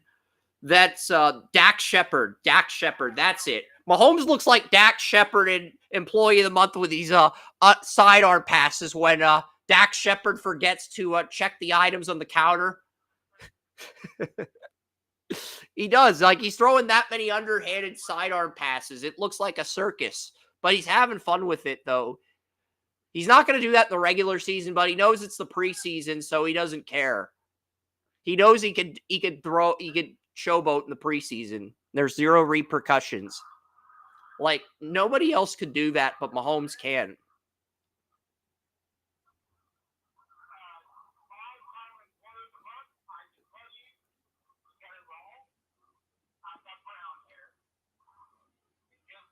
Well, Dane Cook was the protagonist. He had brown hair. Dax Shepard was the antagonist. He had blonde hair, an Employee of the Month.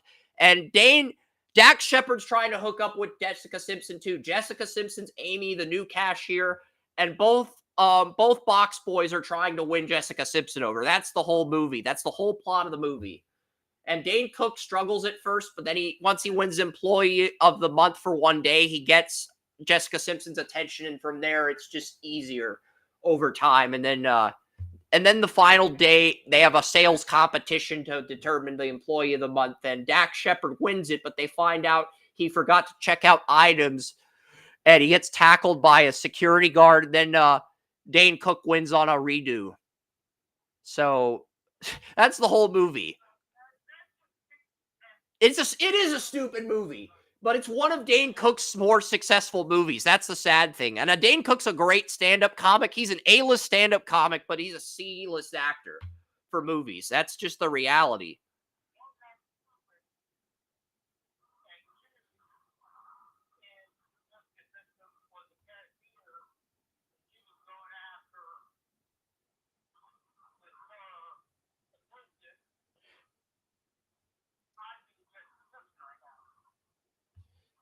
Yeah, it's like Jessica Simpson's not going to walk into a superstore and try to hook up with box boys. That's the whole plot of the movie. But with hypergamy and the SMV, that would never happen in real life. Sexual marketplace value. But let's talk about the Bills. They're gonna beat the Jaguars in Monday Night Football. They're gonna beat the Ravens. I initially had the Ravens winning this game. I've got the Bills winning now. So Bills Mafia is 3-1.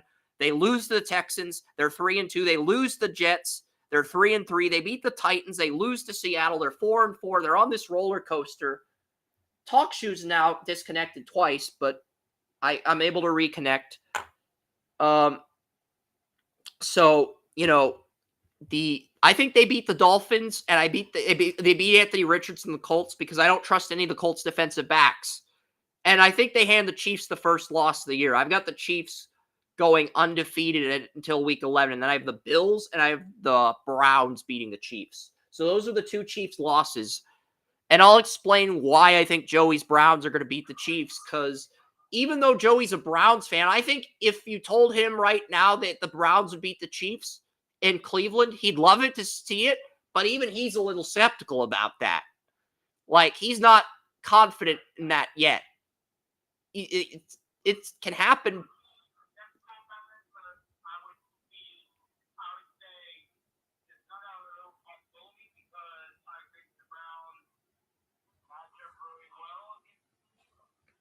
And that's going to be a December game. That's going to be a cold weather game in Cleveland when Nick Chubb is back, healthy.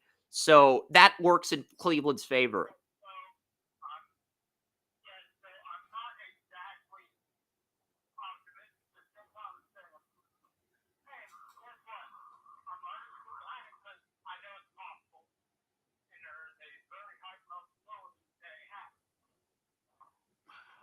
The Chiefs are favored against the Bills, by the way. So I have the Bills winning streak going to 3 games after they hand the Chiefs their first loss. They get a bye. They get the Niners on Sunday Night Football. They have a 4-game winning streak heading into Week 13. Then they lose to the Rams right when Joey's about to get on the Bills Mafia bandwagon and buy into the momentum. He's a big momentum proponent. They lose to the Rams and Sean McVay. They lose to the Lions and Dan Campbell. They beat the Patriots and the Jets at home. They lose, and then they beat the Patriots again, and they're on a 3-game winning streak. And then they host a wild card game against an AFC North team, whether it's the Bengals or Browns, and they lose because Josh Allen's undefeated in wild card games in his career. He actually lost the wild card game to Deshaun Watson in 2019. But at Highmark Stadium, he is undefeated in wild card games. But in the old playoff format that was 6 teams, he did lose his first wild card game to Deshaun Watson at NRG Stadium. But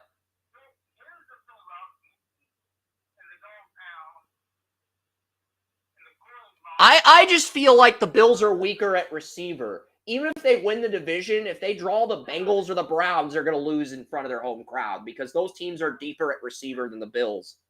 I think they match up really well with Buffalo.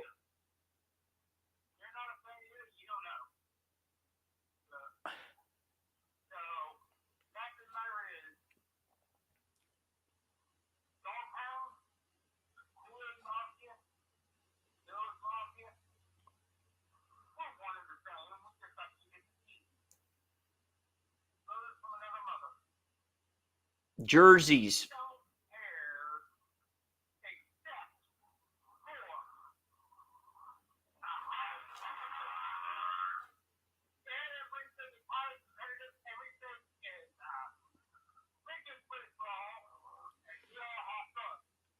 Josh Allen's never lost a wild card game in Highmark Stadium. That's got to change at some point. The Bengals beat the Bills in the divisional round.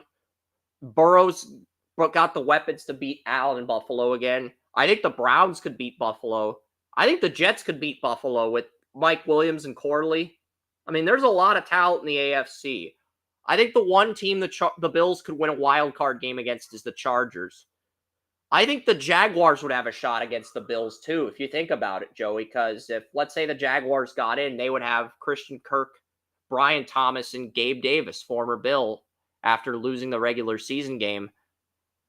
They've shown the Patrick Mahomes sidearm pass to Travis Kelce 50 times now, and now they're showing Carson Wentz laughing his ass off.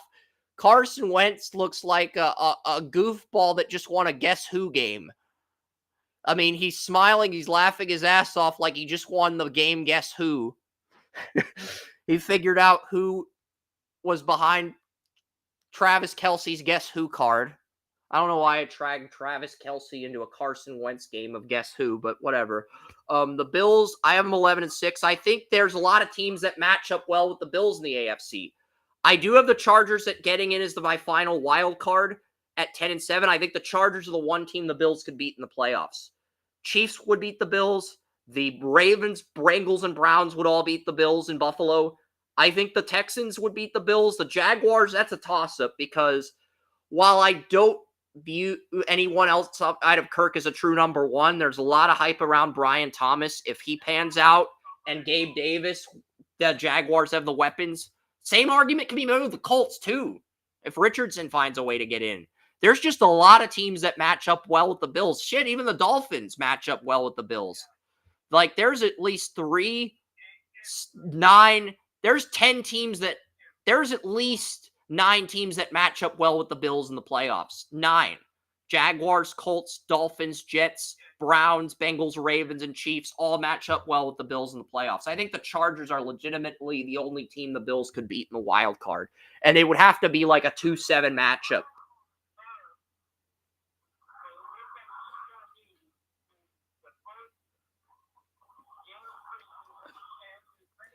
There's a lot of people that are hyping up Brian Thomas. I just like Xavier Worthy more, personally.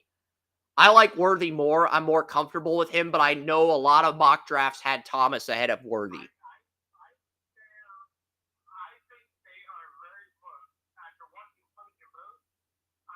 Both guys can run all 30 routes on the route tree in college. And Brian Thomas had a very dominant pro day. His issue was dropping. His issue was never route running. His issue was dropping catches. And he had 2 drops all year. And they were both against Arkansas when I was at the frickin' Olive Garden. And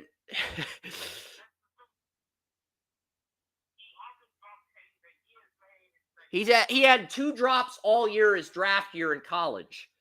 And they were both against Arkansas when I was at frickin' Olive Garden. So Joey's not going to allow me to step foot in Olive Garden. Now that Brian Thomas is on the Jaguars, if I step in Olive Garden, Brian Thomas is going to drop a couple of passes, and he's going to blame me for going to Olive Garden. So I guess I can't go to Olive Garden anymore.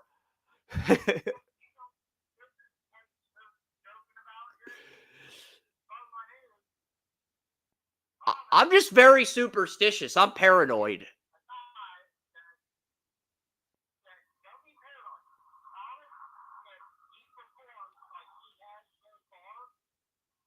Not just at LSU, but in training camp, he could be a sleeper for a number 1 receiver role. He could.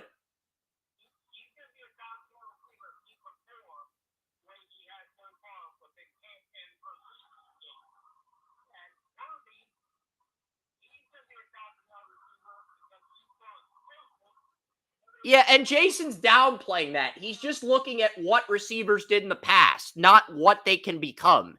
And I am looking at what they can become, and I hit with Zay Flowers last year. That's why I'm confident in betting on Worthy.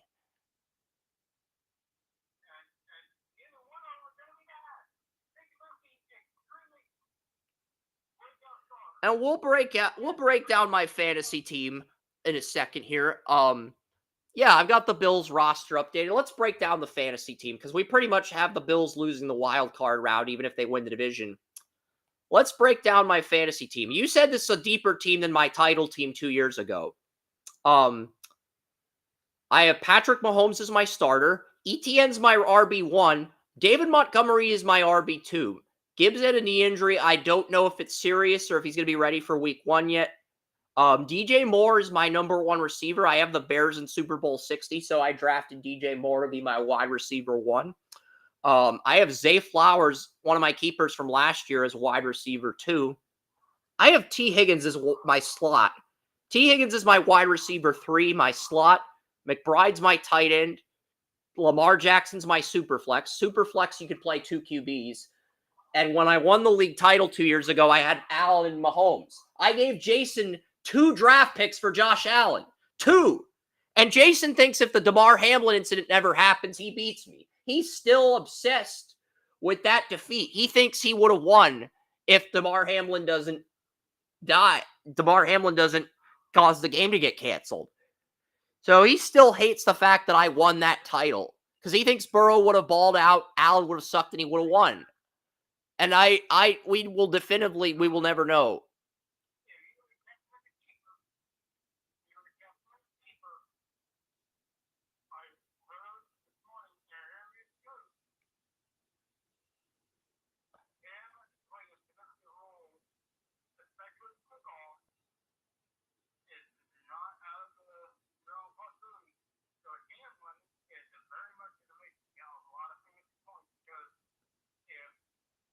Hamlin is not a fantasy player. Special teams players should qualify for fantasy, and there are some fantasy leagues where you can draft return specialists. But it's like unless a return specialist gets a touchdown, they don't get any fantasy points. That's just how fantasy leagues work. That's how Jason's operated his leagues. If you get a touchdown on special teams, it counts. Otherwise, you don't get any points. It's one of these gimmicky rules, but it's one of the rules. There's lots of fantasy leagues, not just Super Flex and Dynasty, but there's IDP leagues and shit. There's lots of fantasy leagues. There's Best Ball. I never knew what that was. Best Ball is when the computer looks at the lineup, tallies all the points, and posts the high score. I didn't know what Best Ball was. There's a lot of fantasy leagues.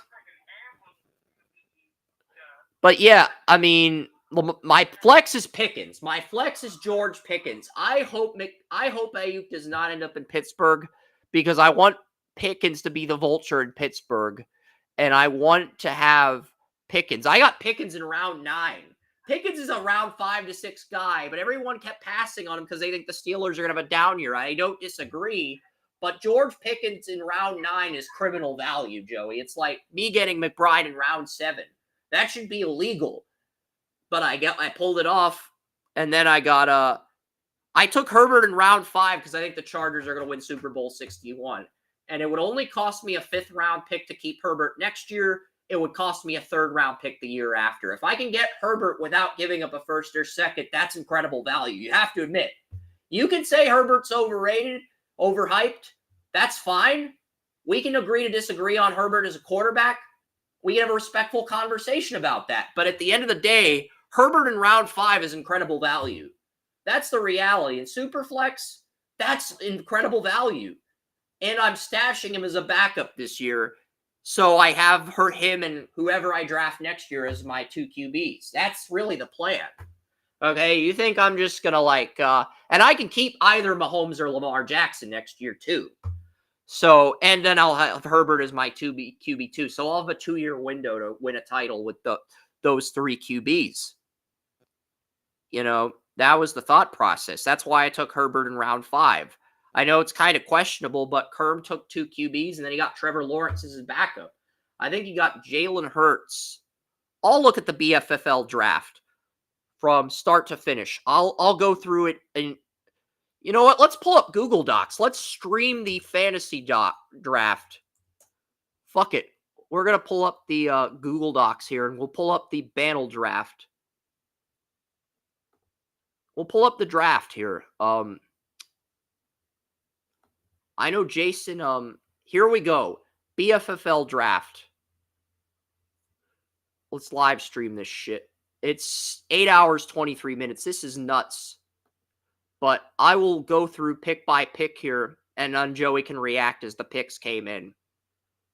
And I'm also going to pull up Fantasy Pros because I'm going to announce my picks, and then I'm going to end the show. Believe me, I want to get out of here by 7, but I'm going to read through the draft here. So round 1, I got the number 1 pick, despite going 9-8. Panel doesn't want tanking, so whoever wins the consolation pool gets the number 1 pick. That's the new rule. Bantle implemented it. I took Patrick Mahomes. Mitch took Christian McCaffrey at number 2. Gary Bantle, Jason's dad, went with Josh Allen. George Paps, Mitch's brother. Mitch was the only person in the league to three-peat. Mitch took Tyreek Hill at 4. Kerm took Jalen Hurts at 5. I was going to move Lamb to get Lamar Jackson or Burrow. Jason told me he was going to move Burrow for 7, but he was going to probably neg me like Jimmy did. Jimmy did not have a third.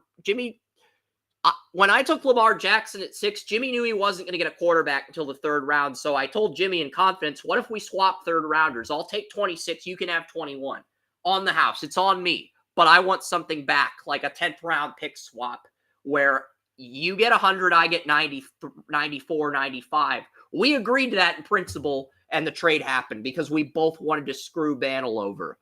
That was the thought process because Bantle's been screwing other owners over in his league over for years. He's been trading with other owners to make sure his team can win every year, and he makes more trades than everyone. The last 2 years, I made more trades than Bantle, but this year I'm being more cautious with my trades because I trust my drafting. But, it's a competitive league. But I went with Lamar Jackson at 6, and I moved CeeDee Lamb to get Lamar Jackson because I think Lamb peaked last year.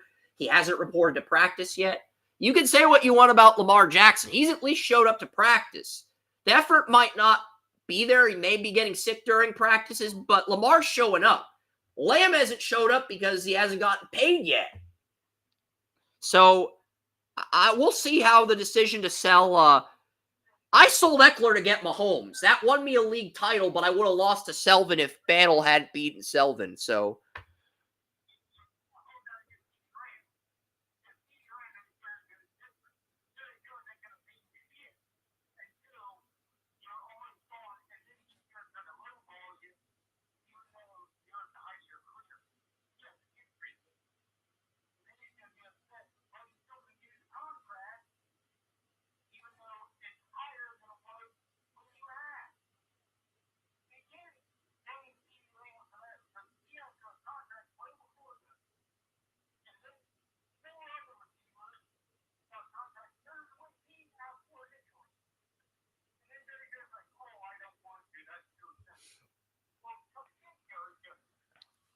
yeah, Riley took Jonathan Taylor at 7, and then Selvin took Dak Prescott at 8. So I traded CeeDee Lamb. I used the second-round keeper on CeeDee Lamb. I knew I was only going to have him for a year, so I traded him to get Lamar Jackson because when I won my first title, I had Mahomes and Allen as my 2 QBs. And I gave Jason Jason was hell-bent on taking Allen at 2. He traded up to 2 before I picked at 3. And this was the year Mark Suga left the league.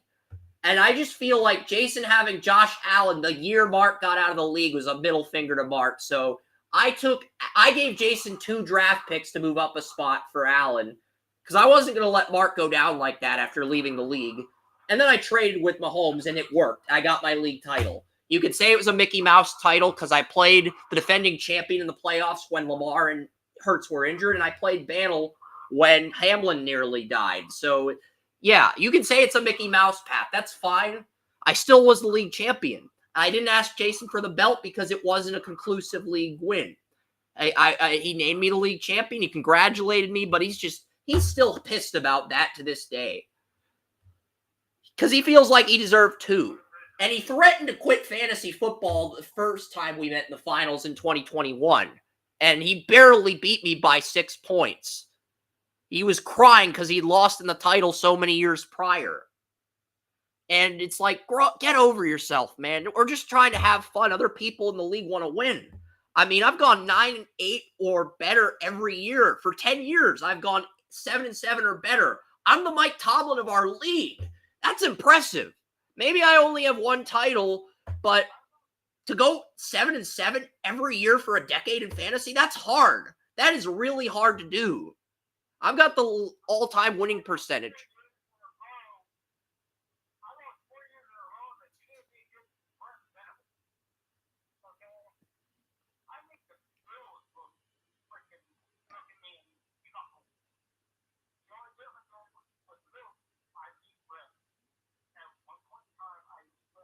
I beat Jason too at one point in time.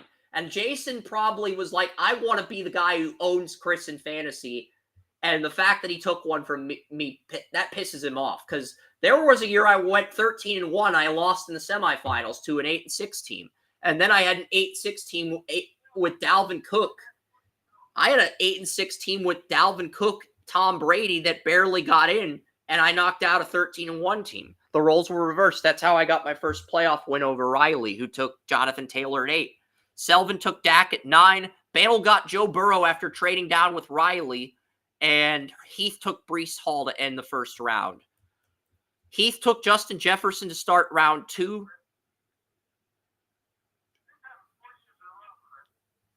Where it's you and Brent. You and Brent were in the championship, and Brent won each year except one. Basically.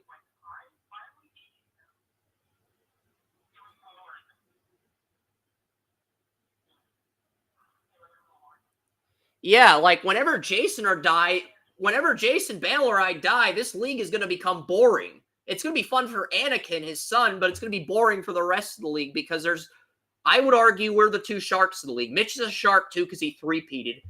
Jimmy won the title the first year. We mailed him a trophy, but we wanted that to be the league trophy, and he never mailed the trophy back. And Jason decided a belt is cooler than a trophy, and that's where I disagree. I would rather give away a trophy than a belt, but people don't want to mail trophies back. People can be assholes about stuff like that. So Saquon Barkley, Jason got Saquon Barkley at 12 after trading down and getting Burrow. Selvin took A.J. Brown, Anthony Richardson. Jimmy took Bijan Robinson with his second-round keeper. Kerm got Jared Goff. So basically, Kerm did what I did at quarterback. He got Hurts and Goff as his starters and Lawrence as his backup. That's a good strategy. That's a legitimate strategy for Superflex. His first 3 picks were quarterback, quarterback, quarterback. It's a good strategy. I don't think his quarterbacks are as good as mine, but he had the same thought process, the exact same thought process as me. George took Derrick Henry at 17. I figured he'd be there because Fantasy Pros had him way too low. The lesson here is if you love a running back, take your guy. Because it doesn't matter where Fantasy Pros has these guys ranked. They had Nick Chubb at 120. They had Derrick Henry at 82. Henry went off the board at 17. If there's a running back you love, take your guy early. That's the lesson here, Joey. You know, there's a running back you love in fantasy, take your guy as soon as possible. That's the lesson here. I think that's the lesson I've learned this year. But I like to go QB because it's how I won my only title. It's riskier, but it does have a high success rate too. There's multiple ways to build a team in Superflex. Gary took Kyron Williams. Mitch took Garrett Wilson, and Jimmy got CeeDee Lamb, which was originally my keeper pick at 20. Jimmy also took Caleb Williams at 21. So Jimmy got Sam Darnold, Caleb Williams, and CeeDee Lamb. So Jimmy got CeeDee Lamb, Caleb Williams, Sam Darnold. That's Jimmy's side of the trade. I ended up with Lamar Jackson, Travis Etienne, and Javonte Williams. I would argue I won that trade, but it's too early to say. I feel like I fleeced Jimmy in that trade, but it's early. It comes down to how the running backs do this year.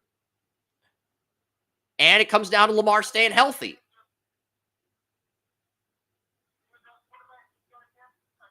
I got Lamar to pair with Mahomes. So I have 2 dual threats. Not only do I have Mahomes, I have Lamar Jackson. So whenever Mahomes or Lamar don't have bye weeks, you're going to have to outscore my quarterbacks to win. And this is what I did with Allen and Mahomes. I had Lawrence as my backup the year I won the title. So my backup this year is Herbert, but I think Herbert's going to surprise people under Jim Harbaugh. But Puka Nacua went 22. Gary Bandel took Mike Evans at 23. George used the 3rd-round keeper on Jamar Chase. Andrew Kermish took Chris Olave at 25. I took ETN because everybody in the division had 1 running back, and Jason decided to go RB because he used the 12th-round keeper on Brock Purdy and took Joe Burrow early. So he decided to get his running backs early, which was smart. But I kind of had a feeling he wanted ETN, so I took ETN just to keep him from getting a running back. And I was debating between ETN and Marvin Harrison Jr. I remember having that conversation with you. Selvin used the 3rd-round keeper on Gibbs. Riley used the 3rd-round keeper on Amon-Ra St. Brown. And Heath took Marvin Harrison Jr. Heath Berman won the league title the year I missed the playoffs when I had Tyreek Hill. And he also won after I was runner-up. And he also lost to me in the playoffs, and then he won the league title again this year. So Heath has won 2 league titles in 3 years. He's tied with Jason for Bantle Bowls, despite having one of the worst all-time winning percentages. And Jayden Daniels, which is a bold strategy to take 2 rookies, Harrison Jr. and Jayden Daniels. If you hit on both rookies, you can reload. And if you miss on both rookies, you have a down year and you have a higher pick next year, and you're in a weaker conference, strength of schedule-wise. So that's a unique strategy by the defending champion, Heath. Just wanted to point that out real quick.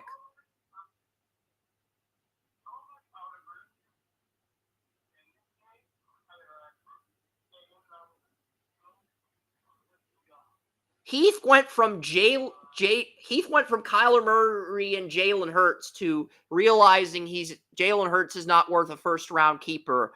So he decides to take Jayden Daniels in round 4 as his QB2 to Kyler Murray, who he used the 10th-round keeper on. And Heath's the defending league champ. So he got to the playoffs with Lamar and Hurts, but they were both injured the week of the playoffs, and I was able to win because I had Allen and Mahomes. So that is kind of a Mickey Mouse win. That's not really a conclusive win.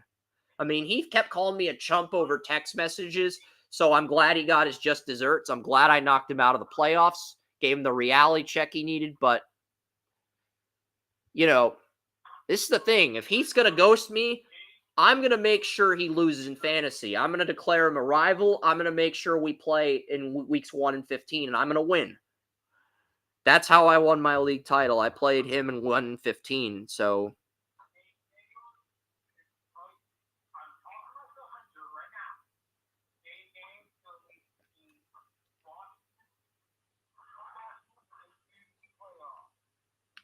There's always a team in the top 5. It's either going to be Caleb or Herbert. I don't see anybody else getting the playoffs. Patriots have too many problems. I like Marvin Harrison Jr., but I think the Cardinals are a year away. Ojulari tore his ACL. I'll explain why the Cardinals are a year away next year. And I think Patriots just are awful right now. Marvin Harrison Jr.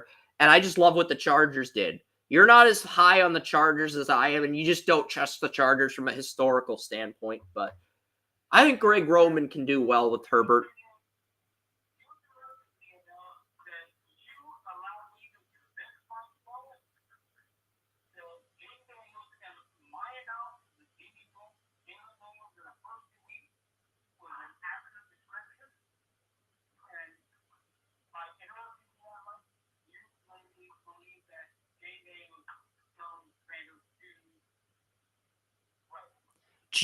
James Hudson just got injured. James Hudson's not returning to the game against the Vikings. So if he's out against the Browns, they are going to have to play a Dingy at left tackle in week 1 against Micah Parsons. That is, sheesh. I'm focusing on all these depth charts, all this data. See, this is why you're a bigger asset than you realize. I'm kind of a liability, but I'm also an asset because I'm willing to keep track of all this data. Selvin took Deebo Samuel. Bantle took Devontae Adams in round 4. Round 4 was a receiver round. Riley took Tua. Jimmy took DK Metcalf. Kerm took Trevor Lawrence. George took Stafford. Gary took Josh Jacobs. He's a Packers fan. Mitch took Travis Kelce. I took DJ Moore. I think DJ Moore was wide receiver 6 in fantasy last year. I think DJ Moore is a steady, consistent target for Caleb Williams. And I think he can be a top 10 receiver with Caleb. He's never had a quarterback like Caleb before. I mean, the Panthers quarterback sucked when DJ Moore was a Panther. And Justin Herbert fell to round 5, so I figure, it's super flex. You need a good backup QB in super flex. I have Mahomes and Lamar, and I have Herbert basically riding the bench like Lawrence 2 years ago when I won the league title. Mitch got Amari Cooper with the very next pick. Amari Cooper was ranked in the 60s on Fantasy Pros, but Amari Cooper's been so consistent for both my fantasy teams and Jason's league and Kerm's league, so I don't blame Mitch for taking Cooper. It's a good pick by Mitch. Joey's probably asking myself, why did you take a third quarterback when Cooper was there? He was telling me to pick Cooper. He probably would have told me to use a keeper on Amari Cooper, but that's the Browns fan in him talking. I feel like the Browns peaked last year. They have a tougher strength of schedule. Gary used a fifth round keeper on Jordan Love. I think the Browns go 9-8 and miss the playoffs by 1 game. They're not going to suck, but they're going to they overachieved last year. They're going to come back to reality. And 9-8's not going to get Stefanski fired. If you're a Browns fan and they go 9-8, they miss the playoffs, and you call for Stefanski fired, you're not a real Browns fan. You're just a homer. You're just a critic like Coward. 9-8 is not fireable. It's underwhelming. It's disappointing. It's not fireable. 9-8 is not fireable when you.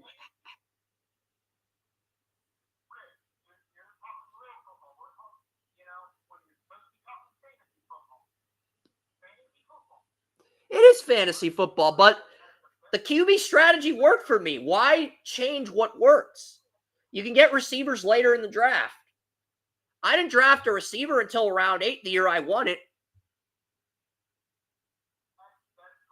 But can you predict that the man who has the best year of his career is contacted very next year with the Browns?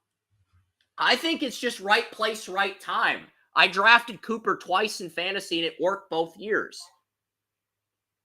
I got him in round like 8 or 9. And I got him in round 9 the year I won the league.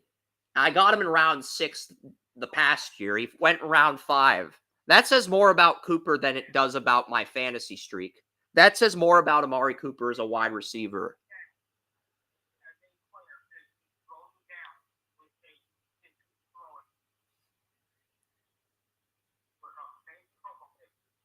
I feel like this might be his last peak year, and then he's going to decline. Because I feel like the Browns are going to let him walk. Because there's good receivers in the draft. They may want to get younger. They may want to get a cheaper option. So they're going to let him walk. And they basically gave Judy the extension they would have gave Cooper. If the Browns were interested in paying Cooper, they would have extended him before extending Judy. That's just a rule of business. Like, you extend your biggest assets first.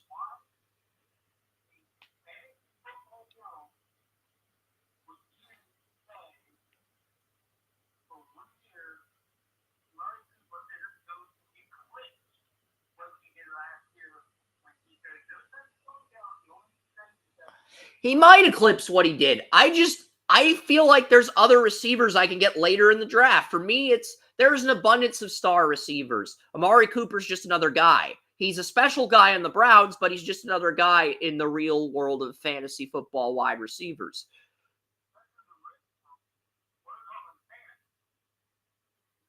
You're just going to keep interrogating me and roasting me for not taking Amari Cooper. That's just the reality, Joey. That is the reality. I took Justin Herbert over Amari Cooper when I had 2 quarterbacks, but I think the Chargers are going to win a Super Bowl in the next 3 years. That's why I took Herbert. I'm playing the long game. You're playing the right now game. Right now, Amari Cooper's a bigger asset than Herbert, but 3 years from now, Herbert's a bigger asset. Because this is probably Cooper's last peak year, and then I think he's going to decline.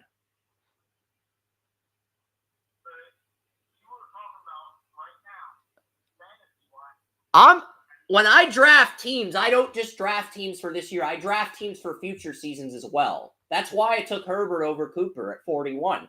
Because Herbert in round 5 is good value. You don't have to give a first-round pick to keep him. That's the name of the game. It's a keeper league. The keeper rules in Jason's league are different. The keeper rules are different. Let me explain. Mitch took C.J. Stroud in round 12 last year. Mitch can keep C.J. Stroud until 2030 without giving up a first-round pick. That's how the keeper rules work. If you use a keeper in Kerm's league, you give up a first-round pick. The keeper rules are different. Keeper leagues and fantasy leagues apply differently. I'm trying to exploit the keeper rule, and other GMs are doing the same thing. Selvin got Sam Laporta in round 16 of a 17-round league. And you know what? He can keep him for 8 to 9 years now. And he doesn't have to give a first-round pick. That's how you win in Dynasty. That's how you create a Dynasty League team. Dynasty's fun because the player is your property. I love that.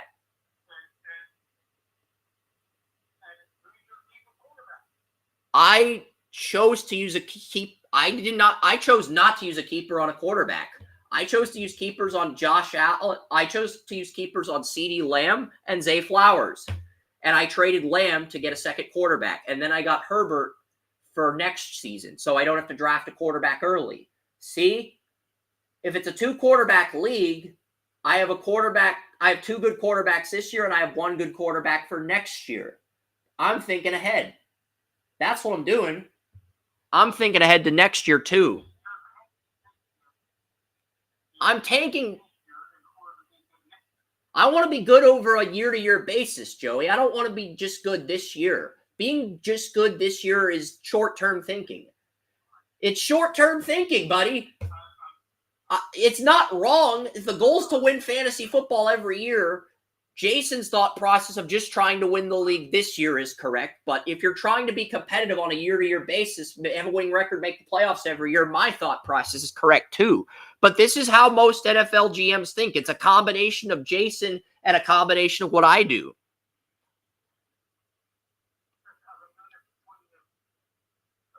Herbert's good. Herbert's a top 10.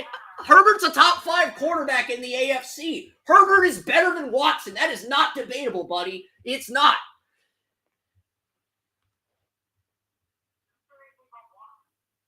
Herbert is better than Watson. Okay? I'm sorry. He is. On a longevity standpoint, he's better. And I want to have a quarterback for next year. I feel I don't know what's going to happen next year. I feel like Herbert is going to be a Super Bowl quarterback in 2 years from now. I want to be prepared for that. So I'm looking at Herbert as a keeper option. You can criticize my decision for taking 3 quarterbacks, but the more you criticize me for taking Herbert, a third quarterback over Amari Cooper, the less time the longer I'm making Jason and friends wait. The longer I have to wait to make the pick. So if you want to keep making the league wait, go ahead.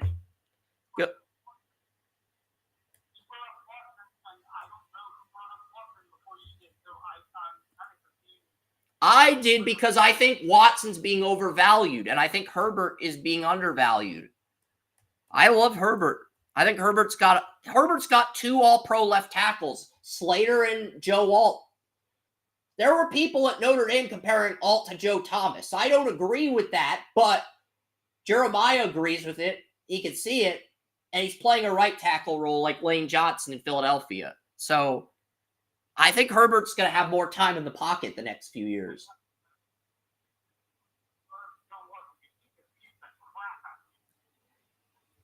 But you're such a Browns homer. It's like whenever I bring up a Brown, you go on a 10-minute rant. You do. Just own it.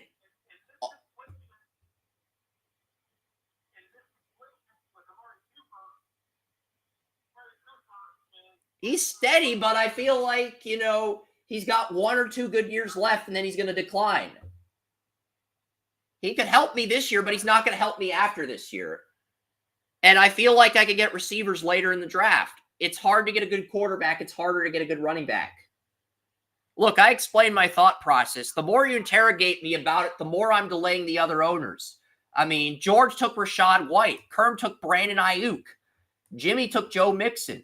What about those picks? We're not going to hog all the spotlight, Mitch and I, talking about Cooper and Herbert, okay? That's not cool the rest of the league. You just don't understand. Quarterbacks matter. Quarterbacks win championships in Superflex. This is a 2-quarterback league. In a 1-quarterback league like the one Kerm owns, you don't need 3 quarterbacks. In a Superflex league, you need 2 quarterbacks. You need 2 starters, and you need a backup to those starters in case he gets injured. So Herbert's my backup this year, but he's my QB2 next year. I'm playing the long game. I'm a long-term thinker, Joey. I'm a long-term thinker. Do not question the long-term thinking game. It's the best strategy in stock trading, and it works in fantasy too.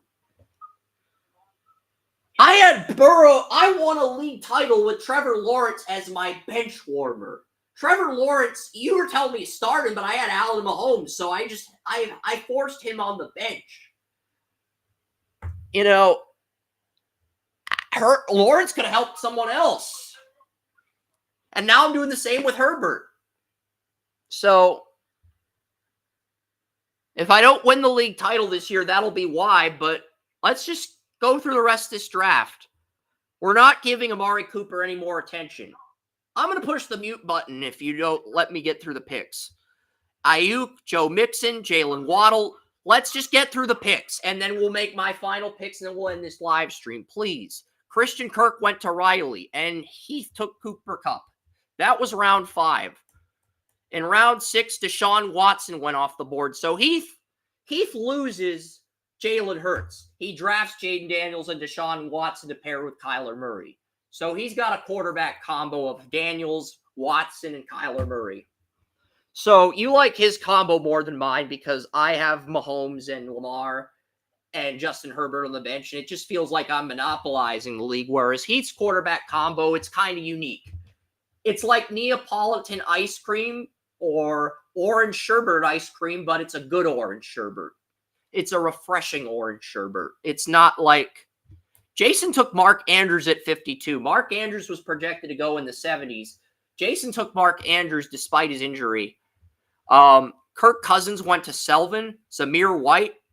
Will Levis got drafted ahead of Will Levis went at 55. Will Levis got drafted ahead of Kenneth Walker, Malik Nabers, Stephon Diggs, Aaron Jones, and I took T. Higgins at 60.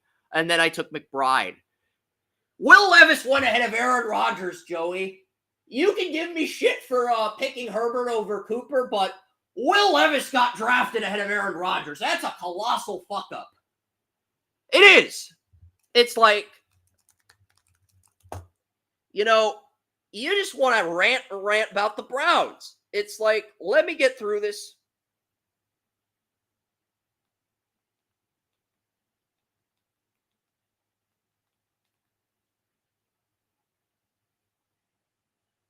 I want to get through. I didn't even get through the damn picks. Get back here. I'll call you.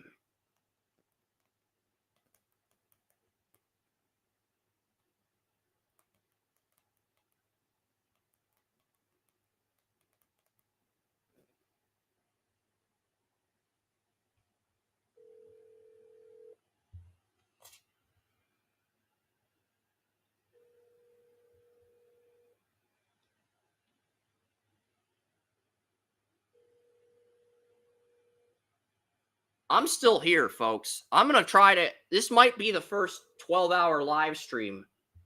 I'm guessing Joey's phone died, and he wants to charge his phone. And he's just tired of talking with me. It's like, as I haven't made my picks yet. I'm sorry, the person you... Yeah, so... I'm guessing, I'm hoping we can resume this. But, yeah. Whatever. Baker Mayfield went to the Buccaneers. Kyle Pitts, Kincaid, Mostert, Smith-Njigba, and Kittle. Nick Chubb went in round 8.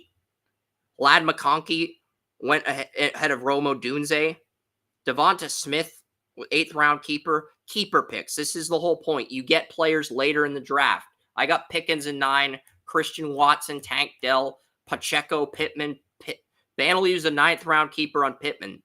He's going for late round keepers. I'm going for early round keepers. But what I like to do is I like to use an early round keeper and a late round keeper. I keep the late round keeper. I trade the early round keeper for whatever I can get. That's basically what I do. It's not the best strategy, but it works. Connor, Keenan Allen, Drake May, Javonte Williams, Godwin, Freiermuth, Ridley, Singletary. Round 11, you got Zach Moss, Pollard.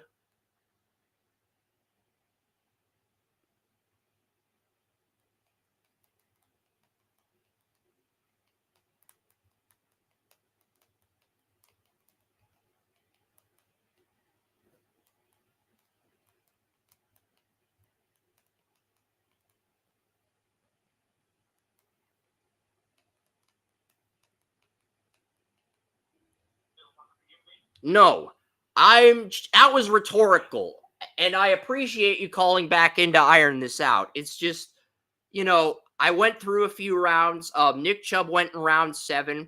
I thought he was going to fall to 120, but if you want a guy, you got to pick him. That's the lesson here. And you can't dismiss people's opinions. Like Joey's questioning my decision to take a third quarterback before Amari Cooper. He's just going to always constantly question that, whether I like it or not. But there were other picks in the round. But you made it sound like that's the only significant pick. And Jason got Waddle in that round. That's a good pick. Waddle's a good pick for Jason. Kirk's a good pick. Heath got Kupp.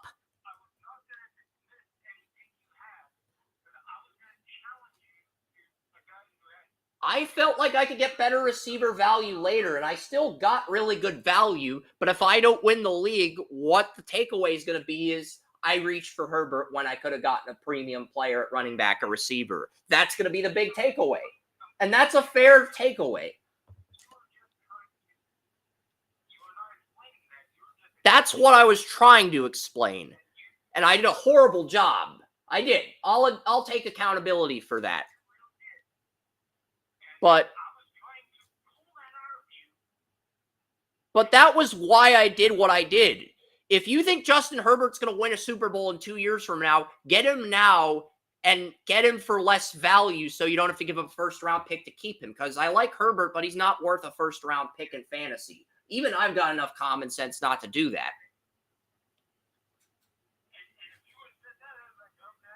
That's basically what I was trying to get at.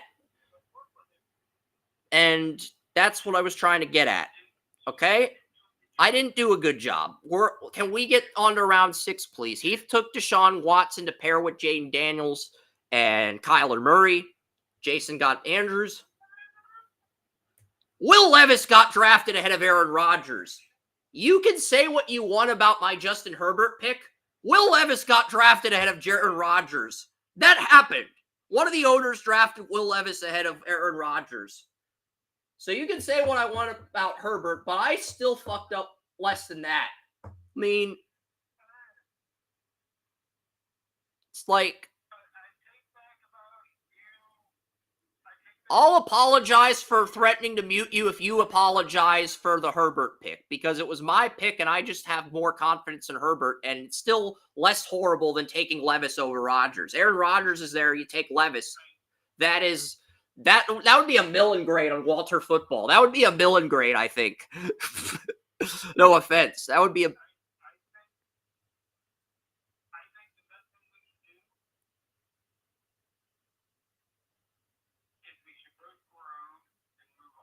Yeah. Kenneth Walker went to Kerm's team. Malik Nabers went to George. Gary took Diggs, and I got T. Higgins at 60. And then Trey McBride, Aaron Rodgers, Ingram, Gary Band. Yeah, I got Higgins at 60. George Pabst, Millennial Menace, took Nabers ahead of Diggs, too.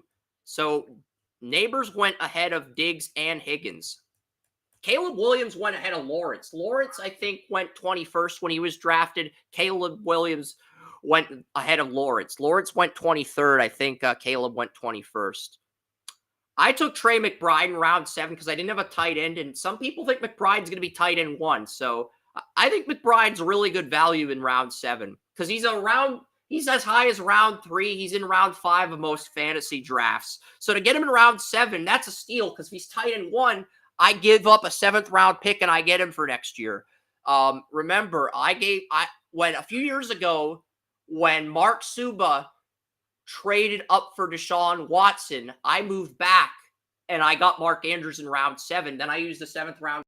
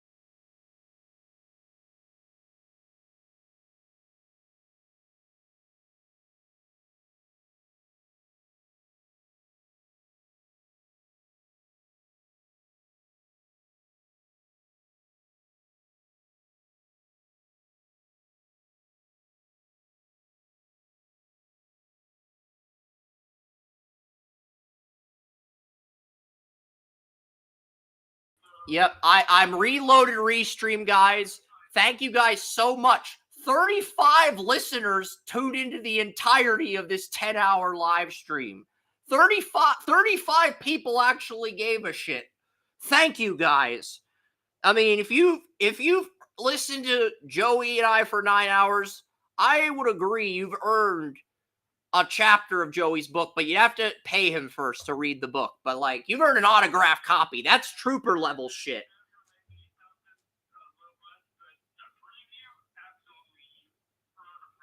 Earned a preview of his next book. Like, if you listen to Joey for 9 hours, you've earned a preview of his next book, but that's all you're getting for free. I can't legally guarantee anything else. Sorry. Nothing personal, it's just business. All right, I'm going to go. I got preseason football to watch. I'm sure Allison's worried about me. I'm sure you got other shit to do, and I haven't ate all day. I was going to drink coffee this morning. I forgot to. I did a 9-hour show without any coffee. That's insane. I was going to drink coffee this morning, and I've gone 3 days without any sleep. I've gone 72 hours. I've bested my record for all-nighters by a day, which is nuts. But yeah, I'm going to sign off on TalkShoe and Restream. I'll get some sleep too.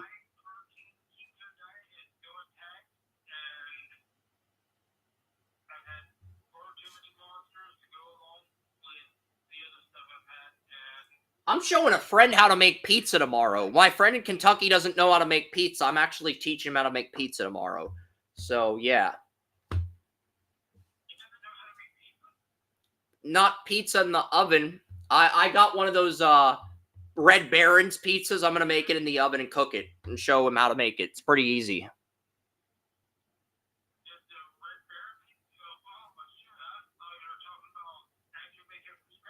You can make a professional pizza too with dough, pizza dough and cheese and sauce if you like marinara sauce. That's easy too. Yeah, exactly. It's very easy. You can make your own pizza dough too. You know, there's millions of ways to cook a pizza. It's very easy. No, but that sounds intriguing. We're going to get into a pizza rant. It's 8 o'clock. Let's save the pizza rant for next week. We'll end on a cliffhanger, but we'll save the pizza rant for next Saturday. I promise. We'll talk about pizza next Saturday. Okay?